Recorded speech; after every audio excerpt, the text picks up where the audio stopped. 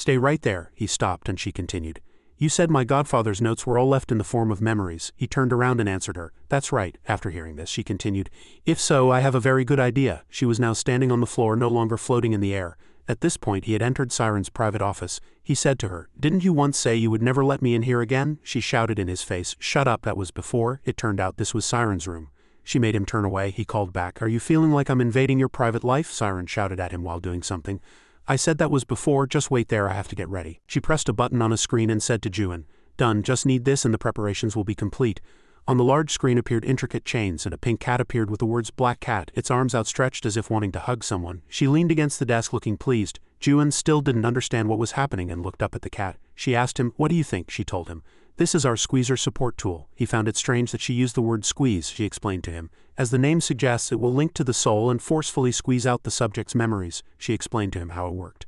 Usually memory squeezing is used by manga who have lost their ability to sense souls, because it allows them to condense the emotions of memories, achieve enlightenment and experience them. Once they experience memory squeezing, manga won't run out of ideas for a while. This is also my first time trying this, so I'm not very clear, but other experienced manga all say this is extremely wonderful and addictive.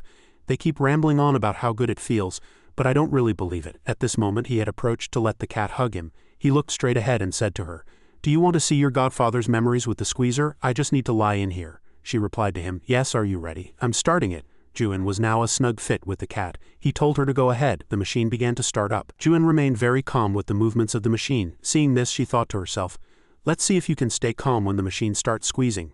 She forcefully pressed his hand into the machine. While being squeezed, a person will endure a feeling of extreme pain. She used all her strength to press him into the machine. Of course, only the subject being memory squeezed, he was speechless at this moment. A pink energy spread throughout her room. He seemed very calm before this machine. She was trying her best to push him hard into the squeezer. She was gradually feeling the pain from this machine.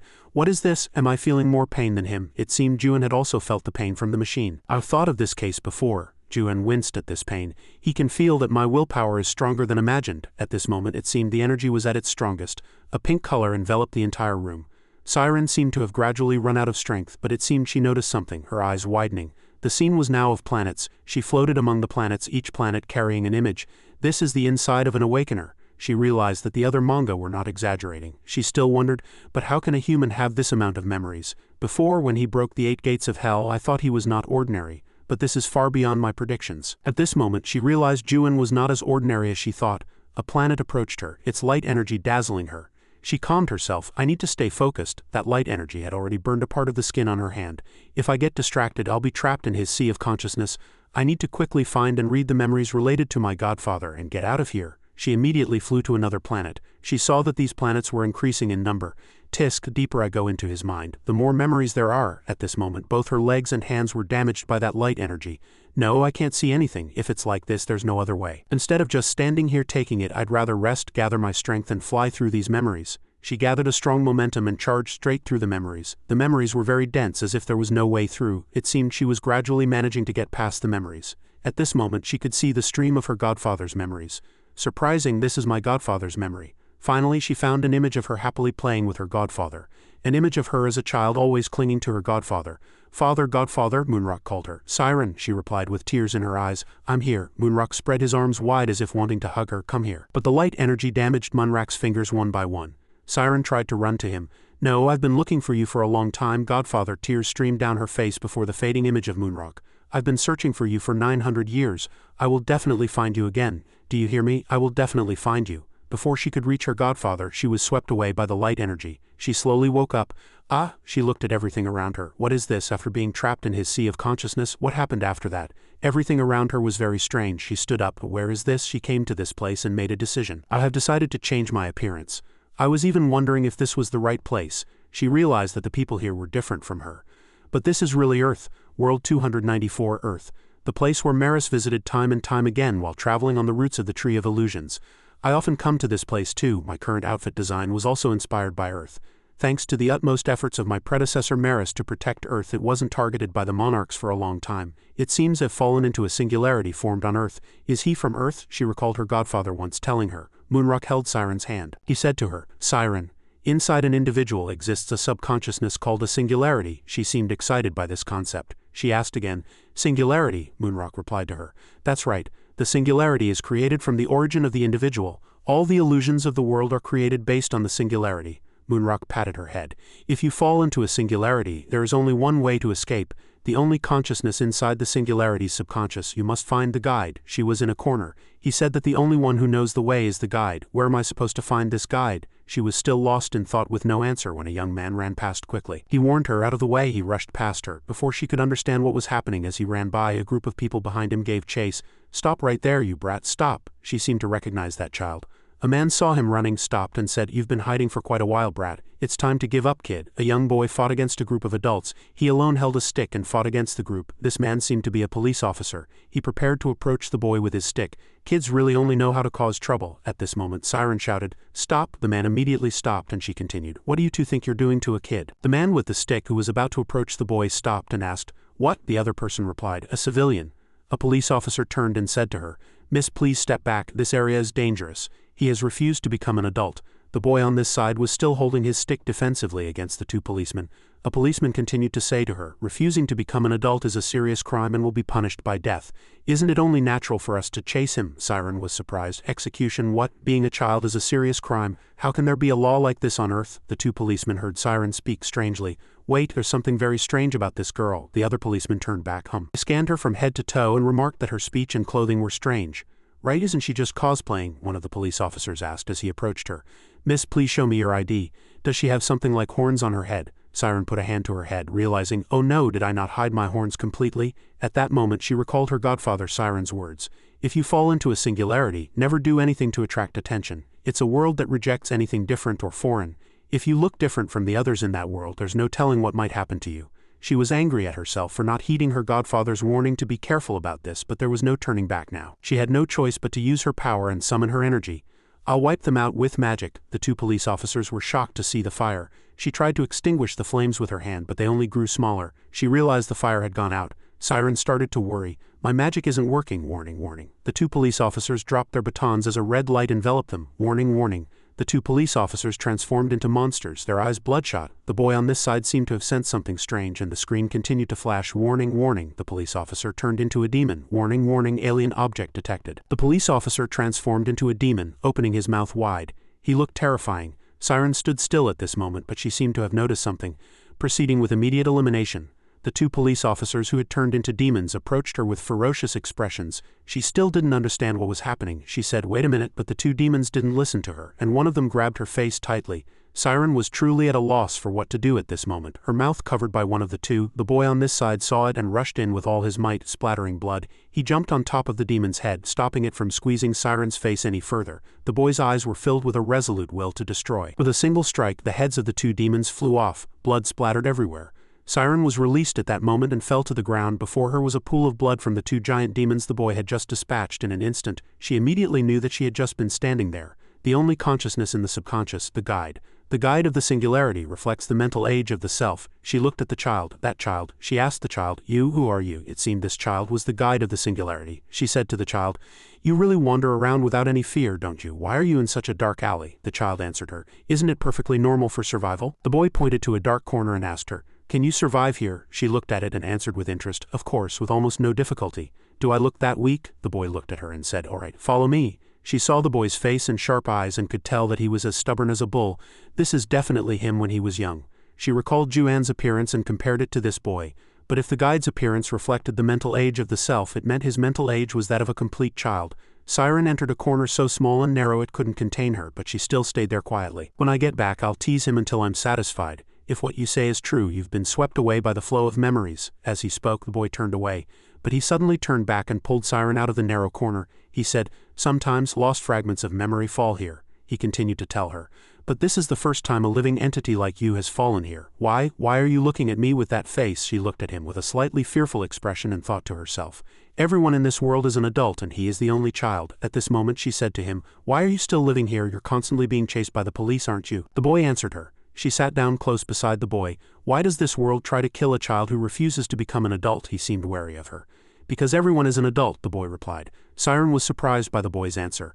"A world where everything is the same, so it tries to eliminate anything different." He turned to her and said he also had a question. Siren was surprised by his question. What do you want to ask? What kind of person is myself in the outside world? I'm not asking because I'm particularly curious." He was being prideful. Siren was surprised by this question. She heard the question and thought, he's curious about himself in the outside world? She thought about how to describe him. Come to think of it, I don't know a single thing about Juin, do I? Faced with the boy's expectant gaze, she didn't know what to say to please him. She answered slowly, he's like you. The boy asked her back, wasn't myself on the outside an adult? She imagined that Juin was not necessarily a child. His thoughts drive me crazy. The boy was worried about this answer. Is myself on the outside a child too? She saw the boy's expression and knew he liked it. How cute, the boy said to her. I'll send you out first. Siren was surprised.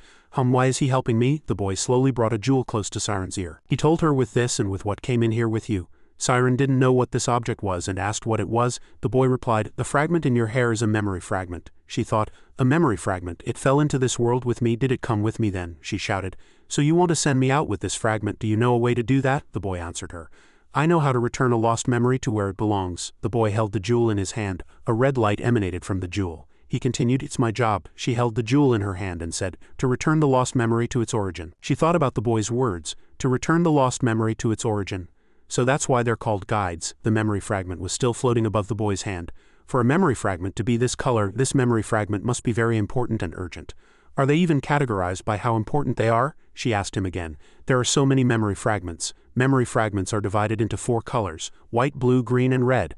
But if I don't return it to where it belongs quickly, myself on the outside could be in trouble. After hearing the boy's words, she thought, an important and urgent memory in this situation, with the lords of the 12 districts as a threat, could it be? She suggested to the boy, if that's the case, can you send us back right away? The boy looked worried. That's impossible. I can only send you with that memory fragment when the path opens. He added to her, the problem is I don't know when it will open. She shouted, what? At this moment under the bridge, the boy said to her, it's late now, let's rest under this bridge and continue tomorrow. At this moment under the bridge, Siren lay down and asked him, do you live here alone? The boy, seemingly asleep, lowered his head and answered her. Yeah, she continued to ask. If you're here, how do you know if the path has opened? Siren sat up abruptly. The boy replied, once the path opens, the Wi-Fi signal becomes unstable. He was holding a communication device in his hand. Then I will use this communication device to catch that signal. The boy approached the sink. Siren continued to ask, so we can't do anything but wait for the signal? He answered her. Yes, let's wake up early tomorrow and go to the convenience store first. She still didn't understand why they were going to the convenience store. She asked him, convenience store? The boy, thinking of grabbing a rice ball, answered, yes, we have to get a day's worth of food there. There are many delicious rice balls and hamburgers there. She continued to ask. Do you always wake up that early to get food, and just wait for the path to appear in the morning? He replied, yes. It seemed the boy had fallen asleep. She asked, are you okay, even living like that? That's what I wanted to say, but it didn't come out. Tens of thousands of thoughts ran through her mind. Perhaps he was trapped here because of a manga. The reason his world became like this is likely due to the influence of the Nightmare Tower. The wounds from that terrible experience and the sky had already brightened. The two of them were sitting on a railing. The boy looked at the communication device. There had been no signal for a week. Every time this device catches a signal, I'll go and get the memory fragments myself. She was puzzled and asked him again, but what if the police chase you like last time? He still answered her optimistically. That only happens when I'm really unlucky, it doesn't happen that often. She was surprised and continued to ask. If so, do you just return the memory fragments to their original location? He took something out of his pocket. I also look at and observe other memory fragments. She asked him, other memories? He took out a memory fragment. Not all memory fragments are returned, she asked. Then is it really okay to keep those memory fragments? He answered her. It's fine. They're white memory fragments. She was surprised and asked again, how do I know? He rubbed the memory fragment with his hand. Look closely here. If you touch it like this, the memories will appear. At that moment a memory fragment appeared and the films began to play in sequence. Siren was very surprised and watched intently as tens of thousands of films overlapped. A very bizarre-looking animal, a mother teaching her child to study, a single rose on a desert. These films were very rich. She realized this reminded her of Juin in her mind, memories of various colored pictures placed on a shelf. The boy was sitting on his mother's lap. Today, Mom will read this book to you. The book was about a young boy looking up at the planets. She realized this was a book she knew. The book I even know the name of is The Little Prince, a famous book. Even manga like this book. Memory fragment, the boy shouted. The little prince came to Earth, the boy's mother replied. That's right, he came to Earth. The boy's mother continued to speak. The little prince said this, what's important is always not what we see, but what we feel. The image of a boy, a dog, and a single rose in a glass tube looking up at the planets. The book was about the story of the little prince seeing the world with his own eyes and senses. He spoke to the adults who only knew numbers every day and didn't care about who the subject was or what they liked. They just wanted to say that how old a person is, how much money they make, that's what's important in evaluating a person. That very important thing cannot be seen and evaluated with the eyes. It was a beautiful story about the little prince. He always believed in the power of imagination and cherished his own purity. The ending of that beautiful story would end with the death of the little prince. Perhaps that ending had to happen. He had to die for this story to become so beautiful, because the only people who have preserved their purity and innocence are the dead. In the memory, the boy looked up at his mother with surprised eyes. If so, what will happen to the worlds the little prince left behind, the things left in that world? The presence of the little prince is still in those worlds. But how didn't he die? The mother replied. Actually, the little prince didn't die. The boy looked up at the sky. Siren looked at the boy smiled brightly and continued to say, because he continues to live on this earth. Siren was worried about his statement. She thought, the little prince didn't die and continues to live on earth. That's clearly a lie to give the child joy and hope, but the little prince never gave up on that world. Was this story, which ended with an unfounded conclusion, the source of his strength to keep moving forward? His world was completely reborn after he stood up against the oppression of the system, although there was still nothing rational or logical about it yet. The complexity or creativity of the worldview was the foundation, but in the end it did not compromise or yield to anyone. This moment was born in a new world after it had ended. Siren pieced together everything that had happened and she witnessed it. She seemed to have realized something. But why is such an important memory a white memory? Weren't white memories unimportant memories that had no effect on a person's psyche? If so, why, for what reason did he have to forget such important memories to survive and exist? At this moment, it seemed the communication device had picked up more signals. The boy seemed to have adjusted something on the communication device, then turned and jumped off the railing. Siren asked him, "Where are you going? Did you catch a signal?" He looked back as he ran and said, "It's starting. We have to get ready quickly." She was surprised. "What's starting? What's starting?" She saw him run off before she could even jump down. On this side, a shining vortex appeared in the sky. The vortex grew larger and larger, as if it had a suction force. She and the boy were already standing in front of it. The boy said to her, "Soon the door will open completely." The vortex seemed to have reached its peak at this time. Siren thought she might be able to go back soon. A powerful suction force was shining towards where she and the boy were. He told her, "That is the path that will lead you out." The two of them turned around at this time and saw a group of demons approaching. She saw it and asked the boy, "Did they all flock here after seeing the passage open?" The boy pulled her with all his might and ran with her. "Aren't there too many?" he said to her as he ran. "In the end, the passage is a foreign existence that doesn't originally exist here, so they all instinctively run here to eliminate it." When they reached a door, he pressed the elevator button and said to her, "Once the passage appears, it will disappear again before long." His expression looked very rushed. "We have to get to the rooftop before it disappears." The group of demons was getting closer and closer to the two of them. A demon grabbed his neck. Siren was very scared to see that. No, the boy pushed the demons away with all his might and fought the group of demons alone with a stick. With one stick he killed one demon and blood splattered. He was still fighting very fiercely, and the demons fell one by one. Jiren watched him with great worry. The stick was soaked in blood. He saw her standing still and shouted loudly, "What are you doing standing there in a daze? Hurry up and go kick the demon to immobilize it." Siren was scared and only dared to pass after he had killed the group of demons. She looked at him and thought, in this situation isn't he scared at all? The elevator was at the 20th floor at this time. She saw his actions and thought, come to think of it, he's that guy's self. Of course he wouldn't be scared, he'd probably say something like this if he were here. The two of them entered the elevator. The elevator doors gradually closed. The group of demons outside saw the two of them enter the elevator. They gradually approached the elevator. They're just numbers, they don't really exist. One or two quickly got in. He hit the demons hard with the stick. The demons were hit by him one by one and were no longer in one piece. They're just rules made by the ones who rule this world. They got out of the elevator and decided to take the stairs to the rooftop. Jiren asked as she ran. "Where on earth is the exit?" He ran right behind her and answered. Just a little further up behind them, a group of demons was chasing the two of them with all their might. They arrived at the rooftop. She opened the door and said to him, "Here it is, hurry up." The group of demons had also gotten very close to them. He ran very fast to the rooftop door. The two of them had arrived at the rooftop at this time, but the group of demons was too strong and kept pounding on the door.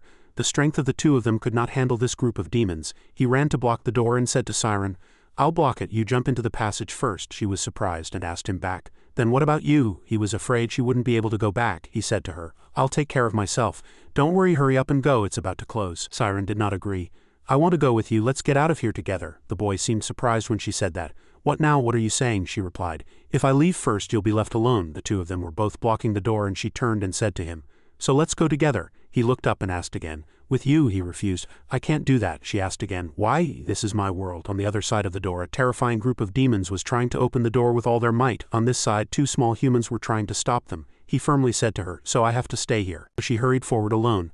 The boy blocked the door with one hand and pushed her away with the other. Just then, a demon broke through part of the door. The boy said to her, "I don't think I can hold on any longer." Seeing that, she ran towards the passage with all her might. The boy was still struggling to hold back the demons on this side. She was almost at the passage when she turned back after hearing him call out to her. He asked, "Let me ask you one last thing. Does the me in the outside world have any friends?" He seemed to feel that he was different from the people here. Siren seemed to understand why he was asking this question. She answered him, "You have a lot of friends." This answer seemed intended to comfort him. The boy said, "Really?" The demons were breaking down the door at that moment, and he smiled and said to her, "I'm glad he has friends." He noticed the demons had broken through the door, and at that moment he picked up his stick and fought the demons alone, not forgetting to remind her to get in quickly before it closed. Siren was very worried about him, and didn't want to leave. She decided to enter the passage, thinking that when she returned she would tell him about this child. The boy was left alone to fight the demons, when he felt extreme loneliness and thought he couldn't go on any longer. She recalled the image of Ju-an covered in wounds. She would tell him that the version of the little prince he knew was not wrong at all. At that moment the passage illuminated the entire sky. "Because of the little prince I saw." The boy was still fighting the demons with all his might, never giving up in his world. No matter what happened, Siren seemed to have successfully entered the passage, and she was now floating in the air next to the planets. She realized this was the space of memories. "I'm finally back." Planets were all around, and she thought she would have to give up on her godfather's memories. She didn't know how the flow of time here differed from reality, and she couldn't get lost here again. She recalled all the scenes of sleeping under the bridge with him and sitting on the railing, but there was also something she had gained from being in this space. "I think I can create something better when I get back." At this moment, she was filled with determination. "All right, I've made up my mind. I will follow him on his journey, then I'll be able to slowly hear him talk about my father." At this moment she remembered he had given her a white memory fragment. "Oh right, come to think of it, I haven't opened this memory yet. Even though it's his memory fragment, it should be okay to open it, right?" She held the memory fragment in her hand, very hesitant about whether to open it or not. Finally she decided to open the memory fragment. Red covered the surroundings. She seemed to have entered a memory once again, and a man stood in the distance. She realized it was her godfather. "Why is this memory related to my godfather?" Moonrock was standing here at this moment, and in front of him was the form of a giant object with hundreds of teeth. She was surprised and scared. A demon-like appearance with hundreds of teeth, its eyes filled with terror. It was the sole entity, the King of Calamity, titled the First Awakener, the Calamity of Chaos, the King of Spirits, its power immeasurable. Description: sealed within the Yi Gungungchong created by the masters born in chaos.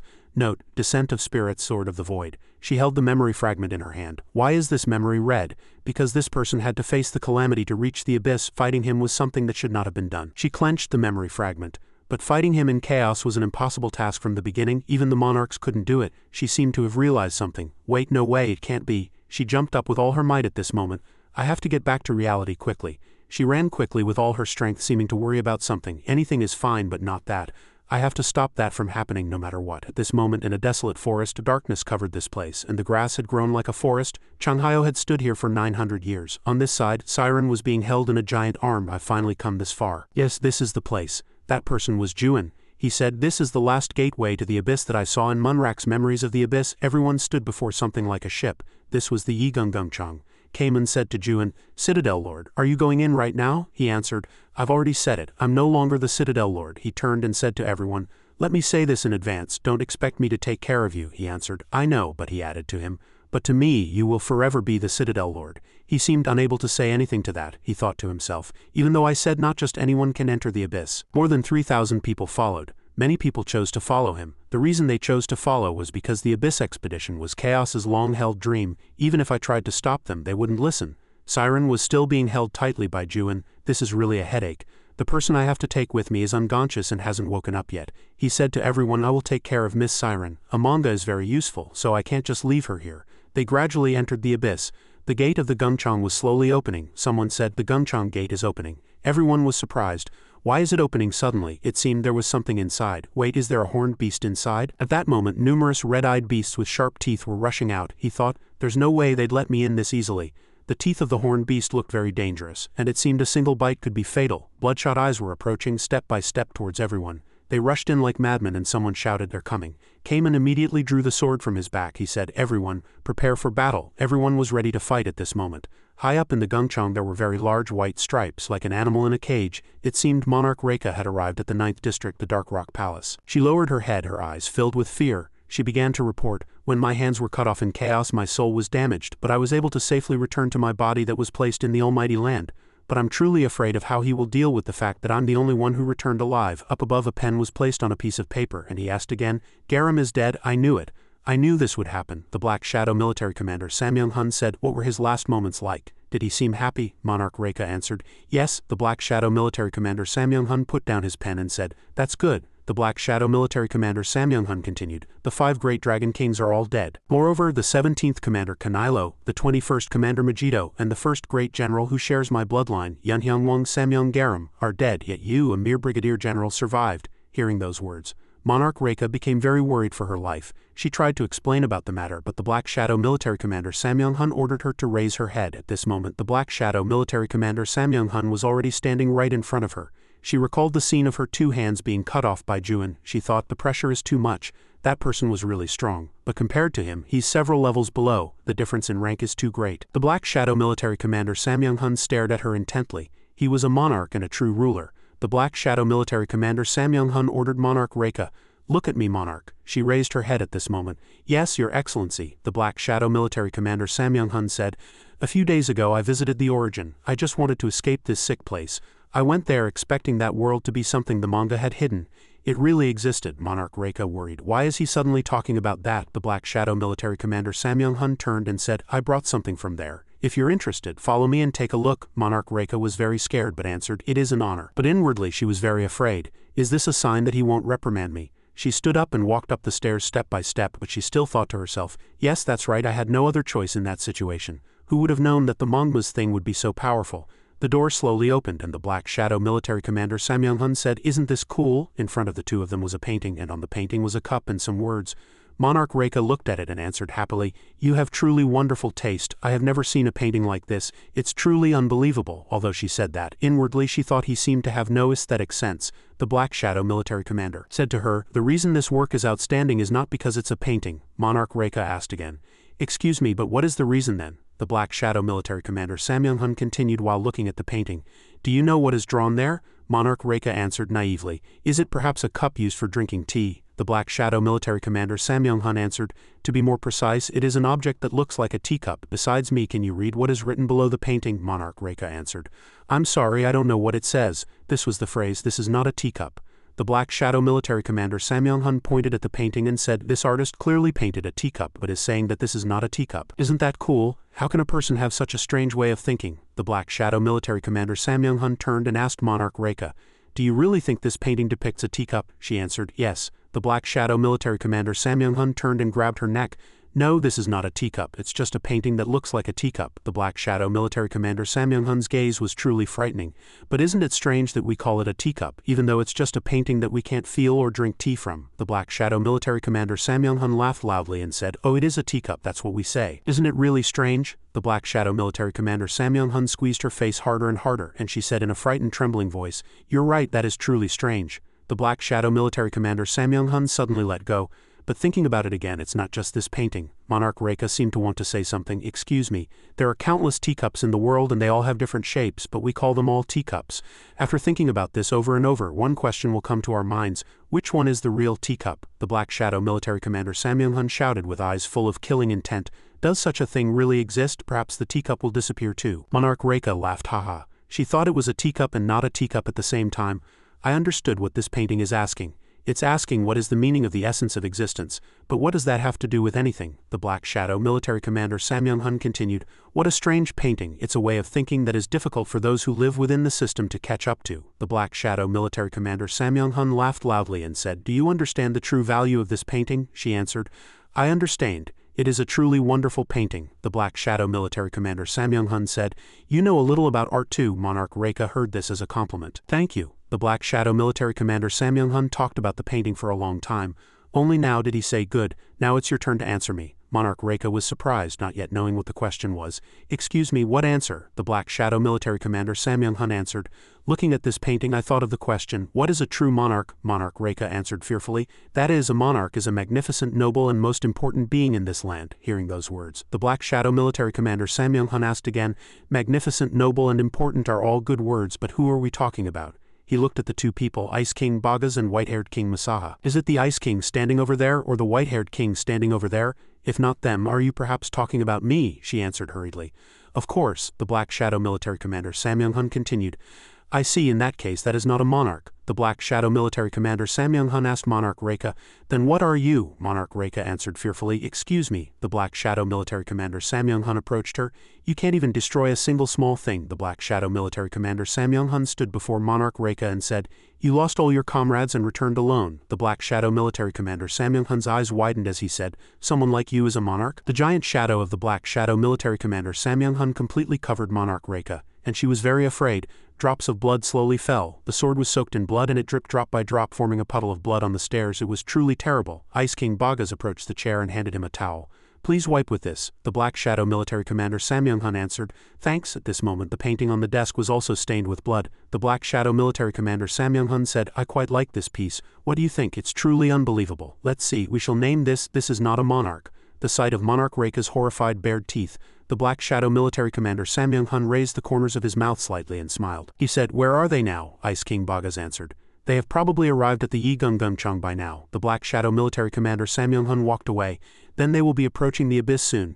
Prepare for battle. Summon the 5th and 6th major generals. We must go. The Black Shadow military commander Samyung-hun intended to teach that bastard a costly lesson about arrogance. In a room, a robot was placed inside a glass case. The Black Shadow military commander Samyung-hun walked quickly into the room. Before long he arrived at an office. Is this the 296th world Earth? I'm starting to like this planet more and more, although there are things from various eras. But I like the things from this era the most. He was alone in a spacious room, and he seemed very excited. Up here a person was bound in chains. He thought, that is precisely the reason I came here this time. His arms were also tightened by chains, turning pale. He looked up. A man was bound in chains, probably for a very long time. The man up here opened his mouth and said to him, The courage to enter the place of death. You talk big. The Black Shadow military commander Samyung-hun laughed loudly and answered, Then let's see if you have the courage to stop it. From outside someone seemed to call him commander. He seemed displeased. The person who called him from outside was Ice King Bagas. He said annoyedly, I told you not to disturb me when I'm alone. Ice King Bagas answered, Please forgive your subordinate's rudeness, but I have come unavoidably because there is a matter on which I wish to ask your excellency's opinion. Ice King Bagas continued, As mentioned before, the narrow gate is completely closed. May I dare to ask what method we plan to use to cross over to chaos? The Black Shadow military commander Samyung-hun answered with a laugh, not worried in the slightest. Didn't you hear what this guy said? If we have the courage to enter the place of death, we must go forward and take his life ourselves. Ice King Bagas was surprised by those words and asked again, What? A voice came from inside the room. It's better to obey than to be polite, isn't it? Outside, Ice King Bagas saw that the Black Shadow military commander Samyung-hun's shadow was very large and he couldn't tell what was happening inside. A jade-colored light shot out from the cylinder, and from inside a voice was heard again. I want you to be the first. The Ice King Bagas outside was slightly afraid. Go inside. On this side at the Yigungungchang the horned beast continued to approach. Everyone was fighting the horned beasts. Come on, open a path and let's go inside. I didn't know this Gungchang could even create horned monsters. It's been quite a while. I should change swords too. A horned beast bit one of the people who had followed, and the person behind saw it, immediately rushed in and cut down the horned beast to save him. Juan also fought with all his might. Cayman on this side was the same. He fought with all his strength. Cayman said to Chung Hyo, I've seen this sight many times, but it's still as amazing as the first time. Chung Hyo also answered, He's really too strong. Cayman focused on every detail. Chung Hyo saw that and said, You seem strangely listless since earlier. Are you worried you'll fall behind the expedition team? Cayman seemed very worried. Chung Hyo encouraged him, Don't worry. I don't know about the others, but that guy will definitely take you with him, right? On this side, Juan pierced and killed a horned beast with a single sword strike, and they died one by one before his sword. He slashed through the horned beasts one by one. He thought to himself, no matter how many horns this thing absorbs, it's just too difficult to repair. Despite thinking that, his fighting spirit was still strong. The sword was likely damaged from the last battle. If it weren't for the self-repairing ability of this spirit weapon, he would have been better off ordering a new sword. He recalled Michael's words. According to him, all spirit weapons go through 3 major evolutionary stages. With each evolution, their power and various abilities increase severalfold, but so far I haven't seen this thing move at all. A massive horned beast was approaching, getting closer and closer. Everyone was terrified. A very loud noise echoed. In the darkness, purple pupils flashed in terror. Someone said, What is that? We can hear such a high frequency even from so far away. Everyone was terrified and fled as the giant horned beast with huge fangs roared and charged towards them. It turned out to be a heptahorn. Everyone was scared, and someone said, It's rare to even encounter a single pentahorn, but to face a heptahorn here. Defeating a heptahorn requires at least 3 7th-grade simulants, but this one, as its massive foot approached, the entire area shook. It would require at least someone at the brigadier general level or higher. It came closer and closer. Everyone looked towards the Citadel Lord and said, It's aiming for the Citadel Lord. Why is it targeting him? Juan stood very calmly. Juan seemed to feel the sword in his hand. Why is this sword suddenly so inexplicably excited?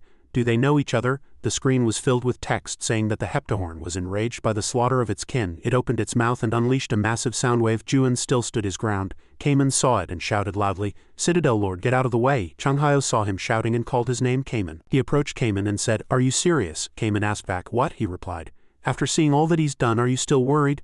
Juan's fighting spirit seemed very high. He clenched his fists in determination, and a flow of red energy was released, suppressing the massive sound wave emitted by the Heptahorn. The Heptahorn's eyes widened as if it couldn't resist, and hundreds of other horned beasts were approaching even more ferociously than before. Cayman saw it and was still a little worried about Juan. He thought, it seems he's even stronger now than before. Hundreds of horned beasts were killed at Juan's hands. So this is the power of an awakener who has opened their origin. Even the Heptahorn was killed by Juan's hand. He stepped on the Heptahorn's body and said, "Thanks for the horn," a voice was heard. "Stand down, Genik." Everyone was surprised. Juan turned to look at Cayman and Changhao. Everyone turned to where the voice came from. Changhao thought, he's finally appeared.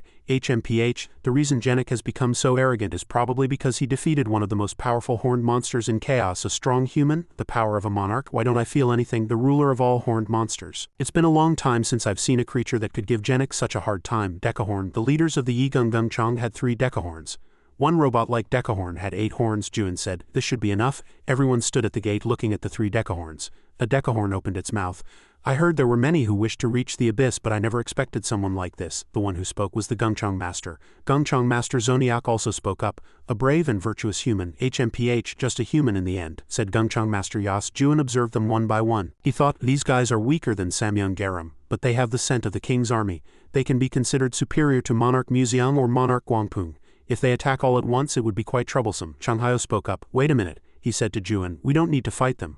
I don't like them either, but the masters of the Yigung Gungchang are not our enemies." Gungchang Master Yas said, "Now that I see him, that old man looks familiar. Didn't we run into him before? I can't believe he's still willing to come back and help after all that." Gungchang Master Sax warned Yas. "Yas, don't be rude. They are the guests of the great commander." Yas clicked his tongue with a tisk, pointed at Juan, and said, "You there, come here. The commander is waiting for you." A machine was opening at the gate. Cayman said, "Impressive to think all those horned monsters were created this way." Changhao said at this time, "It seems the Heptahorn brats we just defeated are being repaired here. How creepy, they should either let us all in or take a beating." Changhao thought, thanks to him holding his ground, Cayman and I could come in too. Gungchang Zoniak extended his hand to Juan and said, "Strong guest, it's been a long time." Gungchang Zoniak, "My name is Zoniak, your name is Juan." "I am Juan." Gungchang Zoniak repeated, "I am Zoniak, you are Juan." Gungchang Zoniak said, "Genak's products are rare, 1 every 10 years, he asked back. "You mean you make 1 every 10 years? Gungchang Zoniak answered, "Yes, it's difficult to make. 15 for 1 product. Then there must not be many Heptahorns in nature?" he asked. Gungchang Zoniak replied, "Genak's losses are great." Juan continued to ask, "Do you fight the Saguiyang too?" Gungchang Zoniak answered, "The Saguiyang invaded Yigung, we fought and won," a person said. "At that time we didn't expect to meet God's famous apostles on our way to the abyss." Gungchang Zoniak said, "You don't know us." A person said, "God of machines, aren't you all apostles of Dao?" Gungchang Master Yas added at this time, "Even the brainless folks from chaos have some eyes." Gungchang Master Yas walked away. He said, "We're here. This is the great commander's room." Gungchang Master Yas pushed the door open and said, "Go in." Everyone entered the door and they were all surprised. Fragments of images, each one a different picture. They all followed the Gungchang Master. At this time, everyone arrived at the great commander's place. Juan looked around. "Is it you?" a voice was heard. "The great commander of the Yigung Gungchang Niak." He stood very majestically and asked Juan, the awakener who opened the origin. Juan saw the great commander's feet, and there was the word NIAC on them. He thought, Niak, that name sounds familiar. He recalled the names of all the Gungchang Masters. Yas Zoniak, now that I think about it, all the Gungchang Masters' names sound familiar. They sound more like product names than real names, he asked. "Have you heard of a planet called Earth?" the great commander thought. Earth, that is my home, but the people here call it Planet 294, the great commander asked. "Why do you ask about it all of a sudden?" he answered. "Because everyone's name here sounds like a machine's name." The great commander continued, "We are creations of God from a world of change. Perhaps that place is your home too." He thought about the great commander's words. "God, just asking, you don't know the abyss, do you?" the great commander answered while pressing something in his hand. "Let me put it in a way you can understand," he continued. "If the rulers of the almighty land are all monarchs, then the rulers of the abyss are gods." Changhao, upon hearing this, exclaimed, "What?" the great commander continued.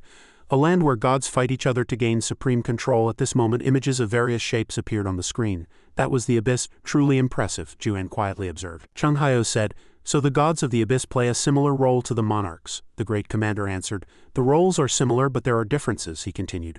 "Most monarchs are simulants of this system, but gods and simulants are completely different concepts." Juan added a question. "In my world, a god is an omnipotent being, but what exactly is a god here?" The great commander approached him and answered, The gods of the abyss are neither omniscient nor omnipotent. In some cases even ordinary humans can become like them. As a creation of God, I have no way to perfectly describe the concept of a god, but I can at least tell you what kind of being is called a god. The great commander came closer. Juan, you are a god. Juan did not dare to admit he was a god. He asked back. Me? The great commander added. Yes, you are an awakener who opened the origin.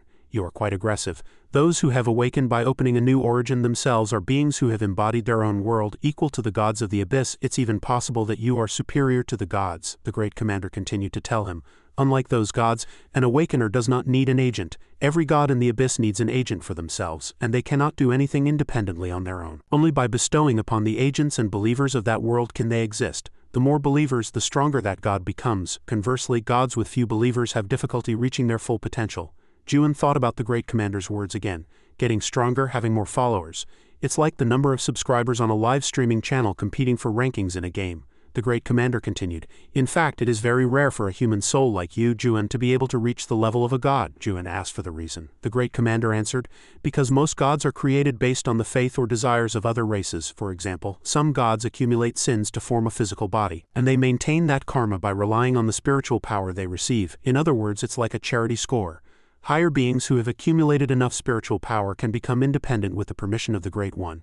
Those who create their own world and become independent are considered gods. Juan thought about the concept of the Great One.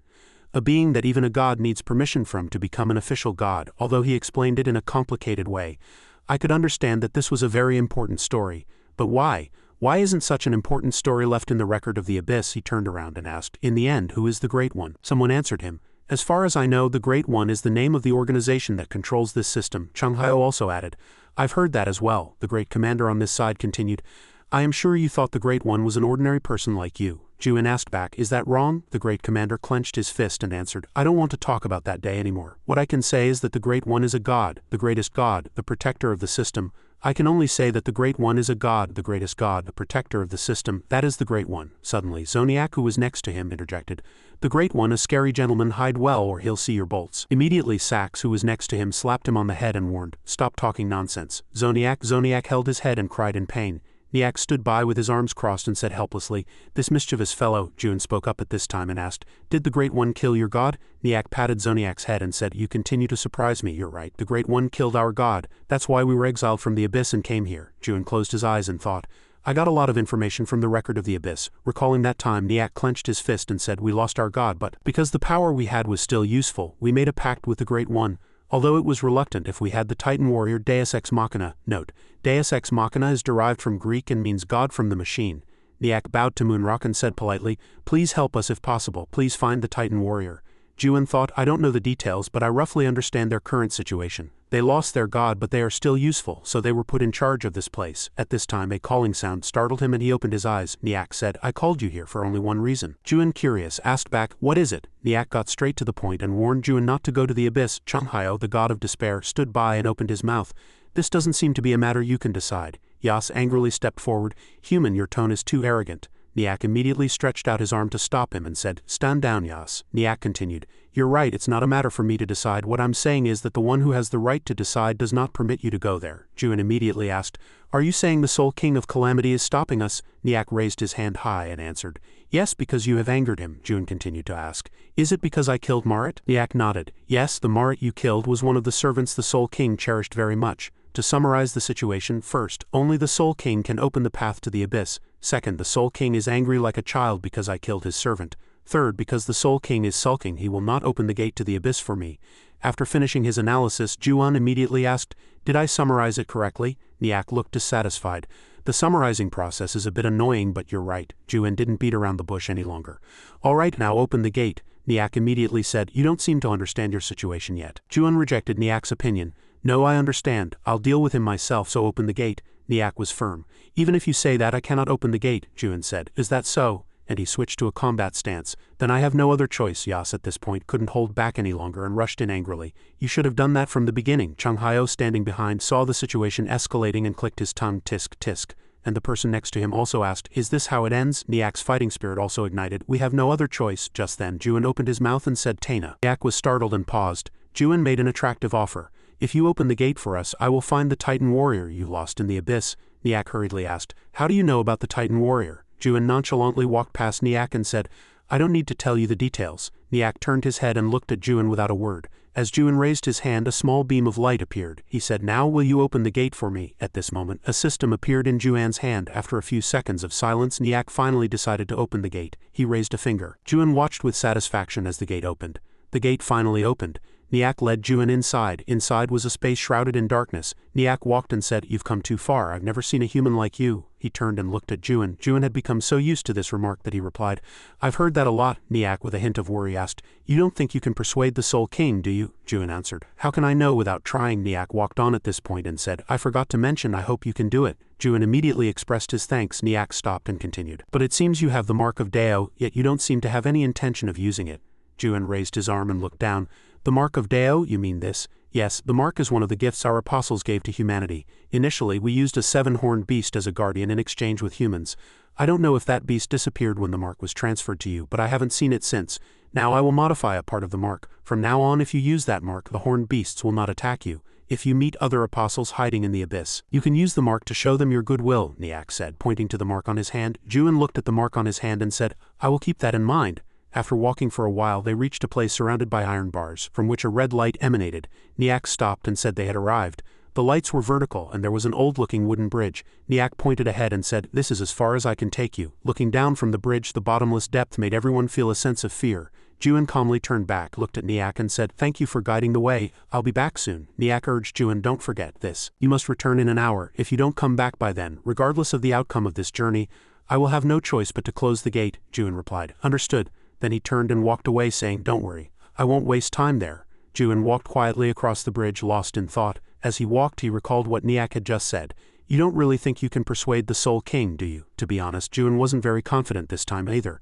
But he had been planning this ever since he inherited Munrak's record of the Abyss, because this was the only way to solve all their problems. And it is the path I must take to destroy this world. In the middle of his walk, Juin suddenly stopped and looked ahead. Before him was a huge closed gate.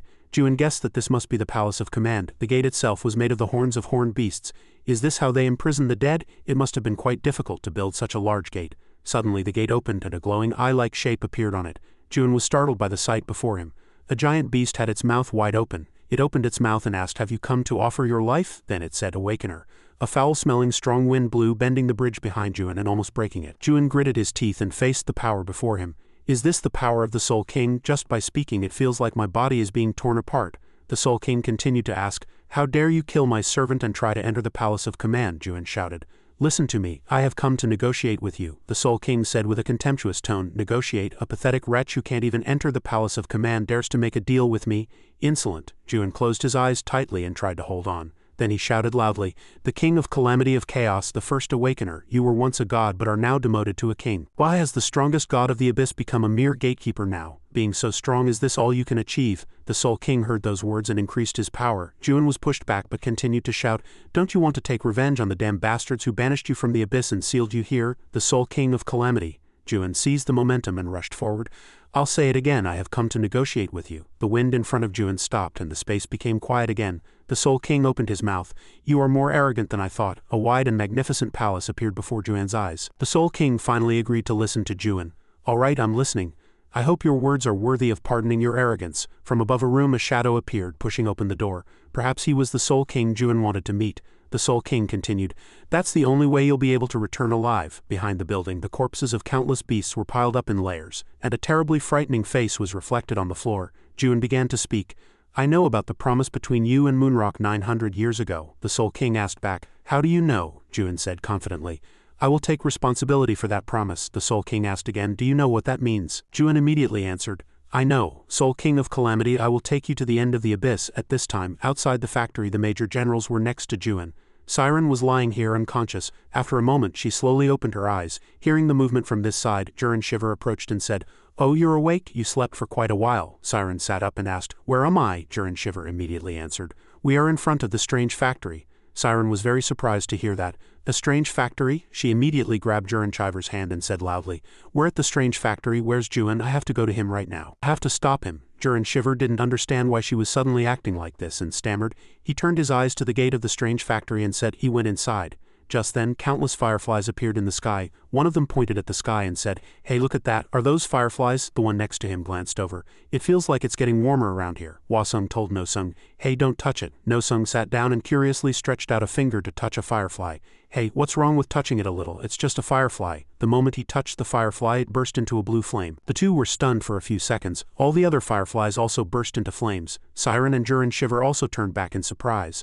The whole space exploded. Everyone struggled to withstand the force from the explosion. The dirt and stones were also affected and scattered in all directions. The large pillars of the strange factory also cracked and collapsed. Siren's eyes widened in fear. The scene before her was extremely tragic. Everyone was burned by the blue flames, screaming in pain and sprawled on the ground from a distance, and arms surrounded by blue flames appeared. The people who were lucky enough not to get hurt looked ahead in terror. Are those monarchs? Why are they here? A group of people controlling blue flames appeared, and the leader slowly walked forward and said, "Well, Lord of Gorgon, as you wished, we have come to start a war." This guy's face was full of killing intent, and everyone was in a ready stance to fight at any moment. One of the monarchs began to draw his sword. He ordered loudly, "Kill everyone except for the second grade and higher simulants." This guy cut off the heads of Juan's subordinates with his sword and burned them with fire. Another guy showed his claws and expressed his determination. "We can do whatever we want to the others, but we must kill Juan. Don't let these guys hold us back." This guy was none other than the second general of the Nokbachung family, the poison monarch Nakmyeongchondo. He appeared with a giant centipede which was tightly binding Juan's subordinates. The centipede circled around them, making them very flustered and causing them to curse. "Damn it, what is this?" Nakmyeongchondo was angry as he thought about what Juan had done to his family. "That bastard killed our family members who were dispatched to chaos. He will pay the price for messing with the Nokbachung family." At that moment, from another corner, a guy with a rosary around his neck said, "To challenge chaos for the sake of Samyeonggaram's revenge, that Samyeonghun bastard would never do such a thing." Two guys were present. One was the fourth general of the Samyeong family, the raging sword monarch Samyeongyuha, and the other was the 7th District Major General, Baki monarch Nishimoto. He stood on a pile of ruins and laughed triumphantly. Nishimoto continued, "He must be up to something. Watch carefully what the 9th District guys are up to." "Understood." Samyeongyuha laughed contemptuously and said, "How pathetic. Just by looking at the level of these guys you can tell how strong that lord is. It's unbelievable that they mobilized almost 100 monarchs for this trivial thing. It's because you said, 'I will let you taste death after 3,000 years, when you said there will be enough fruits for everyone.' Were you serious?" Samyeonghun was none other than the second general of the 9th District, the Dark Rock military commander Samyeonghun. Samyeonghun appeared and answered Samyeongyuha's question. "Of course, don't worry," Samyeongyuha said, "I'll believe you. The remaining fruits must all be handed over to the Samyeong family. Don't forget that you are the eldest son of the Samyeong family before you are the military commander of the 9th District." Samyeonghun laughed to himself and thought, trying to act friendly, "How funny. 25 from the Nokbachung family, 10 from the 7th District, 20 from the Samyeong family, 50 from the 9th District. There are many people, but they all have one clear goal." Samyeonghun covered his face with his hand and said, "You have to look at the big picture. That's why I tricked you by saying there are still fruits left. Since I came in person you must have firmly believed that what I said was true." "I'm truly sorry," he smiled frighteningly. Then his expression turned serious as he continued, "But don't be angry, I will keep my promise. You can get the fruits without going to the end of the abyss. You can get the fruits through a deal with the 7 strongest gods who manage the abyss." The 7 gods, he continued to think. "Normally you can't make a deal because there's nothing those 7 gods can't get. But there is one thing that even a god covets, and that is an awakener. For gods who desperately need an agent, there is nothing more precious than an awakener who can easily enter a new world. Thanks to that bastard, countless awakeners have come here." Samyeonghun looked down and called Bagas. He ordered this guy to lead the army and find the object. Those guys haven't realized it yet, but once they know the value of the object and the tower of the 7th District, the Nokbachung family will surely try to take it.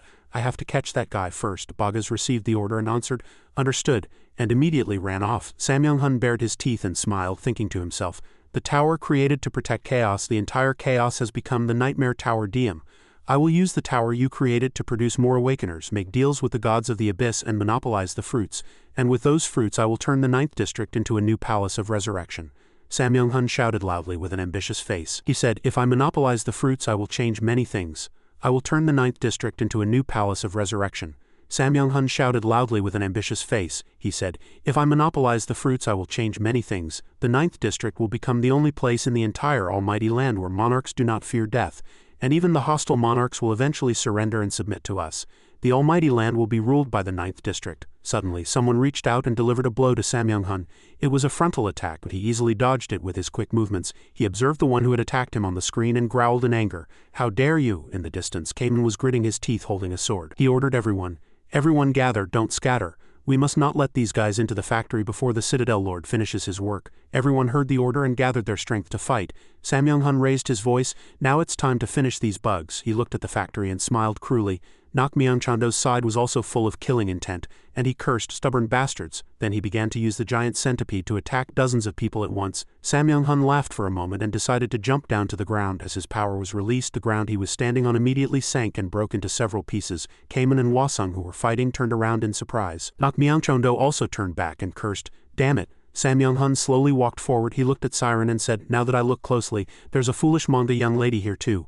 The manga who betrayed Monarch Jaeon-yun because of a selfish obsession, and the Black Shadow military commander sent by Monarch Jaeon-yun is also here." Mugak looked at Sam Young-hun without a word and assumed a defensive stance. Sam Young-hun looked at Kamen and Nosung and continued, "And that guy is the most dangerous one." Passing his subordinate, Sam Young-hun approached Nak Myung-chondo and said, "You can take your hands off Poison King."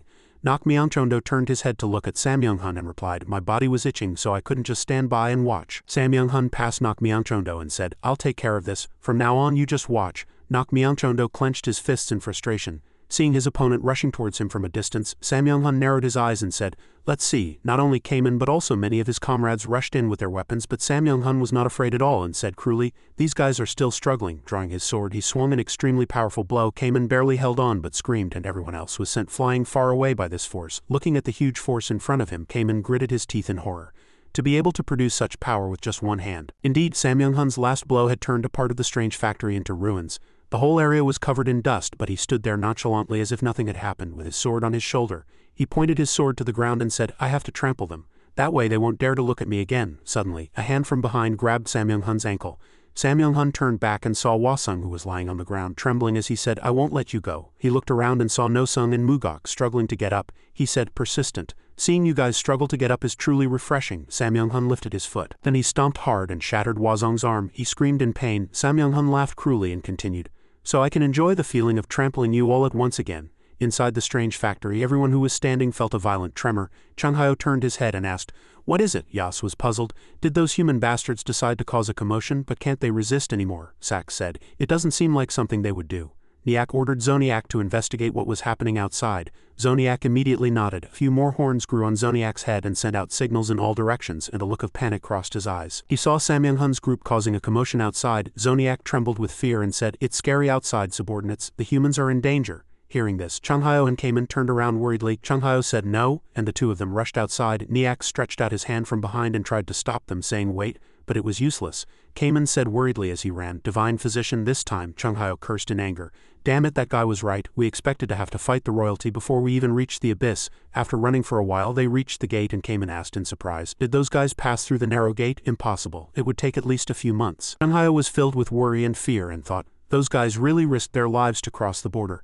They intend to completely suppress chaos so that it can never recover again, just like they did 900 years ago." Chung Hyo recalled a day 900 years ago when it was pouring rain. At that time, Chung Hyo was holding a man in armor, covered in wounds in his arms. He said weakly, "Divine Physician, I don't want to die yet." Tears mixed with the rain and wet Chung Hyo's face. He shook the man in front of him and shouted loudly, "Get a hold of yourself. Are you going to give up after coming this far?" The man in armor squeezed out the last of his strength and with a trembling hand handed a fruit to Chung Hyo. "There's no hope for my life now. Take this and tell everyone that we didn't lose, that we got the fruit." So the Abyss Expedition. Chung Hyo quietly listened to his comrade's words, and his tears flowed uncontrollably. The man in armor continued, "The Abyss Expedition was not a failure." When he returned to report, Chung Hyo thought about that time again.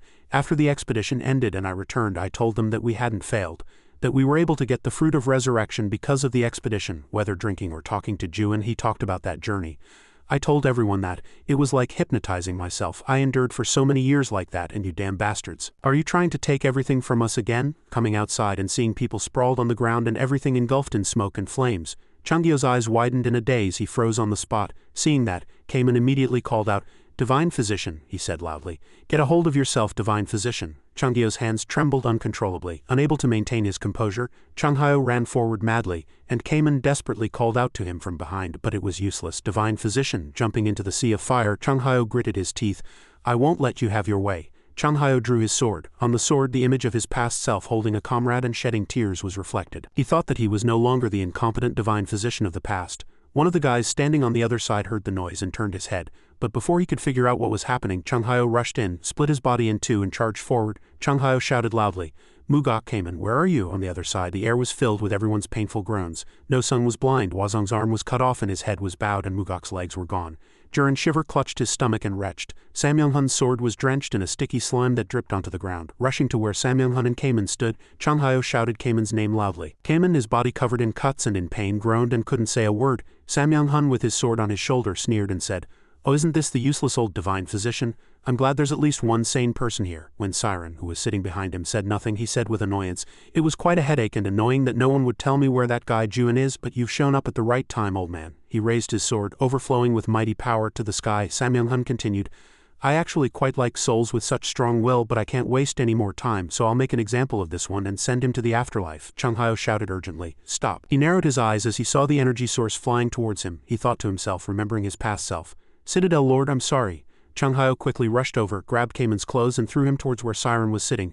Then he and Mugok rushed in to block Samyunghun's blow. Siren caught Kamen and shouted Chunghyo's name loudly. Mugok did not stop. Samyunghun unleashed another blow, but Changhyo and Mugok dodged it in time. Mugok swung his chain and pulled Nosung and Mugok towards him, while Changhyo pulled Hwasung and Siren. Samyunghun sneered. He looked at Changhyo, who had collapsed on the ground, and thought, not bad. An overwhelming spiritual power was emitted.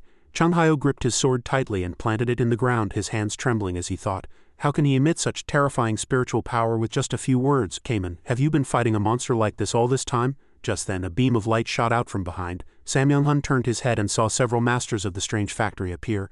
They raised their hands to the sky and asked, "Black Rock Military Commander, what are you doing now?" Seeing them, Samyunghun asked if they were the factory masters. "It's been a while." Sax did not answer and continued to ask. "I am asking what you are doing," Samyunghun answered. "I'm looking for a product. I'll leave as soon as I find it." Listening, Sax asked again, "Is that product the Awakener who opened the origin?" Samyunghun was puzzled. "You know him," Sax said with an emotionless face.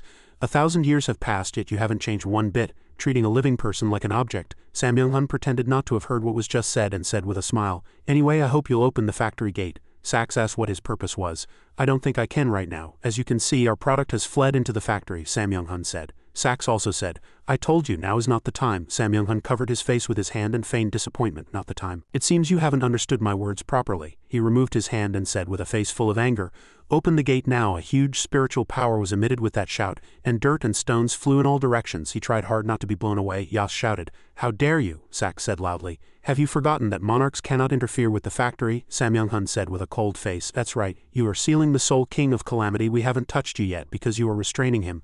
The Soul King of Calamity is one of the 3 great gods, the strongest god in the abyss." Flames were left on the ground with every step Samyunghun took. He said, "I don't know how strong he is, but now he's just a has-been god who has fallen to the bottom of society like you. And the monarchs of the 12 great lands 1,000 years ago were much weaker than they are now." Power emanated from his whole body. Samyunghun continued, "And I am much stronger than those bastards from 1,000 years ago." Sax raised his hand to prevent the iron armor on his face from flying off and shouted loudly, "You are making the wrong choice. Stop immediately." Samyunghun smiled cunningly, stretched out his hand and said loudly, "I am the Black Rock Military Commander, Samyunghun. Why should I listen to a pile of scrap metal?" Unable to hold back any longer, Yas rushed forward and cursed, "Shut up." Sax hurriedly stopped him. "Stop, Yas." A smile still filled the corners of his mouth. Samyunghun used his power and said, "It's too late." In an instant a fierce power was emitted and the ground shattered. Changhyo was horrified as he watched the growing source of power. That power turned into a monster with 2 sharp fangs. The giant monster crouched behind Samyunghun and wagged its tail. Seeing the monster's huge foot approaching him, Yas shouted, "My God!" In an instant a huge explosion erupted with a loud noise, and even those on Samyunghun's side could only watch. Changhyo narrowed his eyes and asked, "What on earth is this?" Just then a voice was heard, "Are you the divine physician? What is this?" Yenyang staggered to his feet. Changhyo said, "That just now was." Both of Nosun Yenyang's eyes were ruined and tears flowed ceaselessly. He asked, "Do we still have a chance to win?" A little surprised, Changhyo gritted his teeth and thought, "I see you can't see anything." He saw the pandemonium around him. He thought, if you saw this sight, if you saw this madness, you wouldn't be able to ask such a question. Changhyo saw the imposing Samyunghun and the monster and thought in a whisper, "I can't defeat that monster," so Changhyo slowly backed away. The words of one person came to his mind. "Master, are you running away again?" Changhyo stammered, I just." His hands trembled. "It's so scary, I can't stop trembling." He recalled Juin, who always fought with extreme composure when in danger. He asked himself, "Brat, why do you always think you can win every time you fight such strong opponents?" At this time Yenyang opened his mouth, pulling Changhyo out of his train of thought. "Divine Physician, has the Citadel Lord not returned yet?" Changhyo said nothing and was lost in thought again. "He went to meet the Soul King. He might die, but even if he dies he will never admit defeat." Changhyo passed Yenyang, who was sitting on the ground, and said, "Yenyang, he hasn't come yet." But Changhyo approached the sword stuck in the ground, grabbed it and pulled it out, raising it high. We haven't lost yet either. Although he was blind and had a severed arm, Yunyang forced himself up and smiled happily when he heard this. I understand. In the dark clouds of the sky a streak of light slowly seeped downwards. Changhao continued. So we can still fight. The others, as if uninjured, stood behind him, raised their respective weapons and aimed forward. Seeing that, Samyunghun was surprised and thought, I showed them enough power from my authority to make them lose their fighting spirit, so why are those bastards still standing up? How dare you look at me with those eyes, nobility? He raised a hand to his mouth and thought in astonishment, that is the noble gaze that belongs only to those who have the right to decide their own lives. He recalled the time they fought. Although they are not monarchs, they were noble and majestic. People who don't care who their enemy is. It was as if they were saying that monarchs do not exist. If all the awakeners in that tower are like those bastards, can I sell them to the abyss? Samyunghun opened his mouth and said to Bagas, who was behind him. Bagas, change of strategy. Bagas was puzzled. Why? After a glance at the group in front of him, Samyunghun said cruelly, every awakener here must all die. We will only leave the tower and the product alive. A huge energy was emitted from the monster's mouth. Samyunghun said, let's end this with this. Watching the power being emitted, Cayman's group could only stand still and endure. Just then, a red source of power flew from somewhere and clashed head-on with the monster's source of power. In an instant, the red energy overwhelmed Samyunghun's power, and he was slightly surprised when a huge explosion erupted. Siren was scared, covered her ears with both hands and shouted loudly. Ah, Samyunghun laughed in excitement. It's you, product. Juan appeared, walking coldly with his sword in hand, and said, my apologies. I'm late. Everyone was surprised yet happy at Juan's appearance. Changhao called out loudly, brat. Everyone called him Citadel Lord. Juan looked straight ahead and said, thank you, everyone. Now please get as far away as possible. Samyunghun asked, are you really the Lord of Gorgon? Juan answered, I am. Seeing Juan's appearance, Samyunghun thought to himself, that filthy and shabby-looking bastard is the Lord of Gorgon. Did I have to come all this way for a guy like that? Is the impure energy flowing from that bastard's body perhaps a trace of the Soul King? For the Soul King to let a guy like that go, it seems it's time for him to find a successor too. Looking at Juan again, he thought, I still can't believe that the one the people of Chaos believe in is such a shabby-looking person. At this time, two guys were standing in the distance, watching and talking.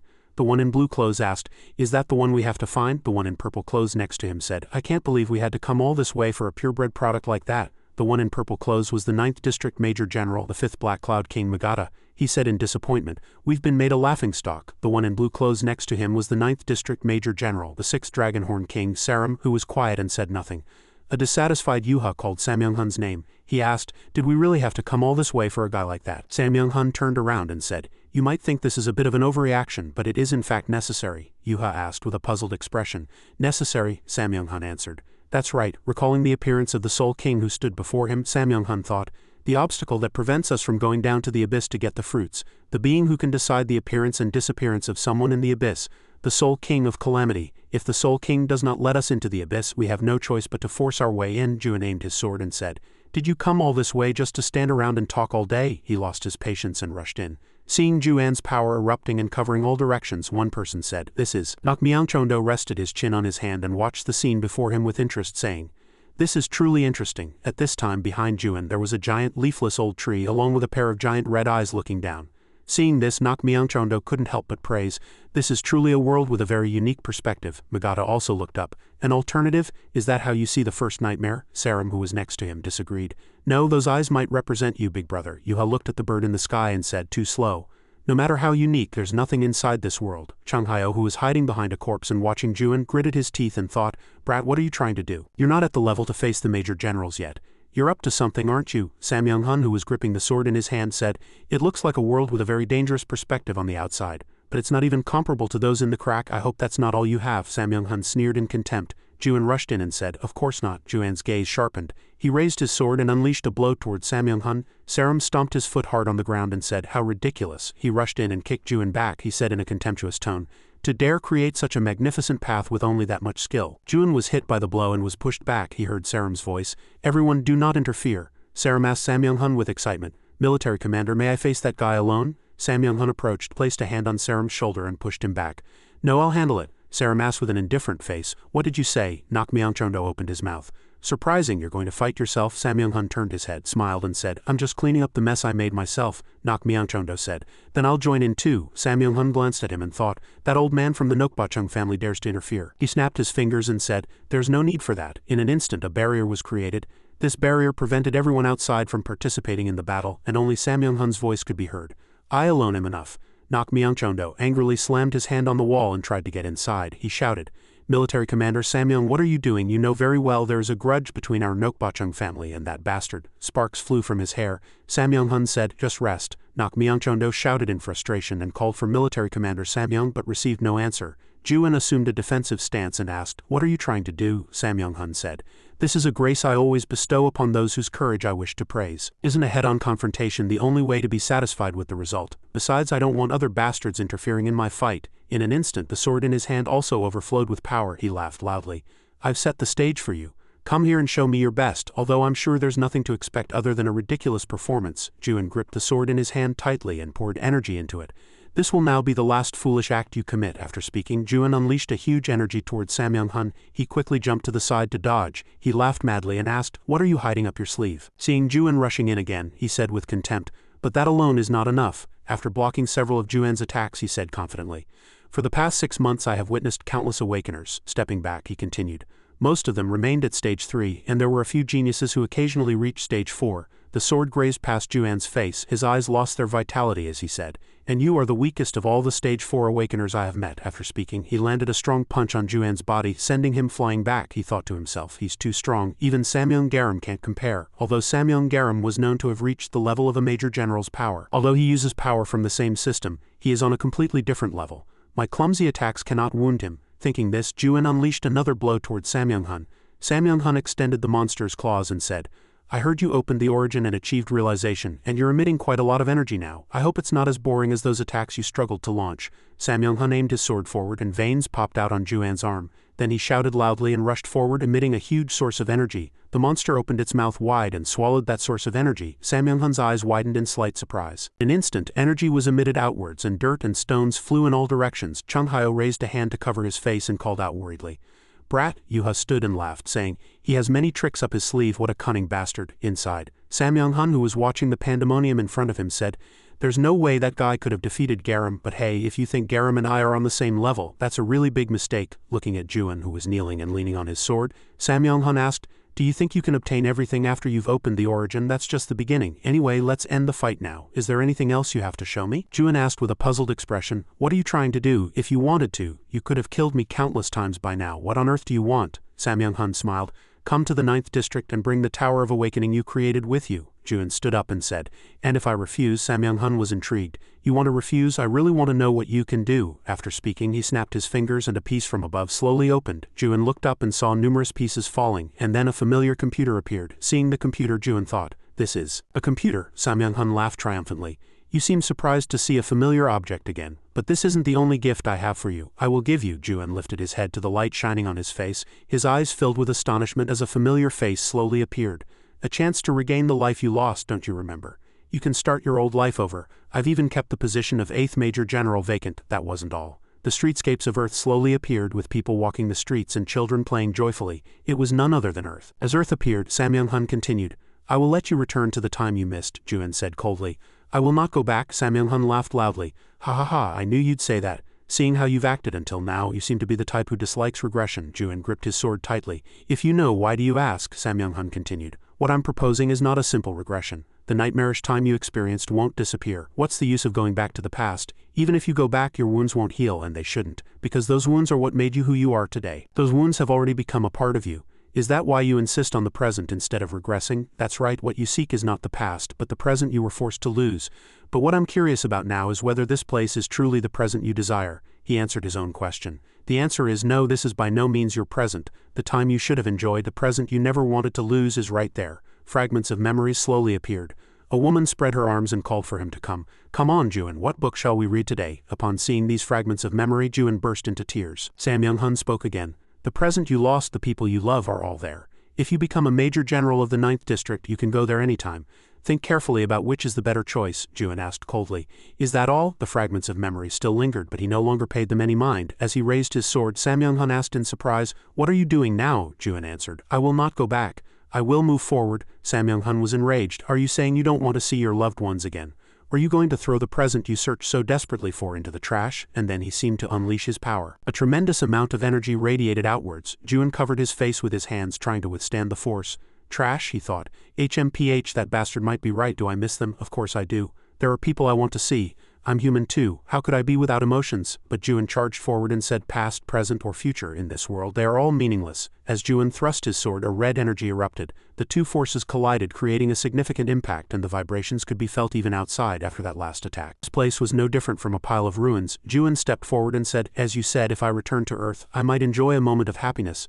But what would that change? You all would still come to that land and conduct your trials, wouldn't you? Samyang-hun swung his sword and said loudly, that is a matter of course. The trials are the law of this world. To avoid being sent flying, Juan drove his sword deep into the ground. He thought, a world where putting other creatures through trials has become the very principle of life. Perhaps this is no one's fault. It's not Cayman's fault for forgetting his memories of when he was a product, nor is it Siren's fault who was born in the tower and taught to think that way. It's certainly not the fault of the angels or demons in charge of the trials. If there is someone at fault, it is the one who did not point out the error in that way of thinking. The only thing that is wrong is this world itself. That is why I must destroy this place. Samyang-hun thought Juan was being childish.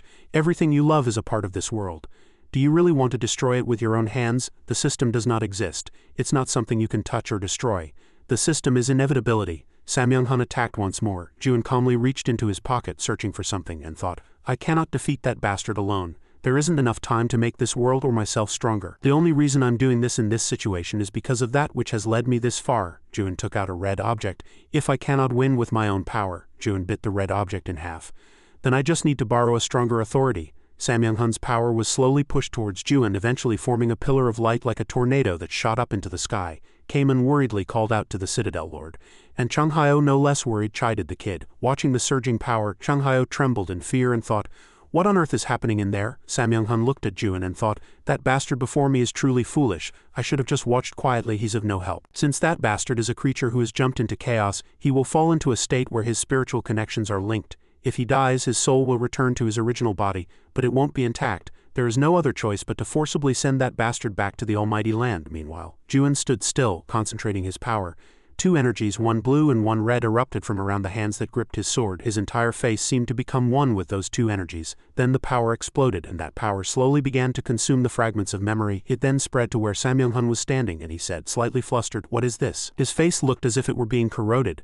Unable to understand what was happening, he screamed in pain. What is this energy? What just happened? That energy began to consume even Samyang-hun's cube. Chung Hyo trembled all over and stammered. No, this can't be, he thought. Was this why he didn't eat the horned monsters even though dark energy was coming out of his body? He'll have to pay a very high price for doing this. Why on earth are you doing this, you brat? The surrounding monsters screamed as they were engulfed by this energy. And a bizarre eye appeared. Samyang-hun laughed madly, and the monsters writhed and wailed on top of the cube. Sarim said in bewilderment, what in the world is going on? Everyone worriedly called out to the Citadel Lord. A black membrane covered Juan's arm, his fingers elongated, and his heart was exposed, veins bulging. Juan, as if transformed into a different person, was covered entirely in black armor. Juan smiled cruelly and said, it's been a while, heir of the King of Calamity. A chat window appeared. Is that an earthquake? Another account replied. No, I think it came from chaos. Chaos? What's happening in chaos? What's going on? What was that just now? Is that the energy of the three ancient gods? Has he appeared? How can that be? Don't tell me the seal has been broken. A bizarre rock appeared in the sky, broken in the middle to reveal a pink space. Below it, a horrific scene unfolded. Death. A figure in white appeared. He rested his arm on his knee, said chaos, and then smiled. He followed up with the place where Siha is, returning to the battle between Juan and Samyang-hun. Samyang-hun had planted his sword in the ground, but his legs were trembling so much he couldn't seem to stand properly. He was terrified and thought, what is happening? Looking at the giant beast before him, he muttered, why the Soul King, the one who was sealed by the supreme monarchs of the 12 districts. He recalled the time he was looking at the records. The Akashic records clearly stated it. That's why I thought bringing 100 monarchs was like using a sledgehammer to crack a nut. Were the Akashic records a lie? Looking at Juan sitting with his legs crossed above, he thought, in this situation, even if Monarch Jaeon-yun were here, victory couldn't be guaranteed. In that case, the best solution is to get out of here somehow. Samyang-hun opened his mouth. Oh Soul King, we have no intention of fighting you. We just want the spoils of war that you just took. Juan looked down from above and said, you mean this one, but that won't do, Samyang-hun continued. But didn't you promise the Great One that you would not interfere in the affairs of chaos? Juan gritted his teeth in anger. How dare you speak that one's name in front of me?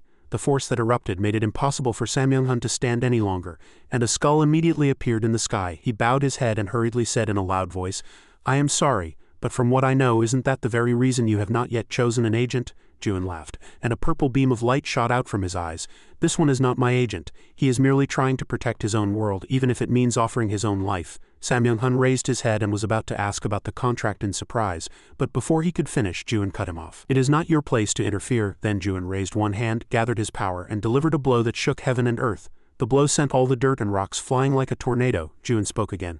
But one thing is certain. Lightning struck the ground and waves crashed as if to sweep everything away. All of you, everyone was terrified by the scene before them. This can't be. Now all of you will die here. Juan sat at the edge of a rock with waves and a tornado raging behind him. Sam Young-hun tried to endure. What, are you going to swallow those words? I never did that. Even if this is my power, it's not what I ultimately wanted, is it? Thunder and lightning raged in the sky, and water and fire combined, making everything extremely chaotic. The water smashed the large nearby rocks, and the tornado madly devoured everything in its path. The combination of the two caused a cataclysm. Sam Young-hun hurriedly called his people. Everyone gather here. There's no time to be afraid. We must combine our strength. It seems the Soul King used the ghoul who has descended upon him to come here. No matter how strong he is, the vessel containing him is but a mortal body. He will soon collapse. We must chip away at his strength. If we can just hold on for 5 minutes, victory will be ours. Nak Myongchondo didn't care and fled first. Sam Young-hun called Nak Myongchondo's name, but only his reply came back. You fool, do you want to fight that monster? Sam Young-hun was enraged. The Nokbachung family will not participate in this battle. Do as you please, you moron. The Soul King said, are you the ones from the Nokbachung family who analyzed my world and created something like a soul stone to try and imitate a god? You truly are foolish ones. After speaking, the Soul King unleashed power from his palm. Do you think you can leave this place? The unleashed power split Nak Myongchondo's body in two. You are not even worthy of becoming a ghoul. None of you here will return alive. As soon as he finished speaking, water surged and swallowed everyone, and people struggled and screamed for help. Sam Young-hun gritted his teeth in fear. Juan said, look closely. See for yourselves what kind of calamity you have brought upon yourselves. Sam Young-hun scratched the ground and cursed inwardly. Damn it, how did it come to this? In his moment of despair a voice was heard. Hold on. A girl rushed in and split the torrent of water. She shouted, how long are you going to be so pathetic? At this rate we'll just die in vain. Yuha also rushed in and said, I've already told you the strategy. We just need to hold on for 5 minutes. Everyone attack. Juan smiled cruelly. There are a few brave ones. Sam Young-hun was delighted and turned his head to call her. The girl took the lead, cutting through the water with her sword to open a path, and shouted loudly, let's break through. Everyone followed right behind her. Seeing them all rush in together, Sam Young-hun thought to himself, good, as long as we don't lose our fighting spirit, we still have a chance to win. Even if the damage is great, it's better than everyone dying. An attack that powerful will surely be able to chip away at his strength a little. The final outcome is still unknown. Juan felt a little intrigued. It's quite a sight to see you all rack your brains for a way to survive. But as Juan lifted a single finger, a stream of power brushed past Sam Young-hun's body, and the people behind him were sent flying far away. Sam Young-hun knelt on the ground, stunned and speechless. What was that? Juan raised his finger and said, it's too boring to just sit still and do nothing, isn't it? Sam Young-hun unconsciously began to laugh. Ha ha ha. Raindrops also began to fall. Looking at his own face reflected in a puddle on the ground, Sam Young-hun laughed again. Ha ha ha ha ha, what on earth just happened? Looking at Juan sitting with his legs crossed before him, he thought in despair, was there no way to defeat a calamity from the very beginning? He looked up at the sky. All right, you win. But he looked up at Juan and said, but I won't let you have your way. Juan raised his hand and aimed it at where Sam Young-hun was kneeling. It's been a long time since I've had this much fun. Sam Young-hun's eyes widened. Before he could figure out what was happening, a large hole was pierced through his entire body. Juan clenched his fist and said coldly, but it's too boring if I just keep using my own power. The sky was now much calmer. Sam Young-hun had collapsed in a puddle. Juan stood up and thought, is this the power of the Soul King? He raised his own hand and looked at it. He thought, even though his power is filling my soul, it still doesn't feel real. The first awakener, the Soul King's power is strong enough to completely destroy a world. This is what I have always aimed for. I have worked until now for this goal. Juan clenched his fist tightly. But no matter how strong the Soul King is, he was sealed by the Great One. Just how much stronger do I have to become? The Soul King's voice echoed. Too weak. They couldn't even last 5 minutes. Juan looked up and asked, how much longer can I borrow your power? The Soul King said, you can summon me 3 times through possession. Since you've used it once, you naturally have 2 left. No, you must summon me when you meet the Great One. So to be precise, you have 1 left. After using my power, your soul has already reached its limit. Becoming a ghoul will happen soon. Since you chose this method, endure it. In any case, I hope you will keep your promise to me. Juan felt an excruciating pain all over his body, and he clutched his chest and collapsed. As soon as the connection is cut, the pain rushes in.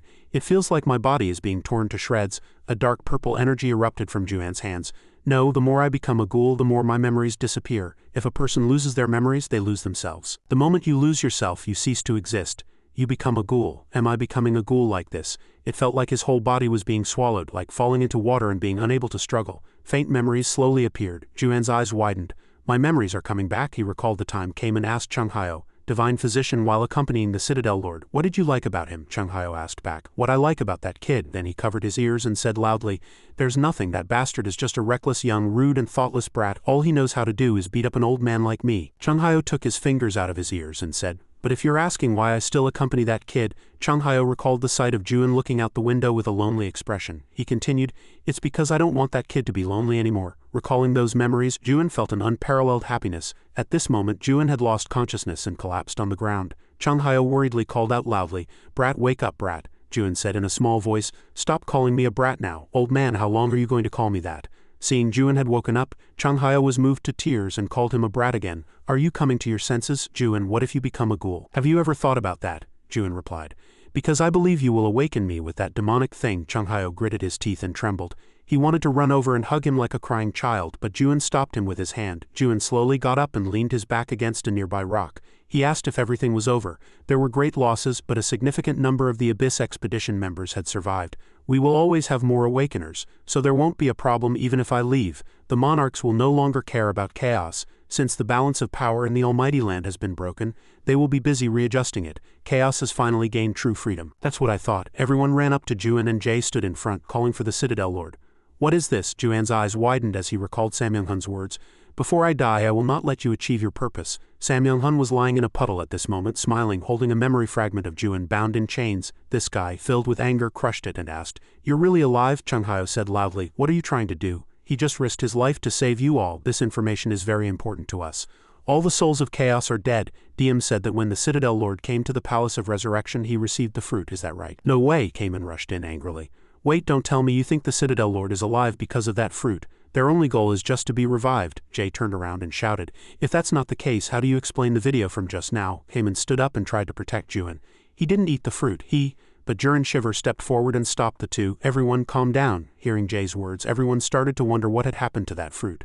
The Citadel Lord they had always respected was a living person. The image of Juin being bound appeared again. Jurin Shiver had a bad feeling. They did not calm down. The negative thoughts they had accumulated over time were exploding. After seeing the miracle the Citadel Lord had caused, they started to think that they could be revived too. They were no longer interested in what the Citadel Lord had painstakingly created. The fact that the Citadel Lord was alive, and all the things they couldn't understand, people vied to speak up. Citadel Lord, please explain. Please answer us, Citadel Lord. All of it held the Citadel Lord back. The chaotic scene in front of him was reflected in Sam Young-hun's eyes, he thought to himself. Lord of Gorgon, this situation is really interesting for them to become like this with just a technique of chaos. A technique that can succeed if there are many small things that are jealous and envious in your heart. Their jealousy and suspicion became the catalyst for this. A few minutes ago they were leaning on your shoulder, but now they will never believe you. The people were still urging Juin. Please tell us what happened to the fruit. Why did you deceive us until now? Thinking this far, Sam Young-hun smiled with interest. You might have succeeded in stopping my plan, but your plan will also be completely ruined. While Kamen was still trying to explain, Stop, I'm the one. Juin stood up with his sword and cut him off. I destroyed all the fruits. Hearing this news, everyone was dumbfounded. What did you just say? Kamen was also shocked and asked the Citadel Lord again. Everyone was angry and could not accept this fact, murmuring. What did you just say? Why did you do that? Jay mumbled. Could it be? Is it because you're alive? Why did you do that when you know how much we want it? Juin thought to himself. Life can never be obtained from a fruit. If someone is revived in the Almighty Land thanks to a fruit, a fight like this will happen again and everything will fall into chaos again.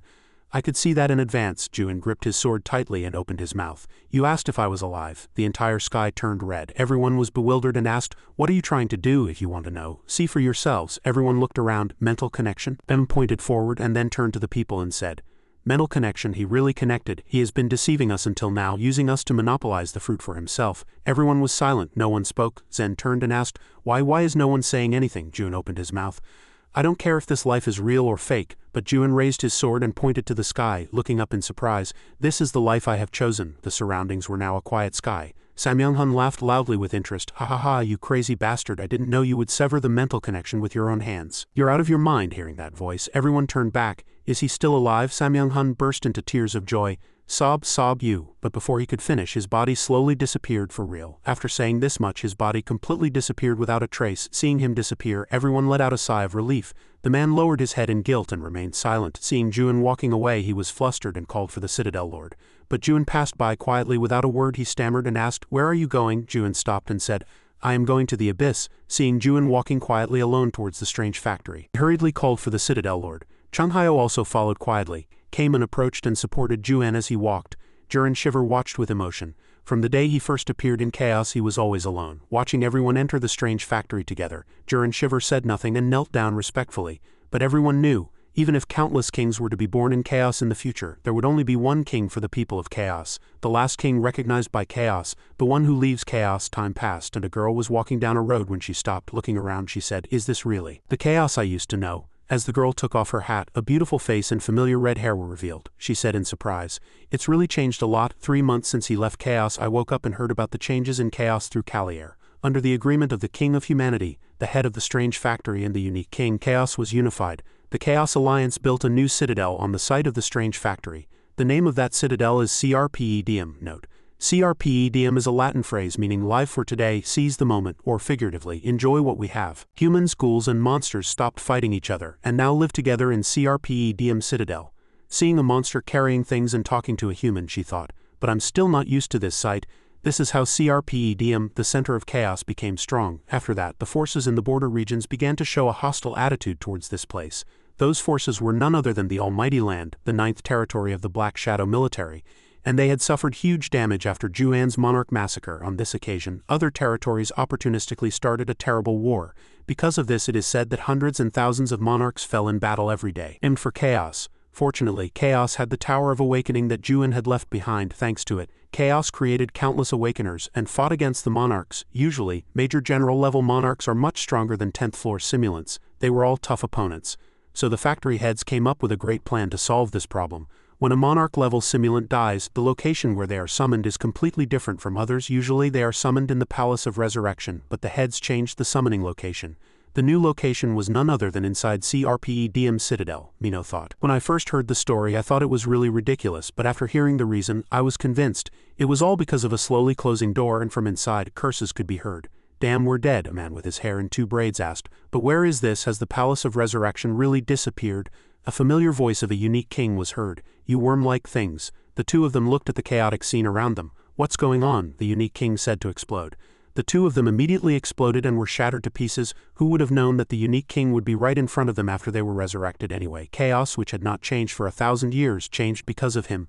Mino stood before Juan's huge monument, and before I woke up I was holding a stone in my hand, which was the stone of regression. It is said that on the day he left the strange factory he came to see me and put it in my hand. Mino looked at the stone in her hand and thought for a moment.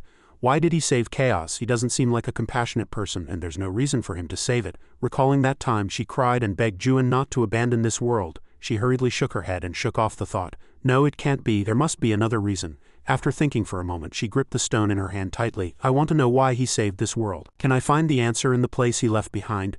Mino approached the front of the tower and light emanated from within. A notification appeared on the system. Do you agree to be summoned to the Nightmare Tower CRPEDM? Mino placed a hand on her chest. I see the expressions and emotions of the people entering the tower. I understand it. Mino smiled unconsciously and looked up. He always said he would end this world, but before he left behind a spark of hope. The notification, do you agree to be summoned to the Nightmare Tower CRPEDM, appeared again on the system. Looking at the tower, Mino thought, no, maybe this is also a way to end the world. Will I be able to meet you again someday? Will there be a glimmer of salvation in the world you have drawn? She had no idea. But in her imagination his world would be empty and bare, like a tree with roots but no leaves. Even so, just thinking about that world eased her loneliness a little. Because even if everyone in the world betrayed it, there would always be someone who would protect that world to the end. A world protected by one man alone. Its name is Juan the Abyss, also known as the branch of the Tree of Illusions. Each region within it is called a branch. Each branch is a unique world, and the 7 great gods are the highest-ranking gods. They rule the world. So where is the most dangerous place in the Abyss? The gods of the Abyss once debated this question for a long time. Some gods said it was the first branch created by the Creator. Other gods said it was the 4th branch created by the Mad God. But even for the hard-to-meet lesser gods, there were other dangerous places that the middle gods had to be wary of. For example, the 8th branch, Caspian Ramramhai. In a forest, the call of a goddess was heard.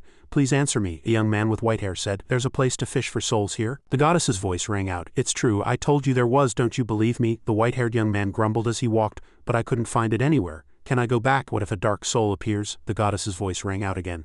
Lunot, do you think you can meet a dark soul that easily? It's been over 100,000 years since the 3 ancient gods disappeared. Even if they had many disciples, they would all be dead. And you have me. Great, Newt Anderson, what are you worried about? Lunot said. That's precisely the reason I'm worried. Anderson got angry. Hey, what do you mean? Lunot asked back. Do we really have to come all this way to recruit disciples? Anderson replied. It wouldn't be of any use if we did, would it? Lunot closed his eyes and thought. Disciple, yes. The reason I came to this remote place with this goddess was because of a disciple. In the abyss, the number of disciples who followed a god was their strength. The more disciples, the stronger that god became, and the more stories and rare items they could have. Conversely, for gods without disciples, their world would gradually disappear over time. Anderson said, if we continue like this, our world will be destroyed, Lynott mumbled. That's why I have to do this, Lynott suggested. Shall I try to entice people with words like last time? Anderson immediately said, have you forgotten that the last believer you enticed ran away with all our savings? I remember, Anderson continued to remind him. That's not all. At that time, another god even declared a holy war on us, saying we had stolen their disciple. Have you forgotten all that? Lynott sighed. I guess I'll just have to keep fishing, Anderson. Yeah, I told you so. Soul fishing was a common method people used to find new disciples in the abyss. Literally, they fished for the souls of real humans. Lynott looked around. But is there really a place to fish here? Anderson asserted. I told you so. Usually people go to public fishing spots to fish for souls, but sometimes in remote places like this there will be undiscovered fishing spots. Lynott asked curiously, where did you hear that? Anderson immediately replied, at Minerva's shop. Wait, isn't it the goddess of fortune, Minerva, the one who runs the fortune shop every month, isn't that right? When the goddess said yes, Lynott hurriedly asked, how much did you pay her? Anderson said, about 300 trust points. Lynott collapsed on the ground, crying and shouting. Ah, that was all I had, Anderson hurriedly reassured him. Calm down, the card obtained from Minerva's shop said, northwest of Caspian, in a place with a blue forest and water you will meet your fortune. Then it can only be this place. And water is the symbol of a fishing spot. Lynott shouted in anger. Is that all? Anderson continued. I also heard that I would meet an important person if I came here. Lynott became quiet and said, hey, Anderson said. Yeah, Lynott asked, aren't you mistaken? Anderson immediately replied, I was wrong. Lynott turned and left. Let's not waste any more time, let's go back, Anderson agreed. All right. After that, both of them fell silent and no one spoke. Lynott scratched his head and thought, was I too harsh? Come to think of it, the goddess might have been too desperate. She had no disciples other than me. It wouldn't be strange if her manifestation, her world, disappeared. Lynott let out a sigh and opened his mouth to ask, shall we look around a little longer? The goddess asked in surprise. Really? Lynott scratched his head. I want to have a subordinate too. And you were also deceived by Minerva. Since we've come this far, we should make the most of it, don't you think so? The goddess said. Right, Lynott thought to himself. Every time I hear her voice, my heart weakens. It reminds me of the younger sister I lost as a child. She is my only family. I have lost both my family and my hometown. I must do my best to help her. While thinking, Lynott was startled. I think I just smelled cool water, the goddess said. I don't have a nose, so I wouldn't know. Lynott ran. Follow me. Lynott, where are you going? Lynott ran forward, passing through the bushes. Through the leaves, Lynott saw a waterfall and fireflies were flying around. It was a very large waterfall. Lynott was happy and said loudly, here it is, there's really water. I found the fishing spot, the goddess also said happily. We did it. Looking at the waterfall in front of them, they had really found it. Standing on a rock, Lynott was excited. Maybe I can really get a new disciple. Ha, the goddess was excited. How about you remember? Maybe we'll hit the jackpot. We'll recruit many disciples. I'll change the story and buy a lot of things. Lynott reminded, you have to prioritize my stories and items, the goddess replied. Of course. After an hour, Lynott held the fishing rod and asked the goddess. The goddess immediately said, here it is. Lynott asked impatiently, does it usually take this long? The goddess said, wait a moment, people say that fishing for souls is like fishing for time. Where did you hear that? I read it in the Book of Fate at the monthly fortune shop. 3 hours passed, 5 hours passed, and finally 24 hours passed. Lynott was lifeless and dark and called for the goddess. He clenched his fist. Let's go and punch the goddess Minerva. The goddess reassured him. Calm down, Lynott. Minerva is a high-ranking god. A nameless god like me can't do anything to her. Lynott said in disappointment. I know, I didn't really mean it. Suddenly, the fishing float bobbed slightly, but Lynott didn't notice. He was still looking down, lost in thought. I really found a new fishing spot, but I can't see anything. Has this fishing spot been abandoned for a long time? A voice called out to Lynott. Didn't it just move? Lynott was startled. Oh, I got a bite. I think I've caught a big one, Lynott shouted loudly, pulling the fishing rod with all his might, but this one seemed to be very heavy. What is this? It's too strong to think I'd catch a soul with such powerful spiritual energy. Is it a soul from the martial world? Lynott, something is strange. This soul isn't from the barrier, it's from chaos. This is big. Hurry up and take off your clothes. Again? Lynott asked. He bit down hard on the fishing rod and quickly took off his clothes. Seeing his well-built body, even the goddess couldn't help but admire it. Oh, look at that chest, Lynott chanted an incantation.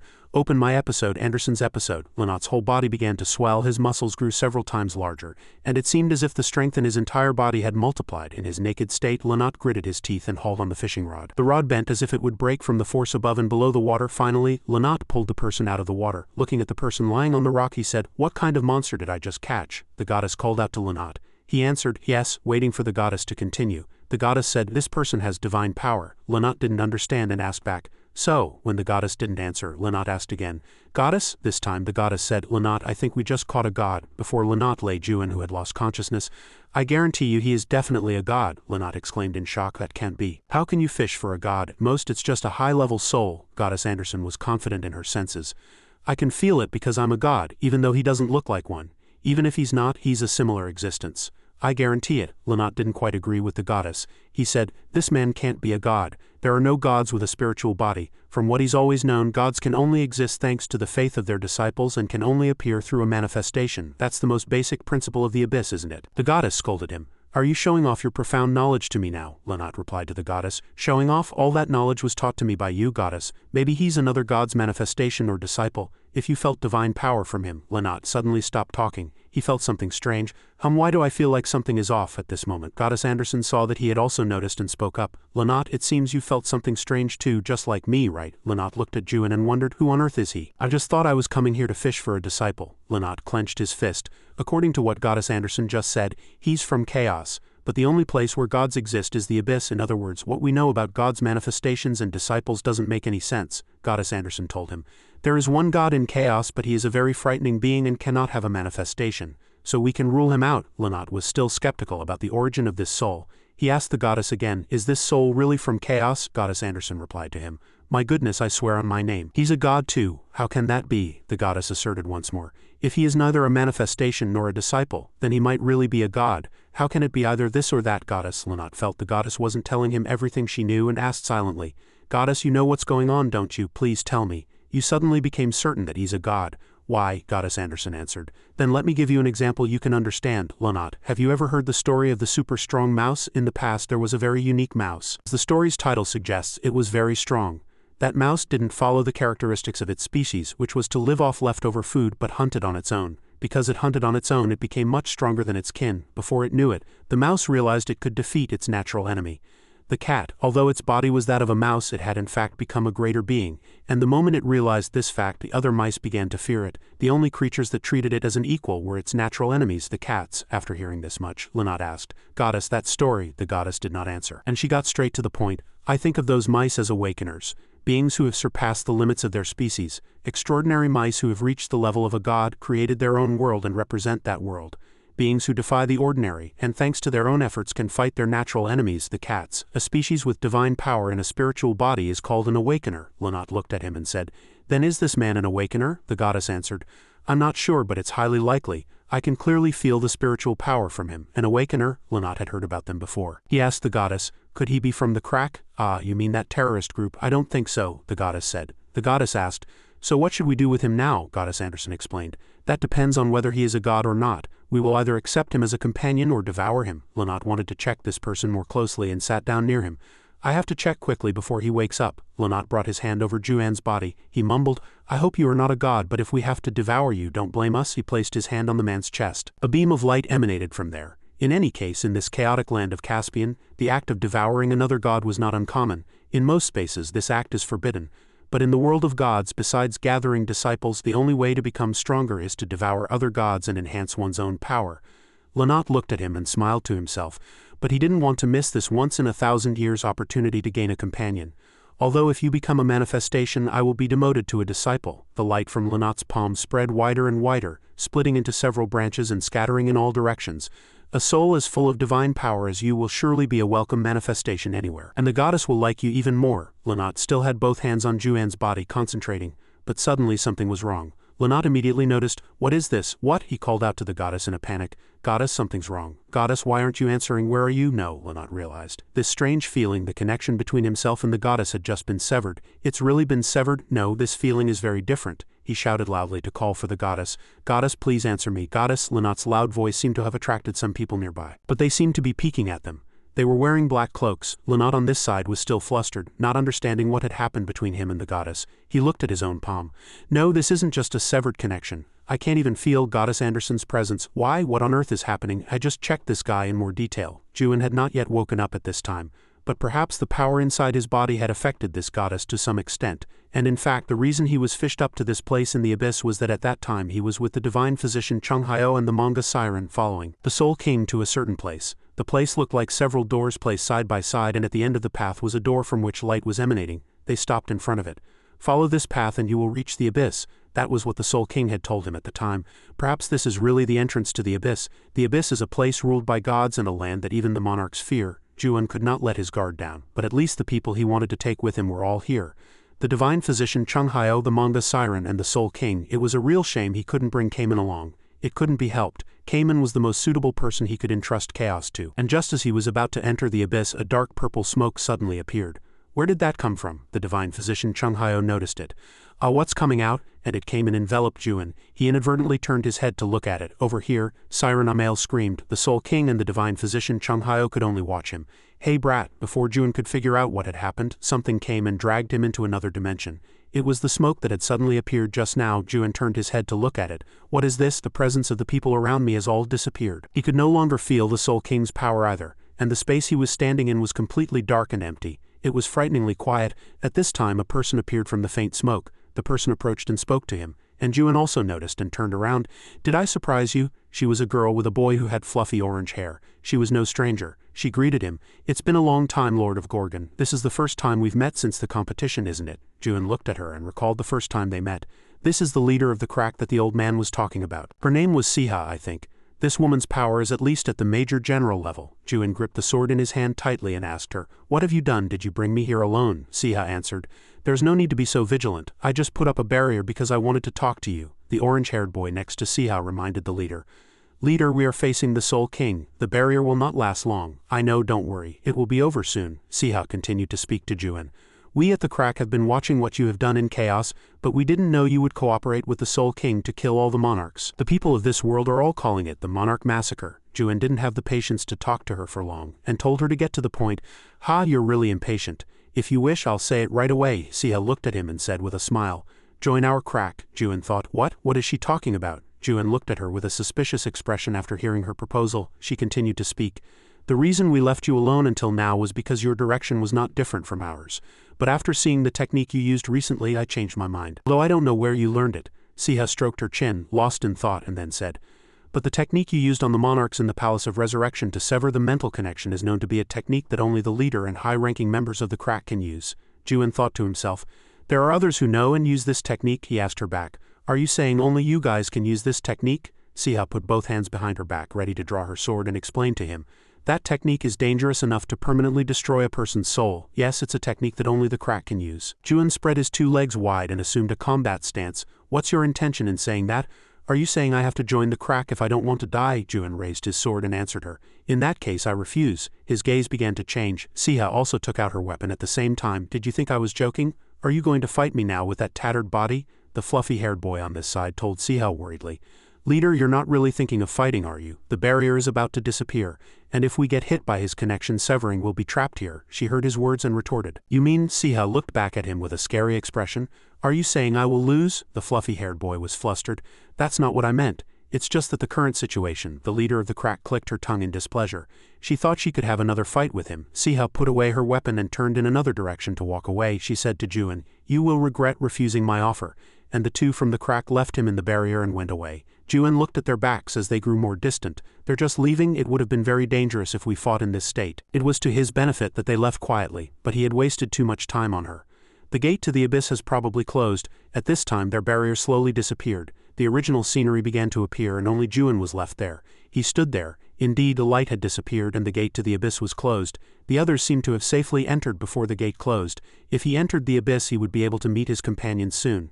The problem was how to get there. His body was not moving as he wished right now. Am I too exhausted? It's understandable. I've fought so many battles to get here. His hands trembled even just holding the sword, and he felt like he could collapse at any moment. Just then a voice suddenly came from his mind. You are truly a nuisance. The voice began to guide him.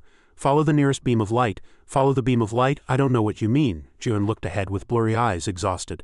You'll know soon enough, so don't ask so many questions. Suddenly, a white flame appeared from somewhere and spread in all directions. It came closer and closer to Juan as if to swallow him. The voice continued to speak to him. If you're lucky when you wake up, you will be in the abyss. Juan had no idea what was going on. What do you mean? And just like that, the flame enveloped him. Juan slowly lost consciousness. What just happened? Did I pass out because my body was so tired? The feeling he had now was like being submerged in water. For some reason it was peaceful, like a fish in water. Juan slowly opened his eyes and was surprised by the surrounding scenery. He was clearly submerged in water. A clear lake and above it a strange beam of light. Juin noticed it. Is that the beam of light the Soul King was talking about? This was probably his last chance to reach the abyss. Juin swam towards it with all his might. This is my last chance. I have to follow that light. No matter how tired I am, I must get up to where that beam of light is. Juin lost consciousness for a while. Then he heard a voice again. In fact, it was closer to a scream. A blue-haired girl was shouting in his face, "Get a hold of yourself!" Juin was startled into consciousness. He opened his eyes wide. Where am I? This red sky and black crows. This doesn't look like the abyss. This place is very familiar. It's definitely my own world. The scenery from when I awakened. But Juin was sitting there without a single stitch of clothing on. What? The girl was floating in the air, still calling out to him. "Hey, can you hear me?" The girl continued to berate him, looking very prickly. "This is all your fault, so why am I here? What are you going to do, huh?" Juin looked at the unfamiliar girl. "What is this noisy brat? Why is she in my world?" he asked the girl. "Hey, who are you? How did you get in here?" The girl looked very wronged. "Don't talk nonsense, don't play dumb. I am Anderson, a god from the abyss. This is the goddess Anderson." "I thought you were just a girl, my apologies." Goddess Anderson pointed a finger at Juin's face. Her eyes were brimming with tears, a pitiful sight. "You just swallowed me." Juin stood up, looked at Goddess Anderson, and asked, "I swallowed you? Yes, so take responsibility, you bastard." But how was Juin supposed to take responsibility? He didn't even know if he had arrived in the abyss yet. Hearing his question, Goddess Anderson placed a hand on his shoulder as if to entrust something to him. The girl's face looked very pitiful. She looked at him and pleaded, "Please save my only disciple." At this time, the situation outside was extremely unstable. The group that had been hiding behind the trees just moments before revealed themselves and began to chase and attack Lynott. Lynott had to carry the massive Juin on his back with one hand while fleeing with the other. Lynott occasionally turned his head to look at them. The situation seemed to have gotten worse. These guys had been watching them from within the forest. As soon as he sensed Goddess Anderson's disappearance, they suddenly appeared and pressured him to hand over this man. For something like this to happen just when the goddess was gone, what was someone like him supposed to do now? Without the goddess, he had no power. Lynott had no choice but to flee with this man. After running for a while, Lynott suddenly came to an abrupt halt. Before him was now a precipice. He had run to the edge of a cliff and there was nowhere else to go. And from behind him he heard, "Caught you, you little mouse." Lynott was in a dilemma. They had chased him in large numbers, cornering him at the edge of the cliff. As they said, he had no choice but to hand over this man. One of them had a terrifying appearance and wore a mask. He brandished the axe blade on his arm and said to him, "The guy on your back, I told you to hand him over. Didn't you hear me?" Lynott was exhausted and panting for breath. He looked at them closely and realized that the scythe was somewhat familiar. "Isn't that Belkan's scythe? He is the god of the scythe, the mid-level god Belkan. A god famous for accepting only those with cruel and evil episodes as disciples." Lynott had heard rumors recently that they had moved their base to Caspian, but he didn't know their base would be inside the forbidden zone of Ramram Forest. What bad luck. Lynott was now cornered at the edge of the cliff, still carrying Juin on his back. He said in a trembling voice, "This person belongs to our goddess." They approached. "You're doing something illegal yourself and talking nonsense. Put him down and get lost, you bastard." Lynott looked at Juin and thought to himself, "If I abandon him, I will lose my goddess as well. I can't let that happen. And in that case, the worst-case scenario will occur. If a god is forcibly taken away, they lose their reason and become monsters, wandering the forbidden lands." But what he feared more was losing Goddess Anderson. She was the only god who had saved him in the abyss. One of them was about to approach him. "You bastard, you still won't put him down? Then let's see you try. You want to play." Lynott slowly lowered Juin and laid him down behind him. He still decided not to give up. I can't hand this person over to you. I will never hand him over." They seemed angry to hear those words. "Oh, so you're going to be stubborn?" Then the man rushed in, kicked Lynott and pressed his body down with his foot. "Then I'll just have to force you to hand him over." The man violently tried to subdue Lynott. Lynott's body was weak and he couldn't resist. Another man rushed to snatch Juin, who was lying behind him. He was worried. "You guys, wait a minute." Suddenly someone's blade flashed past and one of Belkan's disciples' hands was seen being cleanly cut off. He was about to rush in, but his hand was cut off. Lynott was horrified to see them, and especially that person. Juin had awakened at this time. He grabbed these guys one by one and cut off the dirty hands of those who dared to try and grab him with them. Who is it?" Juin turned his head, his body now in a much more robust state. He said, "When I entered Chaos I at least had some rags on, but coming in here I'm completely naked." The guy whose hand had just been cut off clutched it and asked him, "You, who the hell are you daring to do this to me?" He did. Unafraid of dying, he ordered his comrades to kill him. But before he could finish his sentence, a part of his head flew off. Juin had drawn his sword and pierced him in one go, dealing with him cleanly. That was the only way to shut him up. What more could be said to talkative, useless bastards? Lynott was afraid to see him so ruthless. Suddenly he remembered the episodes the Queen had talked about. The Queen had told him, Are you curious about the origin of that naked fellow? What should I do? To be honest, I received this episode from someone else." Lynott lay in a hammock and asked her, "From whom?" "One of the gods. A strong but very bizarre god." Lynott was puzzled to hear that. A bizarre god? What kind of personality does he have to be called that? Goddess Anderson answered so that he could understand. He has a violent and cruel personality, and he really hates wearing clothes. No one can wear clothes when standing before him. Every time people met him they would flee with their clothes in hand, and whenever he appeared he would shout a warning to others. Lanat grimaced upon hearing this. That person sounds like a perverted freak. Is he really a god? The goddess answered his question. The point to consider here is that there is a reason for his actions. He thought that clothes were just hypocritical, cumbersome hindrances, nothing more than adornments, and he liked things that came from unadorned true power. So the most important thing was that the real fight began only when he took off all his clothes, and the current Juin had the exact same air as that god. When he woke up, the first thing he did was not to find clothes but to fight. Lanat stared blankly at Juin for a moment. Is this man the same as that god? After dealing with the other group, Juin turned back and approached Lanat, who was sitting on the ground, and asked, "Are you Goddess Anderson's disciple?" "Yes." "How did you know?" Juin tapped his own head and told him. "Then I have a favor to ask. Get her out of my head quickly. She keeps chattering and my head hurts." "Why did she suddenly come into my head?" Lanat was stunned once again. What did you say? You want me to get the goddess out of your head?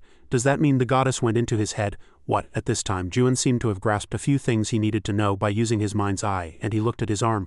"My power seems a bit different. I've searched through questioning. The power in this world seems to take the form of an episode. An enhancement of power. Is this the power of nudity, or is it some kind of episode?" Inside his head, Goddess Anderson. "No," the girl shouted again and corrected him. "You should call it proactive nudity. Being naked and proactively being naked are different." Juin closed his eyes and felt it, and he could feel no spiritual power here at all. This world was completely different from chaos. Anderson reminded him, "Hey, are you ignoring me?" To compare, in chaos one had to accumulate spiritual power to activate skills, but in the abyss, one can only use the power of the world. This is something that is already equipped within each person's soul. Juin knew this thanks to Moonrockamel's records, but actual experience was another story. He needed to examine and understand how it worked in more detail. At this time, Lanat, who was next to him, called out to him, my lord, my lord." He stood next to Juin like a baby bird that had found its mother and pleaded, "Please accept me as your disciple, my lord." Juin flatly refused. "I am not a god, Anderson." Indiana, his head, was annoyed to see Lanat so excited. "What's with this kid? Is he trying to betray me already? My goodness. Unbelievable." Outside, Lanat continued to demand noisily, "Please accept me as your disciple, my lord. Anderson will surely accept this." And inside his head, Anderson was shouting, "You wouldn't dare take that guy as a disciple, would you? He's super useless. These two really." Juin finally exploded. "Both of you shut up." His anger was powerful enough to emit something like the power of the naked god. Lanat and Anderson were scared and shut their mouths. The person outside and the person inside his head both became much quieter. Juin glanced at Lanat and told him, "Let's start with the basics." He first wanted to know and understand this world, all the principles and origins. Lanat, knowing that he was from chaos, began to explain using chaos as an example to make it easier to imagine. As you know, the monarchs of the Almighty Land each had their own territory, and the gods of the Abyss also possessed their own lands. The difference between these two places is that the gods of the Abyss manage their lands much more thoroughly than the monarchs of the Almighty Land.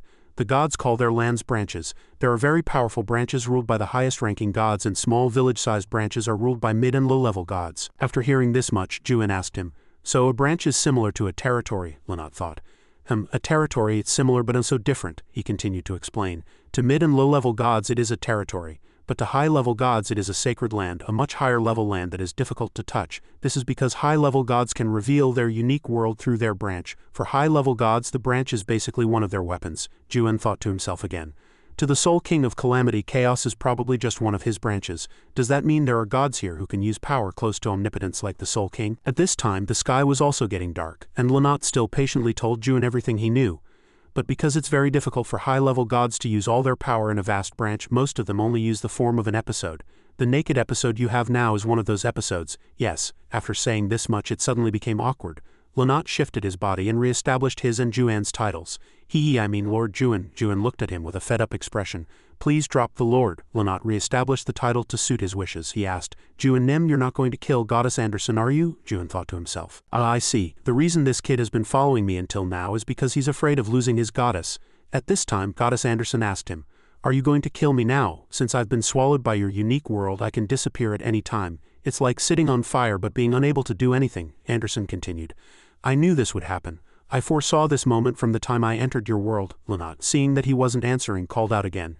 "Juin Nim, what's wrong?" Goddess Anderson said. "I didn't know you were that infamous monarch massacre from Chaos." Juin also remembered seeing something when he absorbed the girl. Just as she saw who Juin was, he saw a vision of her exchanging something and towers. She seemed to enjoy spreading something, and everything collapsed. Countless people rushed out of those towers. Juin asked Goddess Anderson, "You are the sower, aren't you?" Juin saw that memory of Goddess Anderson and asked her, "Why did you try to become something like that?" Did you want to become a god that badly? Anderson answered. It might sound like a cowardly excuse to you, but all gods lose their memories when they become a sower. Jun pressed her. What you did was all terrible, but you don't regret it just because you don't remember. Ridiculous, Anderson told him. I know what you're trying to get at. I have no intention of denying the terrible things I did. Jun clenched his fists in anger. In Munrak's records he mentioned higher dimensional beings like angels or demons, beings born only to become sowers. Perhaps you didn't have the right to choose your actions, but I cannot forgive you all. Anderson replied to his words. She understood how much he hated sowers, but she didn't care if he killed her or not. But please, she asked him for just one thing. Please accept that child, Lanat, as your disciple. If she dies, he will be left alone in this world. Jun really couldn't understand. Anderson was clearly a sower, and now she's worried about that child. How ridiculous. Are you serious? Anderson persistently told him. I'm not asking you to understand or sympathize with my actions, but please don't let the fact that I was a sower determine your relationship with that child. Lanat and I are separate beings. That child is not at fault. I know that relationship might seem strange. That child was a created product and I was well aware of that. But not all gods are as evil as you think. My reason for existence may have changed, but my feelings are entirely my own. It has nothing to do with my reason for existence or what happened before. This is simply what I want to do in this life. While Jun and Goddess Anderson were still arguing in his subconscious, Lanat on this side suddenly started coughing violently. He didn't look well. Lanat let out a dry cough and then looked at his palm. He was horrified. I'm suddenly coughing up blood. What's happening? Lanat suddenly began to cough up more and more blood. Anderson worriedly called his name. Lanat, but only Jun could hear it. Lanat's body and complexion were becoming extremely strange at this time. The blood vessels all over his body swelled up to his face as if his body was transforming. It feels like something is trying to escape my body. Anderson was flustered. No, he's turning into a dark soul. What should I do? Lanat screamed in pain, clutching his head and kneeling down. Jun on this side didn't know what to do either. He approached him to see what this situation was. Lanat had collapsed at this time, and his whole body was trembling violently. Jun sat down beside him. He also knew about dark souls. Dark souls, the masters of the factory he knew were also called dark souls. But with the exception of extremely rare cases like Niak, the rest of the dark souls all became monsters who lost their reason and fell into despair. If he didn't help him, he would soon become a monster too. Anderson pleaded with Jun. She told him, please save him. That boy is human just like you. Please save him. Goddess Anderson pleaded without rest. On the other hand, Jun was still sitting there blankly. Did she say human? He hadn't heard those two words in a long time. Me a human? Can I still be called a human? After going through all that, I'm not sure what kind of being you are anymore. There's no time. Please save him. Hurry. Only you can do it. Jun gritted his teeth. It couldn't be helped. He was now entangled in the relationship between this goddess and her disciple. Jun accepted Anderson's plea. He asked her, what do I have to do to save him now? Anderson said joyfully, you just have to accept him as your disciple. What do I get in return? Goddess Anderson accepted all the conditions. You can erase me from your mind forever. If you want, I won't resist. Beam of power began to spread. Jun told her, you'd better keep that promise. Jun gripped the sword in his hand and a golden flame began to erupt from his power. He was preparing to accept this person as his disciple. A moment later, Lanat regained consciousness. He had overcome the crisis and struggled to open his eyes. The space around him was entirely blood red. He looked around. Where am I? This isn't Caspian. Wait, could this be? Lanat pushed himself up to see everything better, and according to conventional theory, disciples can see the world as their God sees it, depending on how that God perceives the world. The disciples must also see the world that way, Lanat thought to himself. Goddess Anderson saw the world like a fairy tale. Maybe this is Juan's world, but it's strange, he wondered. Did he accept me as a disciple? That's the only way I can see his world. Let's see what his world is like. Lanat looked up and was horrified. A terrible sight unfolded before his eyes. It was like a nightmare. There was a giant tree and above it a pair of large eyes like blood-red pupils. It was staring intently at him. There were all sorts of things like crows and skulls. Little Lanat screamed as if for the first time in his life. Tears also flowed uncontrollably. He might have even wet his pants in fear, but honestly, what kind of terrible world is this? And thud, he fainted on the spot before he could properly recognize the person who had saved him, Jun said. He fainted, Anderson replied. He's still too young to see something so terrible. Let's see. Giant eyes, crows, graves, and so on. What disciple would want to see a world like this, especially someone who just came from my fairy tale-like world? Why is this so grating to my ears? It's just like what Samyang Garam said when he saw my world. That bastard said your world isn't common in the abyss. She said the same thing as him. It's a personal world. What does common or not have to do with it? Jun helped Lanat up and supported him as he walked. He said, it's that guy's fault for wanting to be my disciple. What's he complaining about now? Stop talking nonsense. Let's go, Anderson asked him in surprise. You're not going to get rid of me. I promised to help you in a dangerous situation after you helped him. So was Lanat so desperate that he called out the goddess's name even while fainting? This young man must be having a hard time, Jun said to her. Have you changed your mind? Did you change your mind? Jun answered Goddess Anderson. I've changed my mind. Now prove it.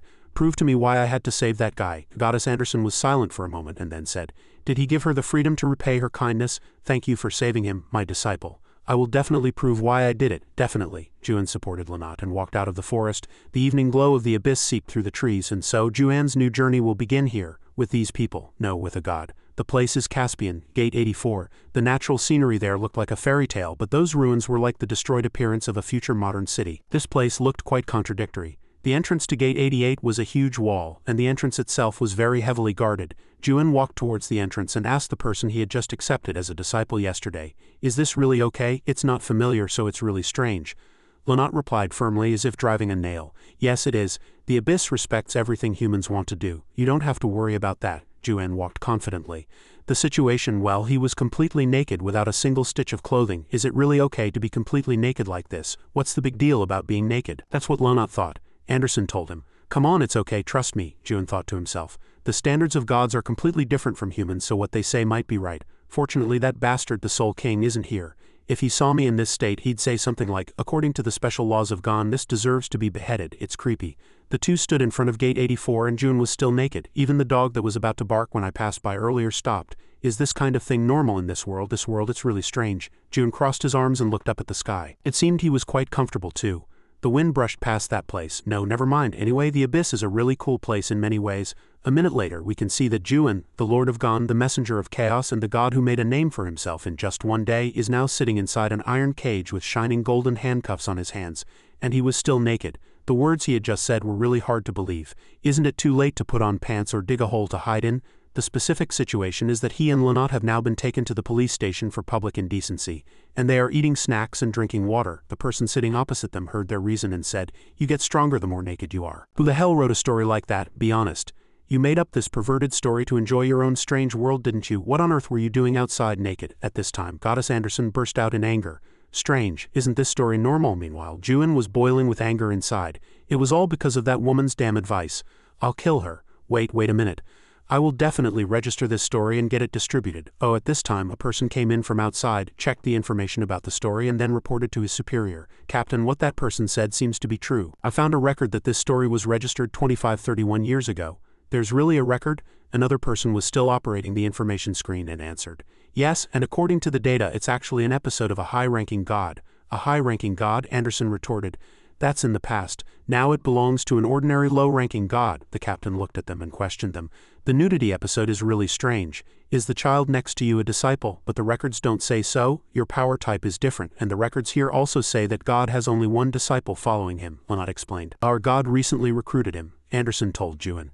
"Agree quickly or things will get difficult." Juan had no choice but to comply. He answered gruffly, "That kid is right, so let us pass." When the captain heard his answer, the words "Are you kidding me?" were clearly written on his face.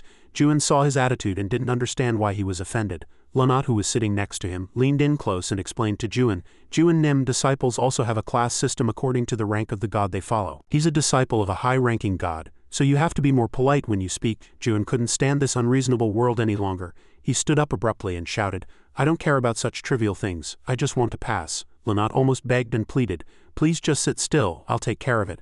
After 7,749 disasters, the two were finally allowed to enter in a state of nudity. Yay, Juan was puzzled.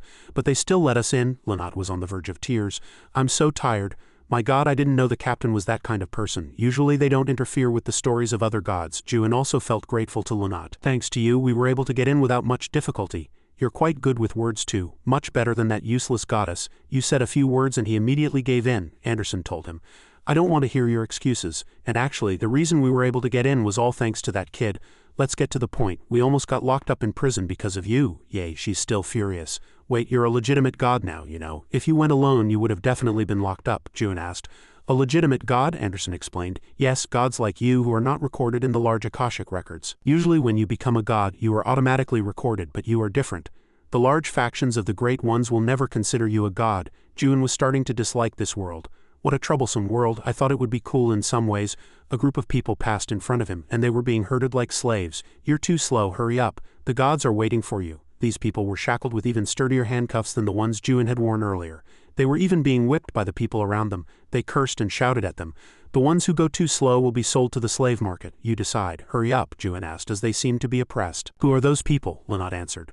"Ah, them? They seem to be new souls caught at the soul fishing spot recently. They look like souls to be auctioned off and they'll be imprisoned until the auction begins." Anderson also added an explanation for him. The way they do it might seem inhumane, but there's a reason for it. If newly caught souls don't find their god quickly, they go mad. Usually the souls caught like that are souls who were wandering near the border of the Tree of Illusions.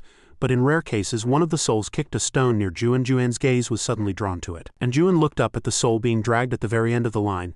But in rare cases, the souls of those who died in the Nightmare Tower also appear here and are caught. Juan's gaze followed the soul's back blankly. He stopped walking. Lynott was puzzled. Juan, what's wrong? Juan's eyes were fixed on the person's back. He seemed to not want to believe his own eyes. At that time in the Nightmare Tower, that person had said he was sorry. And he was just that memory never left Juan's mind. He recalled the scene from that time, a memory deeply engraved in Juan's mind. Why are you here, Kim Yunwan? The blonde young man turned his head slightly to look at him. The blonde young man named Kim Yunwan passed by Juan. He looked tired and followed the people forward. The guards urged them. Hey, get inside over there. Don't wander around anywhere. Juan still stood here watching. When the group of caught souls all went inside, the others let out a sigh of relief. Phew, it's finally over. Where did so many souls come from? Juan quietly approached the two. The two were still busy chatting. Hey, what do you think? Do you see any useful ones this time? They look pathetically weak. They'll probably be sold at the slave market. Juan asked the little goddess in his head. Hey, Anderson, how many more disciples can I take? Anderson was puzzled. In the meantime, Juan had drawn his sword. A disciple? Why are you suddenly asking that? You can take as many as you want. Hey, don't tell me you. At this time, Juan had already drawn his sword and was ready. He looked at the area in front of him, planning to charge in. Goddess Anderson asked him. Hey, don't tell me you're going to go in there and save your friend? Kim Yunwan was dragged inside at this time, and he and the other souls had to sit in the imprisoned area again. The souls started shouting when they saw a man pass by. Where is this? You are heretics, aren't you? Are you from Pangaea? He scolded them. You fools still haven't figured out your situation, he declared loudly to the souls. Listen up. This is not the Martial World or the Central Plains, nor is it a continent with a strange name like Pangaea or Azrium. So if you don't want to die, shut up and be quiet. Yunwan was thinking that this was a dark and damp prison. Why? He felt very lost. Why did everything turn out like this? To be exact, it had been a week since he came here. He tried to figure out what was going on, but strangely he couldn't remember anything. He asked himself what he was doing here, how he got here. All he could remember was that the world, wasn't it destroyed, and among hundreds, thousands of memories, Kim Yunwan saw a name beyond the broken fragments of memory. The name was Juan. Yunwan moved his chapped lips and unconsciously called Juan's name in a low voice. Juan was definitely a strange name to him. Since Kim Yunwan came to the abyss, the cold within him grew even more severe. He curled up in the cell and shivered. The cold and solitude prevented him from remembering anything. An unpleasant, nauseating feeling pervaded the space. It was as if tranquility could collapse before his eyes at any moment. He felt like a lamb that had fallen into a dragon's den. Their existence was like that of bugs struggling in the dark, and so Yunwan unconsciously kept muttering Juan's name, Juan, Juan, Juan, as if that name could help him hold on and regain what he had lost. Juan, Juan, Juan. As if calling out a god's name for salvation, he was trapped in a cycle of his mind's wandering until a person called his number. Hey, 294,163,134. Yunwan was startled to be called here. He was only called by such numbers here. A guard opened the door and entered. He said, 294,163,134, come out. The god calls for you, he said to the girl next to Yunwan. You next to him, come out too. Yunwan was curious. A god calls for me. The girl next to him had a similarly wronged expression. Yunwan got up as the guard said and walked outside. The person outside asked, are these the ones? Oh, you've arrived? Yes, I'll bring them out right away. The man walked out of the darkness. He asked the guard, are these souls from the tower? The guard replied, yes, the Manga organization has confirmed it. The guard approached the man and reported, and in the meantime Yunwan was walking out to stand before them.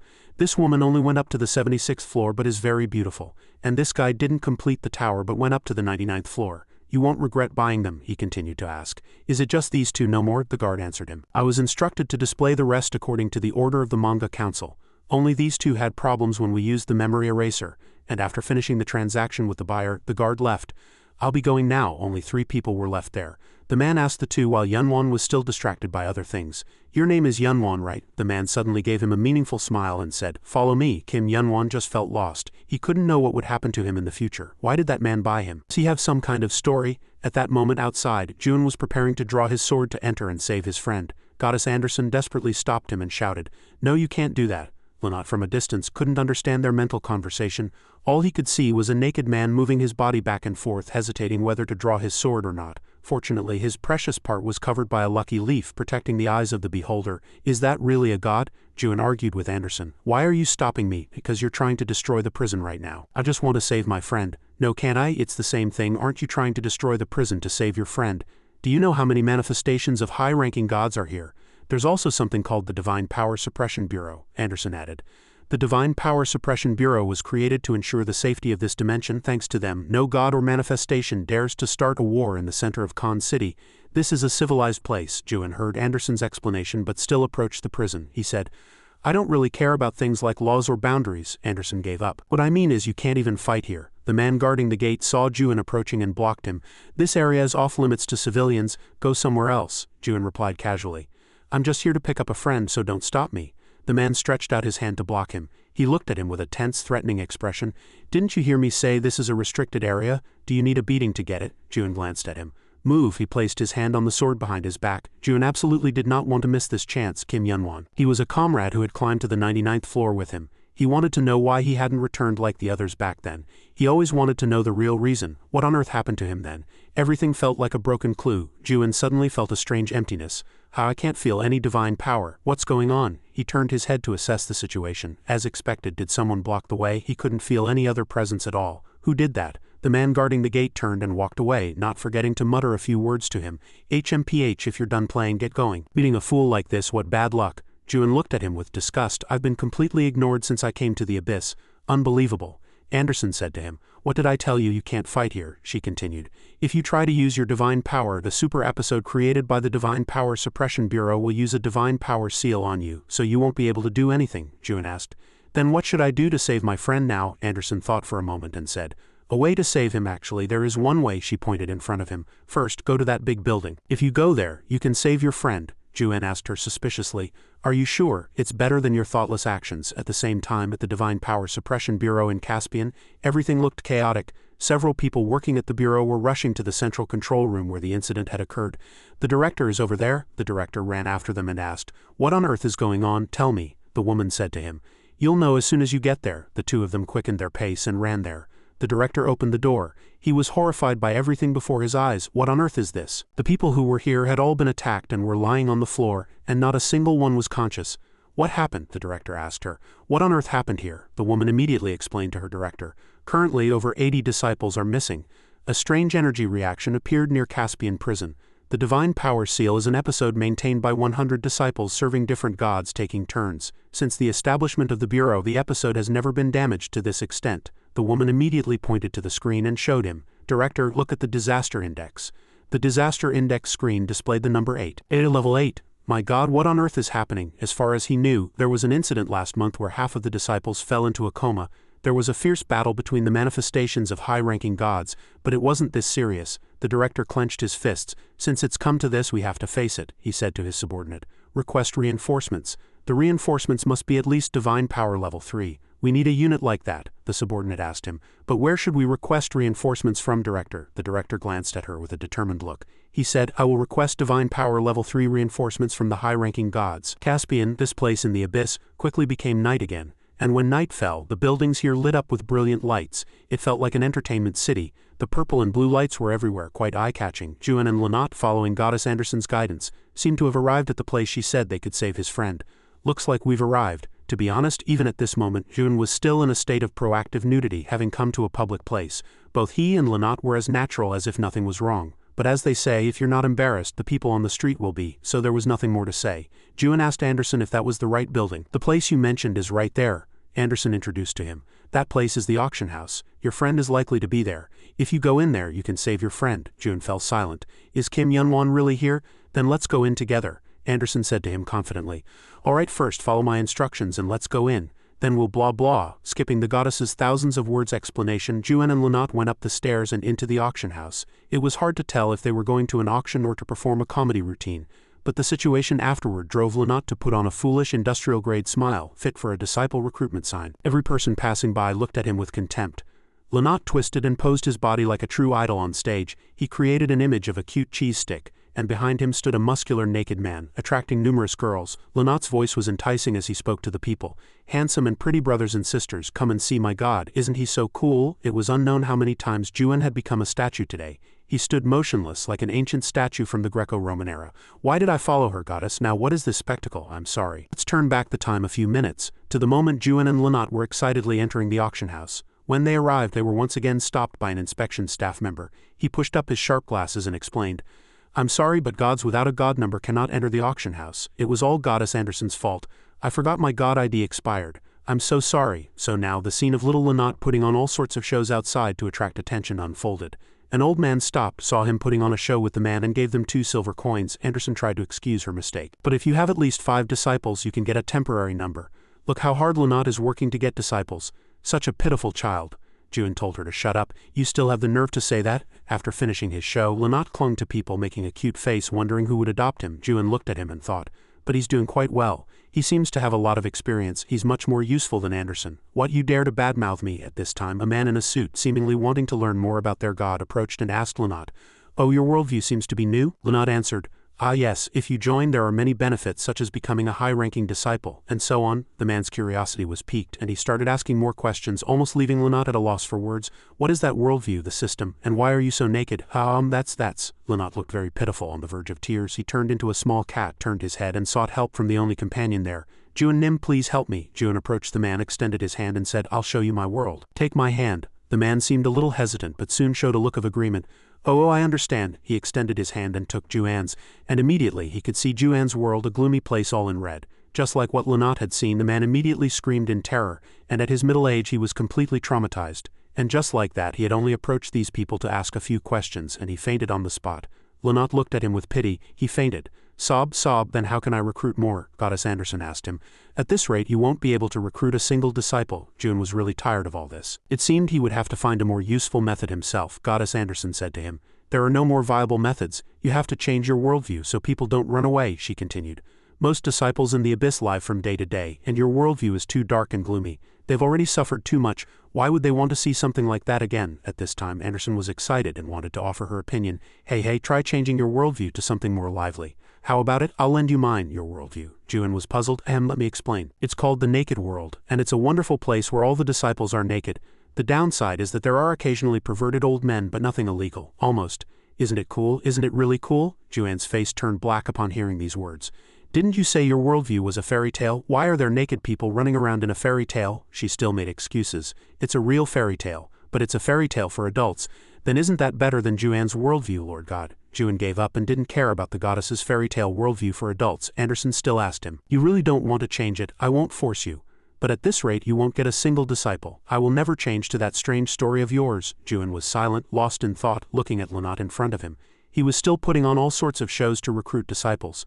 Now the child was even juggling balls. Even though a ball hit his head, he was no different from a clown. Juen decided to watch a little longer, and if it didn't work he would step in later. The goddess said, how about planting more trees and flowers instead? Then your worldview will become more beautiful. You have to think of ways to improve it. If you just make it more beautiful, you'll be able to get more disciples right away. Just then 2 people walked out of the auction house. They seemed disappointed that they hadn't won a single soul. Log, damn it. Juen seemed to be paying attention to their conversation. He secretly observed, eavesdropping to see if there was anything worth hearing. The young man who was walking sighed. All the souls that entered the confinement area this week have disappeared. Where on earth did they go? The woman next to him said. Haha, didn't you know this week is multiverse week? She explained to him.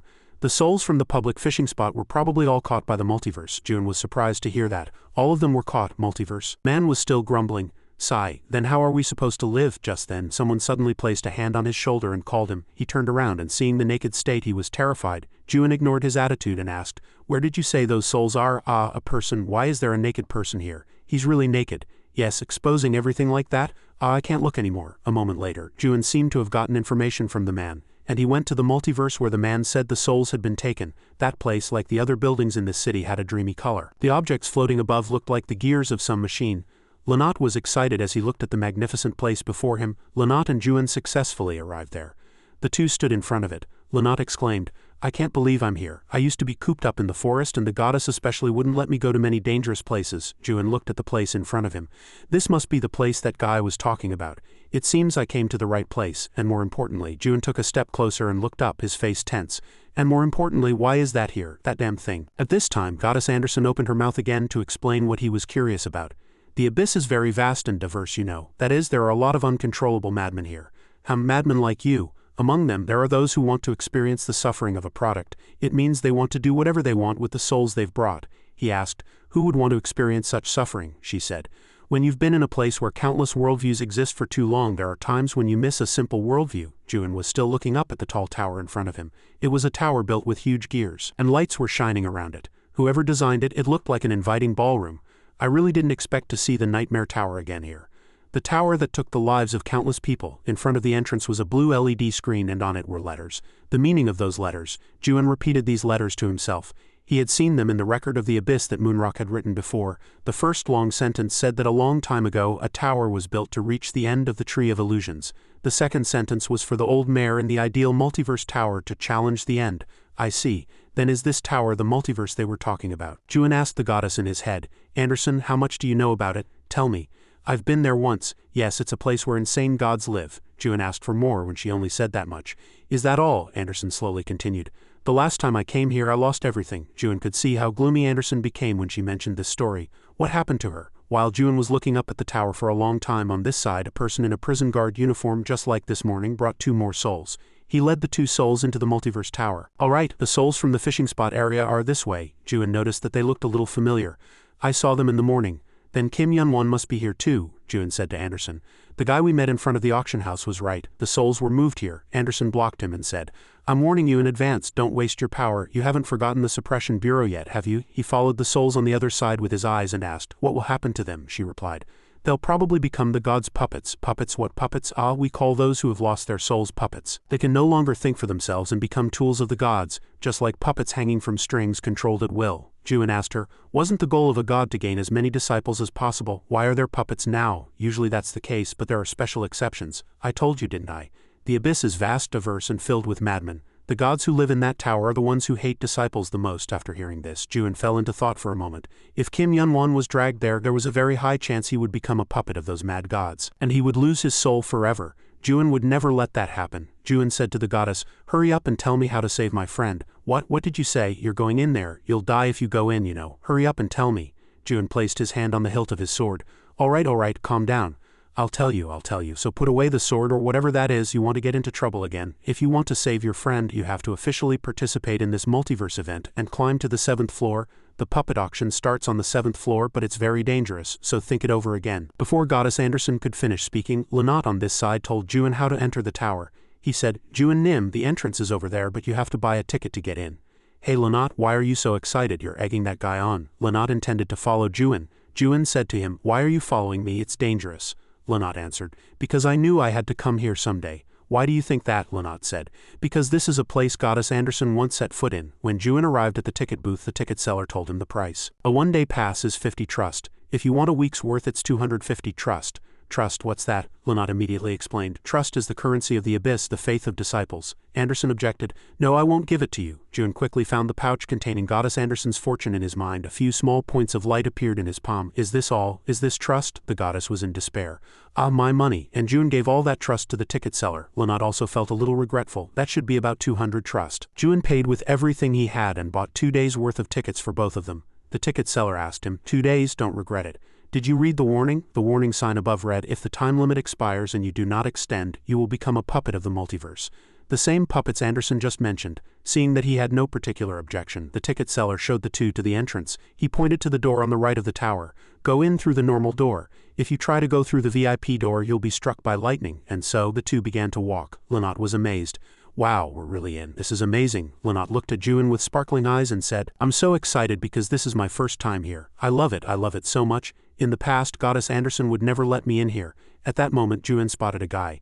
He was wearing a hood with a crescent moon shape drawn on the back. He felt like he had seen him somewhere before. Goddess Anderson, seeming to notice his concern, asked, what's wrong? Starting to realize the harsh reality, you'll have to fight the monsters over there. And that's not all. You don't know how strong the gods in this tower are. Juan was resolute.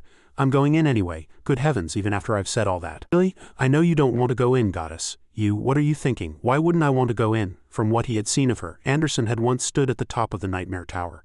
He didn't know the reason, but she truly hated this tower. Then standing proudly before the tower. You said you lost everything in there, didn't you? He thought Anderson would be helpful in this matter.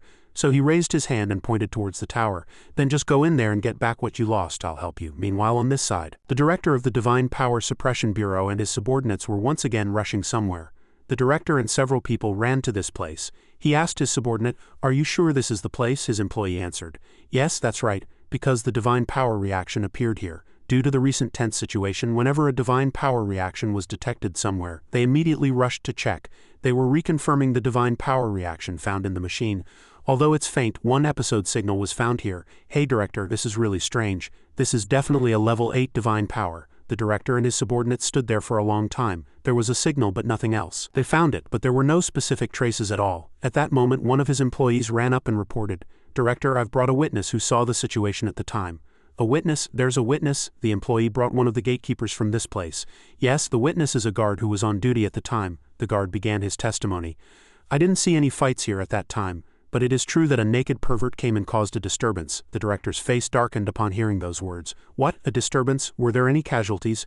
"A naked pervert," the guard answered in a fluster. "Nothing like that happened, Director. And he had a sword at his waist." The Suppression Bureau employee at this time angrily scolded, "How dare you report such a ridiculous thing?" But the director stopped him. He asked, "When did this happen? Is there a recording?" The guard opened the screen. He said, "Yes, Director. I recorded the situation at the time with my camera." The image of Juen holding a sword appeared on the screen. He was about to draw his sword to cause trouble even with that intimidating gaze.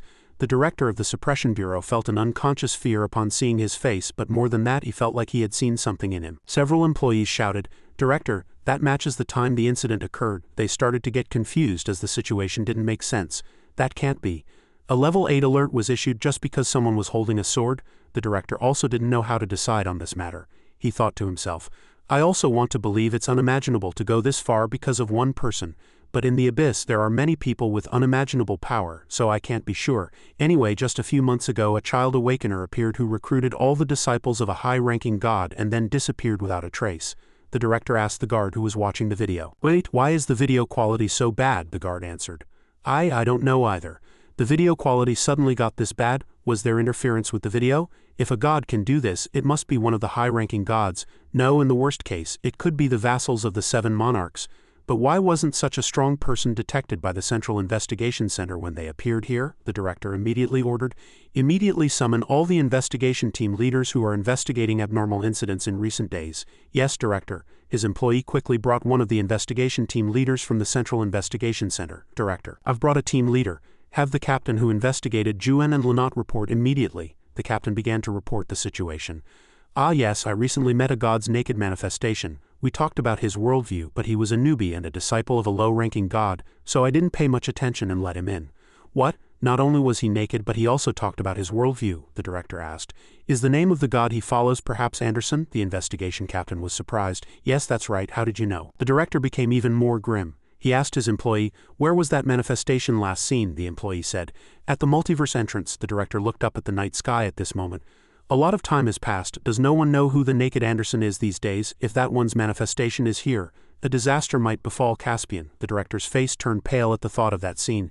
How terrible. Meanwhile, at the multiverse entrance, Juen and Lanat had bought their tickets, finished their preparations, and successfully entered the multiverse. Goddess Anderson nagged him again. "Then you shouldn't have come here to make things worse. The kid followed you anyway." "Shut up." Lanat seemed to be enjoying this place very much.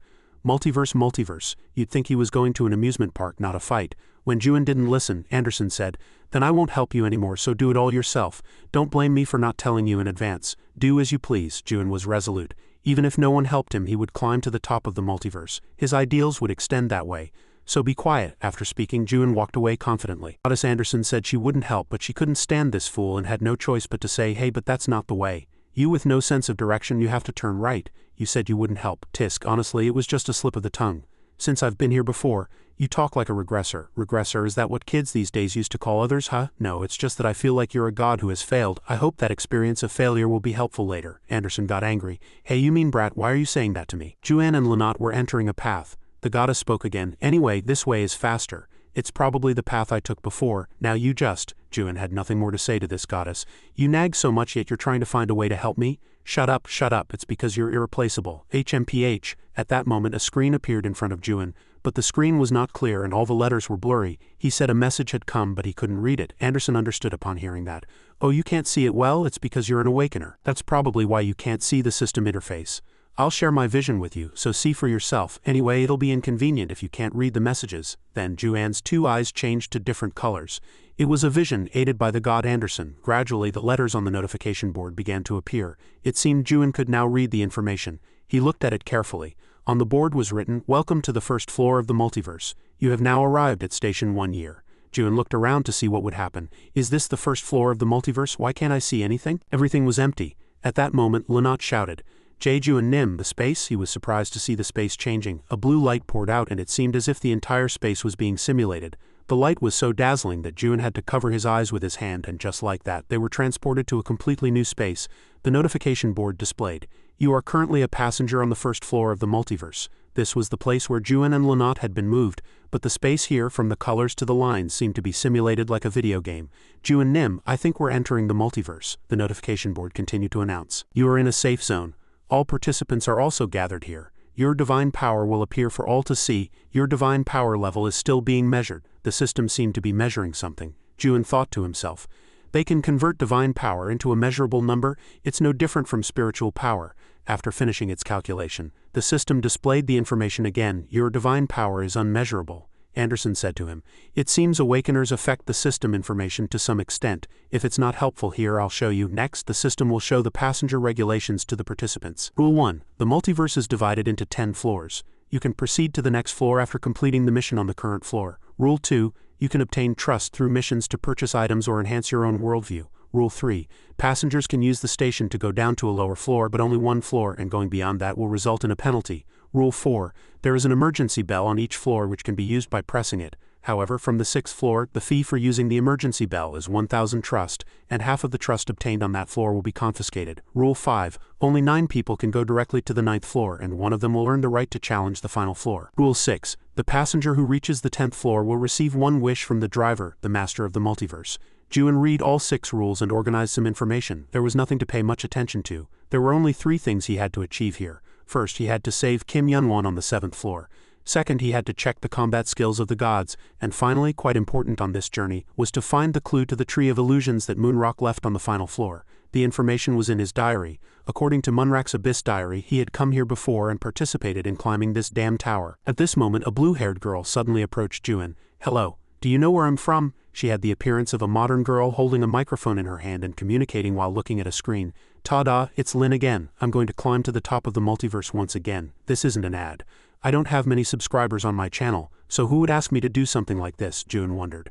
"A streamer?" The girl named Lin was still busy reading comments from her fans. "You say I look like Siren Nim? Thank you. I'm a fan of hers too. Most importantly, I've prepared new content today, which is clearing a quest with a newbie." After her introduction, she turned the camera towards Jun and Lanat, flustering the two of them. Lin was still continuing her broadcast. "Do you see those people? They are new here. It's really rare for a newbie to come to the multiverse these days. Just look at their clothes. What else could they be if not newbies?" Juan's anger flared at her words. He almost ran over and hit someone, but it was because Lanat desperately stopped him from causing any more trouble here. "Please endure it." "Oh, you keep looking at me. Should I go and interview you?" Anderson said. "I've heard of people like that, but seeing them in person is really something." Lin passed the camera, which was live streaming, to Jun. "Hello, newbie. Can I interview you for a moment? Don't be nervous. It's your first interview." At that moment, the system notified her. "You have just gifted 100 trust to Jun." Jun was surprised. "An interview fee," she said. "This is a token of my sincerity. If the interview goes smoothly, I'll give you more." In a time of a difficult trust economy, he had to think when there was currency. Lanat's eyes sparkled as he urged him. "Jun Nim, what are you hesitating for? It's an opportunity." Goddess Anderson was also excited. "What are you hesitating for? Hurry up and agree to the interview. He said he'd give you more. Have you forgotten you owe me a lot of trust?" To be honest, Jun wasn't very interested in this. They were the ones who needed trust. He didn't need much of it. He didn't care about things like trust, but her interview might help him find Kim Yunwon. So now the scene of this magnificent naked man being interviewed by the streamer Renee with a microphone shoved in his face was unfolding. God Chunghyo wouldn't have recognized him even if he were here. She started the interview. "What is your name and what is your purpose in coming to the multiverse?" Jun answered briefly. "I'm Jun, and I came to save my friend." Renee immediately switched to an emotional attitude. "Oh my God, you came to the dangerous multiverse just to save your friend? That's such a touching story. It brings tears to my eyes." Just then, a flood of comments poured into the live broadcast. Some gods said it was rare for newbies to come to the multiverse these days, while some said this was just a stage situation. Others said it was a ridiculous story, but there were also gods who said the newbie was quite handsome. "Oh, a kind-hearted person like me can't just pass by a newbie with such a touching story." Renee, with a look of pity, asked him one more thing. "Newbie, how about joining our team?" Jun quickly replied to her show of pity. "No." Renee was also a little annoyed, but she tried to explain to him.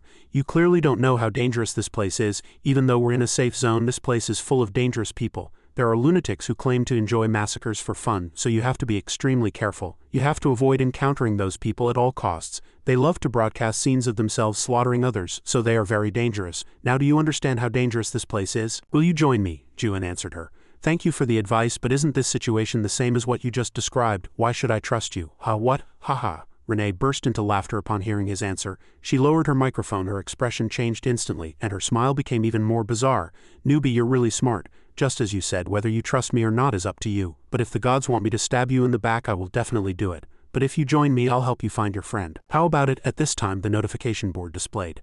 The first floor of the multiverse will open in 5 minutes, Renee asked Juan. Which floor is your friend on? Juan answered. I heard he's on the 7th floor or higher. She was impressed. Wow, the 7th floor? Is it possible your friend was dragged here as a puppet? At this time, a comment appeared on the live broadcast. Some gods asked if it was true, and some gods wondered how a newbie could reach the 7th floor. Is it really possible? She asked Juan one more thing that she found very strange. Wait a minute, is your friend the handsome, beautiful type? Why do you ask that? What do you mean? She explained. Puppets with good looks can go up to the 8th or 9th floor. So he might be on a higher floor. Kim Yun-won was also on the handsome side. He was quite attractive, so it was possible. Renee tried to persuade Juan. In that case, wouldn't you need me more, newbie? We have 2 to 3 minutes left. Think carefully. If you want to increase your chances of getting there even a little, you'll need the help of a veteran like me. To be honest, the 8th floor is quite a challenge even for me. Some gods asked if the 8th floor story was just a joke. Just then, Goddess Anderson opened her mouth and said that the girl's outfit was very strange. Juan asked her, when was the last time you were here? About 500 years ago, I think. While the first floor was preparing to open, Lynott discovered shops selling items and multiverse stories. Seeing Lynott's interest, Renee kindly advised, don't waste your money on such stories with useless thoughts. They're all garbage. Then what should we buy? How about buying the newbie package? I'll buy one for you. Lynott's face lit up like a child who had received candy upon hearing that someone would buy him something. Thank you so much. He didn't know that Goddess Anderson was desperately shouting at her beloved disciple. No, Lynott, you can't just accept gifts from strangers so thoughtlessly. Lynott did not hear her call. He ran to Renee like a newly adopted puppy. She even told him to buy whatever he liked. Really? Anderson was helpless. She asked Juan, so you've decided to climb the tower with her? Seriously, my advice is to be careful. Her energy field is unstable. Lynott had met a rich person and was happily shopping, unaware that Renee's complexion was slowly changing. If I had known, I wouldn't have been so boastful earlier. What should I do with this guy? My pockets are about to be emptied because of a promise I made to a guy that first just met. The beautiful Renee cried inwardly and paid with a trembling hand. Her energy field is like it's from another universe. After spending all of the rich Renee's money, Lynott happily returned to Juan. Juan, Nim, I bought one for you too. There are a lot of things. Ah, so you know how to use her too. I don't need it, so you can have it. Really? Thank you. Then I'll take it, the system announced. Entering in 1 minute, Renee was still not reassured and wanted to confirm with Juan once more. Newbie, time is almost up. We're teammates now, right? Lynott next to him urged. She's super rich. Didn't you say she was scary? Anderson told him. I feel something sinister from her. Seeing that he had no further objections, Renee unilaterally decided to form a team. It's decided, so let's talk comfortably from now on. No need, it's fine. You're so mean. You've been using that fickle tone with me from the beginning, but you won't let me use it back, the system announced. Entering in 10 seconds. Entering in 10 seconds. She continued to ask him various things. May I ask your age? Juan answered calmly. 2,000 years old, lies. If that were true, I'd be 20,000 years old. Juan glanced at her while his surrounding space and body were transforming to enter the first floor. Are you serious? Who knows? What do you think? Renee smiled brightly at him and answered. At this time, the entrance to the first floor of the multiverse opened. Welcome to the first floor of the multiverse. The people who were gathered in the waiting room earlier were also moved here. They looked around. Is it finally starting? I hope it's a little easier. Juan's party was also moved here. Renee asked him, how is it? What do you feel coming here? This is a place that changed the outer planets. The manga love this place. I've been here a few times, but it feels unfamiliar every time I come. Look at those buildings. They're all tall and pointy. They look really strange. The place they were standing was very familiar to Juan. Even these skyscrapers and streets, he really didn't expect the background of the first floor to be Earth. Juan looked around with a slight sense of nostalgia. Am I going to fight in this familiar landscape? Lynott, who was next to him, told Juan. Juan, Nim, I've seen this place before. He was curious. You've seen it? Yes. I saw it briefly on my way to the forge while I was looking at other worlds. Here most people become hunters who kill monsters, Juan answered him. Lynott, this place isn't like that. As soon as he finished speaking, a comment appeared. Is the worldview of this floor hunter? Some gods said they were sick of just looking at the worldview of this floor. Juan, Nim, you see, I was right. Juan was lost in thought. I think Kim Yun-won mentioned this hunter thing before, but I wasn't very interested, so I didn't ask in detail. I should have paid more attention, Renee told him. You're quite lucky. What's lucky about it? Usually the missions in this kind of worldview are all about killing monsters, so there's nothing complicated. And it's very easy to pass the floor. Of course, the difficulty changes depending on what you have to kill. At this time they were gathered on the street, and in a dark alley nearby a group of monsters was hiding to hunt for prey. But if you get the weak ones, it's really a piece of cake. A diamond mark appeared above the heads of the targeted monsters. People recognized the type of monster they had to kill and said, "What, just goblins? This first floor will be a piece of cake. Even though it's just catching goblins, I'll never fall behind the others. The first one is mine. They began to rush in, vying with each other to claim their share of the battle. The purple goblins saw them and roared threateningly. Those people were all hell-bent on killing as many goblins as possible. They all fought with all their might. The goblins were continuously cut down, and they might even achieve the massacre achievement, so they had to hurry. There must be more in other places, so I have to find them quickly. Juin had no intention of fighting yet and stood there for a moment observing the battle screens of others. The notification First Massacre Achievement Unlocked was displayed. You have obtained 1 stamp, you have obtained 1 stamp. Many people started receiving reward notifications, but Juin did not move. Lanat worriedly asked him, Juin Nim, shouldn't we do something quickly too? Renee also asked him curiously. That's right, what are you waiting for? Everyone but us is gone. Juin glanced at Renee and answered, the reason I'm still here is probably the same as yours. Renee smiled upon hearing this. She said he was quite perceptive. As a veteran, let me give you some advice until the floor mission is announced. You shouldn't move rashly. The system displayed. First floor Traveler Gluttony has taken first place. First place Gluttony, second place Beast Hunt. The 2 leaders had taken almost all the points. If they didn't hurry, there would be no goblins left to hunt. Hurry up and open the package. Purchased Elementary Attack Generalization Magic. Purchased first floor exclusive Melee Combat Power Enhancement Set. At this time, a timed event was activated. The multiverse has received a request from an alliance on a higher floor. The alliance has said they will reward 3,000 trust to anyone who shows the high-ranking gods a creative way to torture goblins. Then they began to devise all sorts of ways to torture the goblins. Today I will show you all how long a goblin can live underwater. Most of the gods were very interested. Oh gods, aren't you curious about what a burning goblin smells like? A few gods showed some interest. Juin on this side was still calmly asking Renee, this is really disgusting, but why do they have to treat them like that? She said. Everyone hates goblins. Everyone has suffered at their hands at least once. Even if you kill a passing goblin, the gods will probably applaud you. The reason they're going this far is all for trust. Of course, I have no intention of earning trust this way. This time, the system displayed. The first mission of the multiverse has appeared. Multiverse first floor, obtain 10 stamps by hunting goblins within 30 minutes. The reward is a ticket to the second floor and 500 trust. Only the stamps of the marked goblins will be counted. Renee and Lanat thought about the mission. I didn't expect this, but usually a mission like this means there's a trap. It's probably not just about hunting goblins. Then the 2 decided to split up and told Juin, for a mission like this, it's better to go separately. I'll go and see what the situation is like. Do as you 2 please. Renee and Lanat headed in different directions. The 2 waved goodbye to him. See you later, don't die. Juin Nim, I'll go first. He said he'd go first, but after a few steps he saw a goblin corpse and jumped. Juin glanced at him. Can he really go alone? Anderson told him not to worry. Lanat is quite good at running away. He'll be fine, Juin answered. I'm not worried about him. Yeah, I know you're not worried, but are you okay? It seems there are no goblins nearby. Juin immediately picked up speed. I'll go find a few as quickly as possible. I have to go and collect stamps. The problem was that there weren't many goblins left now. Just then the system displayed. You can purchase a new item on the first floor. Do you want to purchase a goblin location tracking map? They sell something like this, Anderson asked him. But do you have any trust left to buy it? I used it all. Then what are you going to do now? Juin closed his eyes. It's time to use my power. Awakening Stage 1, Suspicion. Awakening Stage 2, Insight. Everything around him appeared before his eyes like a map, and Juin found the locations of the goblins. There were goblins being killed like crazy, and there were some who were so scared they were hiding in alleys. Found them not too far from here, Goddess Anderson said.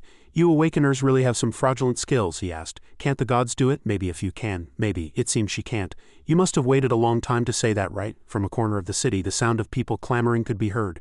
It was a place where many people had gathered to wipe out the goblins. A fat man had just declared, I collected them all first. What, damn it, I was almost there too. Traveler Beast Hunt was the first to obtain 10 stamps. He sat there arrogantly, proud. In his hand was the head of a goblin. Since I passed first, give me my reward. You fools, go and finish off the remaining goblins. You have to work until not a single goblin is left. Suddenly the system announced that a goblin with 10 stamps had appeared. Annoying. Is it an additional reward? The fatso didn't notice that the others were looking at him.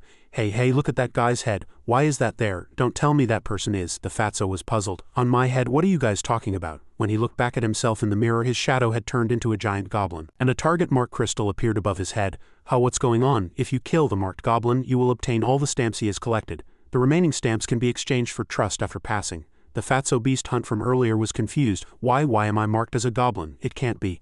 Why is this happening? He read the system's notification and vaguely understood. So everyone, it can't be. The remaining time until the first floor closed was 20 minutes.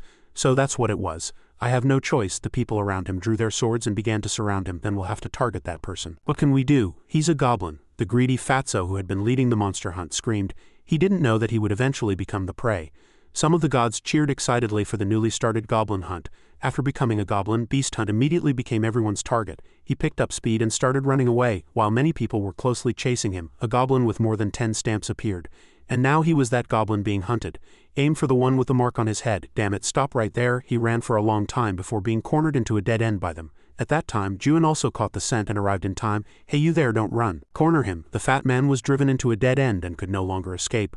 One of the men who had been chasing him approached, seemingly ready to finish him off. All right, let's get this over with. The fat man's voice rose in fear as he begged, wait a minute. If you kill me, you'll become a goblin too. Didn't you know? So don't kill me. The men who sought his life laughed in contempt. Haha, what are you talking about? We just have to hold out for 20 minutes, right? Let's hurry up, cut off his head and move on. How vile. At this moment, with no other choice, the man took out a few tokens he had collected from his pocket to save his own skin. And he threw the tokens in all directions. I'll give you everything. I'll give it all to you, so take it, just don't come after me. As soon as the greedy men saw the shiny valuable tokens, they rushed over and began frantically picking them up. A token landed near Juin at this time, but he paid it no mind. Goddess Anderson asked him, should we grab those? Just then, right in front of him, young Lynott was diligently picking up someone else's money. He held a bundle of tokens in his arms and called out happily when he saw him. Juin Nim, you're here? Anderson called out to him, so you were here. He rejoiced and boasted to Juin, I got 9 tokens, you should hurry and take some too. But just then, Lynott's reflection in the glass was not his own but that of another goblin. At this moment a red diamond mark indicating a goblin also appeared above Lynott's head. Then, system notifications began to appear continuously. A goblin with 1 or more tokens has appeared. A goblin with 2 or more tokens has appeared. A goblin with 4 or more tokens. A goblin with 7 or more tokens. A goblin with 9 or more tokens has appeared. Ha, why is there a mark above my head too? I haven't even collected them all. Juin observed the window pane. He could see everyone's reflection. They were all goblins. A group of goblins with 1 or more tokens has appeared.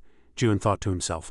So you can become a goblin even without collecting all 10 tokens? He now remembered that the system never said you only become a goblin after collecting all 10 tokens. Now anyone with a token becomes a goblin. The mission on the first floor was to hunt goblins and collect 10 tokens from the beginning. The first floor was designed to make the passengers fight each other. That was the intent of the mission. Only then did they realize one thing. We have to become goblins no matter how many tokens we have, damn it.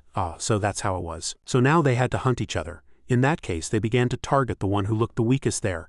It was little Lynott. Seeing that Lynott had many tokens in his hands, they approached him. Hey kid, hand over the tokens. Hurry. Lynott stepped back in fear.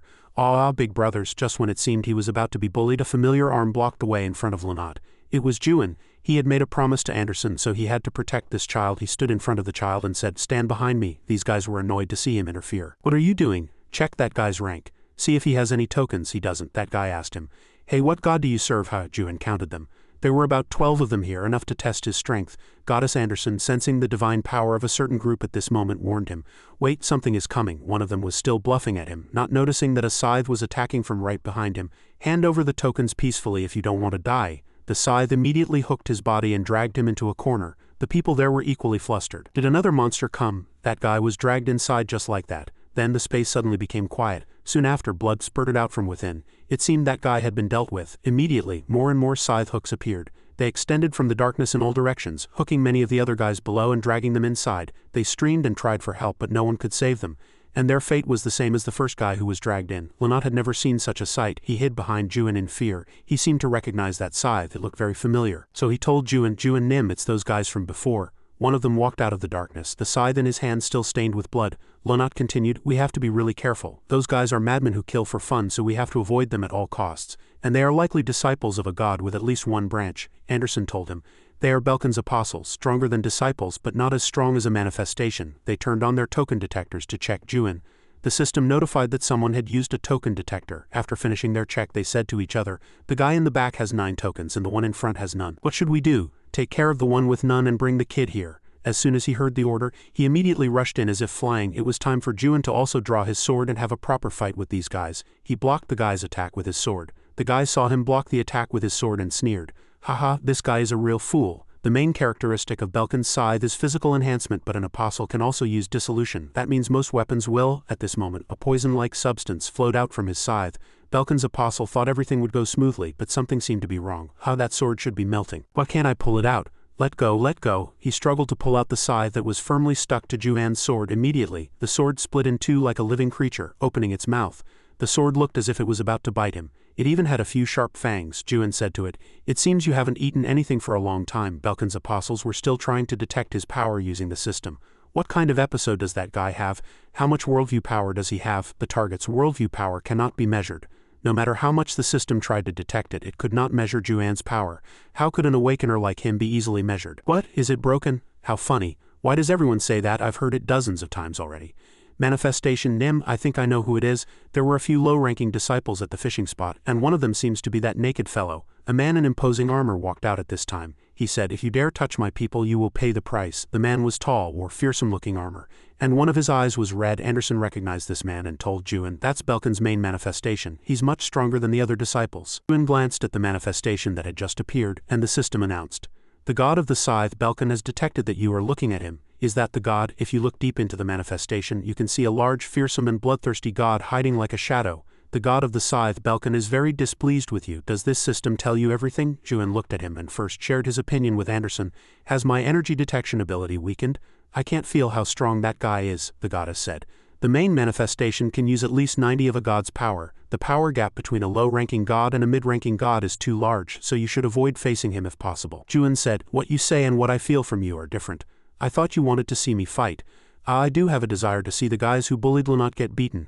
But what I'm most curious about is how strong the awakener I chose is, whether the rumor that you are a monarch massacre is true, and whether you can take revenge on the tower on my behalf." To stop her from rambling on, Juan opened his mind's eye and connected with her. "If you want, take a closer look yourself. Watch how I fight from there." Then, suddenly, Juan saw shining dots slowly appear and form above Belkin's manifestation's head. "What is that?" Anderson asked him. The shining dots began to turn into letters. "Is that a message? A newcomer supporting one god, Belkin's manifestation. How can we see that?" Juan stepped back and prepared to attack. He asked, "Is he there? Wait, are you really going to do it?" Belkin's manifestation, seeing that he was ready at this time, opened his mouth as if he was going to fight after talking to us. "Kill him." As he gave the order, numerous apostles rushed in to attack him.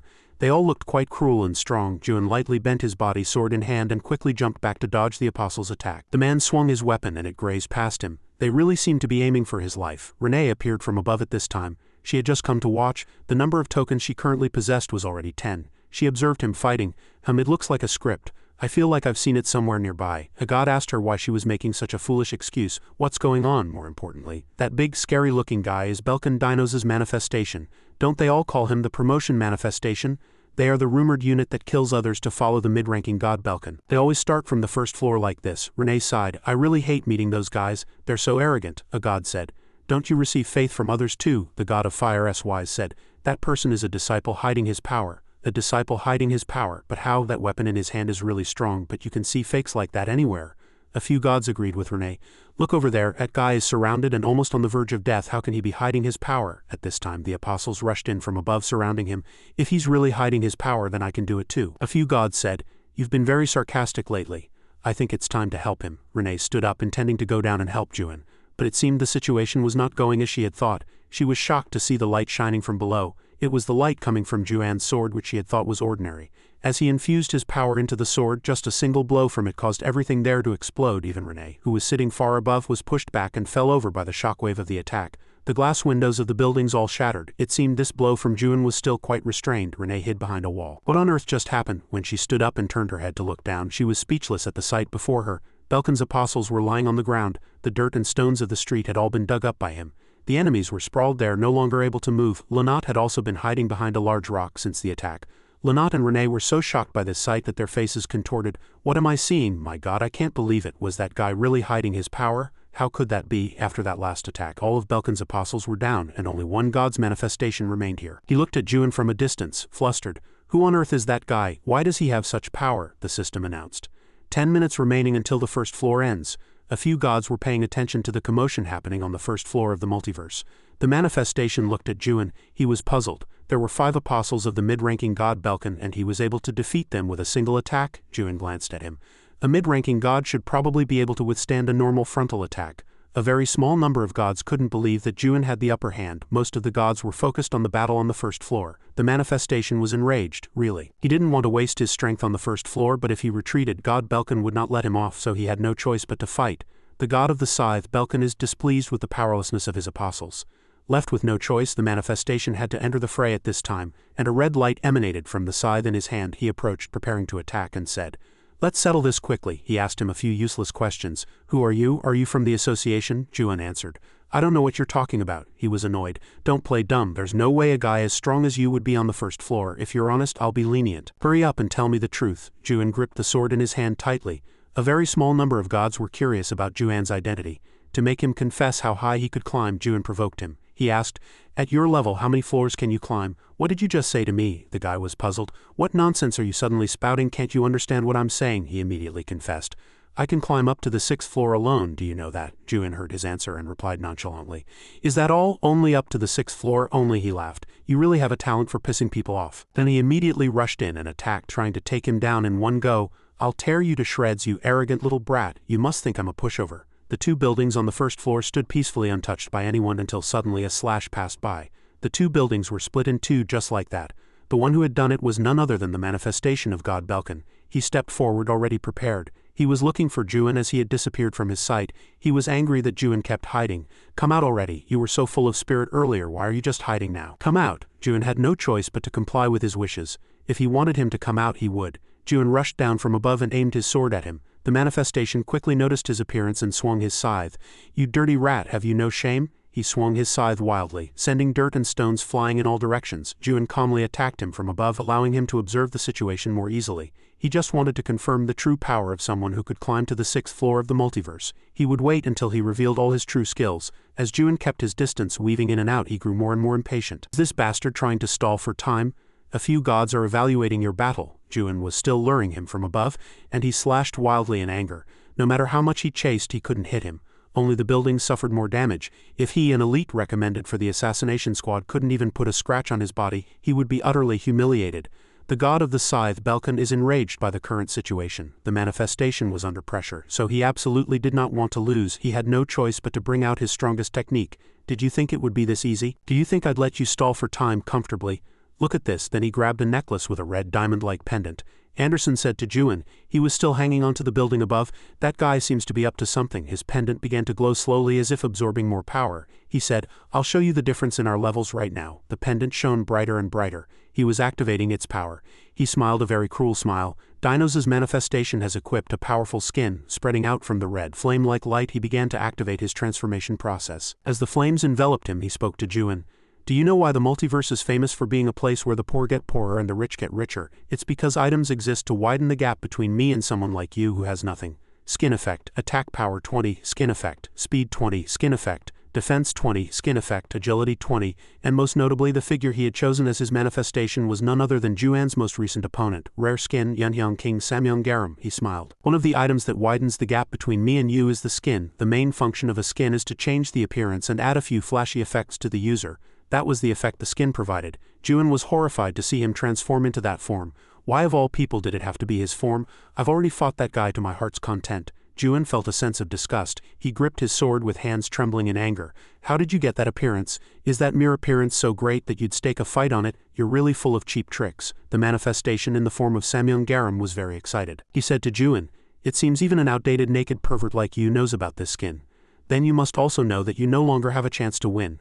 As soon as he finished speaking, he rushed at Juan, attempting to land a punch. It was the exact same technique that the real Samyang Garam often used. Juan, caught off guard, was slightly surprised, and just like that, a huge explosion erupted and raging flames enveloped the surroundings. The god of the scythe, Belkan, supported his manifestation with all his might. The synchronization rate between manifestation dinos and the god of the scythe, Belkan, is increasing. Juan was also pushed back. He wasn't seriously injured, but he still wanted to test his power. Anderson quickly said to him, "Thanks to Belkan's support, his synchronization rate has increased. Stop being stubborn and use my power. That's the only way you can defeat him." Juan was still in freefall at this time, and the imitation Garam was in hot pursuit. But in the end he was just an imitation. The way he joyfully erupted flames from his entire body was somewhat reminiscent of Samyang Garam's style. As he rushed in to attack using Belkan's episode slash, a massive flame swept down to the ground, splitting it open. The windows of all the buildings shattered, and they were not left unscathed by its power. The ground cracked and scattered in all directions with the wind. After starting a boisterous fight, the imitation Samyang Garam also landed. He looked down at the deep crater he had just created with his technique. His empty eyes stared at it. "You could have quietly handed over all your tokens, but you dared to resist and let it come to this. No, you've dug your own grave, you fool." The apostles who had collapsed over here, briefly stunned, finally regained consciousness. They praised their captain. "Lord Dinos is truly amazing. To defeat that monster in the blink of an eye." Manifestation Dinos was still slightly on guard. He stood there for a long time, checking for any changes. He thought to himself that it was really over. How could anyone survive a direct hit from his attack, amplified by a skin in an episode? He was so excited that he only now realized he had wasted too much power on the first floor. Just then he heard the familiar voice of the naked man from behind him. Is that all you've got? Dinos was speechless at this moment. He turned his head in horror to face that indifferent voice. What? Juan was standing right behind him. He hadn't suffered any major injuries either, he said. Now I see what kind of place the multiverse is. Thanks to that, Juan was able to know in advance just how harsh the 6th floor would be. Juan declared in front of Dinos, and of course for his god to hear, he looked at them with contempt. Do you know that you're all weaker than those monarchs? Dinos was so confused at this moment that he couldn't speak as fluently as when he was bluffing earlier. And no, how can he stand up like that? What on earth is happening? Juan pulled one foot back, lowered his stance, and stood firm. The lords of the Almighty Land blocked this technique of mine 4 times, so how about you? Juan thrust his sword forward.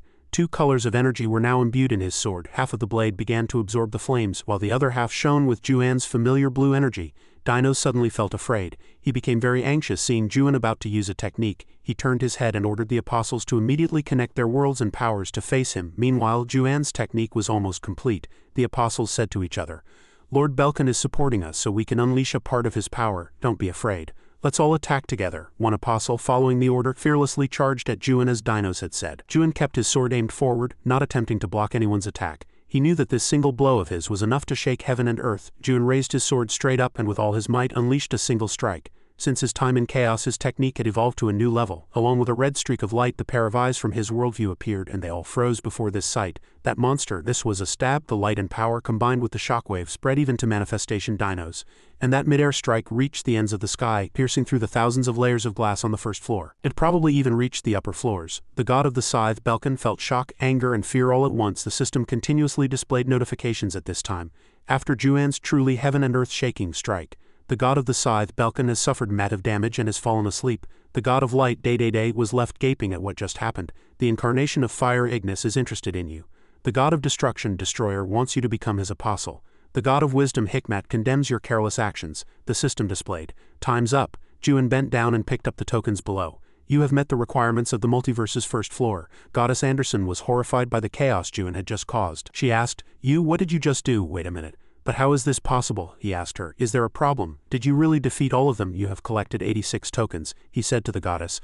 I can't compromise by dealing with every single guy who follows me on the way to the 7th floor. If this tower is also a kind of world, that means it can be destroyed. You have taken first place based on the number of tokens you possess.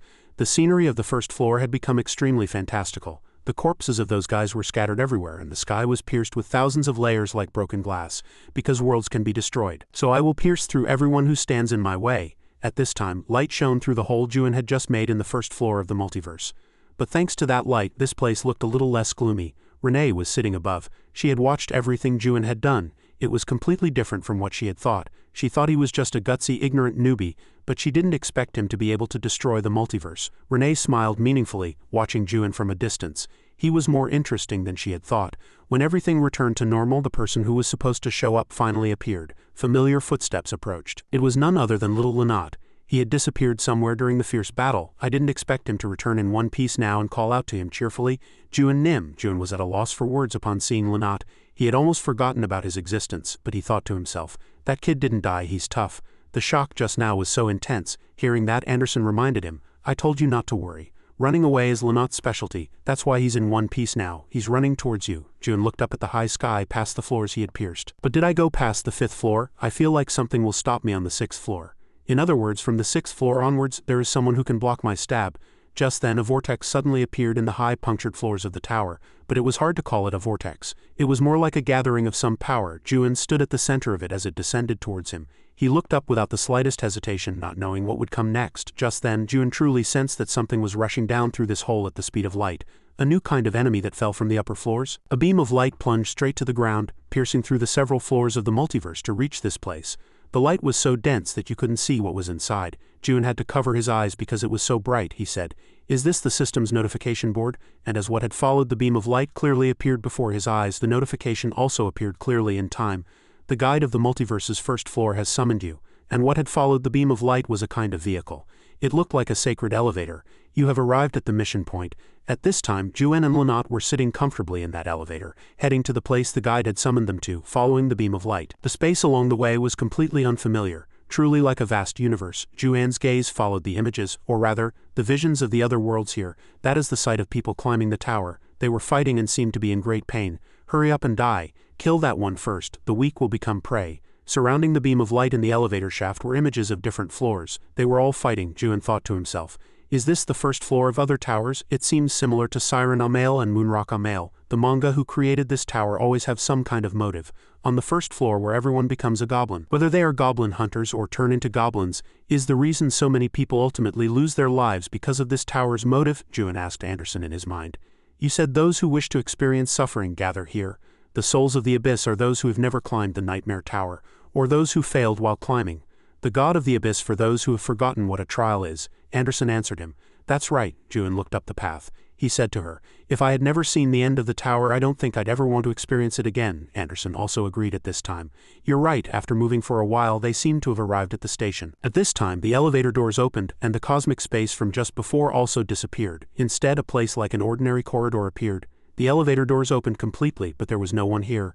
Juan and Lynott stepped out. Little Lynott began to look around with interest and curiosity. He exclaimed, Wow, I guess this is the station. Anderson introduced to Juan. This is the mission point where the guides live. Juan imagined, a guide? Is it something like a bus conductor? Anderson answered him. Each guide manages a different floor. Juan and Lynott discovered a shining stone slate floating there. The two stopped and looked at it. What's written on this slate? I think it's the names of the top rankers in the multiverse. A few familiar names like Uchiha and Moonrock Amail could be seen on the slate. Juan suddenly noticed the name Miss Rachel. Miss Rachel, that name sounds quite familiar. Ah, Juan remembered. It was her, Goddess Anderson's former manifestation. After seeing the names on the slate, Lynott became curious. He tilted his head and asked, Why isn't your name here? Juan Nim, you must have set a new record. Just then, a purple beam of light appeared from a corner of the room. The person opened his mouth. It will be added soon. Juan and Lynott were startled and looked over. Until now, they had been the only ones here. The one who had just appeared had a rather unique appearance. Well, it was hard to call him a person. He had a goat's head and even horns. Everything was slowly revealed. The burly goat man was wearing a rather high-class suit. A golden bell also jingled around his neck. The goat man who appeared had the exact appearance of a real goat. He bowed, extended his hand to the two and greeted them very politely like a butler. So you are the one who set a new record on the first floor. It's a pleasure to meet you. Juan was stunned before the goat's sparkling and magnificent appearance. A real goat? Why do I keep meeting things like this after coming here? Lynott, who was next to him, had disappeared, perhaps out of fear. In just a minute and a half, Lynott disappeared from Juan's side and hopped over to the polite goat man's side. His two eyes sparkled as if he had discovered gold. He seemed very happy to meet the goat man. Are you a real goat? Not in disguise? Can I touch you? Kid, what's wrong with you? After just a few hours of pleading, Lynott pressed down on the head of someone he had just met and climbed on. He was determined to stroke his fur. But the old goat couldn't figure out where this brat had come from to bother him. Wow, your fur is so soft. Meanwhile, Anderson was talking to Juan. More importantly, it seems that guy is working here now. The world has changed. If it's all right with you, could I borrow your body for a moment? I want to talk to that guy myself. It seemed she knew that goat. The goat struggled to peel little Lynott off him, and he turned and greeted Juan. I haven't introduced myself yet. I am Brutus. Have you been well? He suddenly jumped in surprise. How do you know my name? At this moment, he noticed something strange about Juan. You, that aura, don't tell me you're the naked god, Anderson. It is indeed the naked one, you old man.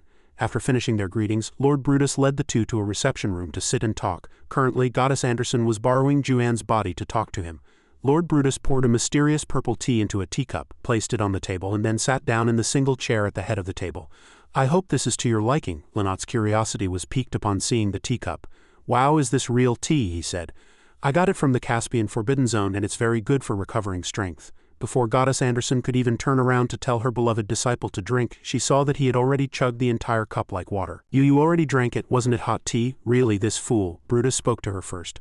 I didn't expect you to come here, Anderson, she replied. Can I take that to mean you missed me? And she asked Brutus, why did you become a guide? Weren't you originally Sebel's manifestation? The Goat Lord answered her. As you know, Sebel is dead. There is no other path for a manifestation who has lost their god. She couldn't agree with this fact and asked him somewhat provocatively. So you voluntarily became a slave to this tower? Otherwise I cannot exist either. He asked Anderson. Why have you returned? She said there was no reason she couldn't return. Don't tell me you've forgotten, Lord Brutus said in a low voice. You will lose your life if you return. You made a contract with the association, didn't you? Goddess Anderson suddenly said in a stern voice. Then did the association keep its promise to me? Anderson, tired from climbing the tower, clutched her head. I saw the things they were selling. Lady Anderson slammed the desk in anger. Why? She pointed to a screen introducing all sorts of useless items for climbing the tower. She demanded, why is everything like this? What's with this price? Since when did the multiverse start selling trash like this? And what's with that slogan? Sorry for bringing you too many benefits, multiverse.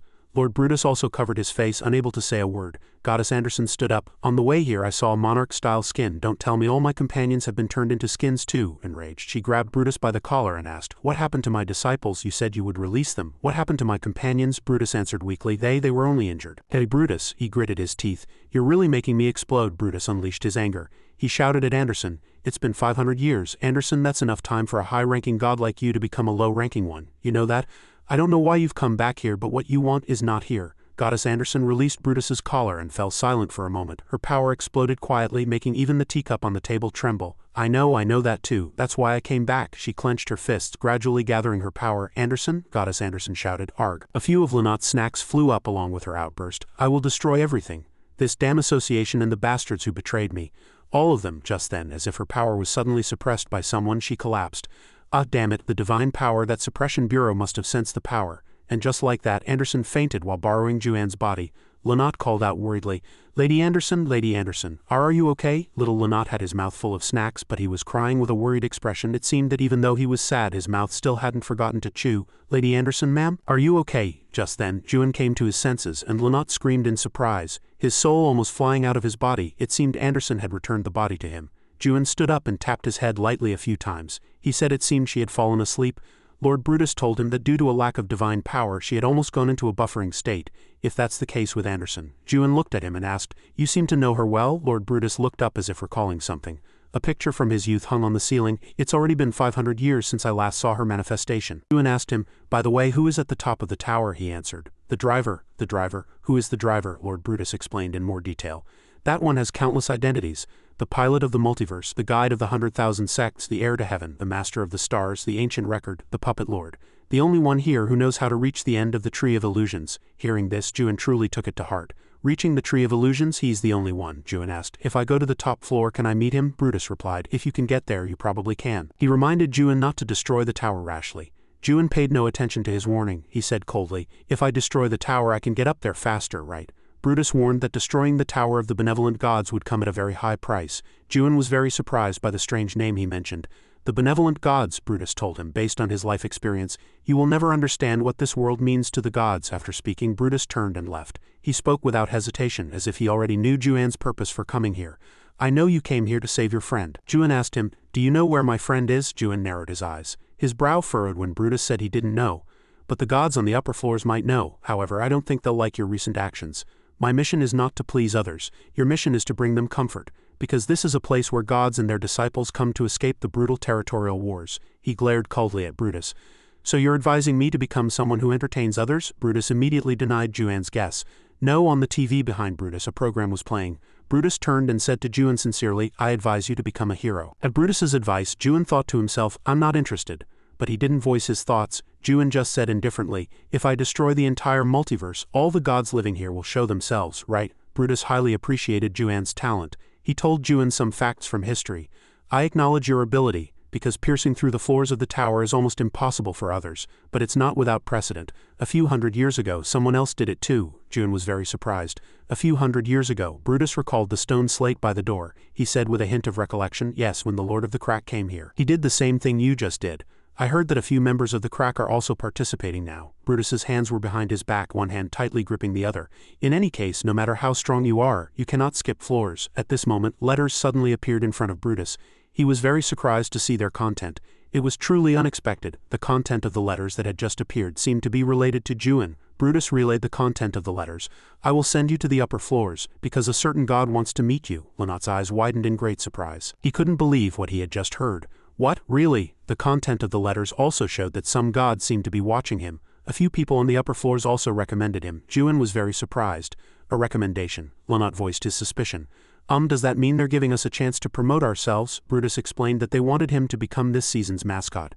Many system notifications appeared in front of Juan. He wondered what this was. Brutus also saw those notification boards. He said it seemed they had arrived. The system continued to display recommendation notifications from various alliances. The Flame Alliance has recommended you, and sent 2 million trust. Condition.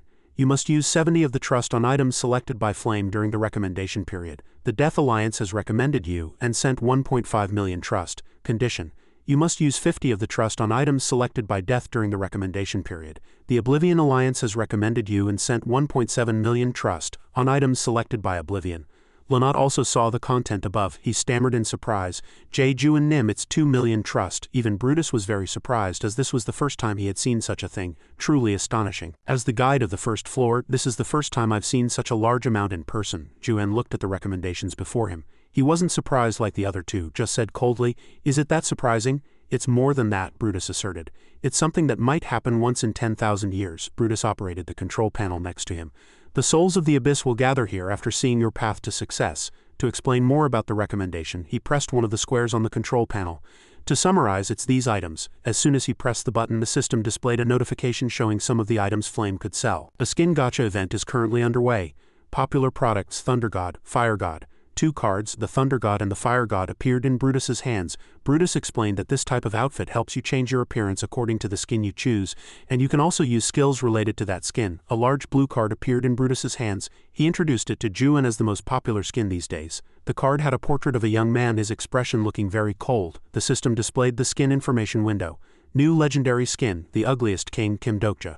Description: this skin was created with the motif of an energetic human whose fame transcends the world of fantasy and the end of the universe. Support option: increase movement speed and attack speed by 40. Juan assessed the man who appeared on the card. He didn't think he was ugly, and he thought the name Kim Dokja was strange, but he didn't say it. He just said, "Kim Dokja. This name is a bit unfamiliar." Lanat raised both hands to the sky, his eyes sparkling. He seemed very expectant and kept urging Juan.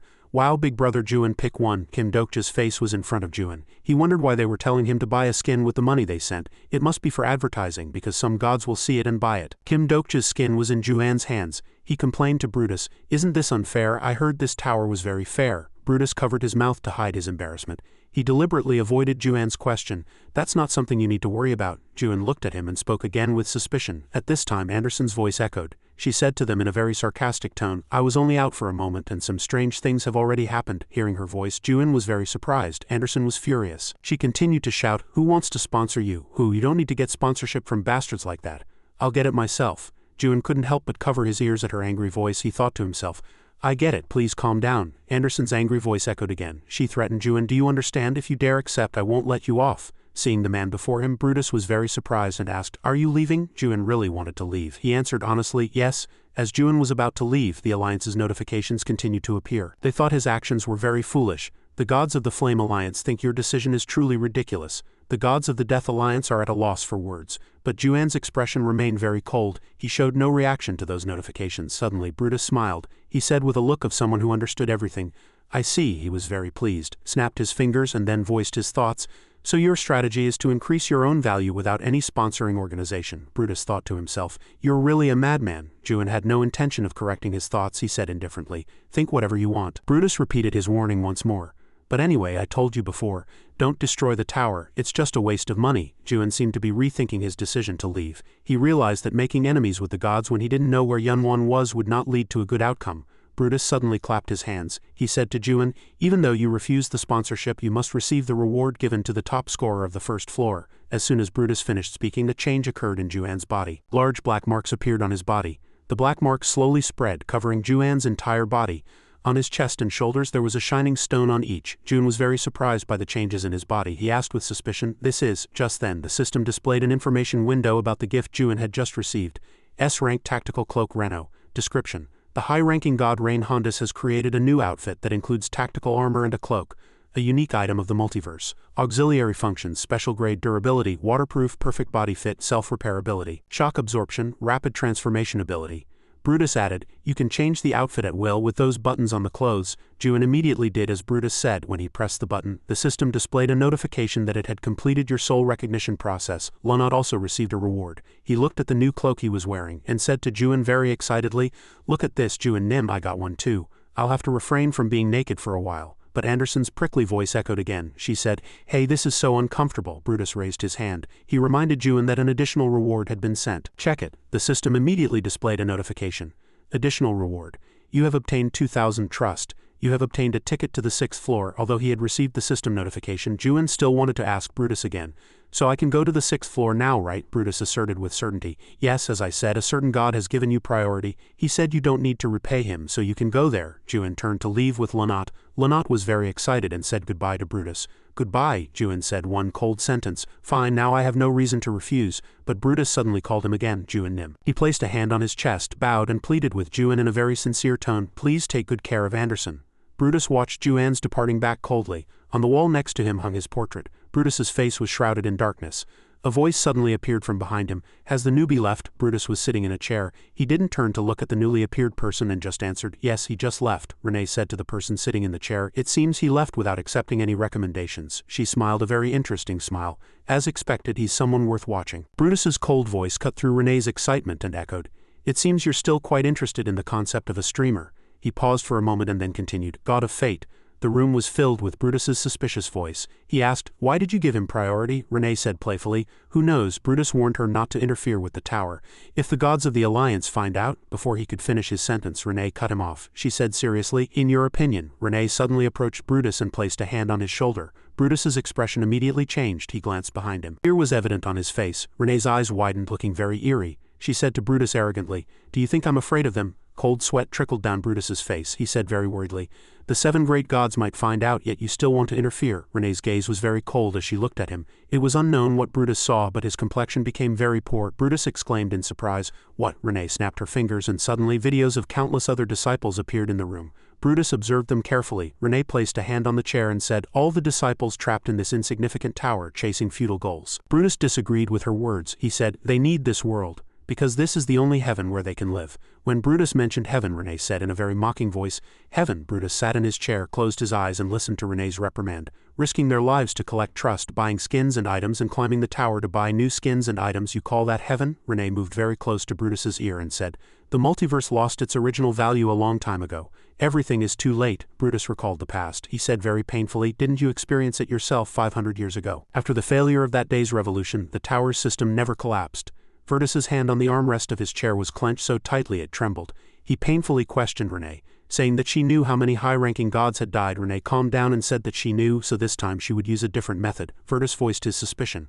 Was that the reason she sponsored him? He voiced his thoughts. He originally had no chance to reach the top floor, but Renee thought differently from him. She asked on the contrary, do you really think so? The ranking slate appeared before them. Renee saw it and said to Brutus, he's in first place. The players' rankings on the ranking slate changed.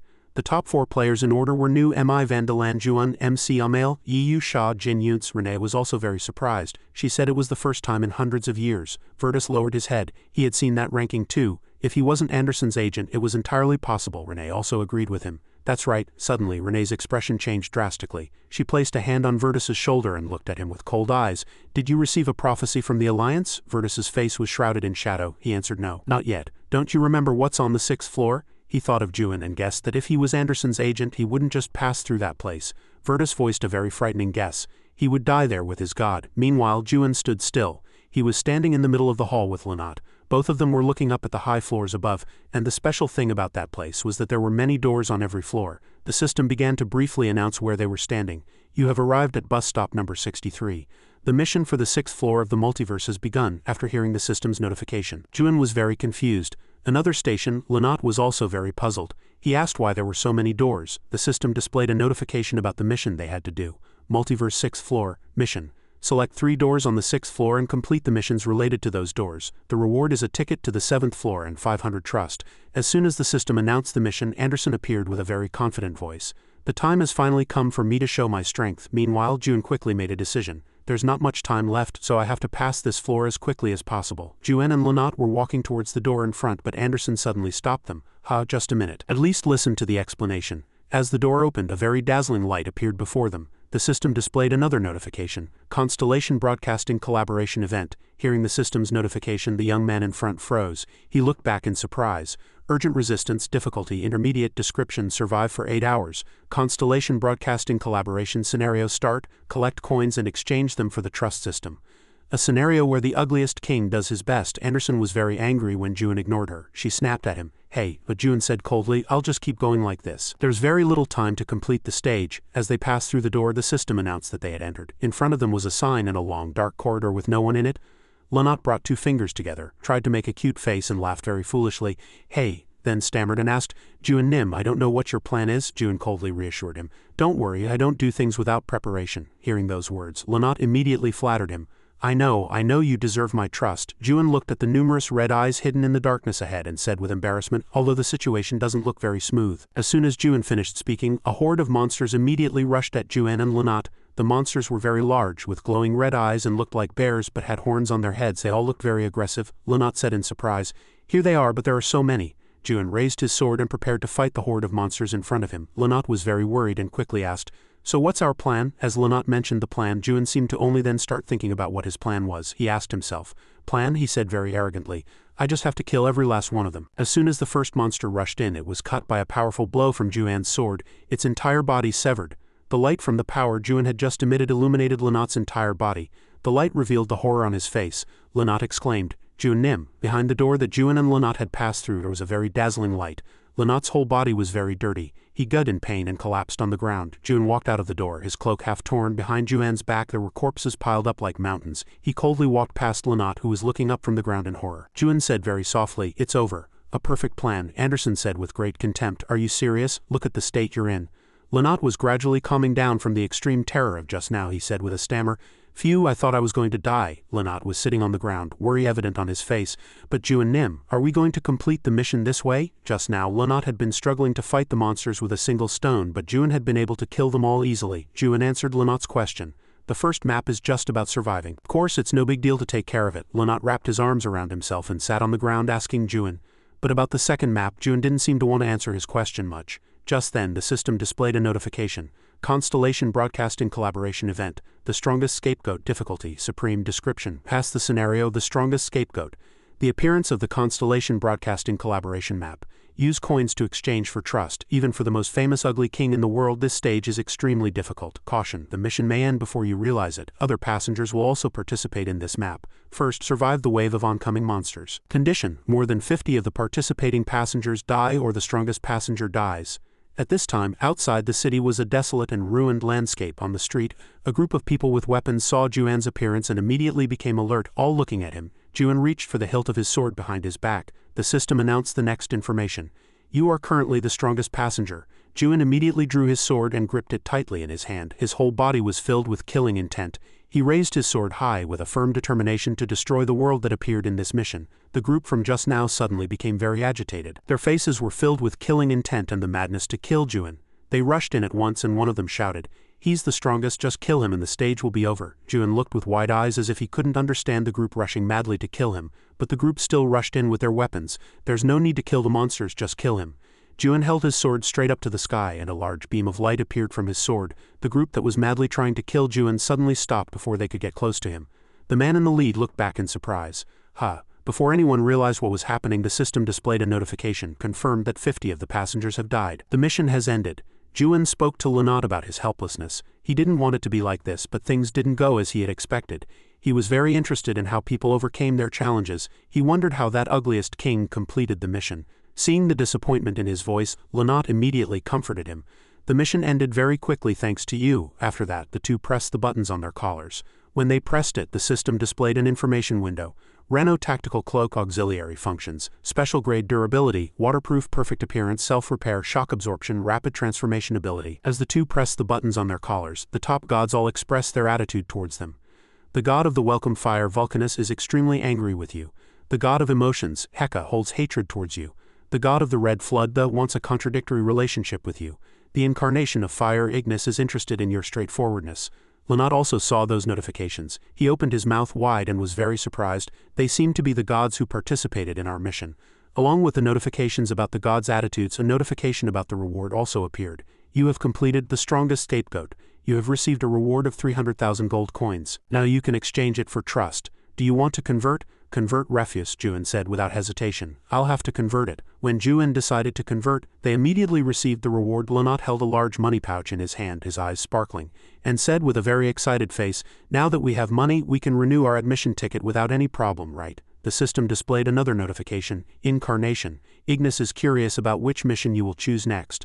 Seeing the system continuously displaying notifications about the incarnation, Anderson became very suspicious. That Ignis guy, it can't be someone I know, right? Juan asked out of curiosity.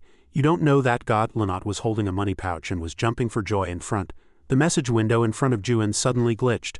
Anderson guessed that it was highly likely to be an impersonation. There's no reason for Ignis to watch this broadcast. Juin looked at the blinking message window in front of him and said, "The message is a little glitchy too," Anderson said with great contempt. "That's because the account level my younger brother is using is too low." Juin voiced his thoughts about Renee, although that woman named Renee seems to have no problem. When Juin said that, Anderson sulked. "Oh, yeah, then just follow her." Juin looked at her helplessly. "Are you already angry?" Juin walked over to Lynott. He said to Anderson, "This round I'll let you pick the door." As soon as Juin finished speaking, Anderson's mood immediately changed. She was very excited. "What, really?" Meanwhile, Lynott seemed to have seen something in front. His face was full of suspicion. The system displayed the next notification. "You have completed 2 missions. Please choose the last mission." Lynott saw the locked doors in front of him. He was very flustered and said to Juin, "But all the event maps that haven't been completed are locked. Only the normal maps are left." Juin also saw those locked doors. He thought to himself, "Is the last mission designed so that you can't choose an event map?" This didn't seem to be out of Anderson's expectations. She said calmly, "I knew this would happen." But suddenly 2 of the locked doors suddenly opened. "Multiverse VR 1.54, Multiverse VR 5.46, Juin said with great contempt. "The 9.61 version we are using is from the Napoleonic era." They approached one door, and outside the door, the system displayed an information window about that door. "Multiverse VR 7.48 floor for classic lovers." Anderson said that was the way to the 6th floor. As a series of updates were applied, the older versions disappeared and were moved to the 6th floor. "Think of this place as a museum for the multiverse," she said. Lynott was standing at the top and looked down at Juin, who was climbing the stairs. He kept talking, but most of it was very classic. Anderson explained that that was how they attracted many passengers. In the beginning, the multiverse was very fair. If you didn't work hard, you couldn't get anything. Lynott was walking ahead. Hearing what Anderson was saying, he was very surprised and turned back to tell her, "Wow, Goddess Anderson, although I can't see you, but I can hear what you're saying." When Anderson said Lynott could hear her voice, she guessed. "It seems his divine power has increased a little after clearing the 1st floor. Although it's a short time, I can say." Anderson's voice suddenly disappeared, and Lynott could no longer hear her. He said with disappointment, "Oh, I can't hear her voice anymore." Hearing Lynott's words, Anderson got angry and cursed. "Damn it." Lynott was looking at the review board in front of him, and he said with great disappointment, "I want to go to a place with good ratings, but there are no places with more than 2 points. On the system board in front of Lynott were all bad reviews about the multiverse rooms. Multiverse VR 9 drivers should reflect. Are you kidding me? You call this a class? You said there was no gas. You said there was no gas. You said there was no gas." Anderson also saw those reviews, she said with contempt. At first, everyone thought so naively. Lynott suddenly clapped his hands, his face very excited. "Oh, I just thought of it. If they put out classic things, there must be the very first version, the original classic version." Hearing Lynott's idea, Anderson praised him generously. "Not bad." Just then he quickly ran and said, "I'll go find the original version." Here. In front was a closed door. Outside was a notice board, Multiverse VR 1.00. "This place is under repair, so outsiders are prohibited from entering." Seeing the contents of the notice board, Lynott's previous excitement completely disappeared and was replaced with despair and frustration. He looked up at the sky helplessly and said, "Under repair." Juin ignored Lynott, who was crying with his face buried in the ground. He coldly walked straight ahead. "It seems the gods are enjoying the pleasures of such a miserable tower." Anderson defended the tower. "It wasn't like this 500 years ago. It made people feel that they could reach the end of the world." Juin coldly interrogated Anderson. "You came here to play this kind of game, didn't you?" Anderson immediately denied it. "No, the reason I came here is the same as yours." Hearing her words, Juin was very skeptical. "The same reason as me." Anderson continued, "I came here to save a friend too." At this time, they arrived in front of a door. Above it was an information window, Multiverse VR 312. Juin was standing in front of the door and Anderson urged him. "Okay, let's go in." Lynott continued to read the review board in front of the door, and it was written there. "Review 0, a place where madmen live, never enter the village." After reading it, he was very worried and said to Juin, "Nim, the rating of this place is not even 1 point." Juin didn't seem to be afraid at all and said coldly one sentence, "It doesn't matter." Lynott touched his chin and voiced his guess. "If we clear a more difficult map, we can get more rewards, right?" Juin grabbed the doorknob. As the door opened, a light appeared from behind it. He said, "Let's go in." At the same time, the system also displayed a notification. "You have selected Multiverse VR 3.12. Behind the door was a white world covered in snow, and the snow was still falling. Juin stepped into the door. Lynott was standing next to Juin. He looked at the desolate, empty space in front of him, and everything here was covered in white by the snow. He said very surprisedly, "It's a little cold here." It wasn't just Lynott who was surprised. Anderson was also very surprised. She said, slightly touched, that she never thought she'd be able to come here again. Juin, who had been silent until now, suddenly looked to the side with sharp eyes. A large, very strange hole appeared near where the two were standing. The space inside the hole looked like a galaxy outside the universe. Juin approached the strange hole closer. He observed his surroundings and realized that the traces of his attack from the first floor were still there. "Did I pierce through to one end of the world?" But as he gripped his sword and looked up at the sky, he saw no cracks. "The one who blocked my attack is here." The system immediately displayed a notification. You have logged into the 6th floor of the multiverse. The worldview of this floor is the era of the Great Revolution 500 years ago. Multiverse 6th floor, VR 3.12 mission destroy, time limit, days. Reward ticket to the 7th floor and 10,000 trust. ? Single quote. After checking the system notification, Anderson said nothing has changed. What great revolution? June continued forward with Lynott. They left long footprints in the snow. June was lost in thought. Destroy? Anderson was very suspicious of his intentions. It was a destroyed world from the start. Is there anything else to destroy? But June didn't answer her question. He asked Anderson, do you know this place? June stopped where he could see a light ahead. He said in great surprise, a fire, is that a village over there? Anderson said, this floor is similar to the 8th floor of the multiverse I once challenged. The passengers either die or flee to another floor. Seeing the desolate place he was in, he made a decision. Since there are no instructions for the mission, I'll have to go over there and take a look. But Lynott recalled the review he had seen earlier and was a little worried. But you saw that review earlier, didn't you? It said not to enter the village. Will it be okay? June glanced at him. He said, we'll know when we get there. They moved toward the light. Outside the village was a high wall. The gate was tightly shut and 2 soldiers stood guard outside. A heavy blizzard was blowing, so the 2 guards couldn't see clearly, only 2 blurry figures approaching them. Seeing the appearance of a stranger, the guard immediately became alert. He aimed his weapon at June and shouted, stop, who are you? June walked on, gripping the hilt of the sword on his back. He said coldly, move. Juan's pupils suddenly contracted as he saw something in front of him. Anderson could feel Juan's sword hand trembling. He asked Anderson worriedly. Juan's body began to glow. He asked her in surprise, hey, what are you doing? Juan narrowed his eyes. The light illuminated the surroundings. Where Juan stood, the light shone intensely and then gradually spread outwards. Lynott caught a falling snowflake in his hand. He looked towards Juan. Divine power, it's really the same, it feels so warm. The guard was so shocked that he dropped the weapon in his hand. He said in fear, don't tell me this power is. His brow furrowed, fear evident on his old face. He shouted, ah. Then he stretched out his hand as if to grab something. He looked at the young man in front of him and called out doubtfully, Lady Anderson. This time Anderson was inside Juan's body. She stretched out her hand toward him and called, Han. Inside the village, the snow was white. Most of the people were asleep. Only one house had a light on, inside Han's house. He placed a cup of water on the table and said, it's not much, but please, both of you drink. Anderson said to him, moved. Thank you. Han watched as Lynott happily picked up the bread in front of him. He said in great surprise, this is really delicious. Han gently patted Lynott's head. Then he asked Anderson, is this child your new disciple, Lady Anderson? Anderson held the cup of water in her hand, her expression very gentle. Han said, so this is now your new body and manifestation? Anderson answered him, that's right. June, whose body had been taken by Anderson, was angered to hear her shamelessly say it was her body. Han seemed very moved by Anderson's appearance. He said gently, you've finally returned to the tower. Anderson looked around Han's small house and asked, Han, what are you actually doing here? He was embarrassed but still answered her honestly, I'm just living day by day. As you can see, I'm living happily, content with what I have, though it's not much. Anderson lowered her head and looked at her cup of water. Are you really living happily? Han was completely silent at that question. Lynott, eating bread, was bewildered by the atmosphere between the two. He looked at Anderson and said awkwardly, they'll be back soon. Anderson asked him, do other people live here too? Han didn't hide it and told Anderson the truth. Kristen and Marion are here, the rest of the people are here too. Han picked up firewood and put it in the fireplace. He said, it's late, so everyone has gone out to work. Knowing they had to go to work, Anderson scolded him angrily. Work? Who told you to work? At Anderson's scolding, Han explained awkwardly, please don't misunderstand. We do that work voluntarily to maintain the balance of this world. The fire in the fireplace continued to burn, spreading warmth throughout the room. Anderson's voice echoed, Han. Before Anderson could finish speaking, Han interrupted. I think they'll be here soon. Han and Anderson waited outside the door. Sure enough, a few people were returning from outside the door. Anderson saw that they were not returning alone, but were bringing something with them. She asked, very curious, what are they carrying? Han answered her. It's ore found in the ruins or the corpses of monsters hunted nearby. She asked again suspiciously, why are they carrying that? Han looked at Anderson. He said awkwardly, that's. Before he could finish, a beam of light suddenly appeared in front of them.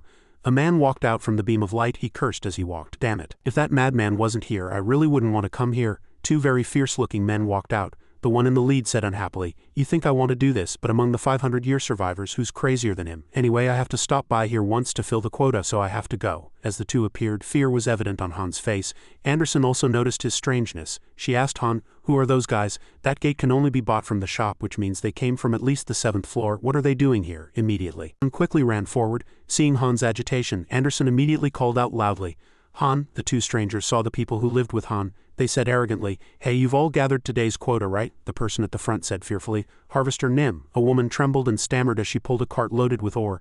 There, a man next to her answered them. We've gathered this much. Hearing the answer, the stranger angrily rushed forward and kicked the man who had just answered in the chest. He scolded him very angrily. You can't even make 5 enhancement stones with this. You're giving me this much and asking for forgiveness? The man was kicked to the ground, clutching his chest in pain. The one who had come with the other man stepped forward to stop him.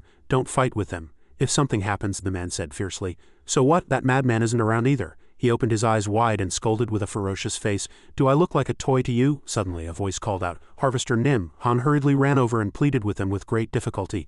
I'm sorry. Please be understanding. There haven't been many monsters recently. The man turned his head, revealing his sharp teeth, and said to Han, Is that so? Then that's an unavoidable reason, but to meet the quota we need a substitute. After speaking, the man pointed to a woman and a man, those two at the end. You two are coming with me. The two who had just been pointed at immediately looked terrified. The woman stammered, Us? The man obviously didn't want to go with them. He hesitated, trying to refuse, but the other man, seeing his companion acting recklessly, grabbed his shoulder and stopped him. I told you not to take the people here. But of course the man didn't agree and even cursed his companion for being a coward. These guys are all stupid and strong. Who cares if we take a few of them? Come here quickly. Han bowed and looked at them. He extended both hands forward and pleaded with the harvester in a submissive posture. Please stop. If you continue, we will also, the man said arrogantly. So what? What are you going to do to me? He continued to shout. Do you think we're easy because we're being nice? Han trembled with fear. He stammered and denied the man's fabricated words. No, we? Then the man approached Han with a contemptuous smile. You miserable people without a god, what can you do? Han's pupils contracted. He began to show anger on his face. A flame appeared in the other man's hand. He said angrily. What's with that expression? His hand holding the flame touched Han's chest, burning the flesh there. Pain was evident on Han's face, but he still gritted his teeth and tried not to scream. The man said fiercely, Do you want to complain? Continuously provoked and bullied by the two harvesters, Han only clenched his fists, revealing his anger. At this time he continued to plead, Please forgive the rest of the people, but there was no way the two would easily forgive them. Han's plea only made him more excited. Interesting. You have quite the pride. The force of his hand on Han's chest increased and the outer skin was burned away, revealing the flesh underneath. But Han was still determined not to let out a single scream. The stronger Han appeared, the more the man wanted to make him kneel and beg in pain. He said with interest, Let's see how long you can last. The others, seeing Han being tortured, couldn't bear it and closed their eyes. The harvester said with great contempt, You are worm-like people who can't even protect your own god. What's the point of protecting your pride now? The harvester shouted at them very excitedly. Kneel and beg for your lives. Suddenly someone grabbed his arm. The man was very surprised. Ha! Anderson coldly called out to Juan. She immediately attacked the harvester. After finishing the attack, she said to Juan, I'll use your body. The harvester was very surprised to be attacked by Anderson, who had suddenly appeared. He opened his eyes wide and looked very miserable and in pain. This bastard, why is he so strong? As Anderson let go of his arm, he had to retreat as soon as he was released. Far from being afraid, he became even more furious and cursed madly. Who are you? Do you know who I am? She looked at the two harvesters in front of her and said coldly, You are minions of the association, aren't you? As soon as Anderson attacked them, the system displayed a notification. Incarnation Ignis has recognized your presence. Anderson repeated the name Ignis. The mention of the name Ignis made her anger even more intense. The minions of that social scum dare to come to my people and cause a disturbance? The harvester gritted his teeth and his eyes widened. His face was a mixture of fear, anger, and dissatisfaction. Then he decided to rush in with all his might. I'll kill you, Mawson. Help me deploy the temple and let's end this. A large flame flew straight toward Anderson. She looked at the flame in front of her with a cold, sharp gaze without fear. Temple deployment. According to Moonrak's record of the Abyss, the gods of the Abyss each possess their own unique worldview. Those gods materialize their worldviews using the faith of their disciples, and their manifestations gain almost invincible power within that materialized worldview. Powerful gods participate in battles directly through their worldviews, and that is temple deployment. The flame that had just appeared in front of Anderson and Lunat suddenly grew larger, forming a giant vortex. The flame demon's colony, Ignis's temple. Lunat shouted in surprise. Wow! Her eyes widened and her pupils contracted. She shouted in fear, Big Brother Juan, Goddess Anderson. The flame spread, trapping Anderson and Han, the harvester said triumphantly. It's too late to regret, you arrogant bastard. His eyes widened and he bared his teeth, looking very terrifying. He shouted, It's time to die. But Anderson was not afraid at all. She still stood quietly, looking at the fierce flame in front of her. Han was surprised to see the fierce flame in front of him. Then he ran toward Anderson and shouted in fear. No, Han ran in front of Anderson and pushed her back with all his might. Anderson was very surprised by his sudden action. The flame became even more fierce, and the surrounding earth and stones were completely shattered. Han was not afraid at all and protected Anderson from behind. He turned his head and called to her. Lady Anderson. The man was even more excited to see the two. He smiled a very twisted smile. I'll turn you both to ash. Anderson was being protected from behind by Han. Her eyes shone and she placed a hand on Han's shoulder. She made a decision. Ju and I will give up everything. 3 small beads of faith appeared in Anderson's hand, she continued. And I will use a little of this faith. Anderson gritted her teeth inside Juan's body. Her pupils contracted and her face was filled with killing intent.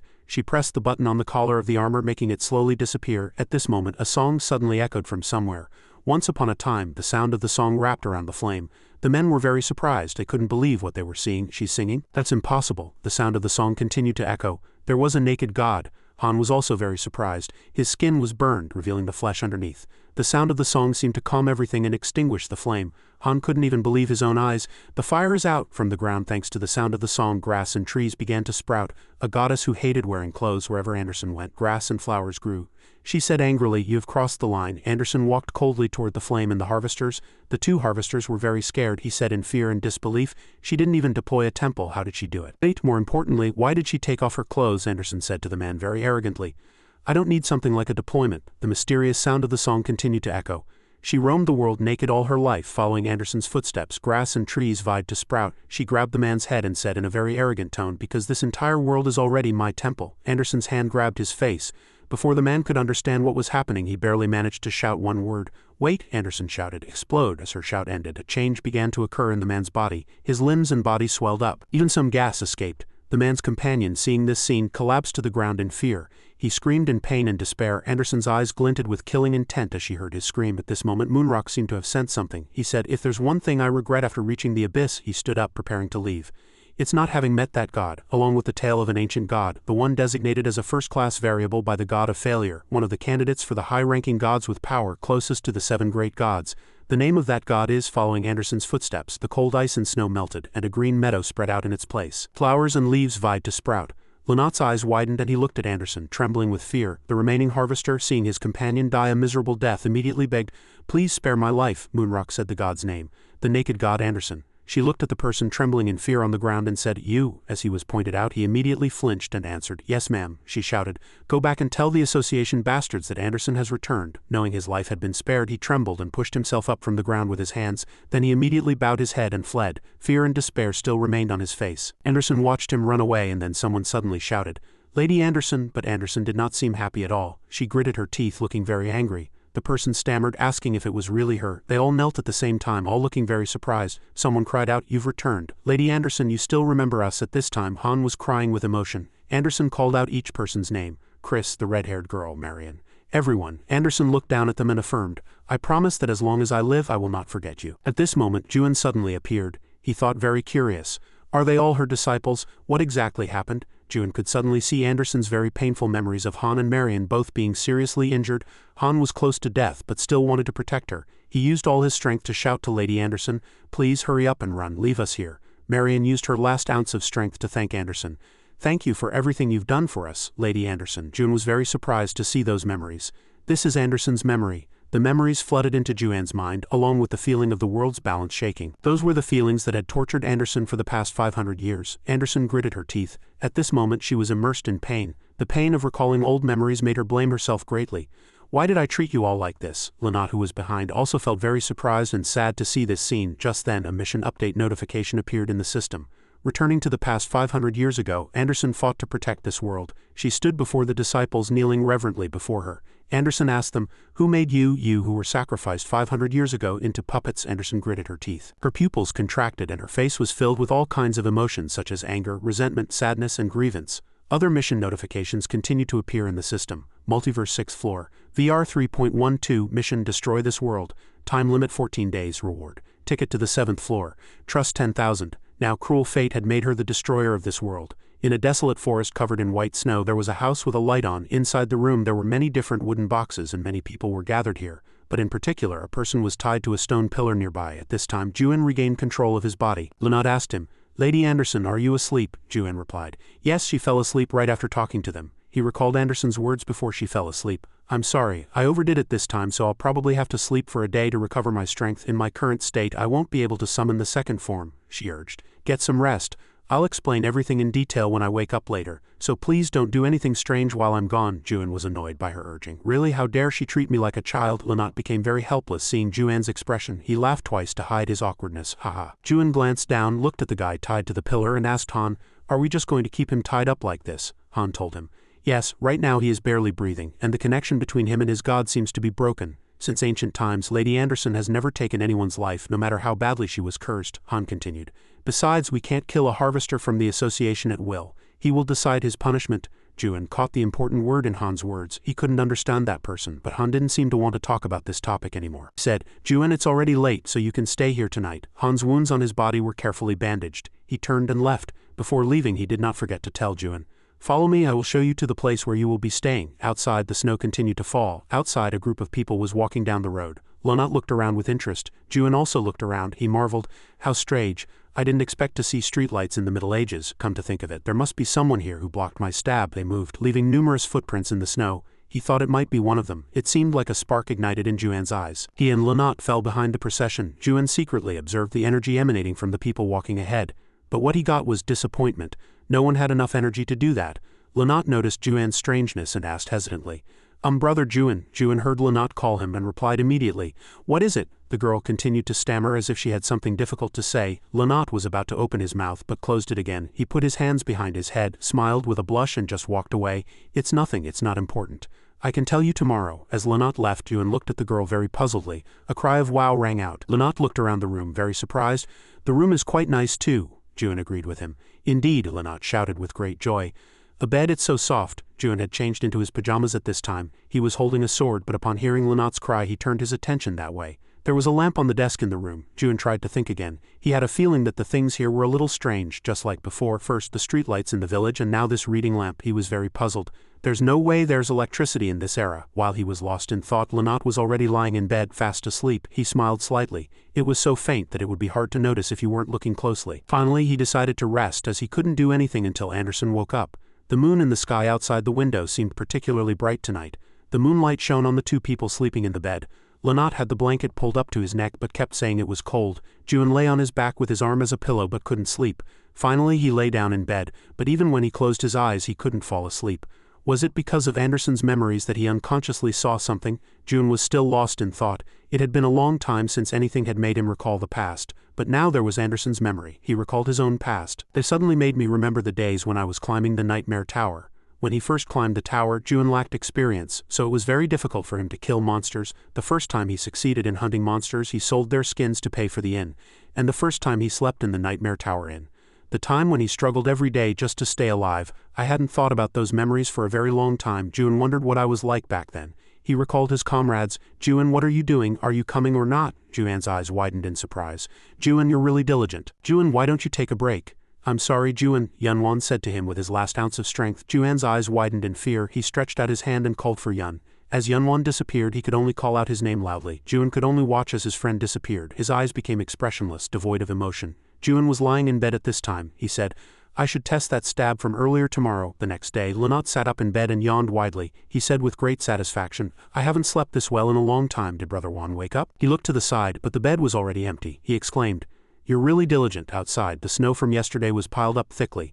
The sunlight was slowly melting the ice and snow. The melted snow formed small puddles on the ground. Juan was concentrating on his swordsmanship training at this time. He asked himself, Since I came to the abyss, has the stab become not just a skill but my story? Lonat watched him practice his swordsmanship from the side. He was so surprised by the techniques Juan was displaying that he could only stare with wide eyes, speechless. Juan noticed that someone had appeared. He stopped and said, You're up really early? Lonat stammered. He wanted to say something to Brother Juan. He first made a request, I want to use the stab too. Can you teach me? Juan refused. The stab is a technique that took me thousands of years of practice to master. It's impossible to learn it in one day. Lonat lowered his head upon being rejected.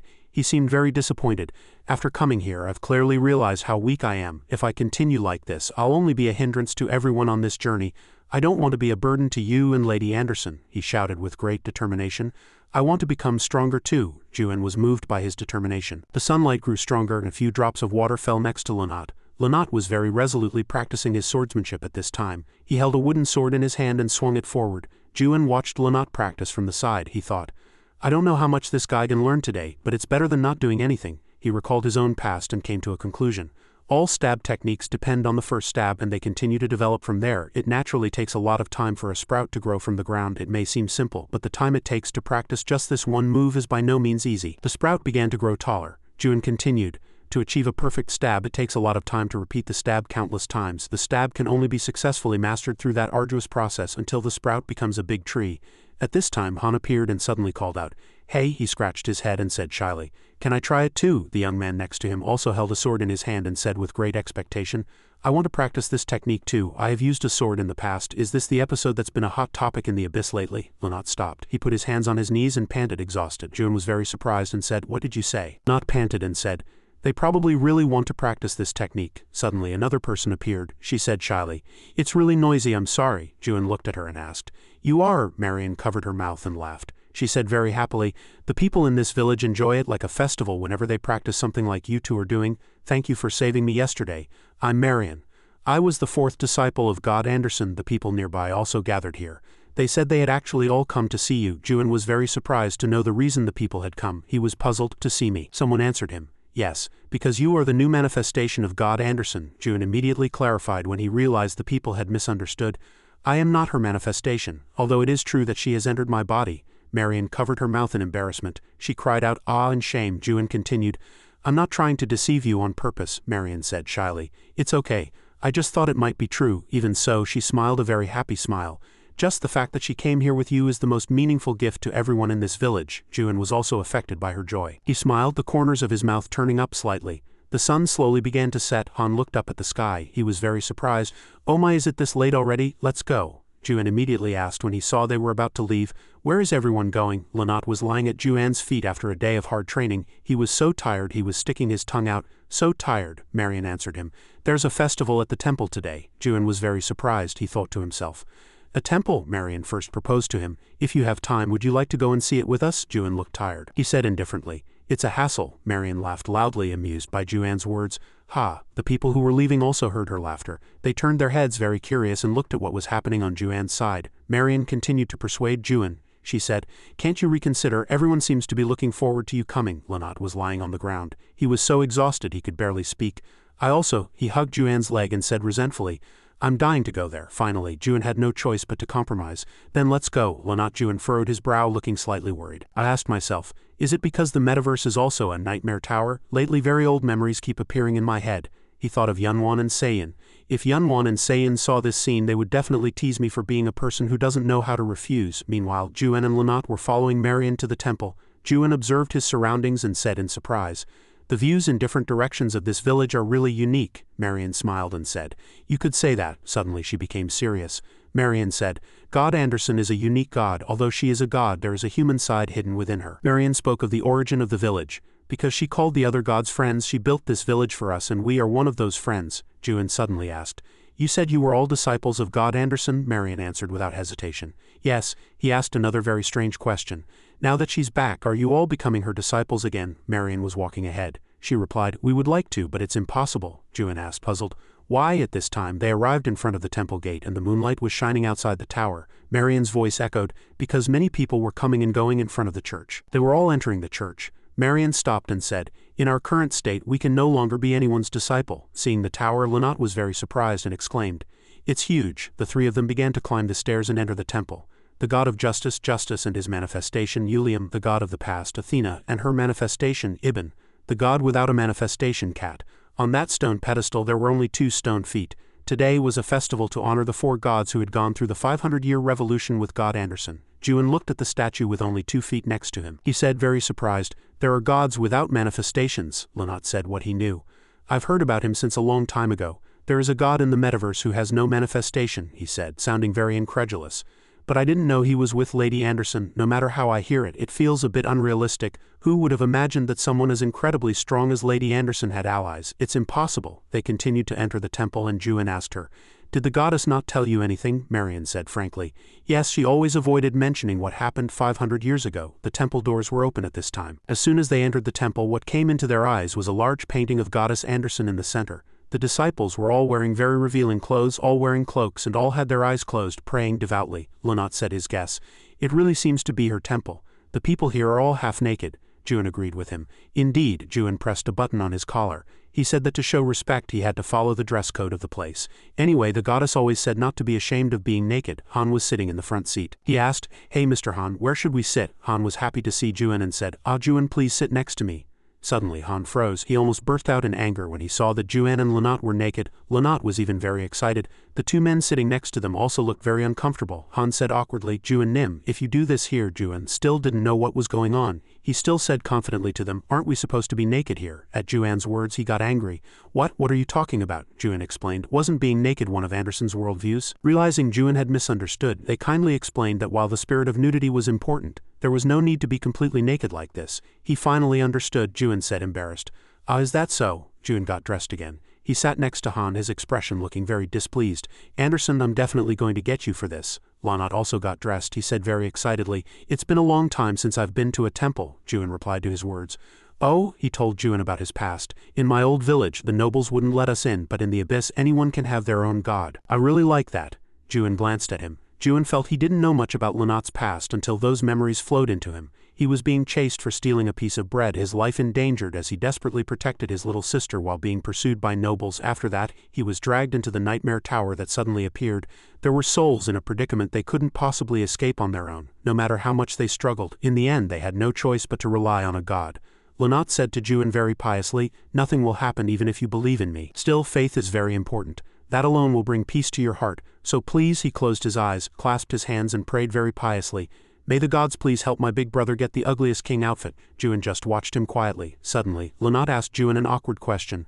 Brother Juan, have you ever prayed? He told Lanat about his past. When I was climbing the nightmare tower there was a foreigner who was religious, he continued, recalling. He said there was a prayer reciting machine in his hometown. No matter what language you spoke, you just had to turn it on and it would recite a prayer. He prayed something like that. But I don't know if their god heard that prayer. Hearing Juan's story, Lanat was very interested in the machine. He said in surprise, that's a really unique machine. It sounds interesting, but I'm not sure if that can be considered a sincere prayer. Hearing Lanat's words, Juan suddenly asked, then what is a sincere prayer to you? Lanat couldn't answer right away. He stammered, oh well, Juan thought in silence. A sincere prayer. He looked at the painting of God Anderson. Everyone has to pray for something. Those people are no longer Anderson's disciples, so who are they praying to? What are they praying for? He decided to use his power to peek at the disciples' energy. A little peek shouldn't hurt. A light flashed in Juan's eyes, but at that moment he was very surprised. He saw the flow of energy inside the church and finally understood. So this is what Anderson wanted to say. 500 years ago she lost them all. To die in the abyss meant that the soul disappeared forever. In the end, only soulless shells were left. Juan looked coldly at the people inside the temple. He thought in anger, can this be called a prayer? Han was also praying with his eyes closed. Suddenly he asked Juan what's wrong. Only when he turned could his bloodshot eyes be seen. Han called out worriedly, Juan Nim. He realized that they were really just puppets. Suddenly someone approached. I have waited for this day for a very long time. Marion stood above, her eyes also bloodshot, looking very fanatical. O stranger who has brought Goddess Anderson. Juan's eyes widened in surprise. He listened quietly as she continued. Could you say a word of blessing? A tear suddenly streamed down from her bloodshot eyes. Marion proposed, for everyone here, won't you? A voice finally echoed. I've finally reached the 6th floor. Everyone, it's nice to meet you. Hello. As the live streamer spoke, the system displayed notifications all at once. Incarnation Ignis has sent greetings to Jen. Thunder God Lele has sent greetings to Renee. Incarnation Ignis has praised your outfit. Around the streamer were several drones and a live broadcast screen. She read the comments and answered their questions. Oh, it's one of the latest models. It's not sponsored. I bought it with my own money. A notification appeared on the system. Thunder God Lele has asked about the skin's name. She took out a card and introduced it. The name. It's Yu Sanga, the woman of moonlight. I got it from the Star Stream Gacha event. Pretty, right? Another notification appeared on the system. Thunder God Lele complains that they also did the gacha but only got Han Miango, the bicycle thief. Oh, the streamer also sympathized with Thunder God Lele. I got 20 of those too. I can't even throw them away. I don't know what to do. The Thunder God, very curious about her, continued to ask. Thunder God Lele asked how you got up to the 6th floor. The girl standing in front of the live broadcast screen seemed annoyed by this question. What do you mean? Do you know how hard it was to get here? A god criticized her. The god of wisdom, Hikmat, says you definitely bought a special pass. The girl held the microphone and immediately clarified, don't misunderstand, I don't have any money. What? Where did I get the money to buy drones? Numerous drones flew around her. The girl raised her hand and said very cheerfully, of course I bought them with the money the gods gave me. For additional information, the name is Hyang. The system continued to display notifications. Anonymous God number 37 asks if their words are true. Anonymous God number 56 asked why they should buy it since it'll break soon anyway. The girl snapped her fingers and said, in that case, the reason I came here is because of the newbie from my previous broadcast. Do you remember? The live broadcast screen showed Juan fighting shirtless but his face was blurred out. The Thunder God asked her very suspiciously. Thunder God Lele asked if you're talking about that shirtless guy. The girl got very excited that someone had guessed right. Yes, that's him. The very person you've all been discussing for the past few days. The one who brought the metaverse to a halt over that kid. Renee's face appeared on the live broadcast screen. She was very surprised and her attitude soon changed. She said bluntly, "You haven't seen my pictures for a few days? I saw them thrown all over the place." The host didn't mind at all. She smiled and continued, "Anyway, about that newbie, the captioned special broadcast, who is that naked man?" appeared on the broadcast screen behind her. The girl raised her hand and told the viewers very excitedly, "I've tracked him to this floor," the girl said in a hushed tone. "More importantly, it seems there's a special reason he came here. As you know, the 6th floor of the metaverse is a place where old maps are mixed together." A message from an incarnation also appeared on the system. Incarnation Ignis says this is a place where perverted Luke puppets live. The live broadcast screen was showing a house covered in snow. The girl was very surprised. "Perverted puppets, oh." The screen showed Juan and Lynette sitting in the temple. She said, "One of the Hyeons has found the newbie." Back to Juan's side, Marion said very fiercely, "O stranger who worships Goddess Anderson," she asked, "will you pray?" The disciples below all looked at Juan at once, their eyes also bloodshot and shedding tears. Juan was silent at their question. Suddenly he stood up and told them, "I am not Anderson." Lynette was very surprised by Juan's sudden action. He shouted, "What?" Lynette became just like them. His eyes became bloodshot as he looked at Juan. "O stranger who worships Goddess Anderson." All the disciples in the room were praying. They asked angrily, "Will you pray for everyone here?" Juan and Lynette were surrounded in the temple, and the question, "O stranger who worships Goddess Anderson, will you pray for everyone here?" was repeated around them. Lynette said in fear, "Why are those people acting so strangely?" Juan's gaze turned cold. He thought, "They don't understand what I just said. They're just responding according to the memories implanted in them. Now I understand what Anderson meant." He was suddenly reminded of the disciples who died in the Nightmare Tower. Blood formed a river. Juan stood on the river of blood and looked at the corpse lying below. He recalled her words, "Juan, if I die, can you play this music box for me sometimes in my place? I wonder if a god can hear the melody of the music box he left behind. If they did, what would his god say?" Juan guessed. Even if a god did say something, what meaning would there be in speaking to a music box? He asked himself. Are gods lonely too? Yes. Juan left that place without turning his head. At this very moment, in front of Anderson's painting, he realized he seemed to understand why these people kept praying. Just like the reason the disciple in the Nightmare Tower kept praying, these people were the same. Because a god only exists when humans pray, that was why they had prayed without rest for 500 years. Only then would they not forget their god. Only then would they remember their god forever. After finishing his thoughts, Juan called out to Han. He said to the man praying next to him, "You can stop praying now." As Han raised his face, Juan continued, "Your devotion has already been proven." He said gently to the man, "You can rest easy now." At this time, Han suddenly called out, "Juan Nim." He looked at Juan and asked, "Will you pray for everyone here?" Juan closed his eyes, his hands clenched tightly. Lynette saw his strange state and called out worriedly, "Juan Nim." He suddenly reached for the sword on his back. Lynette was very worried that he would do something foolish. "What are you trying to do now?" The sleeping Anderson suddenly woke up and shouted, "Stop!" Juan was also very surprised to hear that voice. He was suspicious. Anderson light began to appear from Juan's body. Juan asked Anderson worriedly, "What are you trying to do now?" The moonlight from outside shone through the window and Juan's voice echoed, "They no longer remember who they are. It's time to set them free." Anderson was in great pain. Juan told her it was selfish to want to keep them. Anderson's body trembled. She said, If your friends became puppets like them, what else could you do?" Anderson shouted in agitation. She burst into tears of pain. Juan was also at a loss for words at that question. He gritted his teeth, but he shouted very resolutely as he drew the sword on his back, "I'll end it with my own hands," Anderson hypothesized. "What if there was a way to turn them back into people? Would you still want to kill them?" Juan couldn't believe his ears. He asked, "What did you say?" "There's a way," Anderson said. "There is," but she added, "I can't be sure." She hesitated slightly. "But someone out there must be making these puppets." A flock of black crows flew out of the temple. The temple doors suddenly opened. Juan glanced at the woman entering the temple. She said very surprised, "It's been a long time since a stranger visited this place." The disciples inside the temple turned their bloodshot gazes on her. But she was not afraid or reactive at all. A black crow sat on her shoulder. Miss Rachel looked at Juan and asked, "Who are you?" She seemed to have discovered something. Juan recalled the face he had seen in Brutus's room, looked at the newly appeared woman and said, "You are one of Anderson's former manifestations. Miss Rachel, is that right?" Miss Rachel sensed something and smiled. "Such a familiar energy. I know who you are." Juan's eyes flashed once more. She continued, "I'm sure you will waste a lot of time." Her face changed very frighteningly as she said two words, "My friend." Juan gripped his sword tightly. He realized that Rachel was just an empty shell like the other puppets. What god is controlling her? Suddenly, Anderson inside his body became very enraged. She kept demanding, "How dare you? How dare you do such a thing?" Anderson's power erupted madly. She shouted, "I will kill you." Following Anderson's power, a meadow slowly spread toward Miss Rachel. She did not avoid it. "It seems you like the gift I prepared." But Miss Rachel emitted a black aura. She said with great contempt, "Anderson, you've grown weak after 500 years. Anderson rushed forward and shouted in anger, "You bastard, how dare you turn Rachel into a puppet?" She shouted. "Cat." Juan was very surprised that Anderson mentioned the name Cat, one of the 6 strongest gods in the metaverse and the puppet maker. The god without a manifestation, people once called him the Crow King. Juan continued, And also a god Anderson once considered a friend. She looked at Juin and asked, "Are you Anderson's new manifestation?" She said with great contempt. "You seem a bit different from her usual type." Miss Rachel emitted black smoke and the ground where it passed immediately shattered. Juin asserted, "You're definitely the one who made the puppets in this village." He looked at her with eyes full of killing intent. "Everyone," Juin drew his sword and pointed it at her. He commanded, "Turn them back to how they were, back to the past when Anderson's revolution failed 500 years ago." Some of the gods who sided with Anderson were purged by the association, and some were scattered. Many people gathered outside the Nightmare Tower. But Eden was different. Some say he didn't suffer the same fate because he betrayed Anderson. Others say the association kept him alive because they saw his abilities could be of use. It's unknown how he survived, but one thing is certain. He is one of the strongest gods to have survived in the metaverse. Unlike the other destroyed gods, he still held the authority of a high-ranking god. At this time, Miss Rachel said with contempt, "Anderson's new manifestation, as I recall, she doesn't usually like manifestations like you." Juin looked at her and asserted, "You are definitely the one behind controlling everyone in this village." He commanded her with eyes full of killing intent, "Hurry up and turn them." Juin drew his sword and pointed it at her. He continued, "Back to how they were, Rachel, or rather it would be more accurate to call her Eden." She said very arrogantly, "Such grand words, but you cannot defeat me." A vortex made of black aura was forming in front of them. She continued, "In my 2,000 years of life I have overcome countless terrible disasters." Eden's eyes suddenly turned purple, crow's eye story weaving.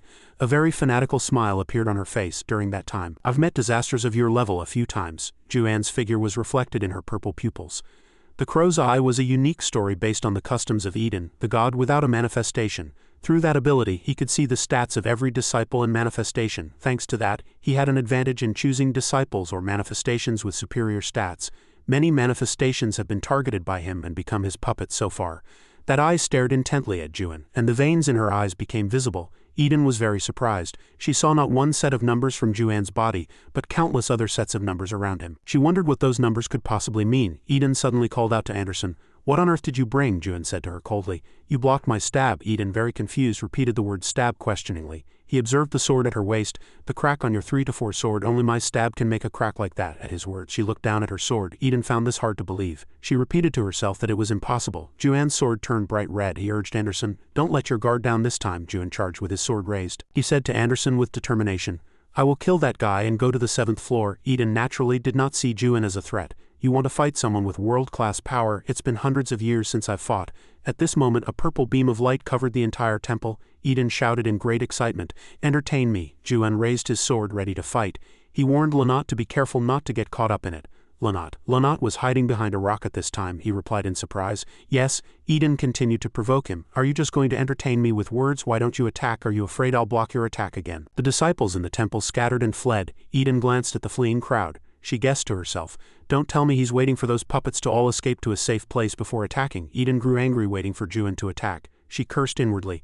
"How ridiculous, but isn't this taking a little too long?" Suddenly she was horrified. A beam of light shone on her face and a bright red pillar of light appeared in front of Eden. In front of Juin were countless red orbs surrounded by black smoke. Eden's eyes widened in surprise. She thought to herself, "Wasn't he just going to stab once?" She shouted in a fluster, "Hey, wait a minute." "Wait!" But Juin unleashed a technique just like that. Eden shouted angrily. "I told you to wait a minute," she continued. Eden shouted in rage. "I told you to wait a minute." At this time, 7 red beams of light were rushing towards her at high speed. Waterlost Juan's 7-fold strike. The attack caused a huge explosion. The temple was thus easily blown up by Juin. Dirt, stones, and dust fell one after another. When all the dust settled, the ruins of the temple were revealed. Juin just stared coldly at the scene before him. Eden suddenly spoke. "You." She struggled to stand up, her body covered in dirt. Her clothes were torn to shreds. Eden asked, "What's your name?" "Crow's armor." "Cat's story." Juin turned his head and told her. Juin asked curiously, "It means catastrophe." Suddenly, Anderson appeared and reminded him to be careful. "Eden doesn't usually ask for disciples' names," she continued. When he asked for someone's name before Anderson could finish, her words were cut off by the sound of crying. She suddenly started crying, sob.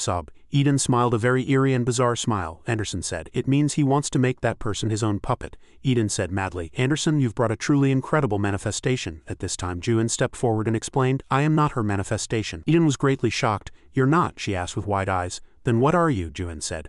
"I am a friend who has been through life and death with her." Eden paused at his words. She asked herself, "A friend who's been through life and death?" In the collapsed temple, Eden's voice echoed very clearly. "Anderson, you still have friends who've been through life and death? Weren't all the friends who went through life and death with you on the battlefield that day 500 years ago dead?" Fragments of Anderson's painting were scattered on the ground. Eden shouted madly, "Every single friend who went through life and death with you is dead." Eden, in a rage, madly stomped on the fragments of Anderson's painting under his feet. Anderson said to Juin, He was a madman 500 years ago, and he's still the same madman now after 500 years.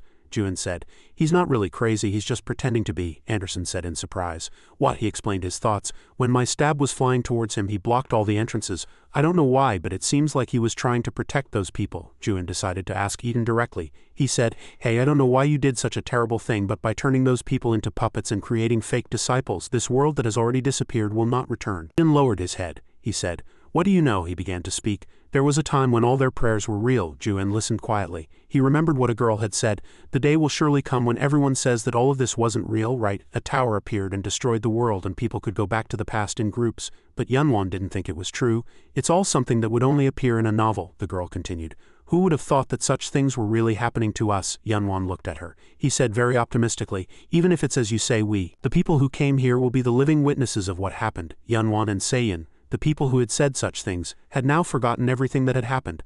The veins on Juan's hand bulged as he gripped his sword tightly. Only my memory was intact, so I became the only person who saw the end of the tower, remembering those times when we fought, when we risked our lives to climb the tower to protect the reality everyone had returned to. Everything now only remains in my memory. If Eden, like me, couldn't forget the past of 500 years ago, that must be the reason he couldn't leave this world. Eden took a step closer. He said in a very mocking tone, you don't understand. How can an ordinary human like you understand that? Pink lines appeared on the rock outside. Eden continued, if you are a friend who has been through life and death with Anderson, a pair of jet black wings sprouted from Eden's back. He provoked Juan. Prove it to me. Eden's eyes turned completely purple, looking very terrifying. Eden stretched out his hand. Suddenly, Juan's expression changed. He shouted, run, Lanat. Then Lanat ran for his life with all his might. Eden stretched out his arm and chased after him. He began to deploy the crow's graveyard temple. A huge flock of crows appeared in the sky, attacking them on Eden's command. Below, a purple liquid was holding Juan's feet. Juan frowned. He felt very uncomfortable at this time. Anderson appeared, she said. He has deployed the temple. He was now firmly held by a pair of hands made of purple liquid. Suddenly a familiar voice was heard. Juan, someone was crawling out of the liquid. It said, please don't leave me alone. What had just appeared was a figure identical to Chan and Yunwan. They continued to say, save me, help me. Don't go without me. Juan was surprised to see the newly appeared things and said, this is, Eden answered him in a very perverted way, this is a memory of the people you care about most, monsters in the form of friends. Juan's acquaintances continued to appear from the water. They pleaded with him, help me, Juan, don't go alone, save me. A beam of light flashed from Juan's eyes. The beams of light moved towards the newly appeared monsters. Juan used clear inquisition. At this time he was firmly held by them and could not move. He thought angrily, it probably won't be easy to analyze. This is a solid worldview that has been experienced for thousands of years. Black water droplets flew up and stuck to his body. If this continues, Juan thought worriedly, I'll be swallowed up. He threw a punch forward, self-obedience. But the liquid continued to approach Juan to swallow him. Juan was very worried. I have to use self-obedience to speed up the thought process. I have to find a solution quickly. Anderson cursed angrily. Damn it, we have no more faith. Juan's body was slowly being swallowed. Anderson said, only a temple can stand against another temple. If only I had a little more power. Juan gritted his teeth. He thought, the only thing that can stand against a temple is another temple. Juan calmed down and looked up. Before being completely swallowed by the liquid, he thought of one thing. If a unique world is a temple of power, wouldn't it be usable? If so, if I add the law of electricity to my unique world, there will be a way to escape this situation. After finishing his thoughts, Juan immediately put them into action. A red beam of light appeared from among the monsters. Juan shouted, awaken, law of the 4th grade. A pillar of light appeared in the middle of the liquid. Eden was puzzled. Light? Suddenly, he opened his eyes wide, unable to believe the scene before him. Impossible. The pillar of light shot straight up into the sky, seeming to be slowly destroying Eden's temple. He was greatly shocked. It can't be. My temple. Eden rushed forward. He couldn't believe his temple had disappeared. He raised a hand to his forehead. Eden was floating in the air, he said in disbelief. He built a temple himself, but this, Eden's feet were slightly off the water's surface. Eden looked at Juan. She said, hey, a temple is a power that only gods can use. This isn't Anderson's temple. What trick did you use? Juan answered coldly. Does it matter? Eden said, of course. If the world you chose is Anderson's, Eden continued, a temple represents the world that God sees. His voice held no trace of contempt for Anderson. What kind of childish world is this? Anderson, is this what you chose? Temple deployment. Eden's eyes widened in surprise. Below, countless bizarrely shaped monsters leaped out of the water, surrounding Eden in the center. Juan called this a post-apocalyptic world. He looked at the giant skeleton in front of him and said with disgust, what is this? A giant skeleton rose from the water. Juan looked at him with sharp eyes. Your worldview isn't that special either. Eden opened his eyes wide and looked at what had appeared in front of him. He saw a strange red circle in front of him, and at that moment Juan rushed in to attack him. Eden suddenly realized something. He thought quietly, I see, this is his world. Eden smiled a very eerie smile. Before Juan's sword could kill him, he quickly raised both hands and said, I surrender. Juan was very confused by his actions. Eden smiled a very pleased smile with no hint of anger. He said once more, I lost, I surrender. Everything returned to normal, but the temple was completely in ruins and the painting of Goddess Anderson was half destroyed. Eden cleared his throat lightly once and said, Ahem. Yes, it's only natural for you to do this to subdue me. He was tightly tied to a chair by Juan. But he still looked very pleased, he said with interest. As expected of something I made, it's truly amazing. A few notifications appeared on the system. Divine power suppression device, 500 trust. Movement restriction chair, 500 trust. Juan looked angry at him. He raised his fist and asked himself, should I just kill this guy? Lanat grabbed his arm and stopped him from doing anything foolish. Anderson advised, calm down. In any case, he's willingly submitting to us, Anderson continued. He may not look like it, but he is one of the 6 gods of the metaverse. He's not weak. Lanat scratched his face. He voiced his suspicion. He's an incomprehensible god. Not only did he suddenly surrender, but he even sold his own things to tie himself up. Juan lowered his head. Anderson continued, he's always been like that. For the past 500 years, no one has understood him. At this time, Marion and the others returned to normal. She approached and asked, Mr. Juan, are you going to kill him? Juan asked her back. He's the one who turned everyone into puppets. Why are you worried about him? Marion said. Because, before she could finish, Han interjected. He said, we asked him to do it. Han placed a hand on his chest. He repeated those words once more.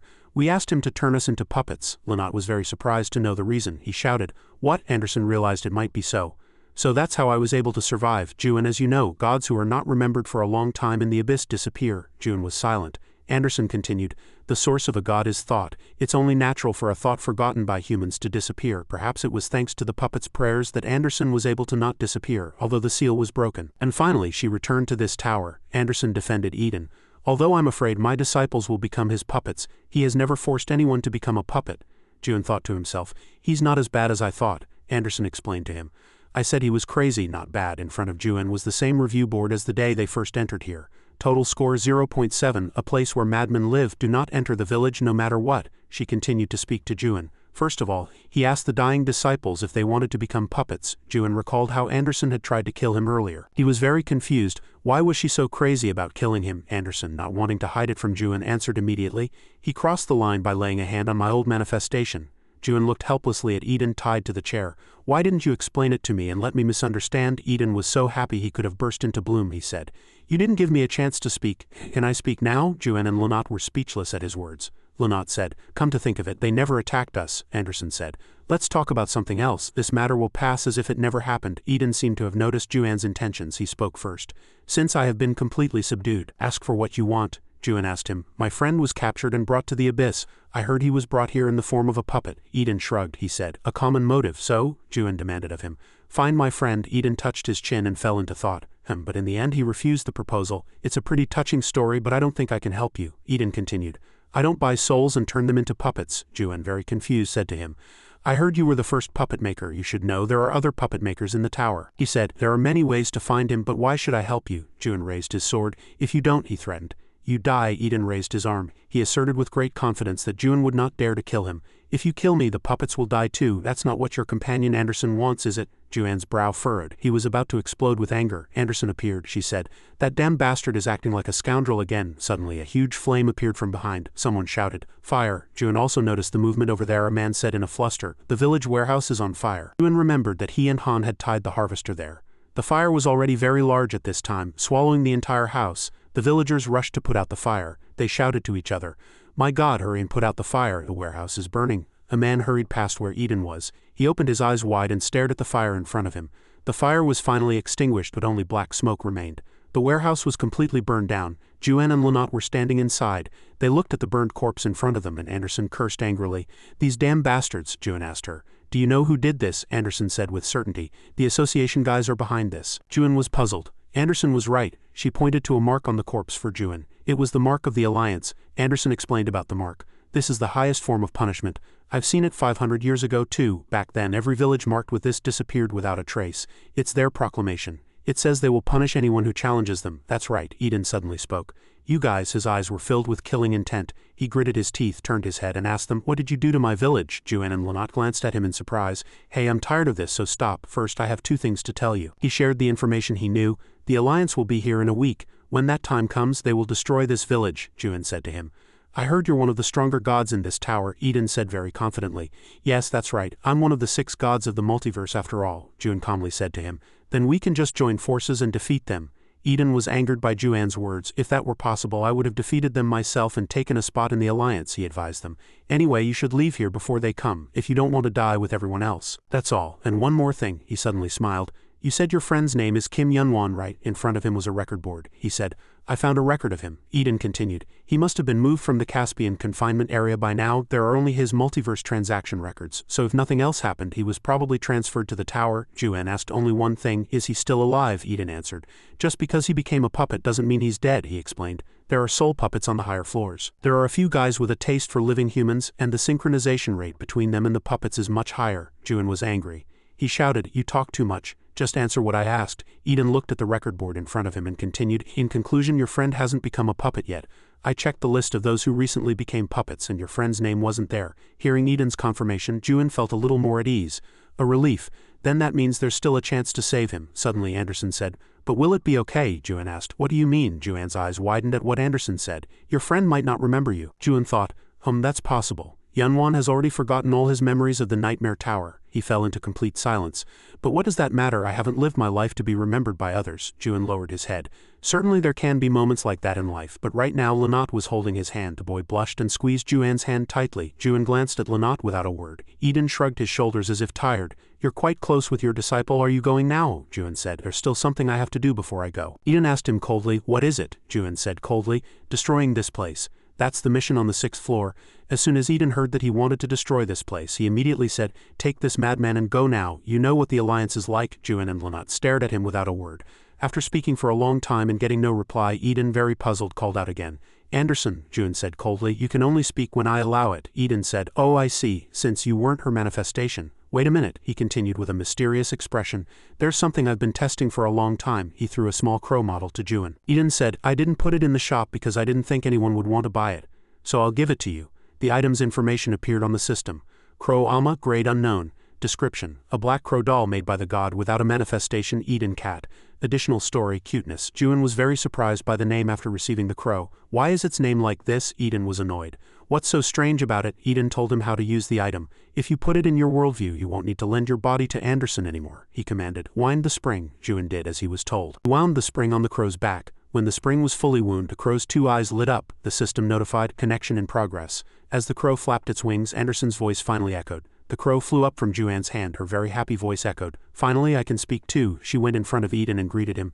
Eden, it's been 500 years. But he just answered coldly, yeah. Eden seemed to be able to see Anderson's form through the crow. He also greeted her. It's been a long time, Anderson. Meanwhile, in a luxurious room with a few paintings on the wall. A very gorgeous chandelier. 7th floor of the multiverse. A person was sitting very leisurely on a sofa. He touched his hair and said with great disappointment, with an item drop rate like this, I didn't get a single legendary skin. He shrugged and said angrily, are you scamming me again? At this time, the system displayed a notification that said gotcha results. Bicycle thief Han Miango normal X15, agitator Inho normal X10, continental style Gong Pildu normal X4, the ugliest Kim Dokja Express X1. Boris looked at the control panel in front of him and said angrily, they're all normal skins or skins for leveling up materials. He Wango, Cho, just let me get my hands on you. Messages from the gods continue to appear on the system. The god of shame and humiliation Net says your luck is a bit bad today. The god of gambling Baccarat boldly advises you to buy more trust. Boris leaned back in his chair. He said annoyed, enough, stop. I've already lost 50,000 trust today. The god of thunder Lele bets 1,000 trust that you won't get a legendary gacha today. Boris asserted very confidently, just you watch, I'll show you I can get a legendary skin within a week. Is that ugly Kim Dokja a new skin? A series of messages arrived on the system. Several gods are reprimanding you for not even remembering the names of the skins you pulled. The god of thunder, Lele, asks you why your broadcast is like this. The god of madness, Mangja, says you've changed so much he can't recognize you. Many gods say you're squandering the trust you earned from advertising on gacha. Boris said angrily to them, I don't care, it's advertising money, so what? To be honest, who pulls a legendary skin with their own power? It's only possible with the help of the Alliance. He crossed his legs and put them on the desk. Boris said, you gods like watching me do gacha too. So isn't this a win-win for both of us? His words angered the gods. Several gods are annoyed that you're bringing up that story again. The god of thunder, Lele, says there are many who climb the tower without any problems. They don't even pay to win. The young man became even more angry. He shouted loudly, they don't pay to win? Are they all crazy? How do they climb? A message appeared on the system. The god of thunder, Lele, asked if you know the naked thruster. The person Lele mentioned was none other than Juan. Boris said, confused. Naked what? What kind of nonsense is that? All right, let's say there are gods who climb the tower without paying. But he said very confidently, do you think they can beat me? In front of him, skin information was listed. Office worker Kim Dokja magic, pro gamer Jung Hee-won rare, Spanish expert Yu Sanga magic, novelist Han Suying magic, master of the fortress Gong Pildu rare, demon of deception Kamen gold legendary. The system continued to announce, skin collection effect reward attack power 285 feet, attack speed 170 feet, worldview power recovery speed 150 feet. In front of him was a skin card. He said very arrogantly, is there anyone with a better skin collection effect than me right now? Is there? In this multiverse what matters is who has the better collection. In the end the one with the better collection has a higher ranking. Several gods say there are gods with higher rankings than you, even if their collections are not as good as yours. Several gods say there's someone who collected over 100 Transcendence coins in the first floor mission. The god of thunder, Lele, says that person is the free-to-play user who was just mentioned. Boris gritted his teeth. He was very angry. Lele, what nonsense have you been spouting since earlier? Another message appeared. Incarnation Ignis says that's right. He was angry at the god of thunder and opened the control panel. Enough? Why are you like this too? Collecting 100 coins on the first floor means setting a new record. How is that possible? He suddenly opened his eyes wide and was very surprised. On the screen in front of him was Juan's picture and his achievements. Boris couldn't believe it even after seeing it. Wait, it's real? He caught up to the Belgame Guild. Who the hell is he? Incarnation Ignis sent you a message with 500 trust. Please find out who that naked thruster is. He started searching according to the Incarnation's words. Alright, thanks for the trust. What kind of guy is he? On his screen was a picture of Juan. After seeing it he was so surprised his jaw dropped. What is this? A naked skin? That's one thing, but why is he doing a naked thrust? It's so disgusting. The screen replayed the scene of Juan fighting. The man of course did not believe it after watching. Hey, look at this. There's no way no one funded him. The enemy's manifestations were fully armed, but he blew them away in one shot. A person like that is at least, several gods say he has more viewers than you. This statement completely enraged him. He complained and slandered Juan, saying, wait a minute, how can he have a lot of viewers with content like this? Several gods tell you to strip if you're so good, and if you can't, don't complain. The screen showed Juan protecting Lanat behind his back, he said, as if he couldn't understand. What, for real? Boris shouted angrily. Why isn't he wearing clothes? Why a video made by a guy like that has more views than a video I made? After getting angry, he sat back down in his chair. His phone next to him rang. Incarnation Ignis reprimands your professionalism for answering the phone during a broadcast. He picked up his phone and answered. Yes, this is Boris. His expression suddenly changed. He seemed to have heard some very shocking news. Several gods ask why you're so shocked. Several gods ask you to tell them what's happening. Boris was very happy and handed them his phone. The god of madness Manja asks if you're Gal, the head of the Metaverse 6 Gods Alliance. Many gods are curious about what's happening. Boris continued to answer the phone. He said humbly, yes, excuse me, but for what reason did you call? Several gods say you've suddenly become humble. Boris's expression suddenly changed. Yes, that's really surprising. Oh, the high-ranking god Demian was defeated. But what does that have to do with anything? He's just a small fry. The person on the other end of the phone said something to Boris. He kept staring at the screen. Yes, oh gods, he put down his phone.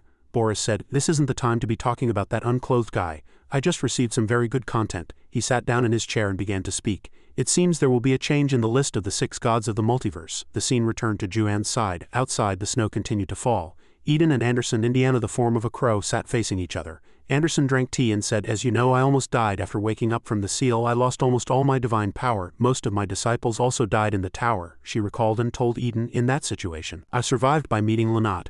Then I just lived with Lanat for 2 years and I found Juan at the fishing spot. We traveled together for a while and somehow ended up in the multiverse. Come to think of it, a lot of strange things have happened since I met Juan. Eden took a sip of tea. He said, enough with the stories. That aside, why did the harvesters come to my village? Anderson looked at Eden, puzzled. She said, I told them to come. They caused a disturbance to my disciples. Eden was angry at the answer and scolded her. Are you crazy? Anderson was very surprised. It sounds a bit strange coming from you. Eden advised her, anyway, you'd better leave here. You'll die if you stay here. Anderson was not afraid of death at all. She said, nothing will change whether I leave or not. She recalled, I sent someone to declare war on those stupid Alliance guys. Eden was angry again after hearing that and scolded her. Are you crazy? Anderson didn't care about Eden's anger.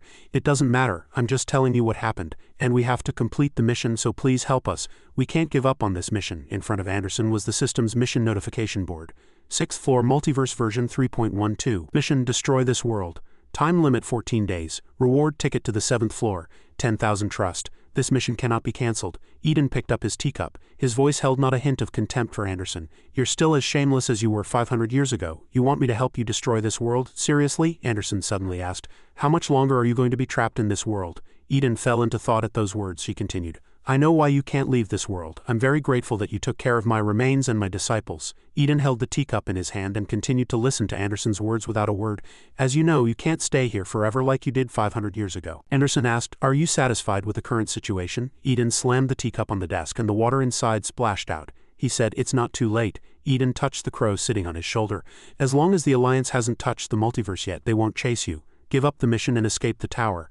I'll tell you where you can go down to the lower floors, but Anderson did not agree with his way. I don't want to go down. I wouldn't have come to you if I had. I will continue to climb the tower. Juan and Lanat were still training outside.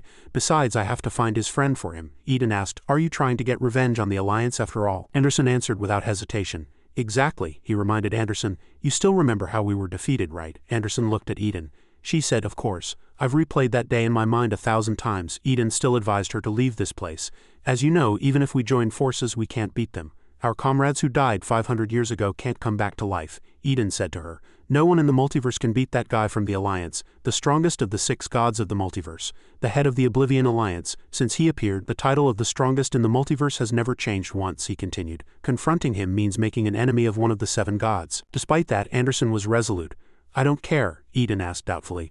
Really? Anderson asked him. My disciple Zai Troll and my disciples all died, right? Is there a way to bring them back? Eden said, as far as I know, no. Although she said what Eden was about to say, there's a possibility in the multiverse, right? If it's the driver we're talking about, the person who moves the tower, it's possible, right? In the multiverse passenger rules, there was one condition that everyone knew but was impossible to achieve. Passenger Rule Article 7. A passenger who reaches the final floor of the tower can receive one wish from the driver, the master of the multiverse. Anderson said, death here is all just a game for the multiverse. It is a fantasy, neither reality nor a dream. If one person could control everything that appears in the multiverse, Eden knew what Anderson was thinking. He asked if she thought even the dead could be resurrected. The Anderson of today was different from the one 500 years ago. She no longer had any disciples or alliances. Anderson denied his words. No, she said, looking toward Juan. I have one. Juan looked at the sword in Lanat's hand and said, I don't remember buying you a sword. Lanat said this item had been abandoned in Han's room. Anderson continued. And I have you, Eden. Eden was silent, he thought to himself. After enduring that terrible past, does Anderson still see the world in that way? He lowered his head and his body continued to tremble. How can she still be so optimistic with a blind faith that everything can change? How can she see the world that way? They seemed to be sitting in a colorful garden. Anderson looked very cheerful. She told him optimistically, there's nothing to be afraid of, it's easier than we think. Because out there are still people who have hope in a world crazier than ours. After a long period of internal conflict, Eden made a decision. I will help you. Juan and Lanat were sitting side by side. Anderson floated in the air and said, so it's like this, Eden told them. It's not because I want to, but because there's no other way. To avoid unnecessary misunderstandings, let me say this in advance. A notice appeared on the system. Multiverse version 3.12, please be advised that this place is now the property of the Alliance. All travelers are advised to leave this place within 5 days. Anderson was very surprised. What? They've already occupied this map? Eden looked at the system notice and said, it seems so. Anderson was very angry. She cursed. Those damn Alliance bastards are still acting so arrogantly, Eden said in a very sarcastic tone. It's much more civilized of them to just inform you like this for messing with their subordinates, she asked him. What are you going to do? Eden suddenly said. I think it's time, he revealed his plan. Everyone will be worried when they hear this news. Originally, I was planning to take the puppets and leave this place after confirming you were alive. Anderson sat on Juan's shoulder. Then you plan to climb the tower with us, Eden asserted. That's right. But we must not confront the Alliance head-on. If we meet them now, we will be defeated. Eden told them his plan. So we must complete the mission and go up to the 7th floor before the Alliance arrives. Only then will we have a chance to win, Anderson said with great joy. You have a plan, he continued. There are still gods on the 7th floor who remember you. We will need their help to stand against the Alliance. This time Juan opened his mouth. He said that getting to the 7th floor was the top priority. Eden said, exactly. Juan repeated the mission requirements. The condition for passing this floor is to destroy this place, he said coldly. We just have to destroy everything. Lanat smiled very wickedly. Kekeke. Eden was annoyed by Juan's oversimplification. He asked if he knew the meaning of the word destroy. He pressed his forehead as if he were very tired. I'm not asking for the dictionary definition. Do you think it's just about destroying the village? Juan stood up and gripped his sword. I just have to destroy this world. Eden asked again. Do you know how long it will take? He advised Juan. If you're thinking of piercing through the floor again. Better give up. I'm not the only one who can stop you. Juan's sword turned red and a beam of light with very powerful energy appeared. Eden continued. The floors and ceilings of the upper floors are very solid, so they won't be easy to destroy. Suddenly he was very surprised. Before he could finish speaking, he had to rush outside to check. At this time the sky had already been destroyed, leaving a large hole, and it seemed something was about to appear. Eden was very surprised to see the vortex above his head. He still stubbornly said, "See, I told you, it's useless. I know you're strong, but it's hard to destroy it in one shot." The sky was still very gloomy and nothing happened. Even if you stab harder, it will still be difficult. It wasn't made to be easily destroyed in the first place. Jun closed his eyes. He asked, "Is there no other way?" Eden explained. 500 years ago, this world was destroyed once. The volcano in the center of this floor. It started when a meteorite hit the volcano. In short, if we can make the volcano erupt, we can destroy this world. It's been dormant for a long time, so it won't be easy to reactivate, but if we drop even a fragment of divine power into it, there's a possibility. Eden continued in the room. The problem is we need something more than your stab. Juan's expression suddenly changed. He was very surprised to see something. The sky was cracking. A few small bolts of lightning struck down. Numerous screens appeared in the sky. Everyone was very surprised to see the sky. My God, Eden also found it hard to believe. Why are they here? A strange voice echoed. So there really is someone trying to climb the multiverse by piercing through the floors, Boris said triumphantly. Didn't I tell you, that guy would definitely do it again? He looked at Juan and said, "Finally found you, that naked man." Juan was wary of the newly appeared people. Boris slowly descended and said, "So there really was someone who climbed the multiverse tower by punching a hole in the ceiling. Didn't I tell you? I knew he'd do it again," he said with a cunning smile. "Finally found you." Next to him appeared that naked thruster, Juan. Their army began to attack. Eden shouted worriedly from a distance, "They're coming." Juan also assumed a combat-ready stance. He gripped his sword tightly in his hand and used Juan's episode, severing. A burning red beam of light immediately appeared and flew straight toward them. The beam of light pierced their bodies and they couldn't move. The lightning that fell from the sky also attacked, throwing the villagers into chaos. Juan asked, "Is it not over yet?" Eden was casting a spell and replied, "Almost there." A red light began to spread from Eden's palm. Crow's graveyard, territory expansion. It spread throughout the village. A purple light covered everything. Boris's men guessed that he was transforming the entire village. After them. They're trying to escape by disguising the village. Eden turned to Juan and asked, "Are you still going to carry out that foolish plan?" Juan frowned and answered, "Didn't you say there was no other way?" "If there's no other way." As Juan spoke, he reached out and grabbed Lynott by the scruff of his neck, startling him. "I'll have to try the only possible way." And so Lynott was dragged along with him. Boris started a broadcast titled Multiverse 3.12 VR Live. Clash with the Teru crew. The system notified that many gods had joined the live broadcast. Thunder God Lele has joined the stream. Incarnation Ignis has joined the stream. The god of gambling Baccarat asked if there's no gacha today. Boris happily said live while chasing Juan, "Welcome my god friends, haha, there's no gacha on today's stream, you can tell just by looking at the title. Today's content is, A message appeared on the system from Incarnation Ignis mocking, "This stream is just about bullying the weak." Hearing those words, Boris immediately retorted, "No, how can they be weak? My target is the naked thruster. He's not alone either." He began to tell a story. "Friends, have you all heard the name Anderson? The disaster from 500 years ago, the legendary god who killed 3 of the 6 gods of the multiverse. The naked thruster is her manifestation. And that's not all. A notification appeared on the system. Thunder God Lele asked what else there is. Some gods were confused. Boris continued, "There's a rumor that one of the current 6 gods of the multiverse, the Crow King, is colluding with them." He smiled a bizarre smile as he spoke. "Now do you all understand? This evil group is plotting to throw the entire multiverse into chaos again." In reality, the situation was far from the plausible-sounding nonsense. The Alliance did not take the situation very seriously. According to the results from the World Energy Measurement Center, Anderson had fallen to the level of a low-ranking god, and while the naked thruster was a slight concern, he was just a manifestation. The only opponent to worry about was the Crow King, but he had been in isolation for 500 years. The possibility of him maintaining his power from his prime was close to zero since he hadn't recruited any disciples. The reason Boris was continuing to exaggerate. The Alliance will not just stand by and watch us cause chaos. The Alliance Extermination Squad has donated 500,000 trust. Money was pouring in like water. The Alliance Extermination Squad Captain Meansong Galatian has warned about the situation and sent reinforcements to where the Crow King is. He warned me that the revolution of 500 years ago would happen again. A notification appeared on the system.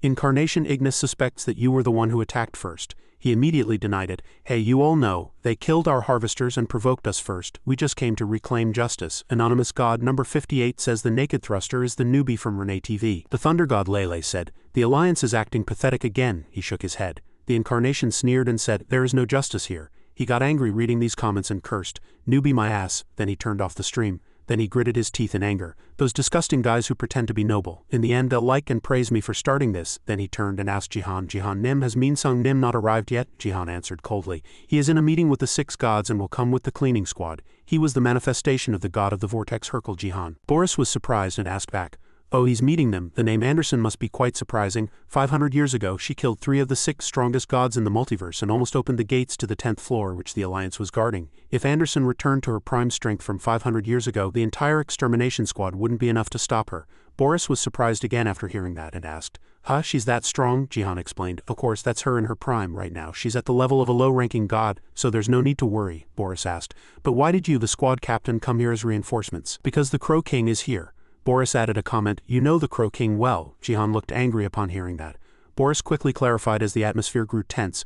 "I didn't mean to insult you. Everyone involved in that incident is jealous of you," Yuhan asked him. "But is it okay for us to be here?" "Min Sung Nim told us to wait," Jihan said. "We're enough." Boris was still suspicious. "But wasn't the expected time 5 days from now? There's a legitimate reason we came this early. We were told to cleanse the world, not destroy it." A notification appeared on the system. Multiverse VR.3.12 is now declared to be occupied by the Alliance. All residents and travelers are requested to leave this area within 5 days. Still, will the Crow King's presence be okay? "I've prepared a way to deal with him," Jihan said, taking out a box. "Today will be the end of that crow." Juin and the others were still running, avoiding their attacks. Anderson shouted, "Run faster. Those guys all have battle skins, so they're incredibly fast." As she said, they were right behind them. Lanat screamed in fear, "Brother Juin, they're right behind us. We're about to get caught." Juin stopped, turned around and swung his sword, cutting them down. Eden, seeing this, turned and reminded him, "Have you forgotten the plan? You can't kill too many of them." Anderson also said, "I can't help but kill them. They're swarming like ants, damn it, to think so many of them would show up just to catch me. It reminds me of the past. Eden, be careful. It's going to get pretty tough." Eden also said to Anderson, "You be careful too." Lanat was surprised to see this.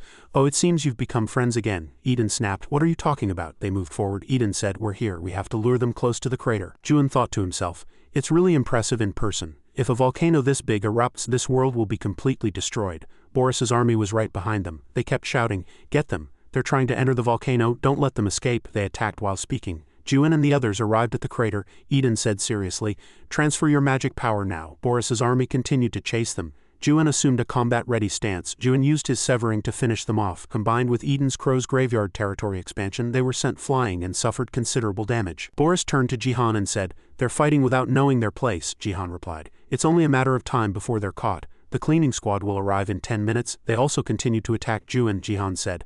"I don't know what they're expecting by escaping to the volcano, but there's no place for them to rest on this land anymore." With a firm determination to catch them, Jihan ordered, "Regardless of the number of casualties, deploy all forces and chase them." Suddenly the ground shook. Jihan's men also felt it. They asked in confusion, "What's going on? I hear a strange sound." The sound grew louder and louder, and Jihan said in surprise, "No way." Everyone turned their gaze toward Juin and Eden. The system announced, "The volcano has begun to reactivate."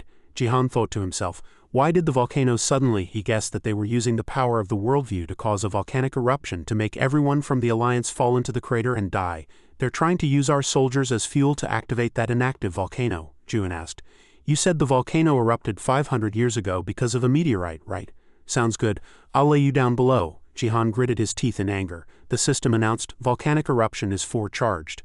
Juin said, "You said the volcano erupted 500 years ago because a meteorite fell into the crater, right? Then I have a good idea. Instead of a meteorite, I'll throw you guys in there." Jihan gritted his teeth in anger at Juan's words. The system announced, "Volcanic eruption power 4. Eden stretched out his hand and cast a spell. Crows flew in and attacked the Alliance soldiers, followed by numerous crow bombs launched by Eden that exploded. Some of the Alliance disciples were attacked by the crow bombs and were instantly defeated. The system continued to update with volcanic eruption power 8 feet, volcanic eruption power 17. Eden said cheerfully, "The plan is going smoother than I thought on this side." Lanat and Anderson were teaming up to deal with one guy. Anderson pecked his head with her beak and said, "You call this smooth?" Lanat also said, "They're constantly swarming in." While Juin was blocking the attacks of the Alliance soldiers, the system announced, "Volcanic eruption power 21 feet, volcanic eruption power 26. Eden's crow bombs continued to be launched and the system continued to update.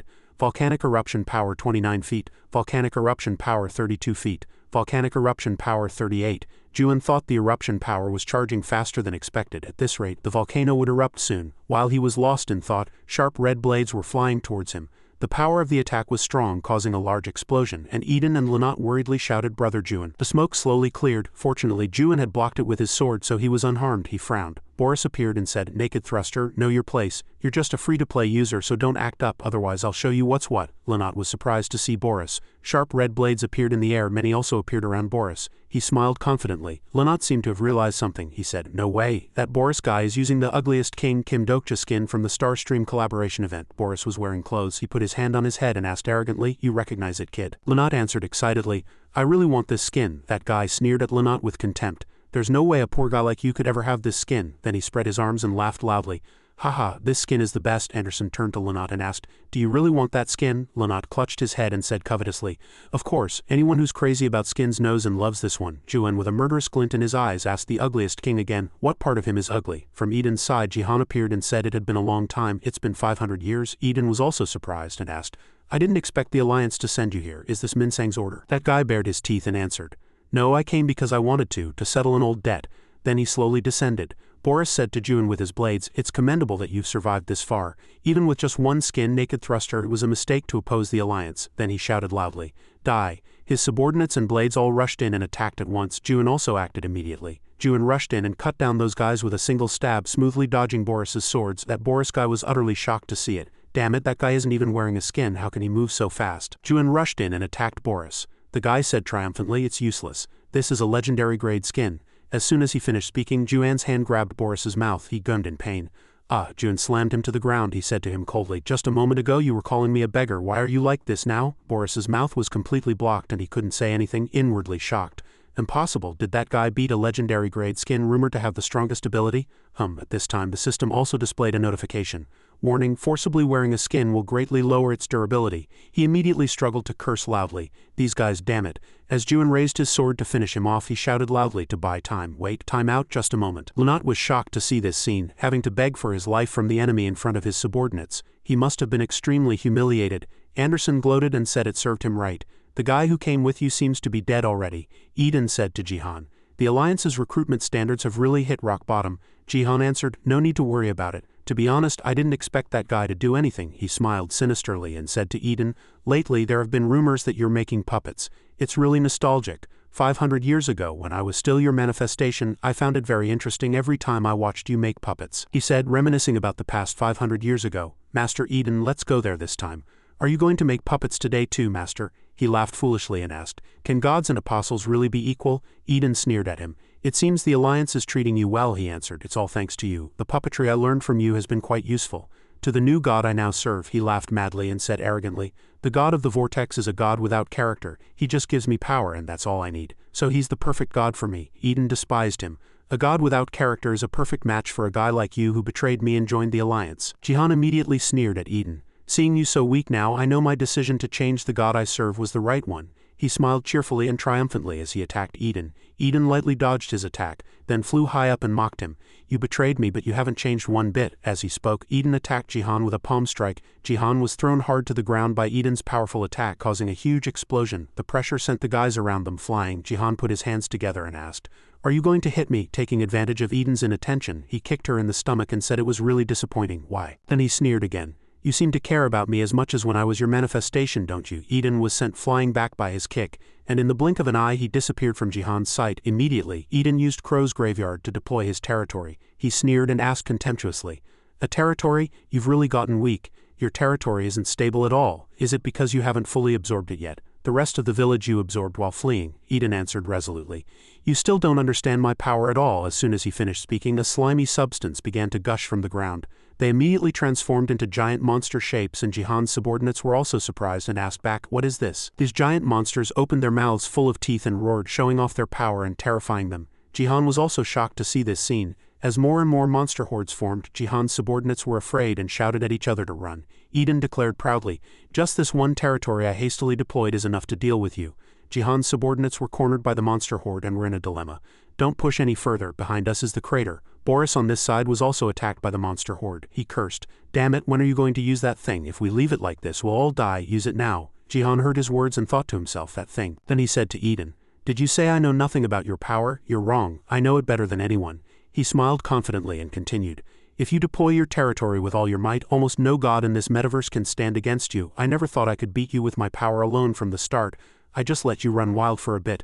Then he reached out and took out a cube, continuing, in any case it would benefit me, so I've been patient until now. Eden saw the cube and asked in surprise, a cube? That's impossible. Then she turned and said to her companions, damn it, you guys get out of here. Get as far away from here as possible. It was a little too late to warn Juan.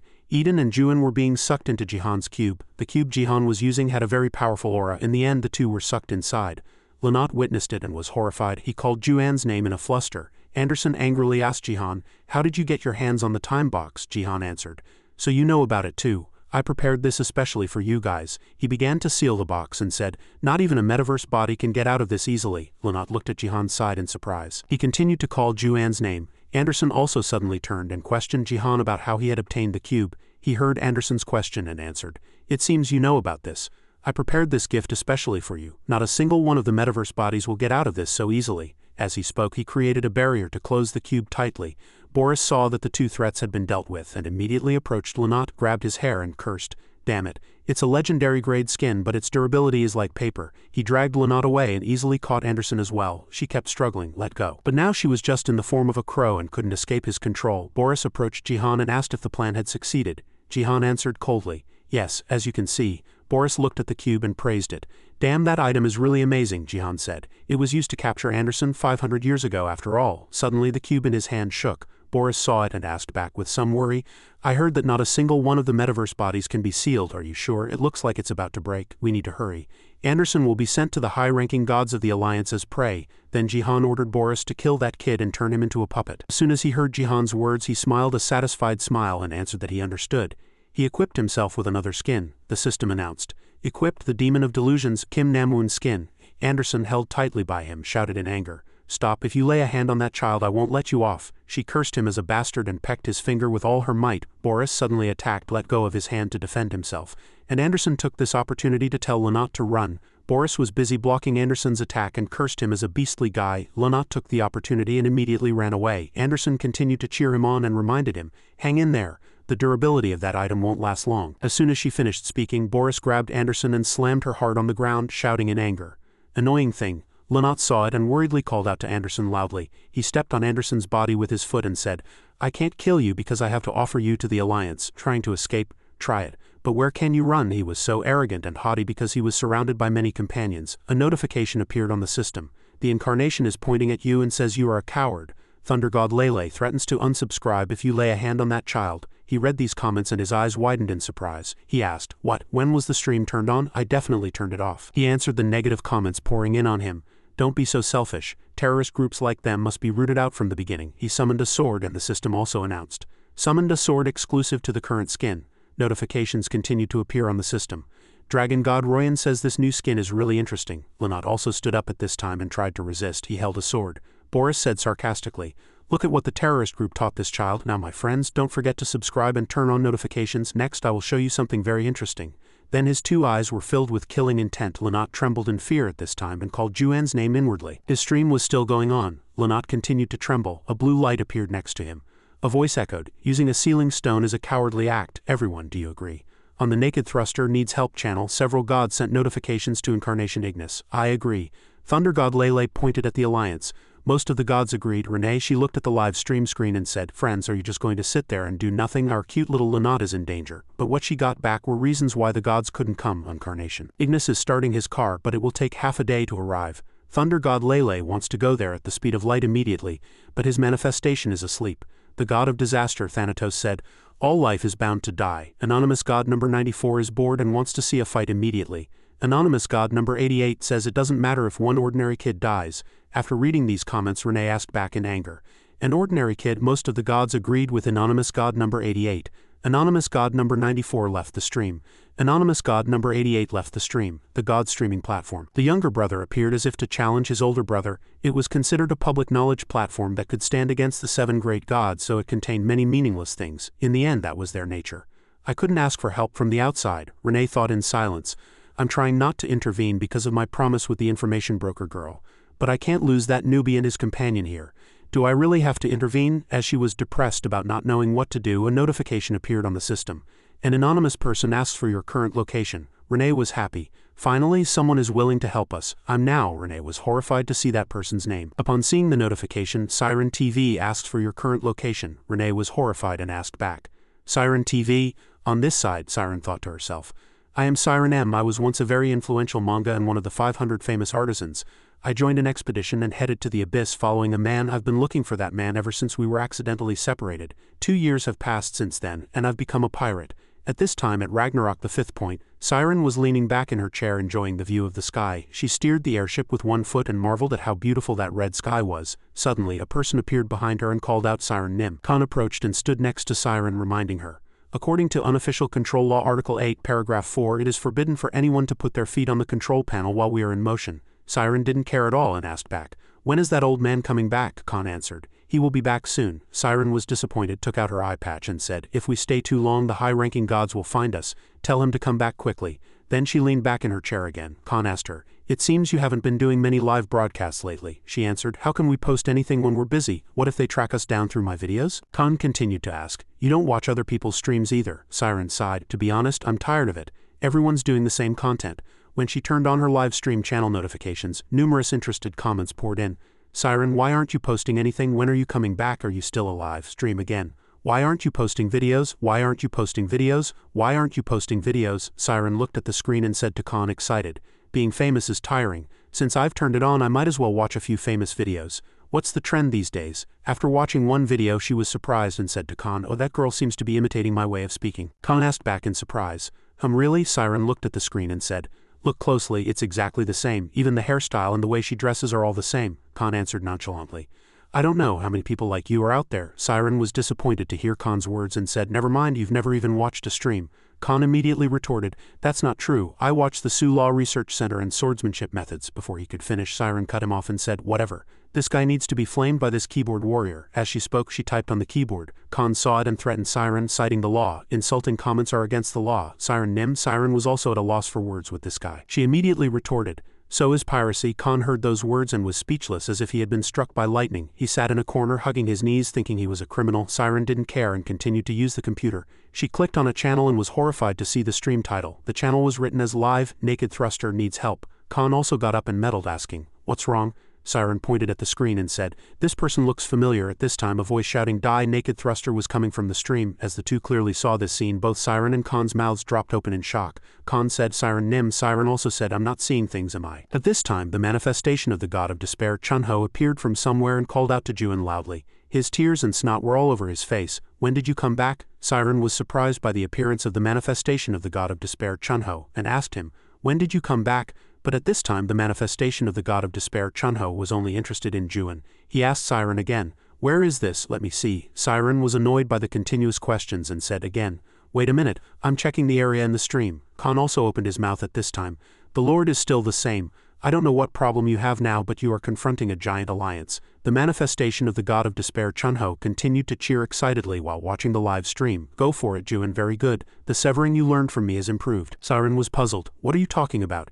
"He only uses stabs." The manifestation of the god of despair Chunho still spoke at length and retorted, "That stab also contains the essence of severing." At this time Jihan's figure appeared on the live stream screen. He said, "It's more beneficial for me in many ways to let you run a little wild. It's what I've been waiting for all along."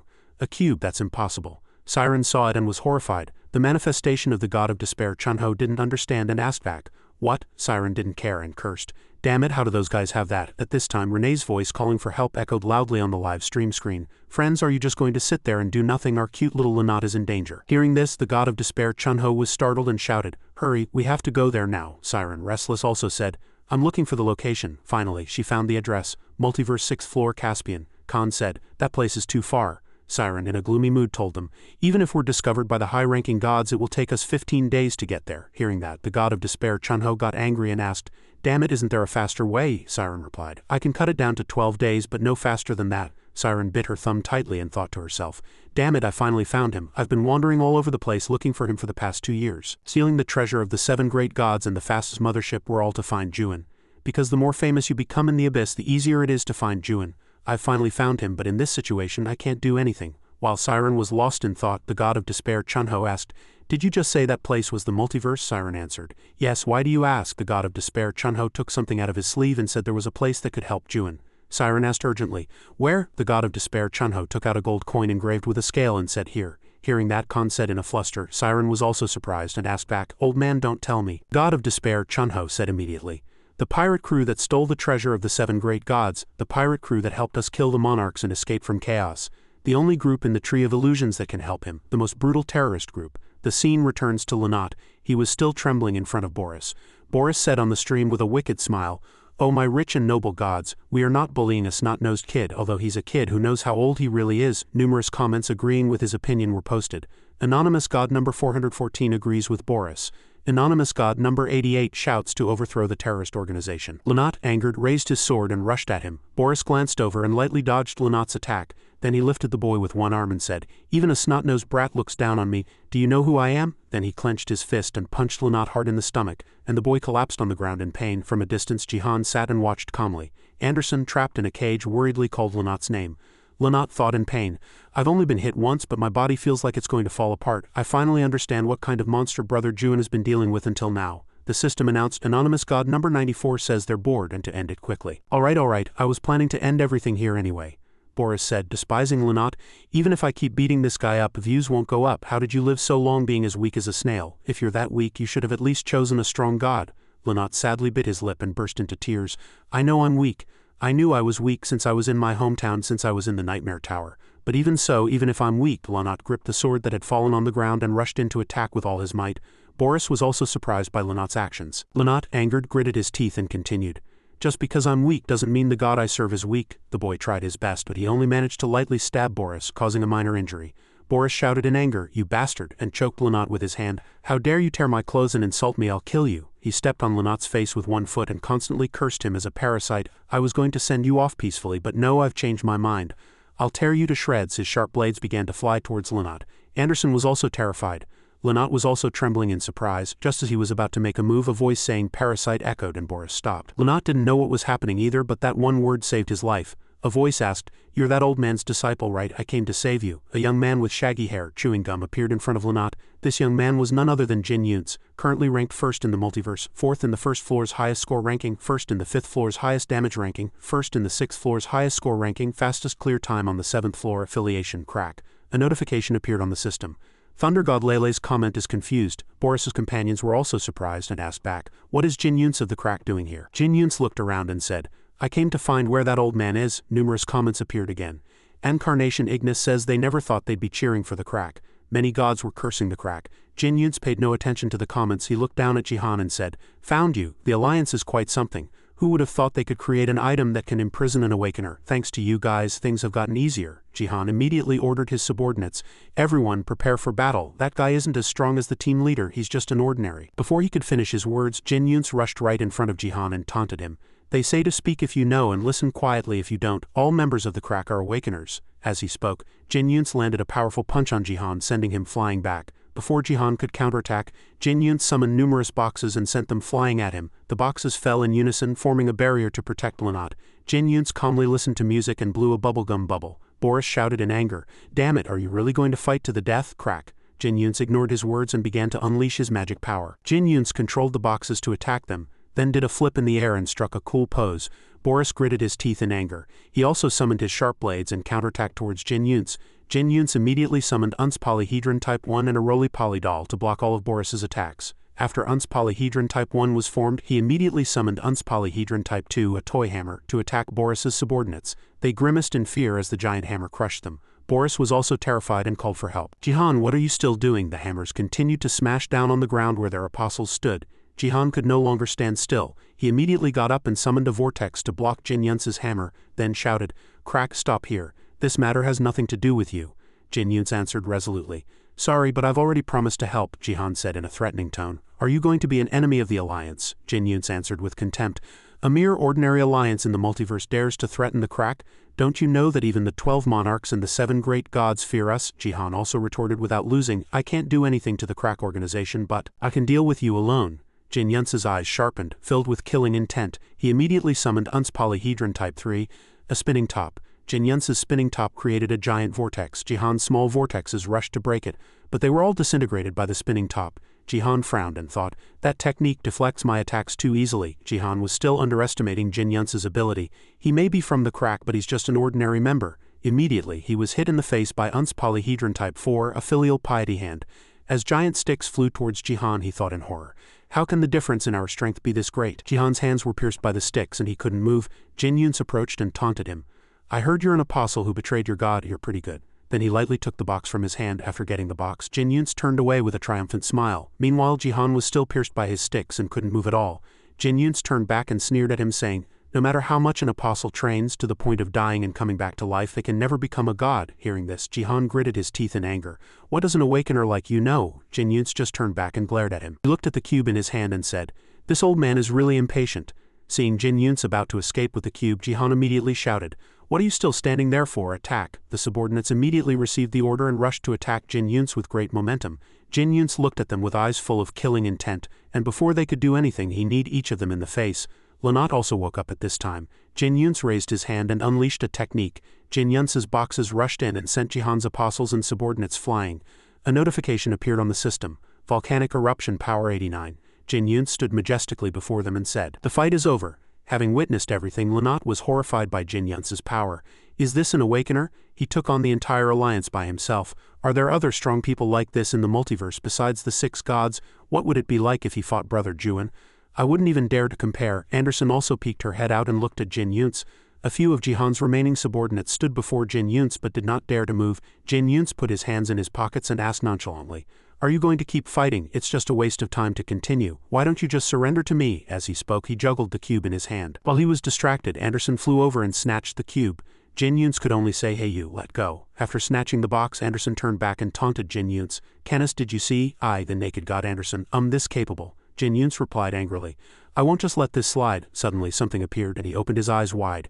Anderson and Lanat also turned back in surprise. In the sky, beams of light were breaking through the black clouds. The beams of light were gradually splitting the black clouds. Lanat looked up at the sky and asked in surprise, what's that in the sky? A person appeared from within the beams of light. He said, it seems we have a guest who is not only uninvited but is also interfering in the affairs of the multiverse. Get lost, crack. You have no business here. He was none other than the Spear of Wisdom, Changshan Galatian, the head of the Alliance Extermination Squad and the 5th of the 16 gods of the multiverse. Seeing his appearance, Anderson also thought in surprise, I didn't expect him to come here himself. All 3 of them froze upon seeing him. Jin Yun said to Lanat, hey kid, Lanat replied politely. Yes, Jin Yun opened his mouth to say something. Before he could speak, the old man began his attack. Lanat saw it and opened his eyes wide in horror. While Changshan smiled a wicked smile, he shot a huge stream of yellow energy and attacked Jin Yun's. He only then shouted urgently, I told you to run, you idiot. The energy shot by Changshan was so massive that it covered the entire volcano, sending Lanat and Anderson flying and at the same time freeing Jihan from Jin Yun's magic power.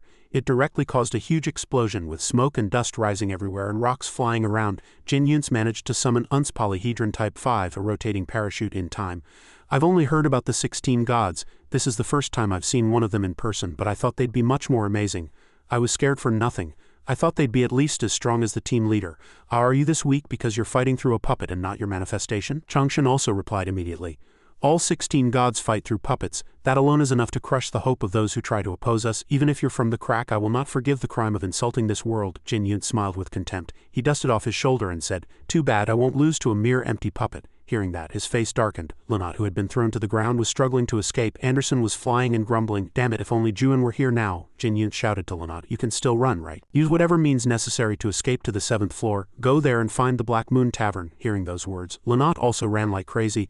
Suddenly a vortex from the sky rushed towards Lanat. It was Jihan who had started attacking to stop Lanat. Although he dodged the attack, the pressure also sent him flying. Jihan shouted, stop right there, Anderson, hand over the cube now. Anderson cursed in anger. Damn it, how can you do this, Jihan? He answered coldly. I am no longer the Jihan you knew. You must already know what I've been doing all this time. Anderson lowered herself and pleaded with him. Please just let us go. I don't know why you're with the Alliance, but you weren't like this before. Jihan, not caring about Anderson's plea, said, you will die if you continue to hold that cube. Give it to me and get lost. Anderson, if you do as I say, I will spare your life and your apostle's life, and I will also guarantee the Crow King's safety. Anderson used a stalling tactic. She asked him, how can I trust you? Jihan replied, I swear on the god of the vortex, not the Crow King. If you don't hand it over, I will have to use force. Before he could finish his sentence, someone interrupted. Jihan, what are you still doing? It was Boris. He ran over and reminded him that this was not the time to be off guard and talk comfortably, so take back the cube now. Galatian is waiting. Jihan was displeased that Boris was meddling in his affairs. He growled and said, you don't need to worry about that. Boris asked back in surprise. Why? Jihan growled. Because I'm not going to hand that cube over to the Alliance. With those words, he killed Boris with a single palm strike. Lanat and Anderson were also shocked by Jihan's actions. The system immediately displayed comments. The god of Gotcha, Boris, is furious at the death of his puppet. Anonymous god number 94 is shocked by Jihan's sudden action. Incarnation Ignis is very interested in what just happened. The god of Gotcha. Boris was forced to turn off the live stream. Jihan said hesitantly, I don't think I can wait any longer. Anderson didn't understand and asked back, what is this? What are you trying to do? Weren't you trying to get revenge on Eden? Jihan answered Anderson. I don't want the Crow King, I want the guy with him. I'm going to absorb that guy and become an awakener. Knowing his true intentions, Anderson was flustered and asked Jihan back, is this really the path you've chosen? Have you forgotten your master's words from 5 years ago? Because of your desire to create a world where humans and gods are equal, everything is now gone. Jihan answered coldly, a cat and a mouse can never be friends. Anderson didn't believe it and asked back, what did you say? Jihan added, if a cat and a mouse want to be friends, there's only one way. The mouse has to become as strong as the cat. Anderson reminded him, you are just an ordinary manifestation. You can't become a true god like the other gods. Jihan replied, you seem to have forgotten who I am. I didn't just learn puppetry from the Crow King. I think I've given you enough time. Then he turned his gaze to Lanat and said, your apostle over there and the awakener inside the cube. Anderson's eyes widened in horror. Choose one person you want to save. Anderson. On Jin Yunce's side, he was facing Galation's attack. Galation raised his hand, gathered his power, and then launched an attack. Jin Yunce also summoned his power to confront him. The two huge powers collided. Jin Yunce's power seemed to be weaker than Galation's. His technique was broken by Galation's energy, sending him flying back and sliding on the ground very quickly. He regained his balance and gave Galation a sly smile, saying, now it's starting to feel like a real fight. Galation coldly saw through Jin Yunce. Are you trying to buy time for Anderson and her disciple to escape? Keeping me tied down here won't work. Jin Yunce gritted his teeth in anger, realizing his intentions had been seen through. He smiled and continued, because I'm not the only multiverse body here. At his words, Jin Yunce was filled with questions. On Jihan's side, he was still forcing Anderson to choose between Lanat and Juan. Your disciple over there or the awakener inside this cube? Anderson was very confused, having to choose between the two. Jihan continued to press her. Choose who you're going to save, Anderson. Hurry. I'll wait for a moment for the sake of our past connection. As a beam of light appeared in the sky, Jihan raised his head in surprise. A voice echoed from within the energy flow. What is your choice? He was horrified by this sudden situation. The main force that was supposed to arrive was the extermination squad led by Galation. But now another leader of the Alliance had appeared. A hand stretched out from within the beam of light and asked, do you dare to destroy Boris's puppet and try to steal the Alliance's cube? The one who appeared was none other than the god of destruction, the leader of the Flame Alliance and the fourth of the 16 gods of the multiverse. Jihan gritted his teeth at his appearance. He thought, I didn't expect two of the Alliance leaders to come here. No matter what I say, they won't let me go. The prayer beads around the god of destruction's neck were pushed forward. He lowered his voice and asked again, I'll ask again, are you going to betray the Alliance? The god of destruction's prayer beads were placed right in front of Jihan. Seeing Jihan's silence, the god of destruction gritted his teeth and shouted loudly, answer me, Jihan. At this moment, Jihan imagined his own neck being severed, and he froze, breaking out in a cold sweat. He trembled as he touched his neck, then turned and shouted loudly, Anderson, give me the cube now, otherwise we'll all die. Anderson was trembling all over at this time, her mind racing. The structure of the cube was very solid. They were tightly connected, and the way they worked was complex. Juan was constantly using his power from inside to try to destroy the cube. Eden said, you'd better give up. More importantly, if you use a lot of power here, you'll have to bear the backlash. There are traces of interference in the settings that created this manipulated world. It seems to be the work of a very extraordinary craftsman. Was it made by a manga? Eden answered, probably. I'm not sure, but it seems they used the tears of the Timefall to create this temple. Juan glanced at him and asked, how do we get out? Eden answered, I don't know. Even if I try to separate this place myself, it will take at least 10 days. Hearing that answer, Juan said with disappointment, by then there won't even be a fragment of Lanat's and Anderson's souls left. I won't be able to save them. There's no time to wait. Eden reassured him. Don't worry, the flow of time here is different from the outside world. Even if a day passes here, only about a minute will have passed outside. Juan asked back. Is that why you're so relaxed? Eden opened a system window. This was the trust shop, a place where you could buy items using trust. Eden answered Juan's question. This is how my existence is different from yours. I have to eat trust points to maintain my existence. I have to earn them to eat them. Juan asked back suspiciously. Other gods don't need to do that, do they? Anderson ate trust before, but that was to replenish her worldview energy immediately, Eden explained. Gods with disciples don't need to eat trust. Their worldview energy automatically increases and recovers without them doing anything, but I'm different. I'm a god without a manifestation. The worldview energy of a god without disciples doesn't automatically increase or recover, it just gradually decreases over time. So if I don't replenish the energy in other ways, my existence will disappear, Juan recalled and asked. Is that why you avoid conflict? Eden said, I was lucky. I think you were the lucky one. Why don't you have a manifestation? It's obvious that you could be betrayed. Did you decide not to have a manifestation to avoid the pain of being betrayed? You're quite romantic. I won't ask you, but I was betrayed 500 years ago. You already know. Jihan was my manifestation, Juan answered coldly. You don't have to tell me, Eden began to speak. He's the one who stole my puppetry method. He betrayed us and decided to follow the alliance, Juan said with curiosity. I didn't ask. Eden paid no attention and continued. He has a bad personality, but he's not a bad person. In fact, he made a pretty good choice. But his choice is going in the wrong direction. He just doesn't know how to express it, Juan grumbled and asked. Are all the gods of the abyss as talkative as you? Eden answered nonchalantly. There are gods like me, but there are also those who are not. In the end, most of the alliance members have no manifestations. The gods of this tower have no disciples either. They think of disciples as parasites that gnaw at their existence. They don't want to be bound by a contract with any manifestation or disciple and want to become gods themselves. That's why they make puppets as their own manifestations. Things like bugs that parasitize them don't need to have their own consciousness. Juan also understood the problem. Without them, those gods wouldn't even be able to exist. That's right. That's why gods have no choice but to raise them to maintain their existence. Juan admired. How miserable. Eden was surprised by Juan's words and shouted ha, and asked, do the disciples still follow and serve them knowing they are thought of that way? Eden explained. Every disciple needs a god. A worldview is essential to survive in the abyss. What I want to say is, why don't they follow a better god? I hate to admit it, but Anderson is a really good god. Even though she's a low-ranking god, she cherishes every single one of her disciples. You're right, good gods exist in the abyss, but not all disciples want a god like Anderson. They need a powerful god to prove their own worth. Juan, not quite understanding, asked back. What does that mean? Do you really think that disciples act on behalf of their gods? Have you ever thought that gods are actually people who act on behalf of their disciples? Juan recalled the disciples he had met. I am a disciple of Belkin. I am a disciple of Anderson, then he said. I see. Their value changes depending on their god, just as gods need disciples. Disciples also need their gods. To represent a god is to conform to that god's value. The abyss is a place where those who can do nothing on their own rely on each other to maintain their existence. That's why disciples, gods, and monarchs despise you. You are a being who acts for yourself. Eden raised the corners of his mouth slightly and answered.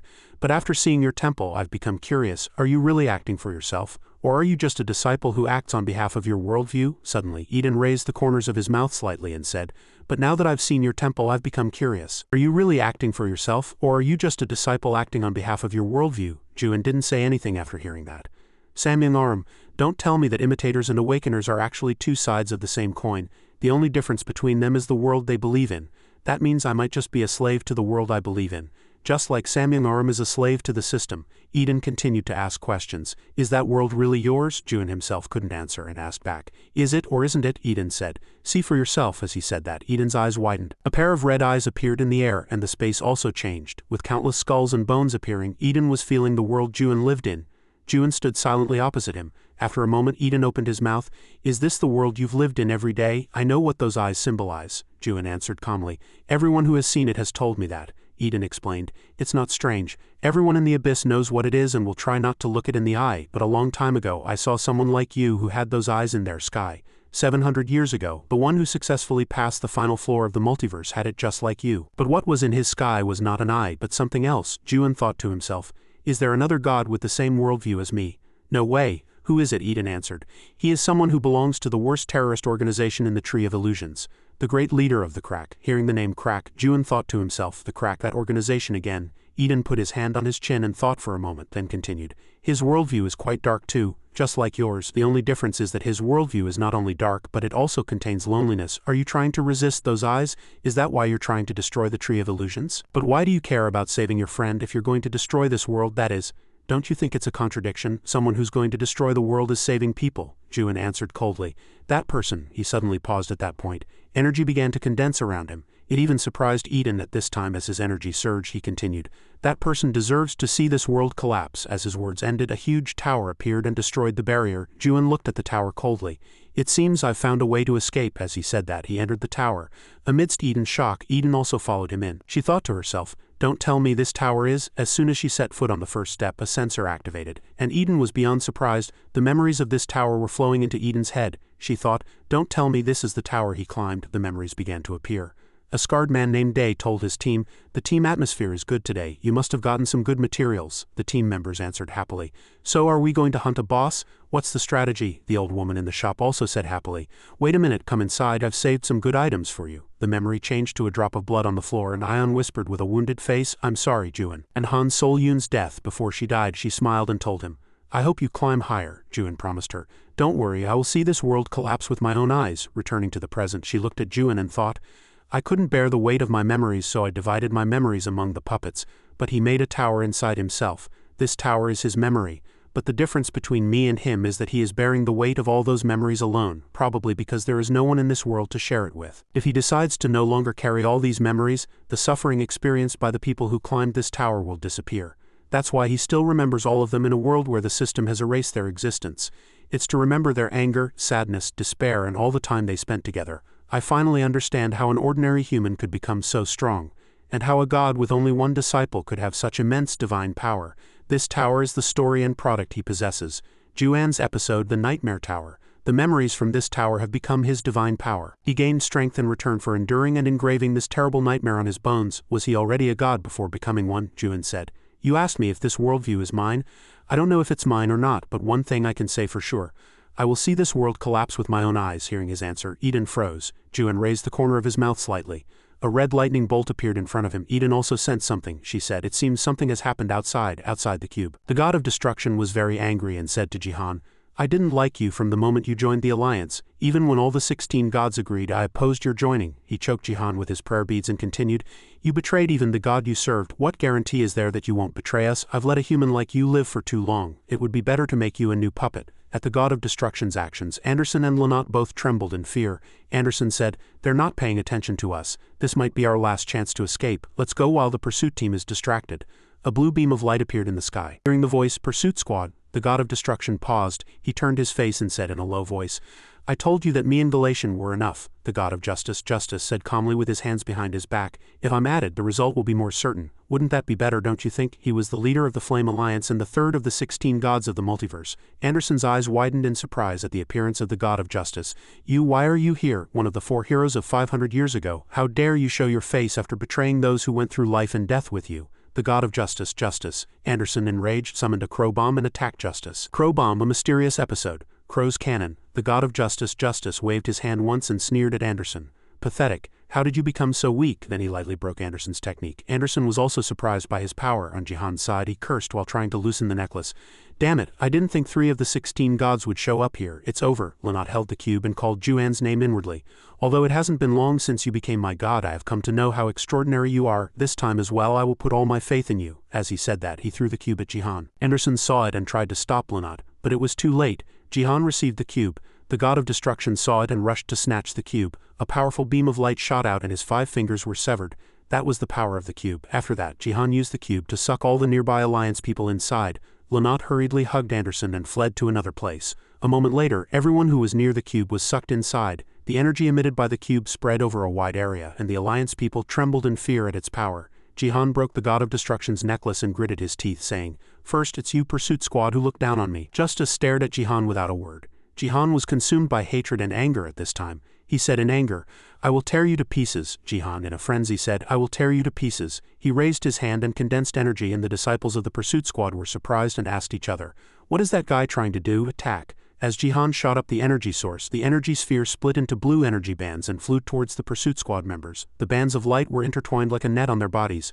All the members of the Pursuit Squad were covered in the net of light. Immediately after, those nets turned into sharp laser beams, cutting through everything they passed. Jihan stood silently and watched. At this time, all the members of the Pursuit Squad were cut into several pieces by the sword light. Their hands were cut in half, and even those wearing armor were easily pierced. Jihan smiled with satisfaction. Is this the power of an awakener? He was confident that even the Alliance would not be able to deal with him now. Even if it's the god of the abyss I'm contracted with, he won't be able to do anything in front of this power. With this invincible power I can do anything. As he was immersed in his arrogance, he suddenly stopped when a voice echoed. It was the god of destruction who had recovered again with the technique, episode Transcendence Recovery of the Pursuit Squad. He scoffed and said, Is that all you can do? Jihan turned in horror and asked, How are you still alive? Before he could finish, the god of destruction rushed over and grabbed Jihan's head with one hand. Jihan's eyes widened in surprise. The god of destruction continued, You've reached the limit of an insect, don't bother struggling then. The god of destruction used his power to slam Jihan hard into the ground. The impact shattered the surrounding earth and rocks, sending them flying in all directions. Jihan shouted in anger and frustration, How can this be? I've already awakened my power. I already possess power from another dimension. The god of destruction looked at him with contempt and said, Do you think you've gained everything in such a short time? What a trashy insect's delusion. After speaking, he reached out to take the cube and said, I'll wake you up from your dream of invincibility. As the cube was pulled from Jihan's body, he screamed in pain, his whole body trembling. He thought to himself, I gave up everything to gain power. I abandoned my comrades 500 years ago and even betrayed the god who helped me.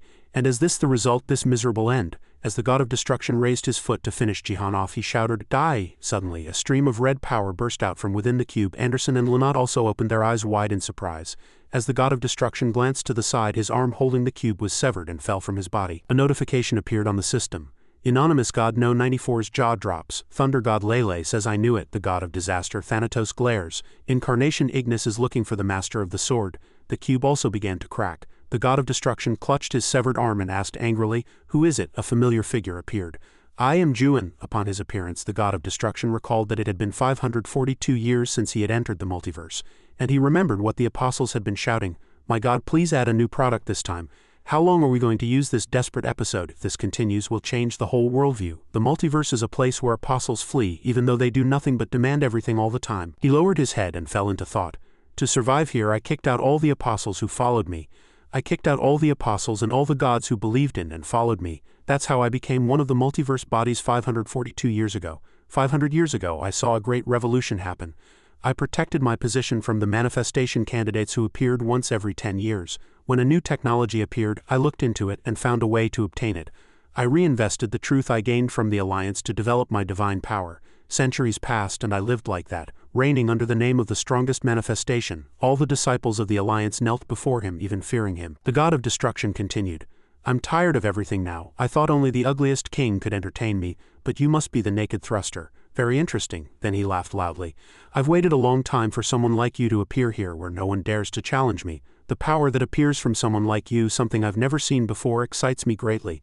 I wonder how strong you are. Juan was silent. He continued. What can you do to entertain me before you disappear? A huge amount of energy was condensing on him. He lowered his head, lost in thought, and immediately summoned the Temple of 1,000 Sicknesses and Shadows. Juan still coldly listened and watched everything without a word. The god of destruction sat majestically in the newly summoned Temple of 1,000 Sicknesses and Shadows and said, I'll enjoy the taste of your soul while you're still alive. Juan was silent. The god of destruction smiled triumphantly and said, I'll savor the scent of your soul while you're still alive. Juan raised his hand and thought, a technique that affects my vision. It would be difficult to see through the territory of one of the manifestations with inquiry. I can't even see my toes. It's not just my vision, my hearing is also affected. I don't know how I'm moving or where I'm looking. Everything is pitch black. It's like I'm trapped in a very dark night. The only luck is that I can still feel pain. I don't intend to kill the prey I happen to meet right away. I will slowly enjoy this moment in this darkness. As Juan felt, he was trapped in the Temple of Shadows created by the god of destruction. Around him were numerous energy bands intertwined like a matrix. As if sensing danger, his pupils flashed and a sword flew straight towards his face. Juan swung his own sword and deflected it. The god of destruction couldn't help but be surprised by his quickness. He shouldn't be able to see anything, he asked himself. How did he do that? On Juan's side, he was still handling it very well. He moved his feet lightly, blocking all the swords that tried to attack him. The god of destruction continued to ask himself. He blocked the sword in such a short time, his reflexes are good, perfect. What fun would it be if the prey didn't put up a fight? After speaking, he raised the arm that Juan had severed and swung it hard. After a lot of blood spewed from the severed arm, it gradually began to change. The god of destruction growled and said, I'll make an exception for you and take you seriously. The things that spewed from his arm began to change, becoming sharp blades. He continued. You deserve it, he provoked him, saying, try to block this attack. The blades flew in a line to attack him. Juan sensed it even in the darkness. As they got closer to him, they grew larger and rushed toward where he was standing. With a roar, they crashed into the ground, causing a terrible explosion. The god of destruction quietly watched everything. When the smoke and dust cleared, he summoned Juan's second form of the Annihilation Sword. All the blades fired by the god of destruction were sucked into his sword. He gritted his teeth in anger. What is that episode? It's absorbing all my weapons, he shouted angrily. You bastard, how dare you take my weapon? I'll kill you, Juan replied nonchalantly. If it's so important, why do you throw it around so carelessly? He immediately summoned more swords and approached him. He was still very calm at this time, and as the god of destruction swung his hand, a sword immediately aimed at him. He glared and commanded it to stab, and the sword emitted a powerful aura and continuously shot out large bolts of lightning. He quickly dodged. He continued to command the sword to stab, but all the attacks were smoothly dodged by Juan. He smiled a wicked smile and said, Do you think you can dodge forever? The sword immediately condensed its energy, and the god of destruction summoned Liker's Infinite Lightning Strike.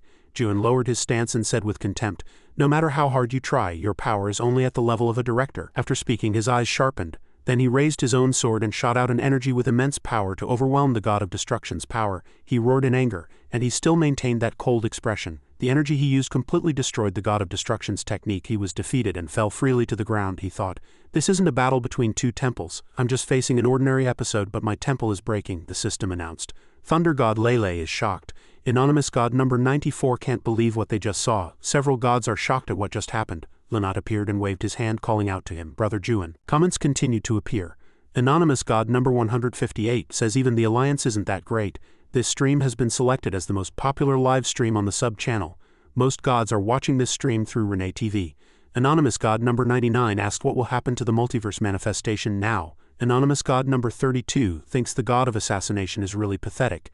The fame of the naked thruster has spread to all floors of the multiverse. The driver of the multiverse is paying attention to the result of the battle. The god of destruction was defeated by Juan's hand, yet he still couldn't accept the truth. Impossible. All the power I've accumulated over the years can't be just this much. I can't fall here. I have to kill that guy. I can't deploy my temple. My temple is refusing to deploy because it's afraid of that guy. As Juan slowly approached him, his whole body trembled. He still raised his head to look at him and asked, "What kind of monster are you?" A thought just crossed my mind. A monster that doesn't belong to this world will completely turn the tower upside down if it appears in the multiverse. Once every few centuries. 9 centuries ago, the legendary manga who reached the final floor of the multiverse. 7 centuries ago, the monster from the crack completely destroyed the main floor of the multiverse and annihilated the manifestations. 6 centuries ago, the current commander-in-chief of the Alliance received the title of one of the 7 great gods and unified the alliance of the multiverse. These 3 unreasonable monsters all appeared thousands of years ago. So I thought I wouldn't be able to meet them in my time. At first I thought I would have a chance to play with him after a long time. The truth was the opposite. He was just a fearless fake challenger who dared to challenge me in the multiverse where no one could be my opponent. At best I thought he was just a manifestation candidate who appeared once every few decades. I was wrong. The one standing before me is definitely a monster. At this time, Juan opened his mouth and asked him, "Is there nothing left to stab with?" The system continued to announce, "Your authority level on the sub-channel has risen. The current number of real-time viewers has been updated. Thunder god Lele is shouting naked thruster Juan. The god of disaster Thanatos is very impressed by Juan's courage. The god of gambling Baccarat has discovered the taste of battle that he hasn't felt in a long time. Your live stream has been recommended on the sub-channel homepage." Renee read these comments and froze. She asked in shock, "What is this?" Comments continued to appear. Dragon god Royan is interested in the current situation. Incarnation Ignis is cheering for Juan once again. Renee couldn't help but be shocked. 2 of the 7 great gods. Incarnation Ignis is my longtime viewer, but even Dorian, the monarch of the Abyss's second point and the master of the Black Dragon episode is watching. That's not all. Anonymous gods known for being cautious viewers, they can't enter the mainstream because their sub-channel ratings are low, but the incarnations and apostles of those gods are watching through the sub-stream page. Live stream, shocking, the defeat of a multiverse manifestation. Sub-stream breaking news, the god of assassination Jakers has been defeated. Sub-stream 2. The composition of the multiverse manifestations that has existed for centuries will soon change. Substream 3. Lakers has been defeated. The war of the manifestations is imminent. Unbelievable. The defeat of Lakers, one of the multiverse manifestations, was enough to create shocking news that happens once every few hundred years. But the real reason this battle is getting so much attention is because this incident doesn't just lead to a change in the members of the multiverse manifestations. Currently, 5 of the 6 gods belong to the Alliance. The fact that one of them was defeated by a small god had a greater meaning than the defeat of the manifestation. This can be understood as a failure of the Alliance. The Alliance that has dominated the tower for the past 600 years is shaking. They are hoping that the long history of the multiverse will finally change, so it's understandable that the lower-ranking gods are paying attention to this event. Anonymous god number 752 is dreaming of a new coup. Anonymous god number 583 is dreaming of a new coup, Renee said through the live stream. Dear viewers, what is happening now may be a much bigger deal than we think. Back to Jin Yuntz, the member of the crack. He was still fighting Galatian. He thought to himself, "I knew it wouldn't be easy, but this is a lot more troublesome than I thought." While he was lost in thought, Galatian rushed in with his weapon. He taunted him. "You look tired." Jin Yuntz gritted his teeth in anger. As Galatian prepared to attack, he suddenly paused. Jin Yuntz also sensed something. He said, "Impossible." The ground began to shake. Jin Yuntz thought to himself, "I was so focused on the fight that I forgot about the volcano. It's still okay for now, but the volcano will erupt soon." A notification appeared on the system. "The 6th floor will be destroyed soon. The worldview will completely collapse in 20 minutes, Jin Yuntz shouted loudly. "Damn it, you bastard, that doesn't mean I lost, I just have to retreat because I don't know when the volcano will erupt." After speaking, he turned and entered a teleportation portal. Galatian replied coldly, "Annoying brat," Renee announced through the live stream screen. "Oh my gods, we're in big trouble. It seems the kid from the crack who was near the crater has lost." She clenched her fists and cursed. "Damn it, in that case, even if Lakers is defeated, if Galatian joins them, the situation won't be good. Even though we have Juan and the ugliest king, can they beat all 3 of them? I don't think so. If he beat Jakers with his own skill and not by luck, he might be able to overcome this situation. Renee looked up and asked in surprise. That's on Juan's side. He was standing in front of the god of destruction.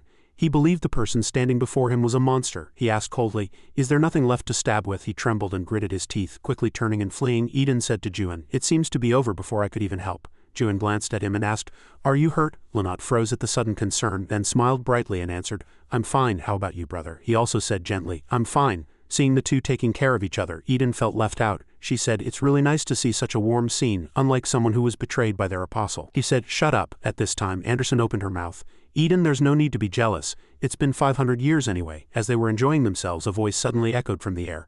"But I don't think this is the time for you to be exchanging reunion pleasantries." The god of justice appeared with the god of destruction. He said, "How can you be talking so cheerfully as if everything is over?" Seeing the god of justice, Anderson was immediately enraged. "You." Just then, a notification appeared on the system.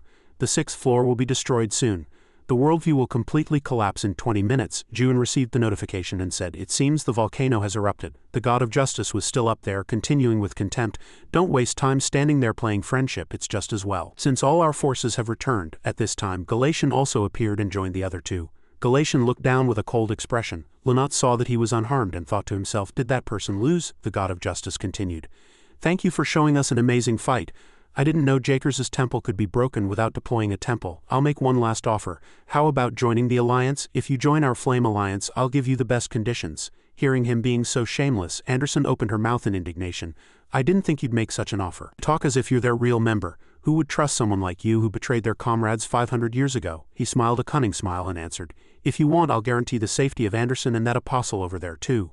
Hearing his cunning words, Anderson got angry and cursed him. "Safety my ass. You mean you'll take us hostage, right? It seems he's planning to seal me like he did in the past." He immediately denied it.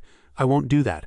I swear on my name as a god, and I'll even give you a contract." At this time, Eden also had to open her mouth. She asked back, "A contract made in the name of the god of justice?" She scoffed and asked him back, "Are you still using that stupid name, Justice?" The god of justice, how ridiculous. He still said very calmly, "It's been a while. Eden, I should have known who you were the moment I heard that nickname. I was too foolish." Eden continued to taunt him. "Even Incarnation Ignis and the god of darkness, Kick, wouldn't be as sincere as you." He didn't understand and asked back, "Sincere? What do you mean? You don't need to know. If I explain it to you, your soul will shatter." He clenched his fists and answered, "I don't think this is the time for you to be so relaxed." "How can you say that after seeing the naked thruster's technique? It's true that his power is impressive, but have you forgotten a few things? What kind of alliance we fought against, and how that alliance has changed over the past 500 years. Eden looked at the huge gate and asked in surprise, "Those damn bastards don't tell me." A huge gate appeared, and from within a huge weapon revealed itself. As they summoned the Nebula Alliance's war weapon, Juan's party could only look up in astonishment. After summoning the war weapon, the god of justice asked imposingly, "What do you think? Do you feel like negotiating now?" "I'm very curious," Eden said in anger. "I can't believe you brought something meant for a great war just to fight us. Are you really trying to start a war? You bring the Alliance's war weapon to threaten us and call that a negotiation?" At this time, Juan opened his mouth to Eden. "Your negotiation attitude is wrong." Juan readjusted his grip on his sword and said firmly, "If you really wanted to negotiate, your leader should have come in person." The god of justice asked back, "Still don't understand the situation?" Juan continued undeterred. "I'll give you 5 minutes from now." The god of justice couldn't help but be surprised by his attitude. Juan continued, "Hand over my friend who was dragged to the 7th floor and turned into a puppet. If you do that, I'll spare your lives." The situation became much more tense. Justice, Galatian, and Jakers, 3 members of the Alliance, were gathered here. Juan didn't care what they did, he just wanted to defeat them, go up to the 7th floor and save Kim Yunwan, even though Justice had offered him to join the Alliance. Seeing Juan's attitude, he said, "To think you'd try to beat us in this situation, how ridiculous, but fine, if you want to fight, you'll get one." Justice opened the system window. He asked Juan, "What's your friend's name?" Juan answered, "Kim Yunwan." Justice looked at the system window and fell into thought. "I think this guy is misunderstanding something. Are you sure he's here? The search results show nothing. He's not on the registered puppet list nor on the pending registration list. I can't find his name here." Juan had no patience to deal with this god of justice. He looked like he was about to use the sword in his hand again. Juan said to him, "It seems you have no intention of negotiating." He answered, "Juan, I just told you your friend isn't here." Juan aimed the tip of his sword at him. "Why should I believe the words of an enemy? The best way is for me to go up to the 7th floor myself and check and find my friend and save Kim Yunwan. I'll know as soon as I go up there myself." The 3 of them looked at Juan and thought he was ridiculous. "You're going to break through us and go up, are you kidding?" Juan declared. "In any case, my business is at the top of the tower, so don't even think about stopping me." The god of justice, still couldn't understand why Juan was so insistent on having his way. He asked Juan, "Why are you trying to go to the top of the tower? Didn't I just say I have business there?" He looked at Juin, and with the intention of stopping him from getting to the top of the tower as he wished, he began to present various advantages. Money, honor, power. Whatever you want from the top of the tower, we can all satisfy you. Juin was not so easily swayed as to agree to a negotiation after hearing their sweet talk. He glanced at the god of justice. No, you can't do anything I need, don't be so overconfident. Then our conversation was meaningless from the start. After speaking, they rushed at each other and began to fight. Galatian charged and attacked first. After landing on the ground, Juin jumped to the side to dodge his attack, and Juin successfully dodged Galatian's technique. He followed the beam of power to get closer to them. The god of justice, seemed to be the one who disliked this friend named Juin the most. He held a sword in his hand and rushed in to cut Juin down. This stubborn awakener. The two swords clashed, but Juin immediately blocked his attack, and the two were quite evenly matched. He was not at all flustered during the battle and said to Juin, "Do you think this is the first time we've dealt with an awakener?" Juin stepped back to dodge, widening his view to observe him fully. Justice was gathering a kind of power, and it was clumping together like a giant sphere. That sphere began to fly straight at Juin to attack him. Juin looked at the technique and thought that it would not be so simple.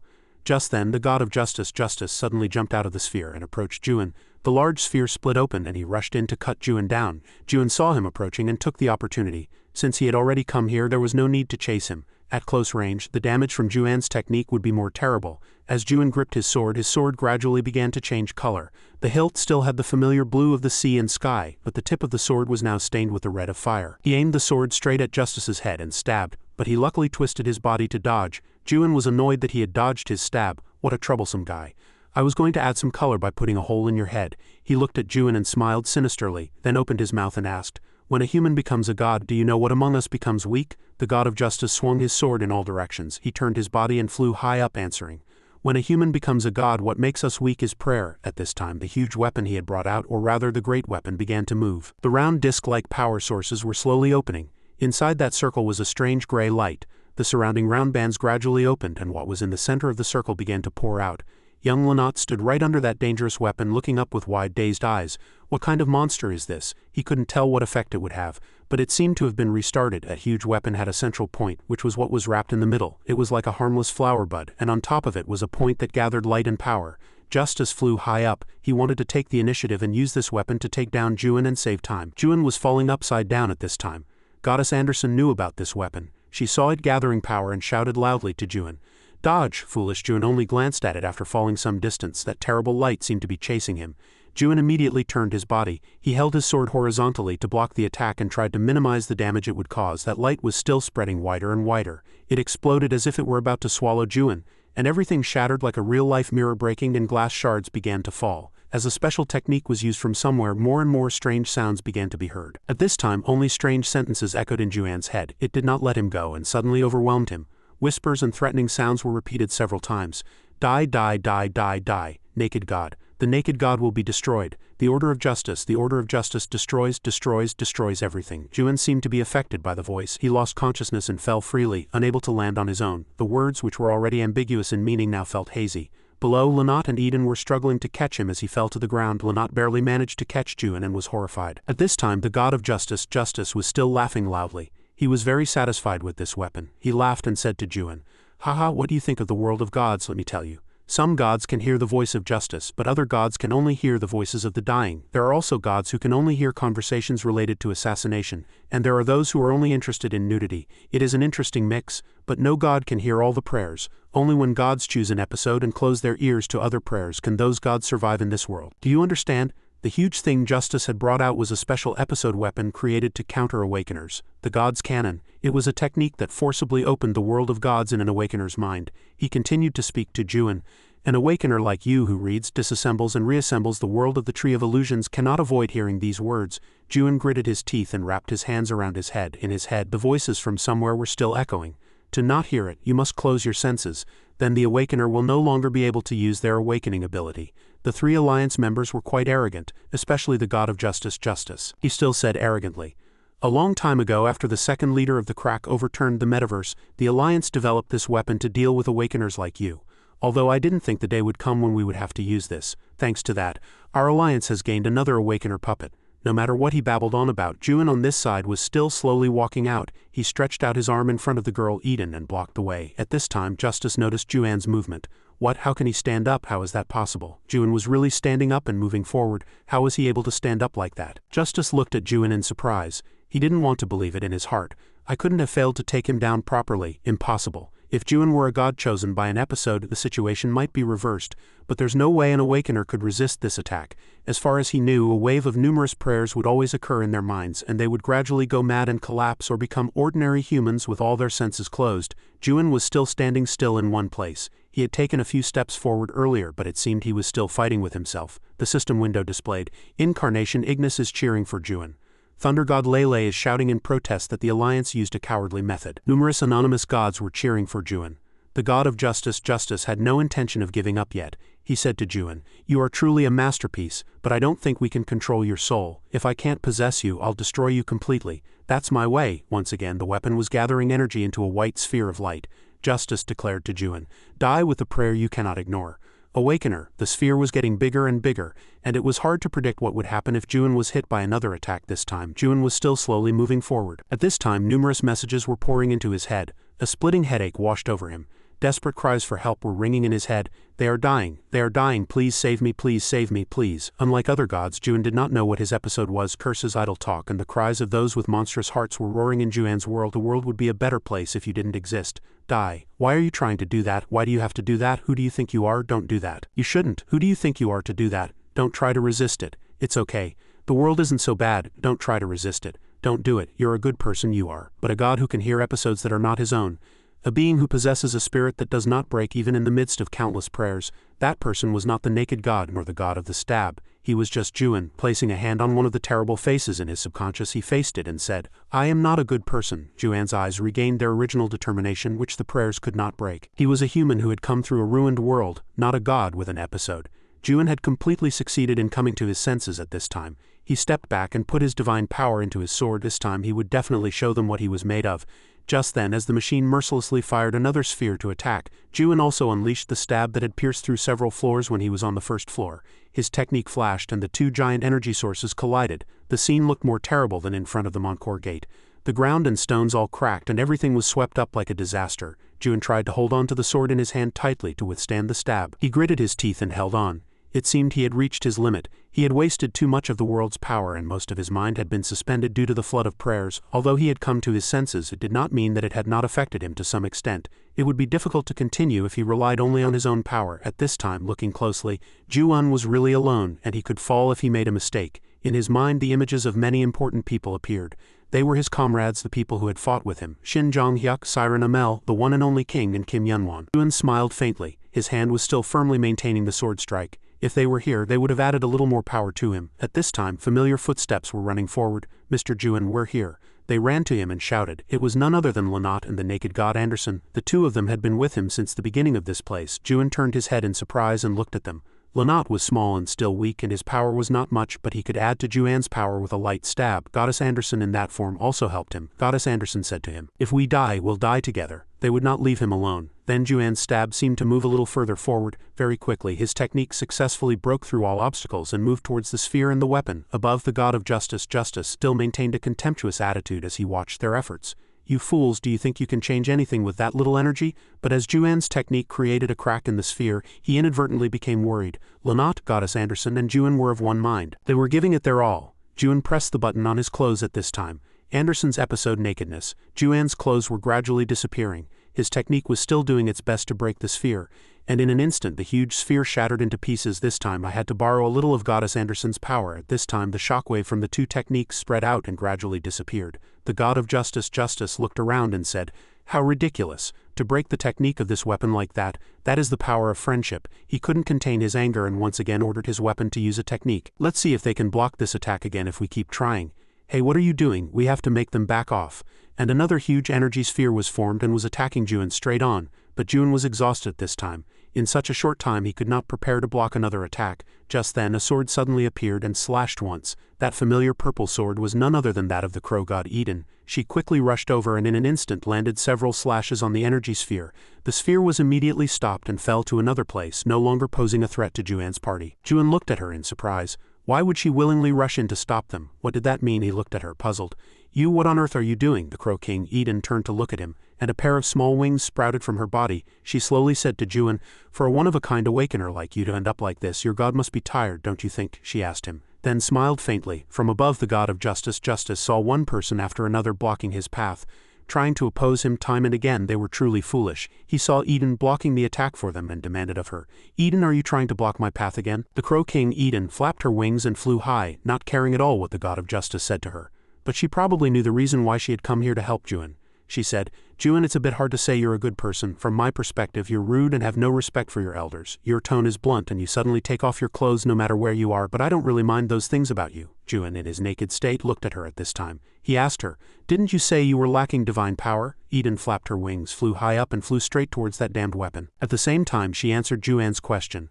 I said I have no disciples. I never said I was lacking divine power. The god of justice was a little scared seeing her really about to attack. Is that damned crow really going to attack the alliance directly? How could she do that? Eden began to unleash her technique.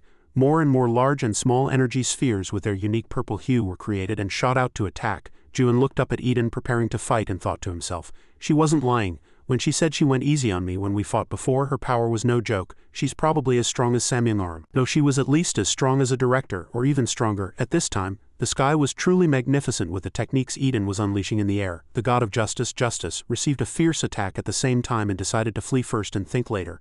He knew that Eden was aiming for the warship and called out to the other two, damn it, Jakers Galatian, you two hurry and protect the warship. Although it's a warship with pretty good defense, it could be dangerous if it takes damage. Both Jakers and Galatian did their best to block Eden's energy spheres. They were countless. Justice noticed a sharp object reflecting light from behind him flying towards him. Eden's sword flew at the speed of a rocket, the tip of the sword coming very close to his face. A little further and he would have been dead. It could be said that he was lucky this time.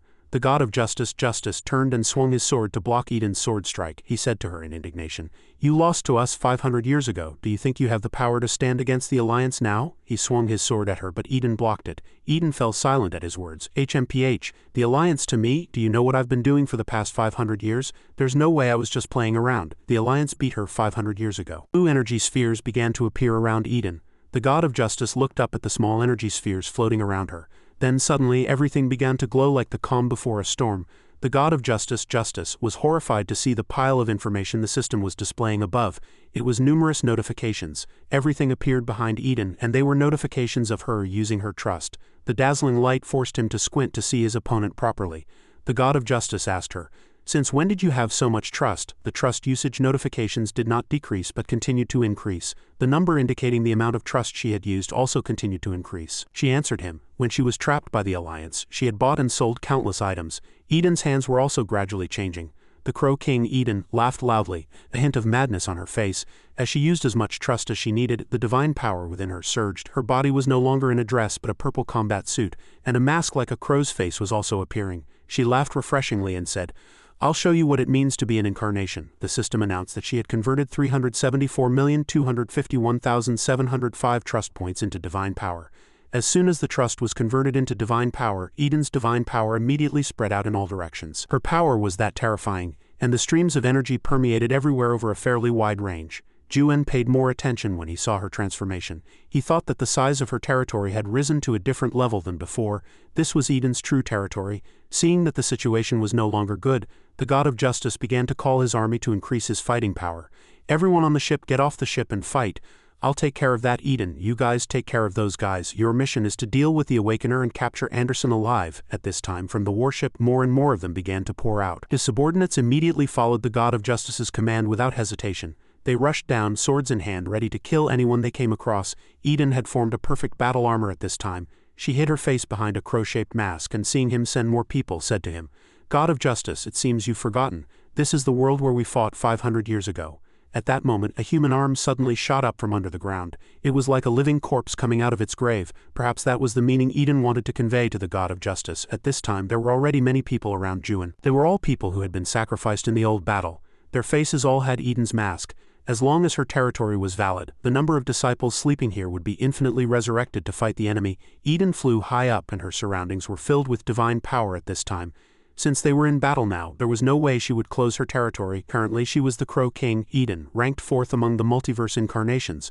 One of the resurrected disciples passionately called out to everyone, "This day has finally come." Then the two armies rushed to fight each other. From above, the Alliance's forces were also coming down in droves, and here the disciple who had just shouted would be the first to charge forward. "Let's fight together." Forward, the disciples charged and attacked. They used their swords to attack them. The two armies were very large. All the Alliance's forces on the warship had come down, and the disciples summoned by Eden were no less courageous. This was expected to be a large-scale battle. The god of justice, glanced down at the situation below. He was a little worried.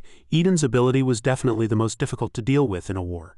Killing those puppets was meaningless. He had to kill Eden, who was supplying them with divine power. While the god of justice was lost in thought, Eden rushed right up to him. She taunted him. "To be so distracted. You seem very confident. That must be why." Eden unleashed a wide-ranging sword strike. The god of justice quickly retreated to escape its range. She said, "You've always hated me, haven't you?" Justice replied as he retreated. "Don't misunderstand Eden." Then he rushed in to attack her, but she was quickly and neatly blocked by her. "Don't misunderstand, I still hate you." "Oh, that's good. Same here." So now they are each other's enemies. Eden used her hand to press the god of justice's face down. She said, "I never liked that petty mind of yours since we fought together. But I never thought you would betray the Alliance." The Crow King, Eden's gaze pierced through her mask. It was a look mixed with anger and great disappointment. She confronted that useless bastard. "For what reason did you do it? Why did you betray us all for this miserable power? Did you betray your comrades just to become a dog of the Alliance?" Eden sent a very powerful technique straight into the ground as a gift to him. The attack pushed the god of justice straight into the ground, probably a few feet deep. Justice was knocked down for a while by the powerful attack. Finally, Eden succeeded in dragging him down here so he could no longer do cowardly things from above. He was in pain, but he endured it and looked up. And he didn't expect Eden to be gathering power again from above. "Eden, were you always hiding this territory, wanting to fully recover your prime strength here?"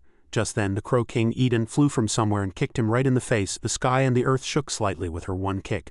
The god of justice, was knocked down by her. She placed a hand on his head and grabbed his hair. "Get up now, you bastard. This is no place for you to sleep." She grabbed his hair and lifted him up to talk face to face. She asked him, "Isn't it time for you to surrender?" He retorted, "Shut up, what do you know?" She held the sword in her hand and continued to make him understand the problem.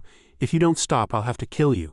You don't know what I've done to get this far." The god of justice replied to her, "You don't know what I'll do to achieve my goals either." Eden looked at his stubborn face and asked him, "How did it come to this? Did it just happen because of what the Alliance promised you?" She shouted at him in anger. "Were you willing to betray your comrades, the people who saved you from the brink of life and death? Did you also stab your comrades in the back after they met you again?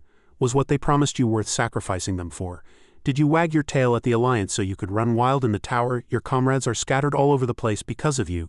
Eden was so emotional that she lowered her guard slightly. The god of justice used that to grab her arm. He called her name. "Eden," the system announced, 10 minutes remaining until the volcano erupts. He looked at Eden with terrifying eyes that had not a shred of humanity.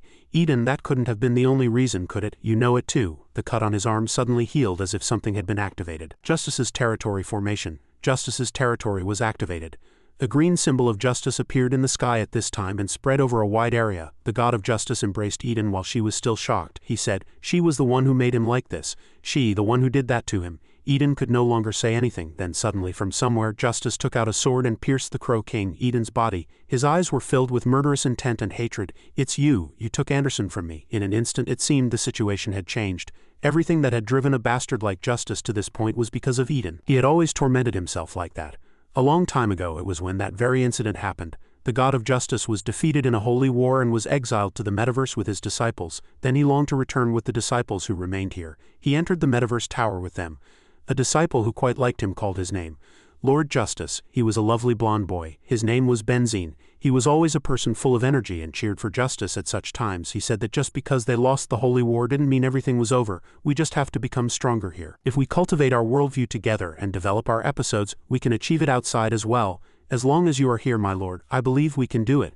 Justice's heart was somewhat comforted by Ben's words. He answered, "Thank you, Ben." Although the situation seemed to be against them, they seemed to be quite well prepared mentally to accept everything.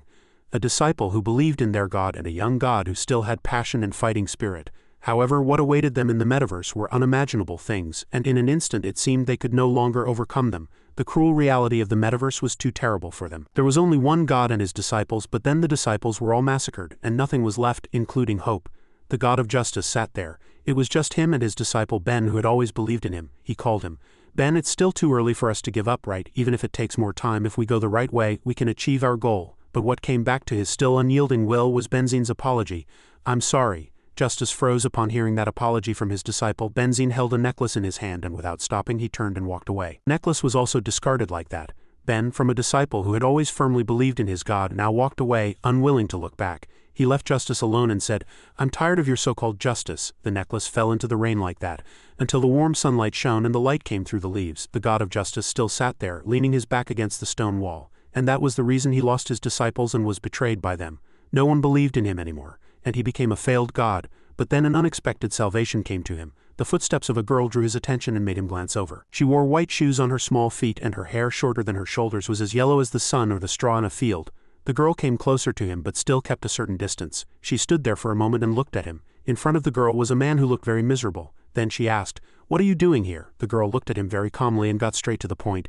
"You lost, didn't you?" The girl with blonde hair and blue eyes was none other than the manifestation of Goddess Anderson, Miss Rachel. Justice didn't say anything. He seemed surprised by the girl's approach, but he quickly made a face that no one would like and said to the child, "Get lost." Miss Rachel looked at him with a contemptuous expression. "What? How can this guy speak so unpleasantly? He really knows nothing. Even though this Anderson personally asked him, he has such an attitude." The salvation he hadn't expected was that very person.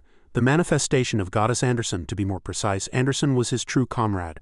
So they became comrades, but the things that weren't funny also started from then. The two were looking intently at something, but it wasn't clear what it was. Justice called her. "Anderson," she just answered. He looked at her and then at the piece of bread she had just divided on the table and said, "I think your piece of bread is about 5 millimeters bigger than mine." Anderson got angry. "Hey, are you going to eat or not? You talk so much, you cheapskate. I cut the bread for you, and you still find fault with it. I really can't stand your personality," he still insisted. "This isn't being cheap, it's being fair. I'm the God of Justice." They spent every day together happily like that. In the evening they would sit around a campfire.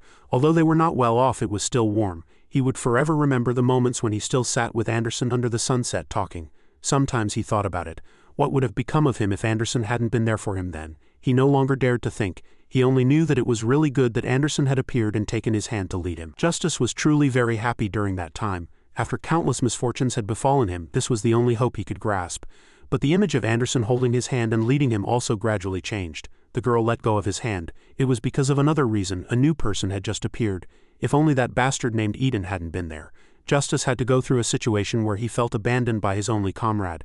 If that bastard hadn't taken his place as his companion, everything would never have turned out like this. He hated him so much, and from then on Justice trapped himself in hatred, and because of that he caused countless things. Putting aside the matter of how he came to stay in this metaverse castle, back to the present, it all happened.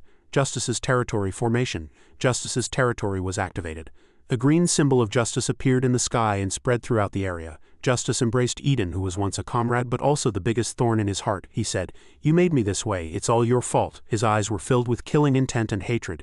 "You took Anderson from me," he cried as he mercilessly pierced Eden's body with his sword. He hated and he suffered from that hatred. System notification. All conditions of justice have been met. The episode Law of Justice ability has been activated. For the next 10 minutes, a new justice will unfold in the related episode. The Crow King is weaker than the God of Justice. Eden was injured but still defiant. She taunted him. "Can you still only deploy your temple on top of another god's? What a worn-out trick.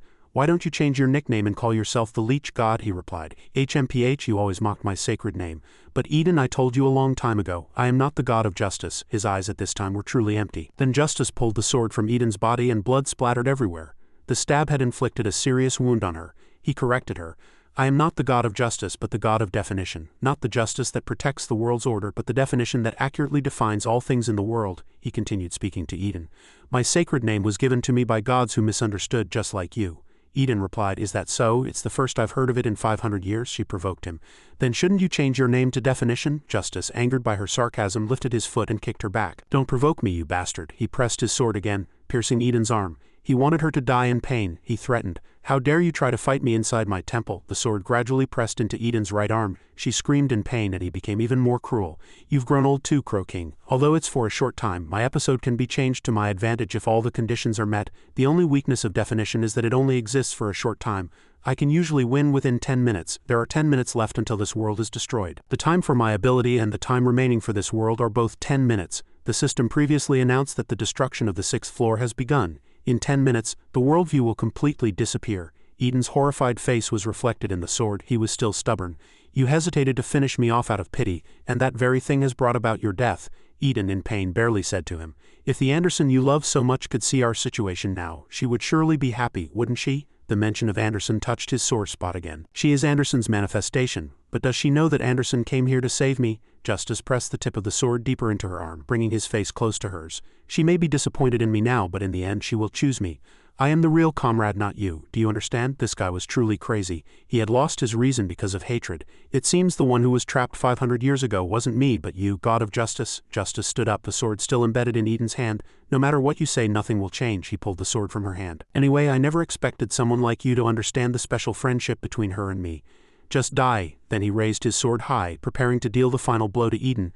Die with the worldview you love so much. He laughed looking at her, but he didn't notice a person with a familiar figure approaching from a distance. That person was none other than Juin. Juin was wearing nothing, holding a shining sword in his hand. His power, supported by Anderson, was even stronger. Justice glanced over and saw the uninvited guest. He asked, "You were hit by the god's cannon and still followed us all the way here. Truly persistent. You really are a monster." Juin glared at him with murderous eyes. He said, "Take your hands off the Crow King." Justice now faced Juin. He said, "I admit you are very strong. In a one-on-one fight, only the leader of the Alliance could fight you, but that was only before I activated my temple." He raised his hand and his surroundings were now colored in his blue light. All conditions of definition have been met. The definition episode definition ability has been activated. Announcing the 1543rd definition result. Juin is weaker than the god of definition Justice. Justice laughed triumphantly in front of the displayed notification board. He said, "You can never defeat me here." But a fist was already approaching right in front of him. Before he could finish his words in the temple, Juin had punched straight through the information screen containing his nonsense and landed a direct hit on him with his bare hands. Juin put all his strength into his fist. This time, he would definitely teach him a lesson. He sent him flying several meters away. Justice couldn't collect himself after being hit. What on earth is happening? Juin assumed a ready stance, his body overflowing with power. The information screen was also shattered by his fist. He said, "Sorry, but I can't hear what you're saying, you bastard." Juin immediately rushed at him and landed several more punches. Justice, bewildered and horrified, was hit several times in a row by Juin. "This is my territory. How can he hit me so easily?" The system also had to announce. "An error has occurred in the law. An error has occurred in the law." His territory was no longer in effect. The system displayed, "The target is not a being to whom the law can be applied." Juin continued to charge and beat Justice mercilessly. With one punch he drove his face into the ground. Justice couldn't understand. He was beaten helplessly. Why isn't my territory working? I met all the conditions to define an episode that connects directly to the opponent's soul. How did this happen? Juin was right behind him at this time. He aimed the tip of his sword at him and said, "That Crow King was right," he said. "Even a god is just a manifestation of a worldview." Justice struggled to sit up. "HMPH, what nonsense are you spouting?" Just then, the giant sphere from that machine suddenly attacked him from behind, but Juin hadn't noticed. By the time Juin noticed, it was too late. The sphere rushed straight at him, and he had to take it all with his body. Once again, those prayers disturbed his mind. He was unfortunately hit by the technique. Damn it, I should have been more focused. His head was now filled with noise again. The god of Justice took that opportunity, and as soon as he saw the sphere fall, he fled long ago. It seems the wave of prayers is affecting him. But the tide of the battle has already turned, and my territory is no longer effective. According to the situation he currently saw, if they couldn't deal with Anderson, Galatian, and Justice, he and his puppets would continue to be revived. In fact, not everything went according to his plan. It was all because of that guy named Juin. If Juin hadn't joined this battle, he would have won a long time ago, and he might even have been able to redefine his new episode. Just as Justice was about to escape the chaos, Anderson chased after him and called out, "Hey Justice, don't you think you've gone too far? Please, come to your senses, you bastard." At Anderson's voice he paused for a few seconds. Anderson decided she had to explain clearly to this foolish guy so he wouldn't act like that anymore. She continued to speak to him. "Do you think Eden is fighting you seriously? He knows everything about you. Do you think he could lose to you so easily?" Justice was aggrieved and indignant. For her to say that at this moment, it was truly absurd. "Do you still think you guys are the heroes of 500 years ago?" Anderson replied. "Who cares? What story do you think we're talking about?" She really couldn't understand what was inside his head. She asked Justice, "Don't you really get it? Did you really come to fight us? You said before that you would guarantee my life and my disciples. You didn't come to fight us, did you? Justice, you came to protect me, Anderson, from the Alliance, didn't you?" After hearing the news that I returned to the tower, Anderson tried to persuade him. "I know, you may be a bad guy, but your heart is kind, but I'm sorry I can't grant your request. We will continue to fight the Alliance, until you let us pass." The god of Justice did not argue anymore. He wasn't boisterous even when facing Anderson. He said to her in a low voice, "You're going to lose anyway." Anderson replied, "Probably. That's why I'm talking to you about this. I won't ask why you betrayed your comrades, but help us, you can do it." Justice muttered after hearing those words, "The reason I betrayed you." Anderson, Juin, and Lunot all looked up at him, waiting for his answer. Justice was silent for a moment, then opened his mouth and smiled. "The reason I betrayed you, haha, I forgot a long time ago." This answer of his severed the last hope Anderson had for him. You're really trash. At this time the ground began to shake, and the system announced that the end of this world was imminent. It was time for the volcano to erupt. As the system predicted, lava began to well up from inside the giant volcano. And very quickly it gushed and overflowed, even burning and exploding. Everything at this time seemed to be under attack by the volcano. The system announced again, this world will soon disappear completely. Lava began to flow and overflow everywhere. Since the volcano was in its eruption phase, many pieces of dirt, rock and lava were shot out from the volcano and fell everywhere. Anyone could be hit. The armies on both sides could no longer fight. They were busy dodging the falling lava. The lava fell more and more. A few groups from the Alliance side took the opportunity to escape. Some couldn't escape in time and were swept away by the overflowing lava. Everything was really chaotic, and in an instant, everything was engulfed in a sea of smoke and flames, so nothing could be seen clearly. When the smoke and dust scattered, the surrounding trees were desolate. The footprints of fire were left everywhere, and it was devastated. Everything was shattered, but that machine of the Alliance was still intact. It was the very weapon that Justice was about to use to take Juan's life. He said, "This world will soon end," he declared to them. "You will all die if you continue to climb to the higher floors as you wish. So get out of the metaverse right now." In the end, he just wanted them to disappear from the metaverse. His goal was not to stop them wherever they went, but only to protect his Anderson. Juan glanced at him. Lynott next to him was terrified. Lynott wanted to shout but couldn't. He looked up at that moving weapon and moved his lips to say, "That's..." The Crow King Eden, who was lying next to him, also witnessed the scene. She couldn't help but curse him. "That bastard," he finally used it. Dozens of machines were gradually approaching. The machine was in the shape of a goddess statue. Gradually the statue opened, like a monster's fangs opening its mouth. As the goddess statue's chest opened, there was an empty space inside, and in that space a giant blue eye was opening. It glowed. It was a very scary weapon. Goddess Anderson was horrified to see it. That's the world bomb from 500 years ago. The thing that wiped out half of the Revolutionary Army has now appeared here again. It was truly terrifying. At this time the Crow King, who was lying down, said to Goddess Anderson, "Anderson, you've done enough," Eden told her. "There's no other way now. There's not much time left. There are only 3 minutes until the explosion. I'll tell you where the paper will come down, so get out of here right now. All of you," Juan asked Eden. "Didn't you say you would solve everything? Have you given up now?" Eden said, trembling, "Reality is different from ideals. We have to confront them again. It's better than dying here together." Juan ignored Eden's intentions and replied, "If you want to run, go alone. Don't say such things to us." None of the three had any intention of running away. Goddess Anderson said passionately to her disciple, "Lynott, take out all the faith I have. You stole a lot from the Alliance guys, didn't you?" Lynott replied, "Oh, you saw? I'm embarrassed." Juan, Anderson, and Lynott all looked up at the sky. They had a determination greater than death. Juan said to the two, "We will definitely climb to the top of the tower." The tower's system was in an uproar at this time. The goddess of fate, Minerva, said it was impossible for them to resist. The thunder god Lele was worried about the safety of the Revolutionary Army. Incarnation Ignis told Juan to run quickly. Lynott was handing over the faith to Juan at this time.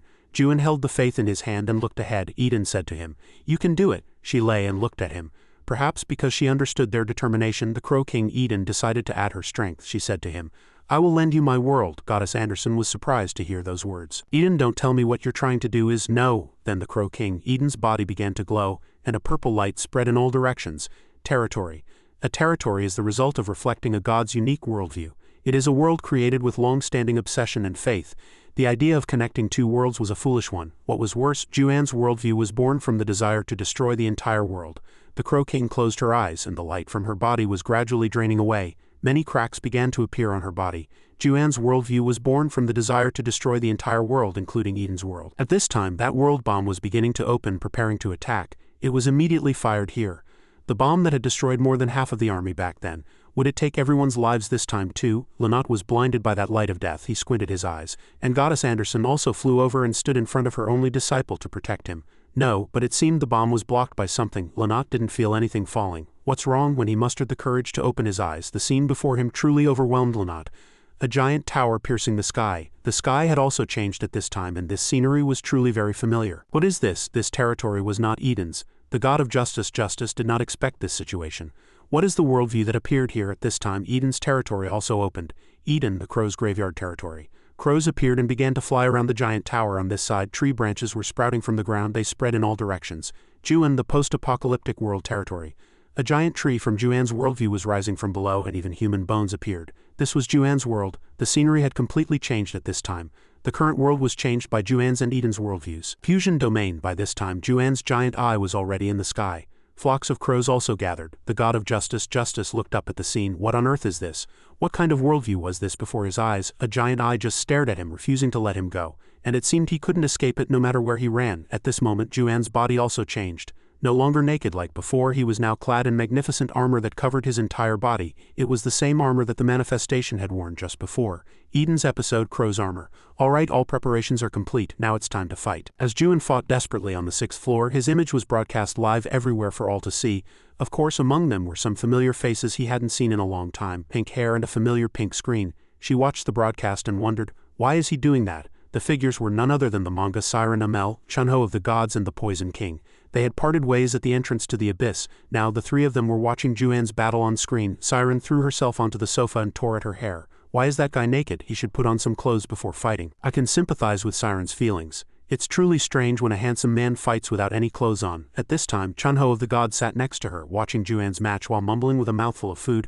Are we still far? Siren looked exhausted. Have you forgotten it takes 15 days to get there? Then why are you eating snacks so peacefully? Are you really worried about him? Chunho of the Gods continued to munch on his snacks with gusto, not even answering Siren's words. He said, but didn't the kid from the crack go to help him? Why can't I see that kid? Since the request was quite sudden, their situation was probably a bit complicated. The Poison King watched the still tense match on the screen. He called out to Siren.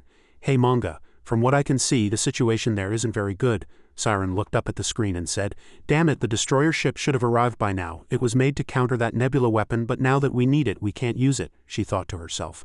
Fortunately, that model isn't very new either, although even an older version of this weapon is enough to level a small area. If he doesn't have the right item, that guy will never be able to beat this weapon. The screen they were watching turned bright red at this moment. It was because the scenery on the other side had changed. At this time, Juan's worldview had opened. Chunho of the Gods, familiar with the sight, looked up at the screen and wondered, wait a minute, was there something like that in Juan's unique world? Strange. The manga Siren Amel seemed to recognize what had just appeared in Juan's world. It was the form of a giant tower piercing the sky. She recognized that tower. It was her godfather, Mulek Amel's second creation, the Nightmare Tower, also known as the Fortress of Regret. The system displayed a comment from the Thunder God saying he had seen that tower before. The Dragon God Royan asked if that tower was famous. Siren Amel felt an indescribable emotion as she saw the tower appear majestically before the people. She vowed to herself, Godfather, are you watching this? This is the sight of a human destroying the tower you created and using it to mock the authority of the gods. The system continued to display comments. It seemed many people from various worlds were watching this match live. Anonymous Monarch number 54 has started watching the live stream. Anonymous Monarch number 42 has started watching the live stream. The Poison King noticed that even the monarchs had come to watch the Lord's broadcast. Siren sat on the chair anxiously biting her nails and thinking to herself, has not only the abyss but now the entire almighty land learned about Juan? The monarchs of the 12 regions are probably watching this broadcast too. A few years ago when Juan escaped from chaos, he dealt a severe blow to the monarchs of the almighty land. In that case, the gods related to the monarchs might step in. Ah, this foolish guy. She didn't know what to say to him either. Look at what form he was transforming into again. It was the moment Juan's outfit changed, fusing with Eden. The Crow King, Crow Armor, Eden's episode. At this time the landscape had completely changed. The current world was altered by Juan's and Eden's worldviews. Fusion domain. At this time Juan's giant eye was already in the sky. Flocks of crows also gathered. Just how big are you going to make this, Juan? The term fusion domain might sound a little unfamiliar. It is different from god predation, which is the act of devouring another god. A fusion domain is to completely accept another's world. Goddess Anderson looked at the scene before her with concern. Can two worldviews with different values and beliefs like Eden's and Juan's really fuse with each other? How are they connected? Goddess Anderson flew next to Juan's somewhat new form to get a closer look. This was an unbelievable sight that even Anderson, who had lived for thousands of years, had only heard of in legends. At this time Juan was wearing Eden's armor and his wings. He asked the partner who had fused with him, "Hey Eden, are you still alive?" At this time a transparent pink crow flew past him. That crow was none other than the Crow King, Eden's current temporary manifestation. He opened his mouth. "As you can see, I am still alive." "Good," Juan replied upon seeing him speak. "The way you were acting just now, as if you were about to die or sacrifice yourself, everyone must have thought so." Eden replied, "I thought I was going to die too. Enough, this is not the time for us to chat. The battle is not over yet, so focus." Juan replied firmly, Yeah, I know." Then he swung his sword, spread his wings, and moved forward. The fight had only just begun. The system continued to display notifications here on Renee's broadcast. The viewer ranking has been updated. 178,000 people are currently watching your live stream. The Metaverse Manifestation War event is in progress. The Metaverse is holding a guest participation event. Renee cheered for him from here. Naked thruster. "You can do it, go for it." On this side, Juan flapped his wings and began to fly up to fight. He held the sword in his hand and did a spin. Renee was even more excited than the viewers. Go on, go on." The system displayed comments. The Flame Alliance has released a new item gacha. The Flame Alliance has released a new skin gacha. Anonymous God number 382 asks if those guys are still making money during this intense battle. They must be busy copying Juan's new outfit. Usually he doesn't wear clothes, so there was nothing to copy. Juan flew through the air, rushing towards the Alliance's group and unleashing numerous sword strikes. Although they were numerous, they could not block his path. Most of the gods said the Alliance would win. The Thunder God said you have to see it to know. Juan slashed powerfully once, and the force of the sword sent all of the Alliance's helpers flying, throwing them into chaos in an instant. Juan was truly terrifying. A disciple of the Spear of Wisdom, Galatian was horrified to see the way he fought. That guy is a real monster, how can he be like that? Galatian felt a sense of foreboding. Juan was rushing towards them like an arrow, and they would surely be unable to stop him. He turned and asked for Justice's opinion. God of Justice, how long do you plan to drag out this fruitless battle? If the leader finds out about this useless thing we've done, he won't let us off easy. The God of Justice, showed no signs of fear or haste. He wanted to control everything according to his will. Galatian continued. The time displayed on Justice's arm showed only 4 minutes and 31 seconds remaining. Our alliance is different from them. We were not tasked with fighting on the 6th floor. We could also get caught up in the destruction of this world on the 6th floor. He did his best to persuade Justice not to escalate the situation further. Although our pride will be hurt a little, it's best to retreat this time. Meanwhile, Jakers voiced his opposition. Are you a fool? He said firmly. If we let a monster like that go up to the 7th floor, do you think we can handle him then? We have to stop him here, no matter what. The God of Justice, spoke at this time. He gritted his teeth. I agree with him. Justice was truly enraged at this time and did not want to just let them go. He said, we have to stop Juan from getting to the leader. We must eliminate him.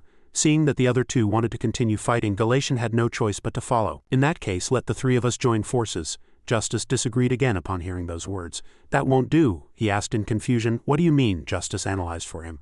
Although it is impossible, if we fuse our domains, everything will become very dangerous. Galatian did not understand. He chided. You disagree with whatever I say, so what on earth do you want us to do? Hurry up and say it. The God of Justice. Justice's eyes were empty. He suddenly became more terrifying, then looked up and pointed at what was there. We still have that, don't we? The world bombs ready to destroy everything. They are still waiting up there. Galatian glanced at Justice. He felt something was wrong. Is this guy crazy? He asked. Are you serious? Then what about the members of our alliance fighting below? The God of Justice. Justice answered his words. He asked, what are you talking about? What am I talking about? Galatian couldn't see anyone. His eyes stared at him cruelly. He was ready to repeat history and sacrifice those who fought for him. He did not value their lives at all. They were truly just like disposable pawns at this time. Juan was still fighting with all his might. His sword was swung in all directions. As Juan's sword stabbed with all its might, the entire army of the opposing alliance was pushed back. Anonymous God number 94 was reveling in the joy of battle. The God of Disaster, Thanatos, was interested to see humans risking their lives on the battlefield. A group from the Alliance trembled in fear as they watched their comrades fall one by one. If this continued, it was obvious the situation would not be good without even looking. He was so scared and confused that he risked asking his leader, I know this is the order we must follow, but I don't think this is right. Lord Justice, please give us another order. They began to plead. We can't hold on here any longer. At that time, the God of Justice, was standing alone behind a teleportation portal. He said nothing. It was because he considered them to be non-existent anymore. Even though they called his name Justice, he still calmly closed the teleportation portal before their eyes. The Alliance group began to panic. Wait a minute, why did he close the portal? We're still here, right? Hey Justice, wait for us, please don't abandon us. They took turns shouting towards the last ray of hope. On this side, Lynott and Goddess Anderson were standing in a corner watching their scene. Lynott also didn't understand and looked up in wonder. Why did he suddenly close the portal? What is he trying to do again? Goddess Anderson guessed something. She said, the true power of the nebula is only revealed when a god controls it directly. Those guys are planning to pour all their power into the final blow. The giant machine was still dominating the sky.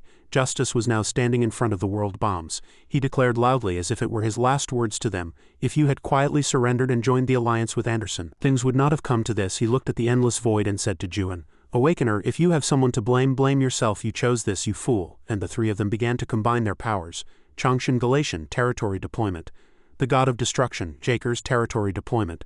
The God of Justice, territory deployment, territory of justice. The system displayed a notification.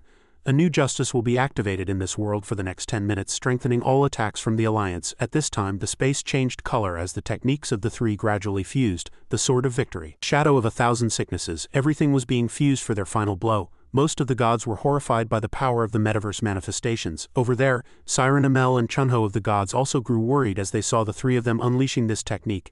It would not be easy for Juan to withstand this attack. The god of justice, justice said proudly. No god or monarch can block this attack of ours. Go ahead and try. It's all over, Awakener. At this time their giant fusion technique was moving forward to attack. A powerful and massive technique was coming towards him. Eden asked him at this time, "Is it the end now?" Juin answered him. "Yes, that's right," Eden told him. "As promised, we held on this long to buy you the 30 seconds you wanted. What are you going to do now?" Juin was silent, lost in thought. Just before, he and Eden had discussed a course of action. While they were fighting the alliance group and thinking, Juin and Eden had come up with a strategy to fight. Just then one of them rushed in to stab him, but Juin easily blocked his attack. Eden told him then, "Hey, we can't keep fighting these minions. Although I've lent you my power, I'll be reaching my limit soon." Eden analyzed the situation.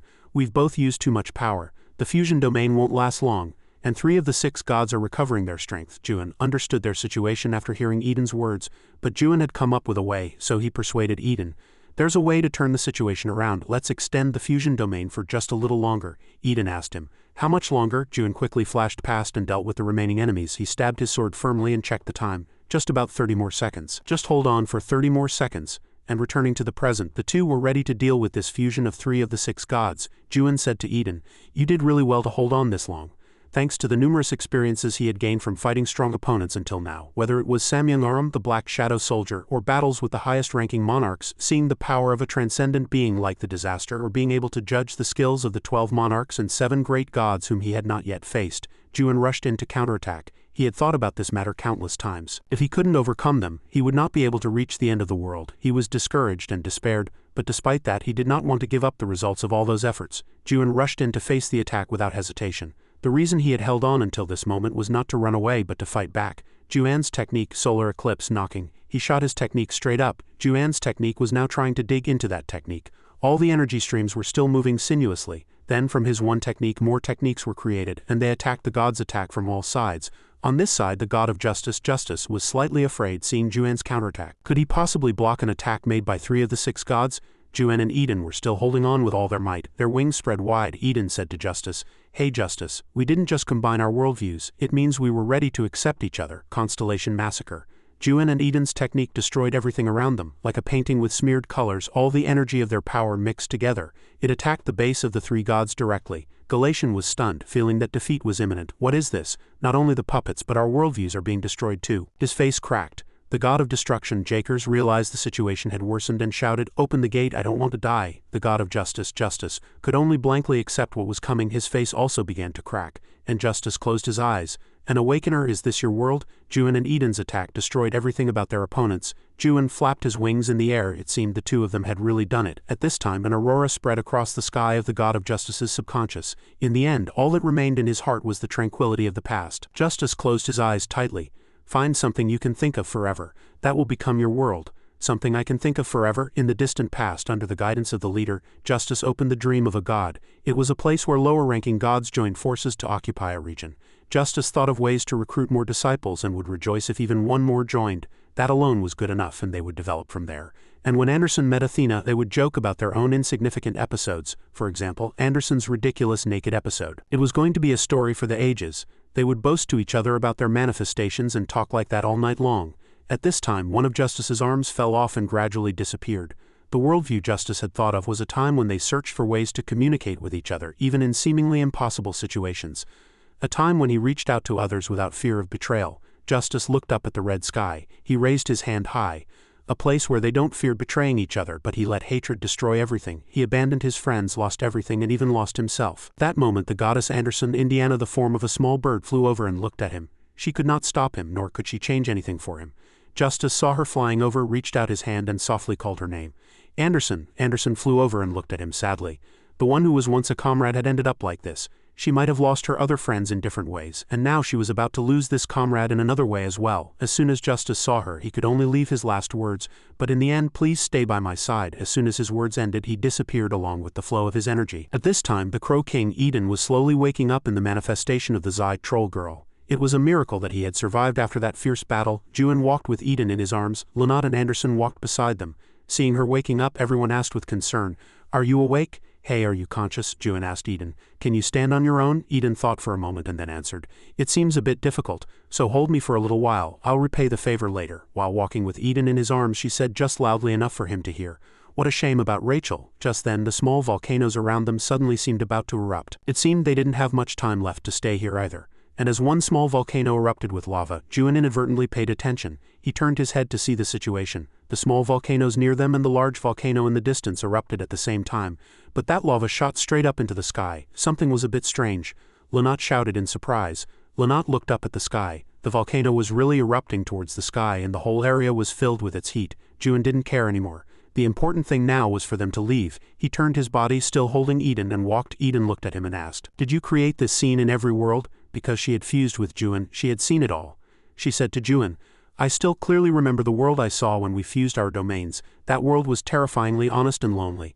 No disciple in this world would want to live in such a world. As proof, everyone who saw that world fainted. Eden hoped that the people of this world would never see Juan's world. Eden hoped that the ending he always dreamed of would never be realized." Juan opened his mouth to remind her, "If you have the strength to talk nonsense." Eden didn't care about Juan's resistance. She cut in and told him, "I hope that you are no longer as lonely as you were before." Eden smiled as she looked at Juan.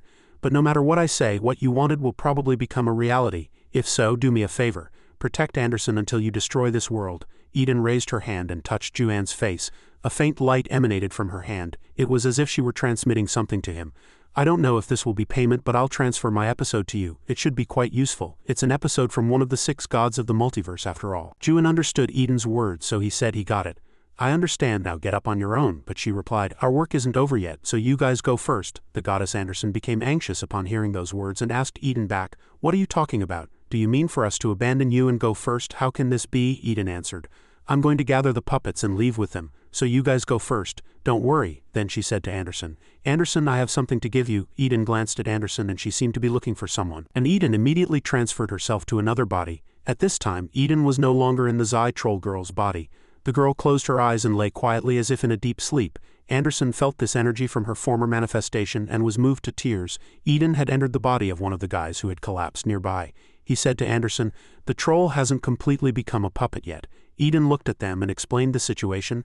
"Although I don't have the ability to save her, I've put a part of her soul into a dormant state, so there's still a chance for her to wake up." Goddess Anderson asked the Crow King Eden back, "Was that why you were controlling the Zai Troll puppet yourself?" Eden immediately urged Goddess Anderson, "Hurry up and take the Zai Troll. Although I can't save her, perhaps someone at the end of this tower can do it." Juan, hearing the words exchanged between the two, interjected, "Then I'll put the Zai Troll in my domain." Eden felt relieved seeing that. He urged them, "Since that's settled, now you should go. There's not much time left." Anderson had a bad feeling about Eden's promise to follow, so to be sure, she asked again, "Hey Eden, are you really going to follow us?" Eden looked at her and answered nonchalantly, "Of course, I still have some faith left, so don't worry."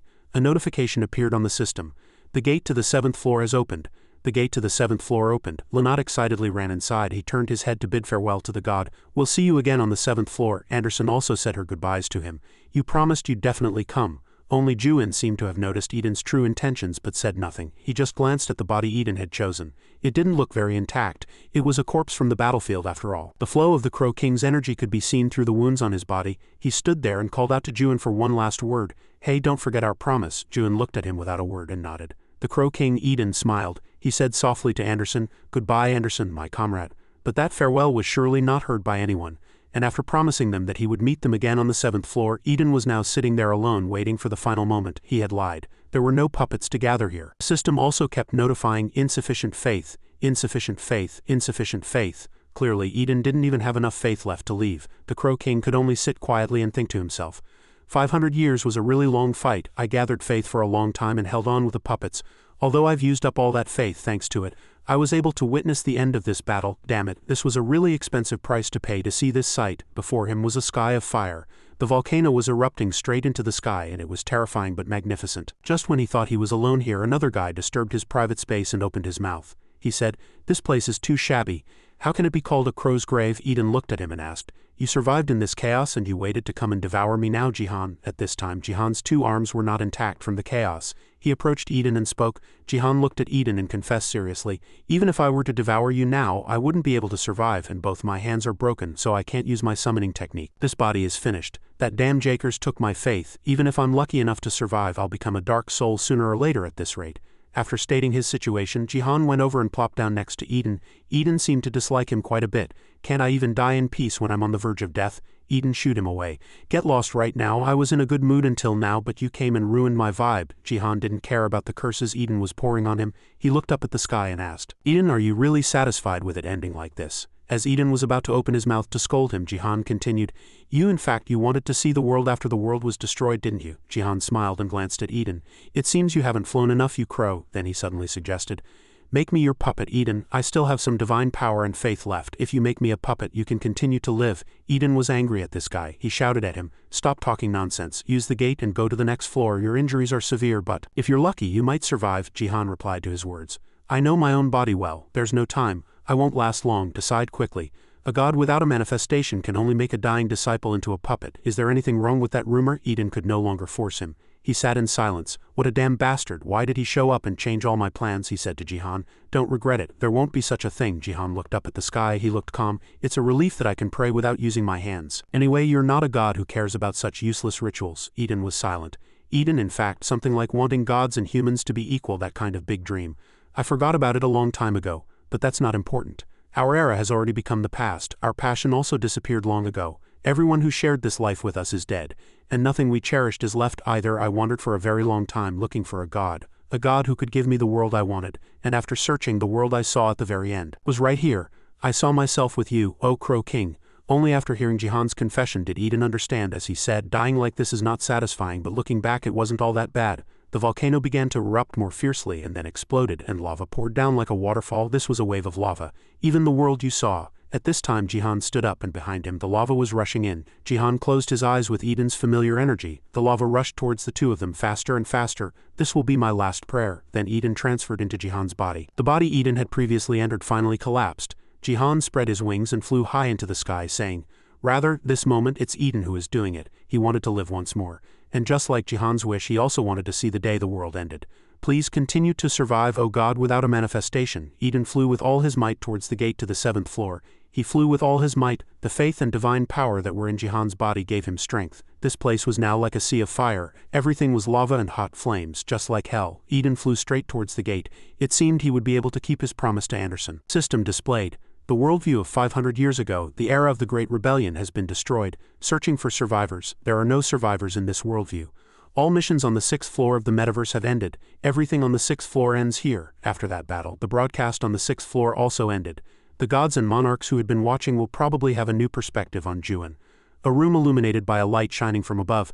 The room was quiet. In the center was a round table. The light from the window above shone right on the center of it. This was the meeting place of the 7 great gods of the abyss. The Holy Hall. A god was sitting in a chair browsing through the news that had spread through the system today. Shocking news after that special match. 3 of the 6 gods of the multiverse have lost their lives. Who are the new candidates to take the place of the 6 gods? Who is the naked thruster? A single awakener caused a tragedy. Who will be the other rulers of the metaverse? And countless other articles. The god was quite satisfied after reading the news. "Perfect. I knew the guys below would put on a good match for us." That person had hair like flames. Just from his appearance one could guess what kind of god he was. He asked the god within him, "Isn't that right, Ignis?" About their match. He was the manifestation of Ignis, one of the 7 great gods, the god of fire, the master of the 3rd watch of the tropical night, and the fire god of the hot caravan. The god inside the manifestation answered with interest. "The naked thruster, really interesting. His power is no joke, right?" The manifestation of the 3 calamities was sitting alone at the meeting table, and so far, he was the only one who had arrived. He complained to the god. "Those lazy bums are late again." Ignis was used to them. "We're the 7 great gods, not the 7 on-time gods. It's only natural that they haven't come yet." The manifestation of the 3 calamities asked Ignis. He was curious. "The first seat won't come here, right?" The god Ignis waved his hand and said, "I told you, I've never seen that guy either, but I can't be sure. Maybe he's already here, but we just can't see him." Ignis's manifestation looked around. "The first seat, he's quite a mysterious figure to all of us." Just then, a beam of light shot straight down onto a chair. The man who had just appeared had black hair and an earring, looking very stylish. He smiled with satisfaction. He was none other than the 2nd seat of the 7 great gods, the master of the 2nd calamity of despair, the dragon god Royan. He sat on the chair, crossed his legs Western style, and spoke to Ignis. "Oh, it seems I'm late. Sorry." Just then, a black cat wearing a red scarf also landed beside him. The dragon god Royan said to it, "Mimimi cat, if you're late you should apologize." The giant black cat followed its master's words, lay stretched out on the table and bowed its head before Ignis's manifestation. I'm sorry. I'm truly ashamed to be late every time. I will deeply reflect on my actions, but behind the seemingly sincere apology the fat cat looked up and smiled cunningly. His eyes gleamed. I did apologize like this, but isn't it also your fault for scheduling the meeting at this time, knowing we'd be late?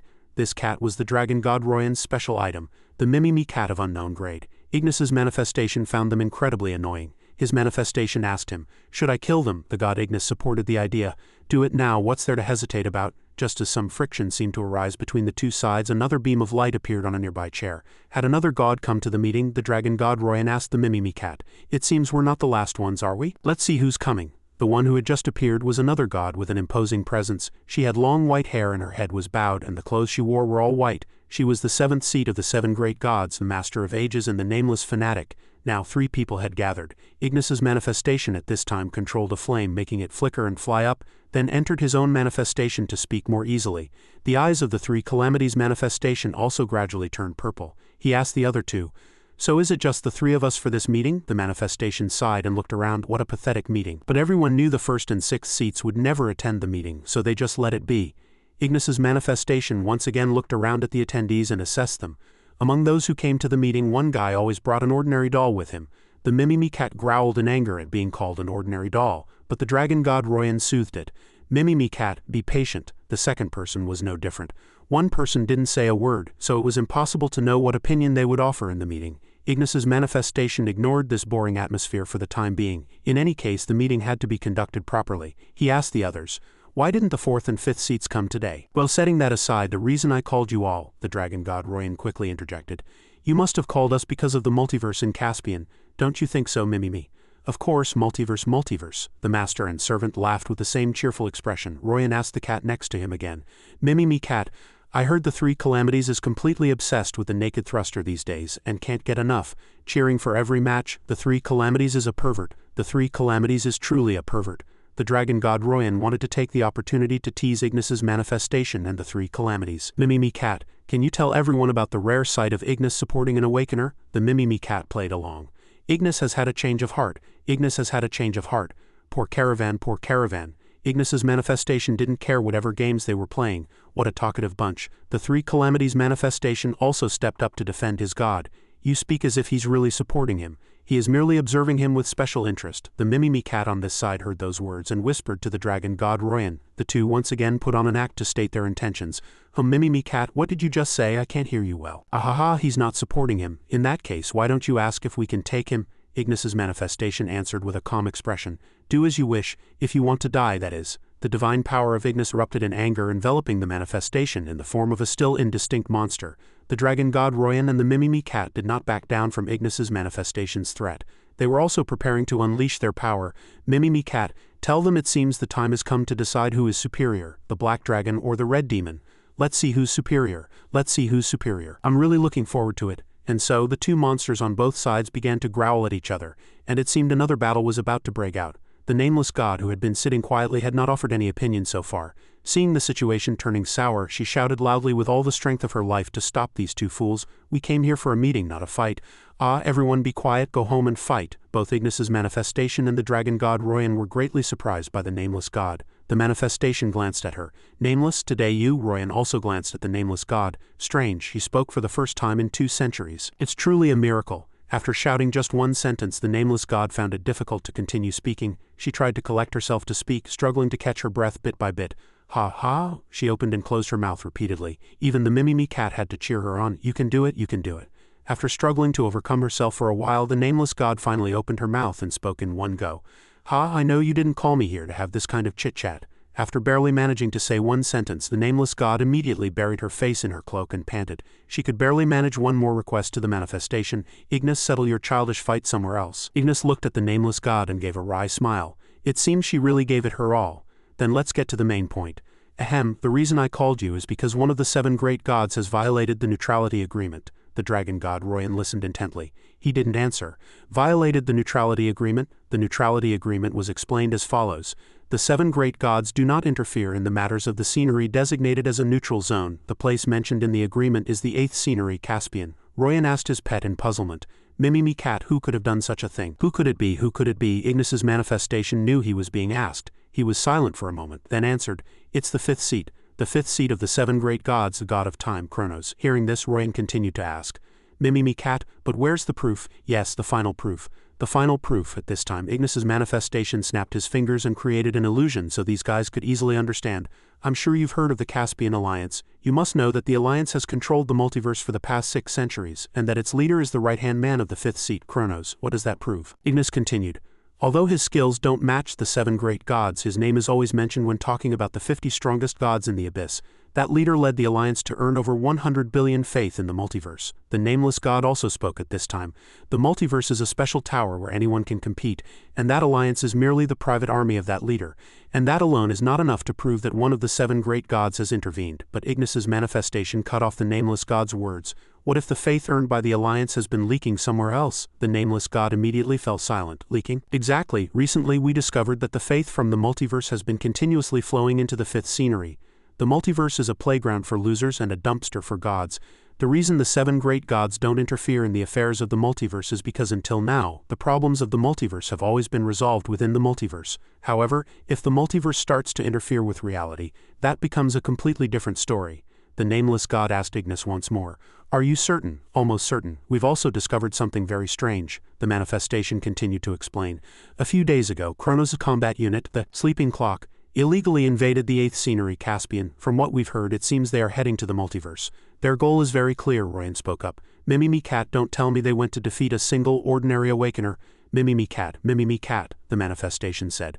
That guy is the one who took down 3 of the 6 gods in a single blow. He's not ordinary. I think there's a good chance of that. Mimimi Cat, so what does the 3rd seat want us to do now? The 3rd seat is a fool. The 3rd seat is a fool, the manifestation said seriously. I'd like to propose a simple vote. The nameless god gave her opinion. That leader has involved the Alliance and Kronos' elite unit in this matter. This is proof that the Alliance is no longer unrelated to the 5th scenery owned by Kronos. The dragon god Royan stroked Mimimi on his chair. It seems Kronos has mobilized his own army to interfere in the affairs of a neutral zone. Ignis's manifestation's expression changed. He said, if all of this is true, before he could finish his sentence, his power spread out according to his emotions. Just as expected of the manifestation, always a bit hasty, impatient, and easily angered. If everything is really as it seems, then as the 3rd seat of the 7 great gods, manifestation Ignis will, as of today, directly intervene in the incident in the multiverse. I will not let them run rampant as they please. This will be my final prayer. At this time, Eden had already transferred into Jihan's body. The body Eden had previously entered finally collapsed. Jihan spread his wings and flew high into the sky, saying, rather, this moment it's Eden who is doing it. He wanted to live once more. And just like Jihan's wish, he also wanted to see the day the world ended. Please continue to survive, O God, without a manifestation. Eden flew with all his might towards the gate to the 7th floor. He flew with all his might. The faith and divine power that were in Jihan's body gave him strength. The system displayed. The worldview of 500 years ago, the era of the Great Rebellion, has been destroyed. Searching for survivors, there are no survivors in this worldview. All missions on the 6th floor of the metaverse have ended. Everything on the 6th floor ends here. At this time, at the bus stop of the 7th floor, the entrance to the 7th floor, it was another long, empty corridor. Juan's party was preparing to enter the 7th floor directly from here. Lynott stared worriedly at the gate on the other side. He asked everyone, is it okay for us to just go like this? We've waited for hours. Why hasn't Lord Eden come yet? I wonder if he's okay. Lynott couldn't stop worrying. He kept looking towards the gate, checking to see if anyone else was coming. The goddess Anderson was now fully equipped with armor, preparing for the unpredictable and fierce battles on the 7th floor. She said to Lynott, he will definitely come. He's a man who always keeps his promises. Lynott saw the armor the goddess's manifestation was wearing and flared up. Wait a minute, you're so stingy. Did you only buy your own items with the 6th floor rewards? The goddess Anderson retorted to Lynott's accusation. HMPH, you stole things from the Alliance. How dare you blame me? Lynott pretended not to know. You saw. The goddess Anderson had no intention of arguing with this kid any longer. Let's drop the subject. We should be worrying about ourselves. Most of the rankers in this tower live on the 7th floor and above. And their level is worlds apart from the opponents we've faced so far. Lynott didn't think as deeply as Anderson. He said nonchalantly, but we have Brother Juan. Brother Juan even defeated one of the 6 gods of the multiverse, Anderson countered.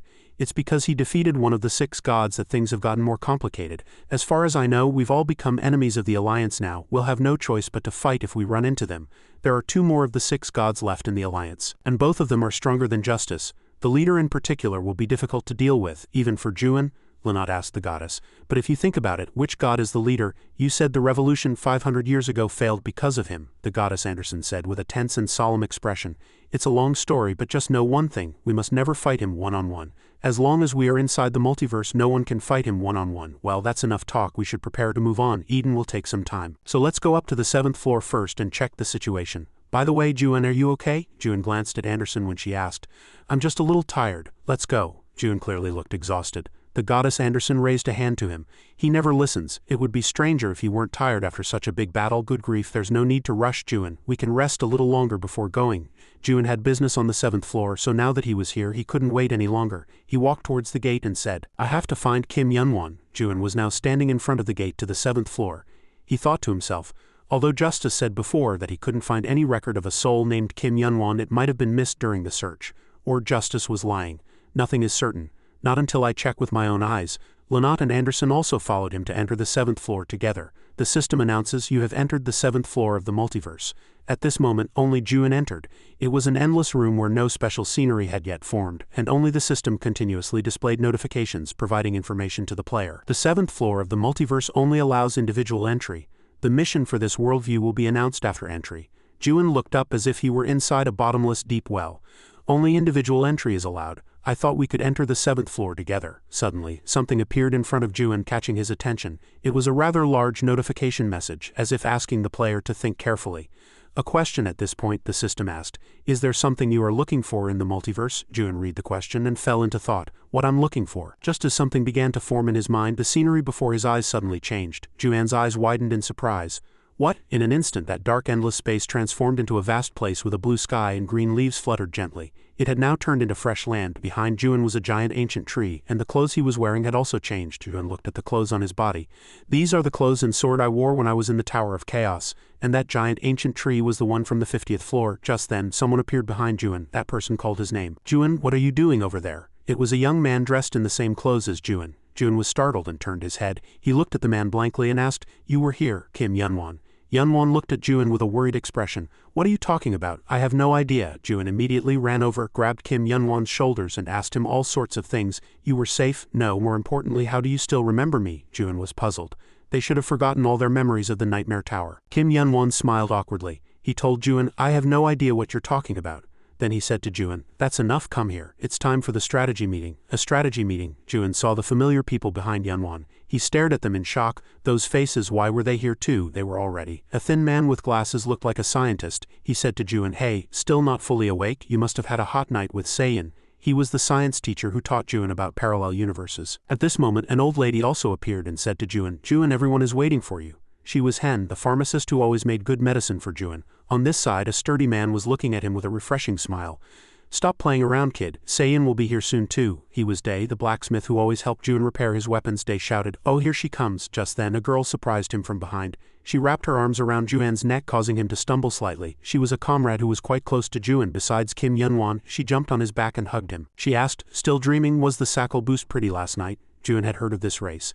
They've been talking about Sackle Boost since a while ago. Oh right, Jun remembered at this point that they had cleared the 66th floor together and had escaped from the dream of the Sackle Boost they met there. She asked Jun, What did you dream about? You were out of it for a long time. Jun lowered his head and answered quietly, It was a long dream. Seiyin saw his condition and asked back, A long dream? Jun said nothing more. Yes, he had a long dream. It was a lonely journey, climbing to the top of the Nightmare Tower alone without these friends. Sakamoto turned away, and Day and Hen left. Seiyin and Yunwon lost their lives on the journey to climb the tower. He finally reached the 100th floor, destroyed the tower, and entered the land of chaos of the Tree of Illusions. There he met Mo, Shin Jonghyuk, Kaitan the manga, and the residents of the Fortress of Gun. He fought the monarchs and followed the trail of the horse to reach the Abyss, a branch of the Tree of Illusions. When he reached the Abyss, he first met Lanat and Anderson, and then he arrived. They fought together with the Alliance of Gods. Jun calmly told everyone in the tower that whole story. That was his long dream. Mr. Sakamoto was impressed after hearing his story. Haha, you have a really rich imagination. It must have happened in a parallel universe. Back in the days when we thought the 100th floor of the tower was the end of our tragedy, Seiyin smiled cheerfully at him and said, Haha, does that mean there's another world at the end of this tower, chaos and the abyss? In those days only despair remained, making it hard to even breathe. The days when they had no choice but to walk on that despair and talk about the future. The days when everything was a nightmare for everyone. Jun looked at Seiyin and smiled gently. All of that was his warmest past. He said to Seiyin, To be honest, it was so real that I almost believed it. Seiyin felt that Jun was strange and was puzzled. What are you suddenly talking about? I don't get it. In the end, it was all up to there. Juan drew his sword and prepared to use his power. This must have been how his comrades felt when they were deceived by the stone of regression. They chose those sweet days and decided to live their best in reality. But unfortunately, Juan he would not be deceived by this illusion. Juan immediately swung his sword with all his might. How cowardly to trap someone in their beautiful past and make them live forever in that fake cage. But my awakening instinct is like a curse and it won't let me fall for it. Seiyin still didn't understand what was happening at this time. She kept calling his name. Juan closed his eyes tightly and resolutely sent a full-powered stab forward. His technique still pierced through and swept away everything in its path. The flow of red energy burned everyone there, both Seiyin and Kim Yunwan, whom he was looking for. He also took the full force of that fierce technique. His body was covered in wounds. Juan stood quietly, not caring about his illusionary comrades. The joke ends here. As Juan expected, everything was just an illusion. It picked Juan's most beautiful days and tried to trap him there forever. His full-powered stab successfully broke through this ring of illusion. I've had more than enough of these illusions. The system then displayed a notification that seemed to provoke him. Your expression doesn't look like you're tired of it at all. Juan was enraged by the system and was now ready to finish off whoever appeared. Get lost. I'll really kill you. The 7th floor was really just at the beginning stage at this time. The system that had just provoked him was different from the system usually used to display notifications. It started displaying notifications in front of his eyes again, outside of that dark space. To think a human like you really exists. According to the investigation results, the hole Juan had just pierced was immediately filled and repaired by the system. The sky was blue again as if nothing had happened. The system said to him, "Sorry, but you can't destroy this world with your power, and all 5 of your senses will tell you that this world is real." At this time, Juan's old comrades were also restored. They appeared again and called his name constantly. Juan. Both Mr. Sakamoto and Grandma Hen had returned. Like pre-simulated images, the system always wanted to persuade Juan to give up. It asserted that this world was real. All the emotions you feel and everything you hear in this world are real. Don't you trust yourself? It's not too late to stop. How? Juan ignored the nonsense that system was spouting. He continued to attack to take down those illusions in this damn world. His comrades continued to fall before him. How can you be so sure, Juan? Yunwan fell to him once again. Juan stared straight ahead and said, I know very well that everything here is not real. The system stepped in and argued with him. Are you denying everything your senses told you? Juan turned his head and looked at the dot of light floating on this side. You were there? He immediately stabbed his sword straight into the ground. His techniques, as if controlled, stabbed out from under the ground in all directions, catching and attacking enemies over a wide area. Juan leaned on his sword, panting. He was a little tired, but the system seemed to have given up on him. The scenery around him now began to change, no longer the scenery of the tower he had fought in. The system took him to a forest full of giant green trees. It displayed a compliment. You are very strong. You asked where your friends are. That's common knowledge. But you don't know. Your friend must be dead by now. Whether he's in the metaverse or a camp, there's no way a being without a disciple is still alive. Juan cut off the system's long-winded nonsense and prepared another attack. Power gathered in the sword. You don't seem to know where Kim Yunwan is either, do you? Don't try to deceive anyone there. The system knew it could no longer trap him and displayed its last words. You will not be able to change anything with a power full of loneliness like yours. Then Juan's sword shone. A stream of water burst out from inside a small glass tube. The normal system returned. It announced to the player, you have passed the entry mission. The 7th floor of the metaverse is a group mission, and your group will be determined by how you have passed the mission so far. Juan had just broken a small room. It seemed he had moved on to the next stage of the 7th floor. The system added one more word to Juan. You are a terrorist. A terrorist. At this time, Anderson flew in from somewhere and stood beside him. Seeing that Juan had come to his senses, he immediately asked, Are you okay? Juan asked the goddess. Weren't you trapped when you entered? Anderson explained to him. I'm relying on your worldview. To be more precise, I'm basically sharing a part of your body. After meeting Anderson and talking, Juan began to look around. His place was like a factory or a laboratory, and he could only see numerous glass tubes. It was the same glass tube Juan had been trapped in. In the center of the room was a nameplate that read Pod Room. Juan asked Anderson blankly, Where is this? Anderson wanted to explain to him, so she said, For now, just follow me quietly. We have to find Lunat first. Juan had no choice but to follow the goddess's words. Thus the two of them went around the pod room looking for the little kid Lunat. Juan looked around. He saw pods all around. So far he had seen at least 1,000 pods. Inside these pods people were lying down. One person per pod. Are they all passengers who have reached the 7th floor? They were all smiling in their sleep. They look very happy. Above these pods were wires that collected electricity. The current from the pods was transmitted to a giant energy pillar, and it seemed to be transmitted to the main energy pillar in the center of the room. Anderson told him, This is the power generation room of the metaverse. This is where the thrust to go out in the form of products is created, or where the world's power needed to maintain a more important worldview is mined. Juan also understood. It was a system that sucked divine power from the passengers to maintain the operation of the tower. He had thought such a place existed, but he didn't know it was operated by such a system. Anderson answered his words. This is the price you pay for climbing to the 7th floor without knowing anything. The system has become much more cruel than before. It wasn't operated this way in the past. I want to set them free. Juan and Anderson continued to walk and search the room full of those pods. He found a rather familiar name. Anonymous God number 32. An anonymous god? He thought he had heard it somewhere before. At this time the goddess suddenly shouted, "Oh, there he is!" Inside one of the pods, Lynott didn't have a happy expression like the others. I don't know what the kid saw, but his face was terrified. Juan reached out, grabbed the surface of the pod and asked, "Can I just take him out?" Anderson wasn't sure either, but it would probably be better not to rush it. She said, "Usually no. If something goes wrong, the kid will get hurt when the connection is severed, and there could be a problem with his soul." Well, the problem was that Juan opened the pod before he even heard her talk about the consequences. Lynott popped out, spewing a mouthful of water from his mouth. I was really worried about Lynott, who was with these two adults. If he suddenly died in his sleep one day, he wouldn't even know why he died. Anderson continued, But that kid will be fine. It doesn't matter if you open it right away. He's not as fully connected as the others. So you mean he's stupid, goddess?" Understood. On this side, Lynott was successfully rescued from the pod. He was busy spitting out the water that had risen to who knows where in his body. Juan asked, "Are you okay?" Lynott tried to recall the terrible nightmare scene he had seen in the illusion. I had a very terrible nightmare. Everyone there was naked like Brother Juan. They cornered me and called my name.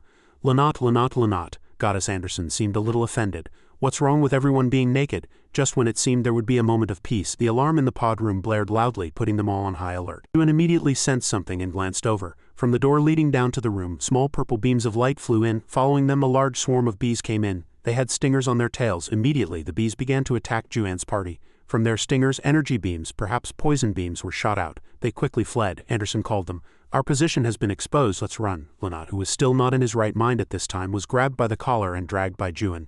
"Damn it, can we shake them off?" Juan said to Anderson while running. "My divine power hasn't fully recovered yet, so I don't think I can fight properly right now." Anderson found an escape route above and pointed to it. "Run that way, hurry." Juan jumped up and climbed into that escape route. The swarm of bees saw them fleeing that way and immediately marked them and chased after them. Fleeing into a blocked path made it easier for them to attack. Moreover, there wasn't enough space to dodge. At this rate, the situation would clearly not be good. Are they going to keep chasing us? If we just keep running like this, the losses will be greater. And with Lynott, we can't keep running like this. This speed won't do. Juan gritted his teeth. There's no other way. He had no choice but to stop and draw his sword to fight. He lacked divine power, but he had to try harder now. If there was no other way, he had to do it. Lynott and Anderson saw Juan stop and prepare to fight and shouted, "Brother Juan, stop. Your body won't be able to take it." The bees had reached where Juan was standing at this time. He swung his sword and began to take them down. As he had always done, he just had to overcome it somehow. At this time, a girl's voice came from behind them. "I knew you'd be early." One small blue creature rushed forward and passed Juan. Immediately after, a lot of those small creatures appeared. Their size was similar to those bees. They shot blue energy beams, temporarily pushing back the swarm of bees and narrowly saving them from the crisis. Juan clearly knew whose these small creatures were. He glanced and said, "You're quite late." Renee stood behind them. She sent out more of those robots and answered, "I told you I'd take you to the 7th floor, didn't I? Hey newbie, I kept my promise. I showed up just in time to help you." Fortunately, Renee came to support them just in time, so now they could talk here. Juan said, "You came before us." "I told you, I'm a veteran." At this time, Renee suddenly stepped aside and introduced, "Oh, I'd like to introduce this person to you. Juan, that person is your fan."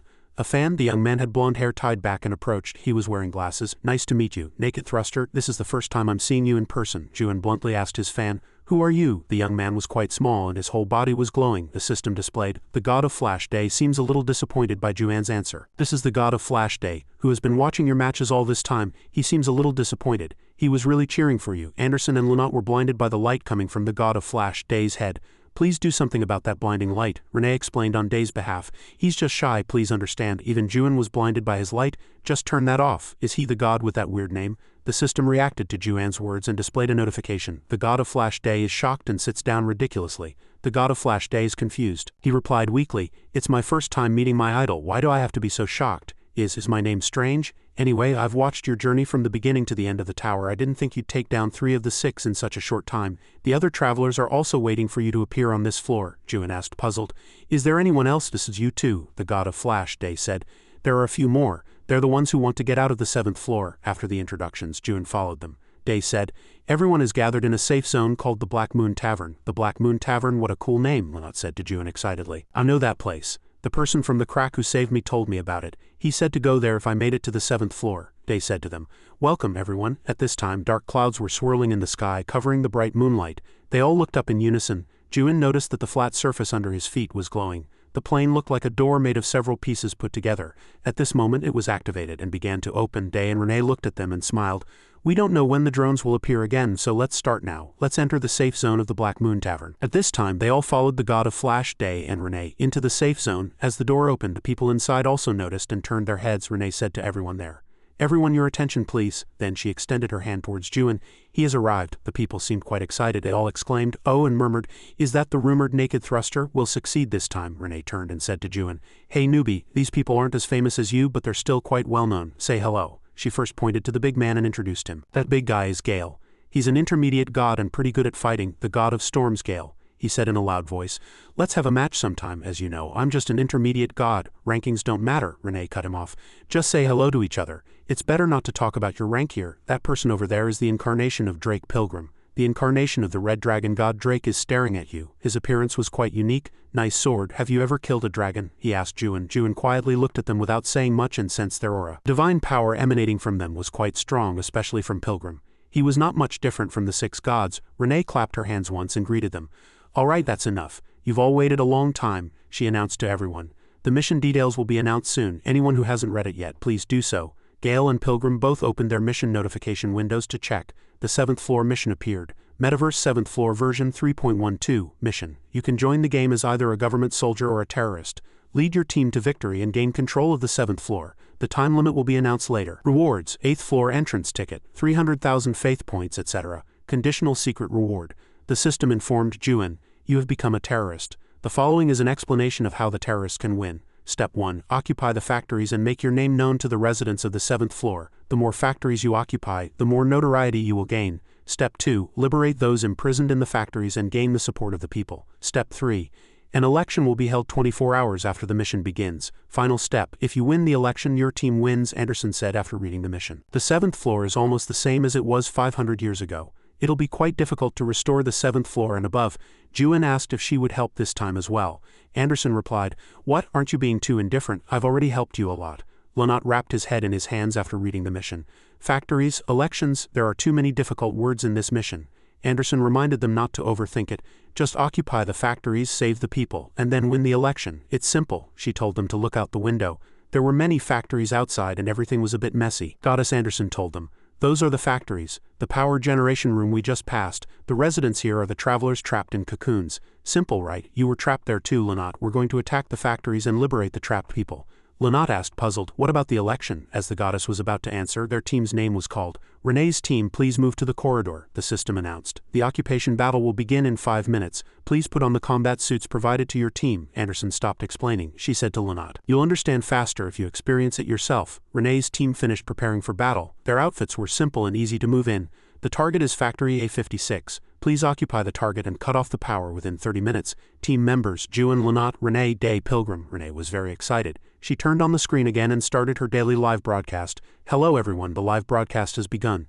Today we have a few special guests with us. As soon as Lanat saw the screen, he quickly struck a pose. Kids these days. At this time, numerous comments appeared on the system once again. Knowing that Juin was appearing on this broadcast again, everyone wanted to see his battle. Anonymous God number 158 is shouting Juan's name. Anonymous God number 654 says Juin is the true 6 of the metaverse. Anonymous God number 158 is shouting for a revolution. At this time, countless messages appeared in front of them. The god of disaster, Thanatos, says he knew Juin would do well from the start. Incarnation Ignis is criticizing Thanatos for changing his tune. Numerous gods were praising Juin. So many messages are appearing, Lanat admired. At this time, Renee was overjoyed to see someone she knew come in. It's Manga Nim. You've come to watch again. Juin also noticed it. Manga, is it the siren I know? The comments continued to appear. Siren TV requests that Juin be shown on screen. OLTV says it's fine if only Renee is on screen. Man WHO no is chanting like a prayer. Renee picked up the microphone and began to officially introduce today's broadcast. Today we will all be challenging the 7th floor of the metaverse together. You all know that the 7th floor is notorious, right? Incarnation Ignis replies, I know. Anonymous God number 32 asks, it's not easy to gather a skilled team, is it? The god of disaster, Thanatos, says they will surely be the government forces. Renee glanced at the screen, read the comments, and then opened her mouth to answer them. How could we be the government forces? Of course we are the terrorists. The god of disaster, Thanatos, asks, are you crazy? A few gods said that Renee was being too reckless just because she had a lot of faith. Renee immediately explained to them, hey, we have the naked thruster. A few gods said that it would be difficult this time even with the naked thruster and that he hadn't been getting naked much lately.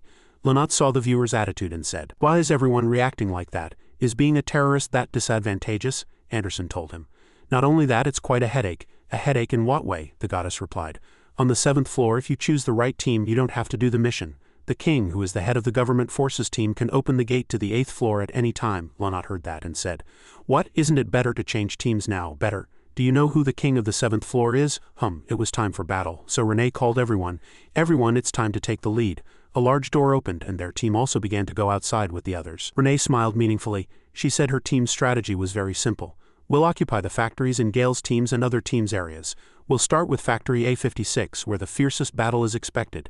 Then with the newbie, we'll occupy the central area. To occupy a factory, we need to occupy 5 points and cut off the power. A few of the team members went ahead and left. It was the god of Flash, Day, and Pilgrim. As the two left, Pilgrim also replied quickly, I understand the strategy. Then he turned his head to look at Juin and said, naked thruster, I have high expectations. We'll go first. After speaking, the two of them sped up and rushed outside. Juin also seemed ready. He drew his sword and said to his companion, I've recovered some of my divine power, so we should go too. Let's hurry. Yes, the path connecting the buildings was precariously suspended high up. Below it, countless other factories were intertwined. Day and Pilgrim took the lead.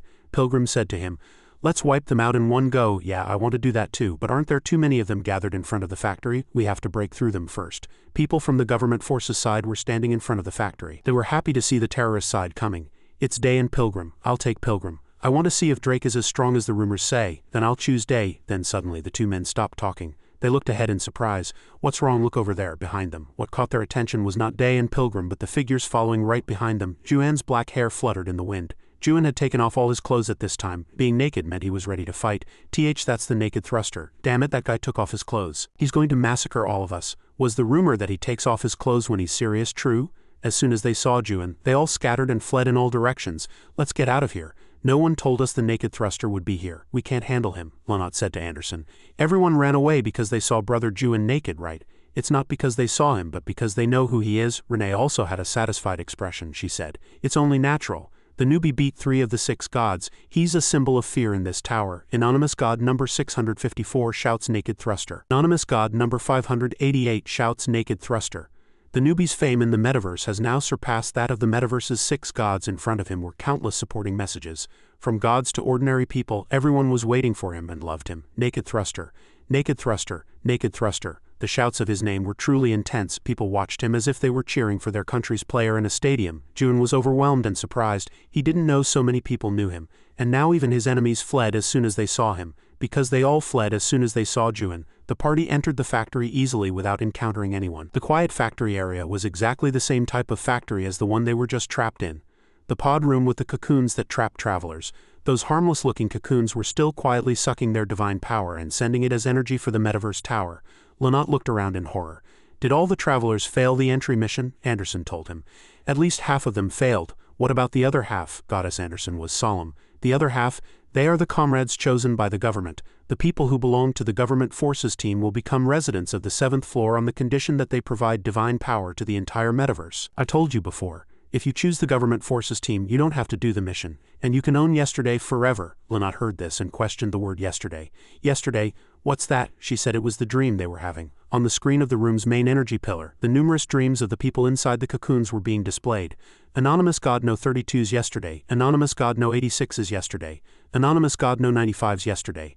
Numerous yesterdays, the dreams that were there. In that place, many gods became high-ranking gods as they wished. Some met their loved ones again. Originally, the metaverse was a tower where such people gathered. This was a place where people who couldn't realize what they wanted gathered to obtain what they longed for or to escape from reality.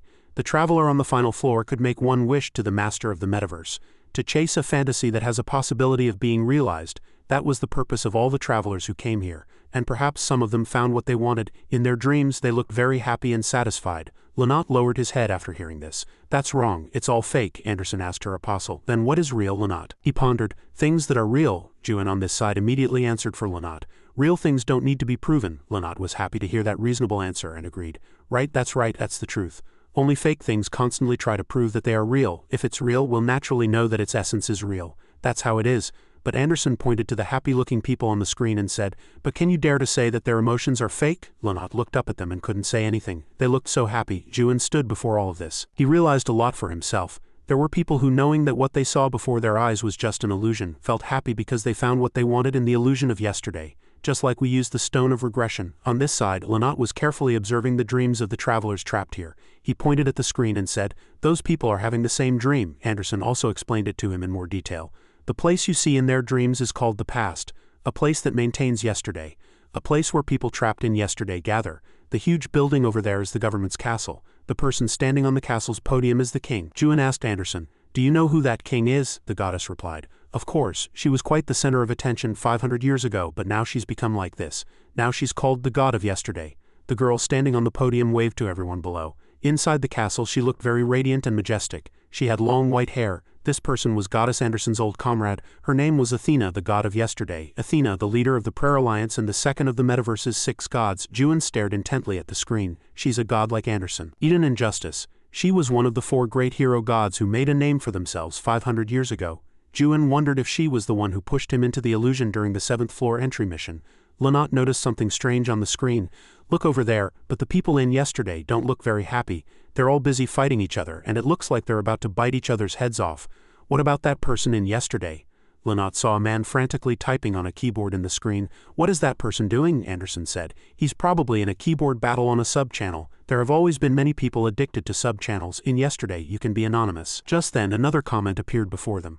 Anonymous God No 88 Feet sneered that the naked thruster was actually nothing special. Anonymous God No 88 Feet said all the naked thruster did was get the last hit, and that the 6th god was already weakened by the Crow King and Jin Yunts. Lenat was indignant to hear them say that about Juin. "That's ridiculous. What is everyone thinking?" Anonymous God No 88 Feet said the naked thruster only defeated the Fang because he was incredibly lucky, and that all the gods knew the Fang was just a mob. Anonymous God No 127 Feet was surprised by that rumor. Anonymous God No 51 Feet asked if it was true. Anonymous God No 88 Feet said they could guarantee it. The man in the dream was insanely happy, continuing to post comments anonymously. "Is this the yesterday people want to find?" Anderson lowered her head. Her mood sank. "I'm not sure either." Just then Renee ran over and informed them, "I've found them all. I'll cut the power now." After speaking, Renee cut the factory's power without hesitation. The system announced that the factory's power would be cut in 10 minutes. Immediately after, "Liberate the people inside the factory." Lenat said to Juin, "I still think it's wrong for them to be trapped in a place like that. If we persuade them slowly, they will surely listen. It might be difficult at first, but everyone will come to their senses once they wake up from the dream." Lenat simultaneously tore open one person's cocoon. He wanted to wake that person up as planned. The man inside the cocoon woke up drowsily and saw Lenat. "Oh, you're awake?" He clutched his head. It seemed he hadn't fully escaped the dream yet. "Where is this?" Lenat said energetically. "Don't be surprised, I'll tell you. You've been trapped in a cocoon dreaming all this time." Lenat greeted him cheerfully, but the man said nothing. He narrowed his eyes and looked at him. It seemed this wouldn't be such an easy and simple matter. The man looked at Lenat and asked weakly, What have you done?" Lenat calmly explained. "It must be hard for you to accept this fact right now, right?" But he didn't seem to want to listen. "What have you dared to do, you?" "How what?" Lenat didn't understand. The man's face was filled with terror and his eyes were bloodshot. Why did you take me out of that cocoon?" Then he grabbed Lenat's throat and shouted crazily, "I'll kill you, I'll kill you." "Ah, I can't breathe." The man really looked like he was about to take Lenat's life. "I'll kill you, I'll kill you." At that moment Juin, who was next to them, opened his mouth. "Hey, let go." The man turned his head and looked at Juin. "Who are you?" Juin just glared at him as if to burn him. Seemingly recognizing this person, the man was startled and fell backward. Naked thruster. Lenat on this side was also released thanks to that. The man suddenly began to tremble in fear. Please don't kill me. Please spare me. Just spare my life. I won't do it again," Juin said calmly. "I haven't done anything yet, have I? Alright, I won't kill you. Just get out of that cocoon." "Get out of the cocoon." The man seemed to freeze at those words. Then he suddenly ran towards the cocoon like a madman. He resisted, shouting, "No, I'm going back. I can't live in a place like this. I'm going back, I'm going back, I'm going back." Lenat barely managed to get up. It seemed things were not going the way they wanted. The factory's power turned back on. "The power is back on?" The man had already settled inside his cocoon. He trembled and laughed crazily as the cocoon began to form again, trying to put him to sleep. "Next time I'll cheer for you, naked thruster, so please don't wake me up." Lenat ran to stop him. "If you want that, don't go back in there. Come on out." The system displayed. Failed to liberate the resident. Failed to occupy the factory. No, why? Lynott became anxious seeing the notification. Failed already. After the man returned to the dream in the cocoon, he began to post random comments on the internet again. Anonymous God No 88 Feet said they just saw the naked thruster and he was really nothing special. Anonymous God No 88 Feet said they acted arrogant and swore at the naked thruster, and the naked thruster was so scared he couldn't say a word. At this time, Renee ran over to see the situation. She asked Juan, "What's wrong? You failed? I thought you could do it. It's difficult even for you." "I failed here last time too." Just then, the factory's alarm blared again. Renee told them to go out first. "The drones will be here soon." They ran up the factory stairs. The stairs led to the rooftop. They were on the factory rooftop. Lynott went to the door and looked down. He exclaimed in admiration, "Are all those power rooms with countless cocoons factories?" Renee came next to Lynott and said, "That's right, no matter what we do. They stubbornly refused to come out of yesterday." She looked at the lifeless factories in thought. Under that light, some were dreaming happy dreams, while others were dreaming dreams no different from reality. Happy or not, they were choosing to live in their dreams. The system displayed. "The election will begin in 23 hours and 30 minutes. Occupy new factories and gather supporters." The mission continued, and they had to go to a new factory to save people. People trapped in yesterday, refusing to live in today. No matter how much they were persuaded, they didn't want to face reality. They just wanted to be immersed there forever. Renee saw Juan was too lost in thought and opened her mouth to ask, "What are you thinking so hard about?" Suddenly, Renee was a little creeped out by Juan's determination at that moment. Juan had no intention of giving up at all. He held the sword in his hand and burned his divine power. Something yesterday had never thought of. He would show them. The system announced a warning. "You must occupy at least one factory within 12 hours. If you fail, you will be forcibly removed from the metaverse." Renee was momentarily dazed seeing Juan's determination. A message appeared on the system. "Incarnation Ignis is curious about Juan's thoughts," Renee said to herself.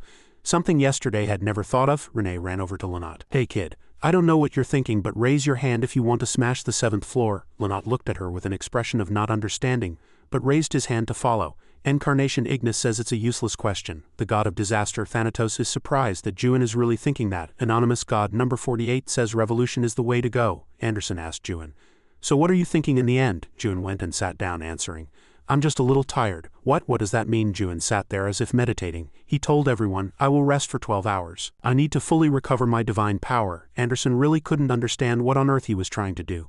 12 hours? Rest? Hey, they said if you don't occupy a factory in 12 hours you'll be kicked out of the metaverse. Are you listening? Just then, the god of Flash, Day, and Pilgrim appeared. The two waved at the people here.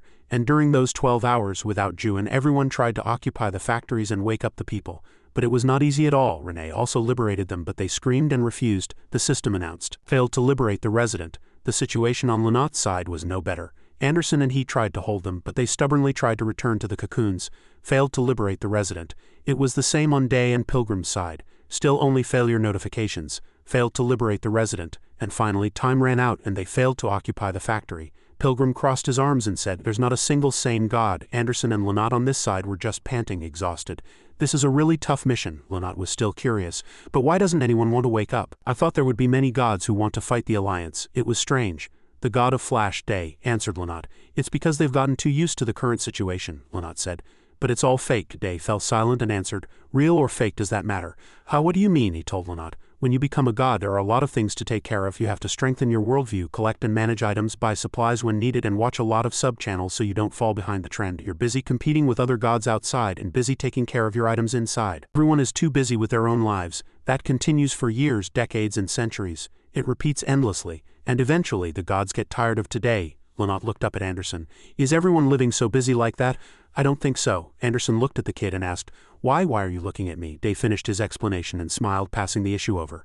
"Don't think too seriously. Not all gods do those things. That's why many disciples follow other worldviews, but it's true that most gods are busy. But when you come to the 7th floor, you can forget about most of those missions." "How, why?" "Because the god of yesterday handles everything. At first, the gods didn't trust the 7th floor much. They're people with pride in their own worldview. They wouldn't collapse so easily. But if you stay here, they'll handle all the missions needed to maintain your worldview, like worldview management, disciple management, and item management. Once you taste that comfort, it's inevitable to get addicted. The worldview and disciples are all taken care of, and the gods just have to eat well and play. And the gods who become famous here get recognized." "Oh, that was it." Day scratched his head and said shyly. "At first I was also one of the anonymous gods." Lynott was surprised. "How, really?" he continued. "I was there for quite a long time, so I'm sure everyone in yesterday has heard of me." Lynott asked, "Then why did you decide to come out?" Day looked up at the sky and answered, "It's a bit hard to explain, but I felt like I was living the wrong way on this side." Renee, despite failing many times, was still trying to wake up a few more people. Hey, wake up. We were supposed to take down the Alliance together. Why are you lying there now?" She was still tearing cocoons and trying to persuade them. A notification message appeared. Incarnation Ignis looks at Renee gloomily. The god of disaster Thanatos requests Renee to leave those who don't want to come out alone. Anonymous God number 48, I'm sorry Renee. Lying there without even waking up and saying sorry. Lanat saw Renee was really trying her best. He asked Day, who was standing next to him, is her goal to drive the Alliance out of the tower? Probably, he said. The reason she keeps broadcasting even while being criticized is to eliminate the Alliance's distortions. Now she has the naked thruster. If we just occupy the 7th floor, that dream will no longer be feasible. Most of the Alliance's income comes from the 7th floor. If we can occupy this floor, taking down the Alliance will no longer be a dream. You asked me earlier why I came out of yesterday, right? After seeing her challenge the tower over and over again, I wanted to be a little braver too. Lanat looked worriedly at Renee, trying so hard, but it seemed all was for naught and hopeless. The system displayed a warning. You must occupy one factory within 10 minutes. If you fail the mission, you will be forcibly removed from the metaverse. Lanat was horrified to see the notification. Only 10 minutes left, we haven't occupied a single factory yet. What should we do? Pilgrim had no patience. He asked them, can't we just kill all of them? Renee shouted at him. No, if we harm the anonymous gods, all the fighting power on the 7th floor will immediately come for us. And if we make the gods our enemies, we won't be able to win the election. Day comforted Renee. Don't worry too much. There's a way to avoid forced removal. How really? He pointed to the notification board next to the warning. There's small text there. Read it. The small text said you could get an additional 12 hours by paying 3,000 faith points. Anderson was surprised. Was this how they stayed? In the end, this is the only way, Lanat said. So they could easily come out by exchanging faith instead of fighting the Alliance. The Alliance is so confident that no one can change this place, so they openly demand faith like that. This was the strategy that had been effective for the Alliance for the past 500 years. The Alliance would always use the tower's system to delay the revolution, no matter how many gods were angry at the Alliance's dictatorial gathering. The feelings simmering inside them would quickly cool down unless a revolutionary stage occurred. That was how they quenched the flames of revolution, and when many gods started saying they were tired of this situation, that was when the Alliance started to act. At this time, messages kept appearing around Anderson and Lanat. The god of speed, Velo, says you don't know the current trend. Goddess Anderson gritted her teeth in anger. They're trying to make us fail, aren't they? Athena. Renee stood there quietly. She thought to herself, at this rate, the number of gods who support us will disappear immediately. Are we going to fail again? It would be nice if someone could do it just once. Just as Renee and everyone were falling into despair, a notification suddenly popped up on the system. Successfully liberated Factory A57. Successfully liberated Factory A58. Successfully liberated Factory A61. What on earth is happening? Successfully liberated Factory A64. Successfully liberated Factory A68. Could this be successfully liberated Factory A72? Successfully liberated Factory A77. On this side, someone was holding a torch and tearing cocoons with their hands. A person inside the cocoon woke up from yesterday's dream. He groaned, what on earth is happening here? I have no intention of leaving here. If you wake me up again, I won't just let it go. Do you understand? This man in front of him was a naked man holding a torch in his hand, looking at him solemnly. Like a god, you are? Just then, more people came inside. The fat man looked around in fear. One person commanded him loudly. Get up now. June took out a cloak from somewhere and put it on, leading an army of muscular naked men as if recruiting a legion. June looked at him with a cold and scary expression. Then he said, I'll give you 3 seconds to join the ranks. The fat man was terrified and sweated profusely. I have to move fast.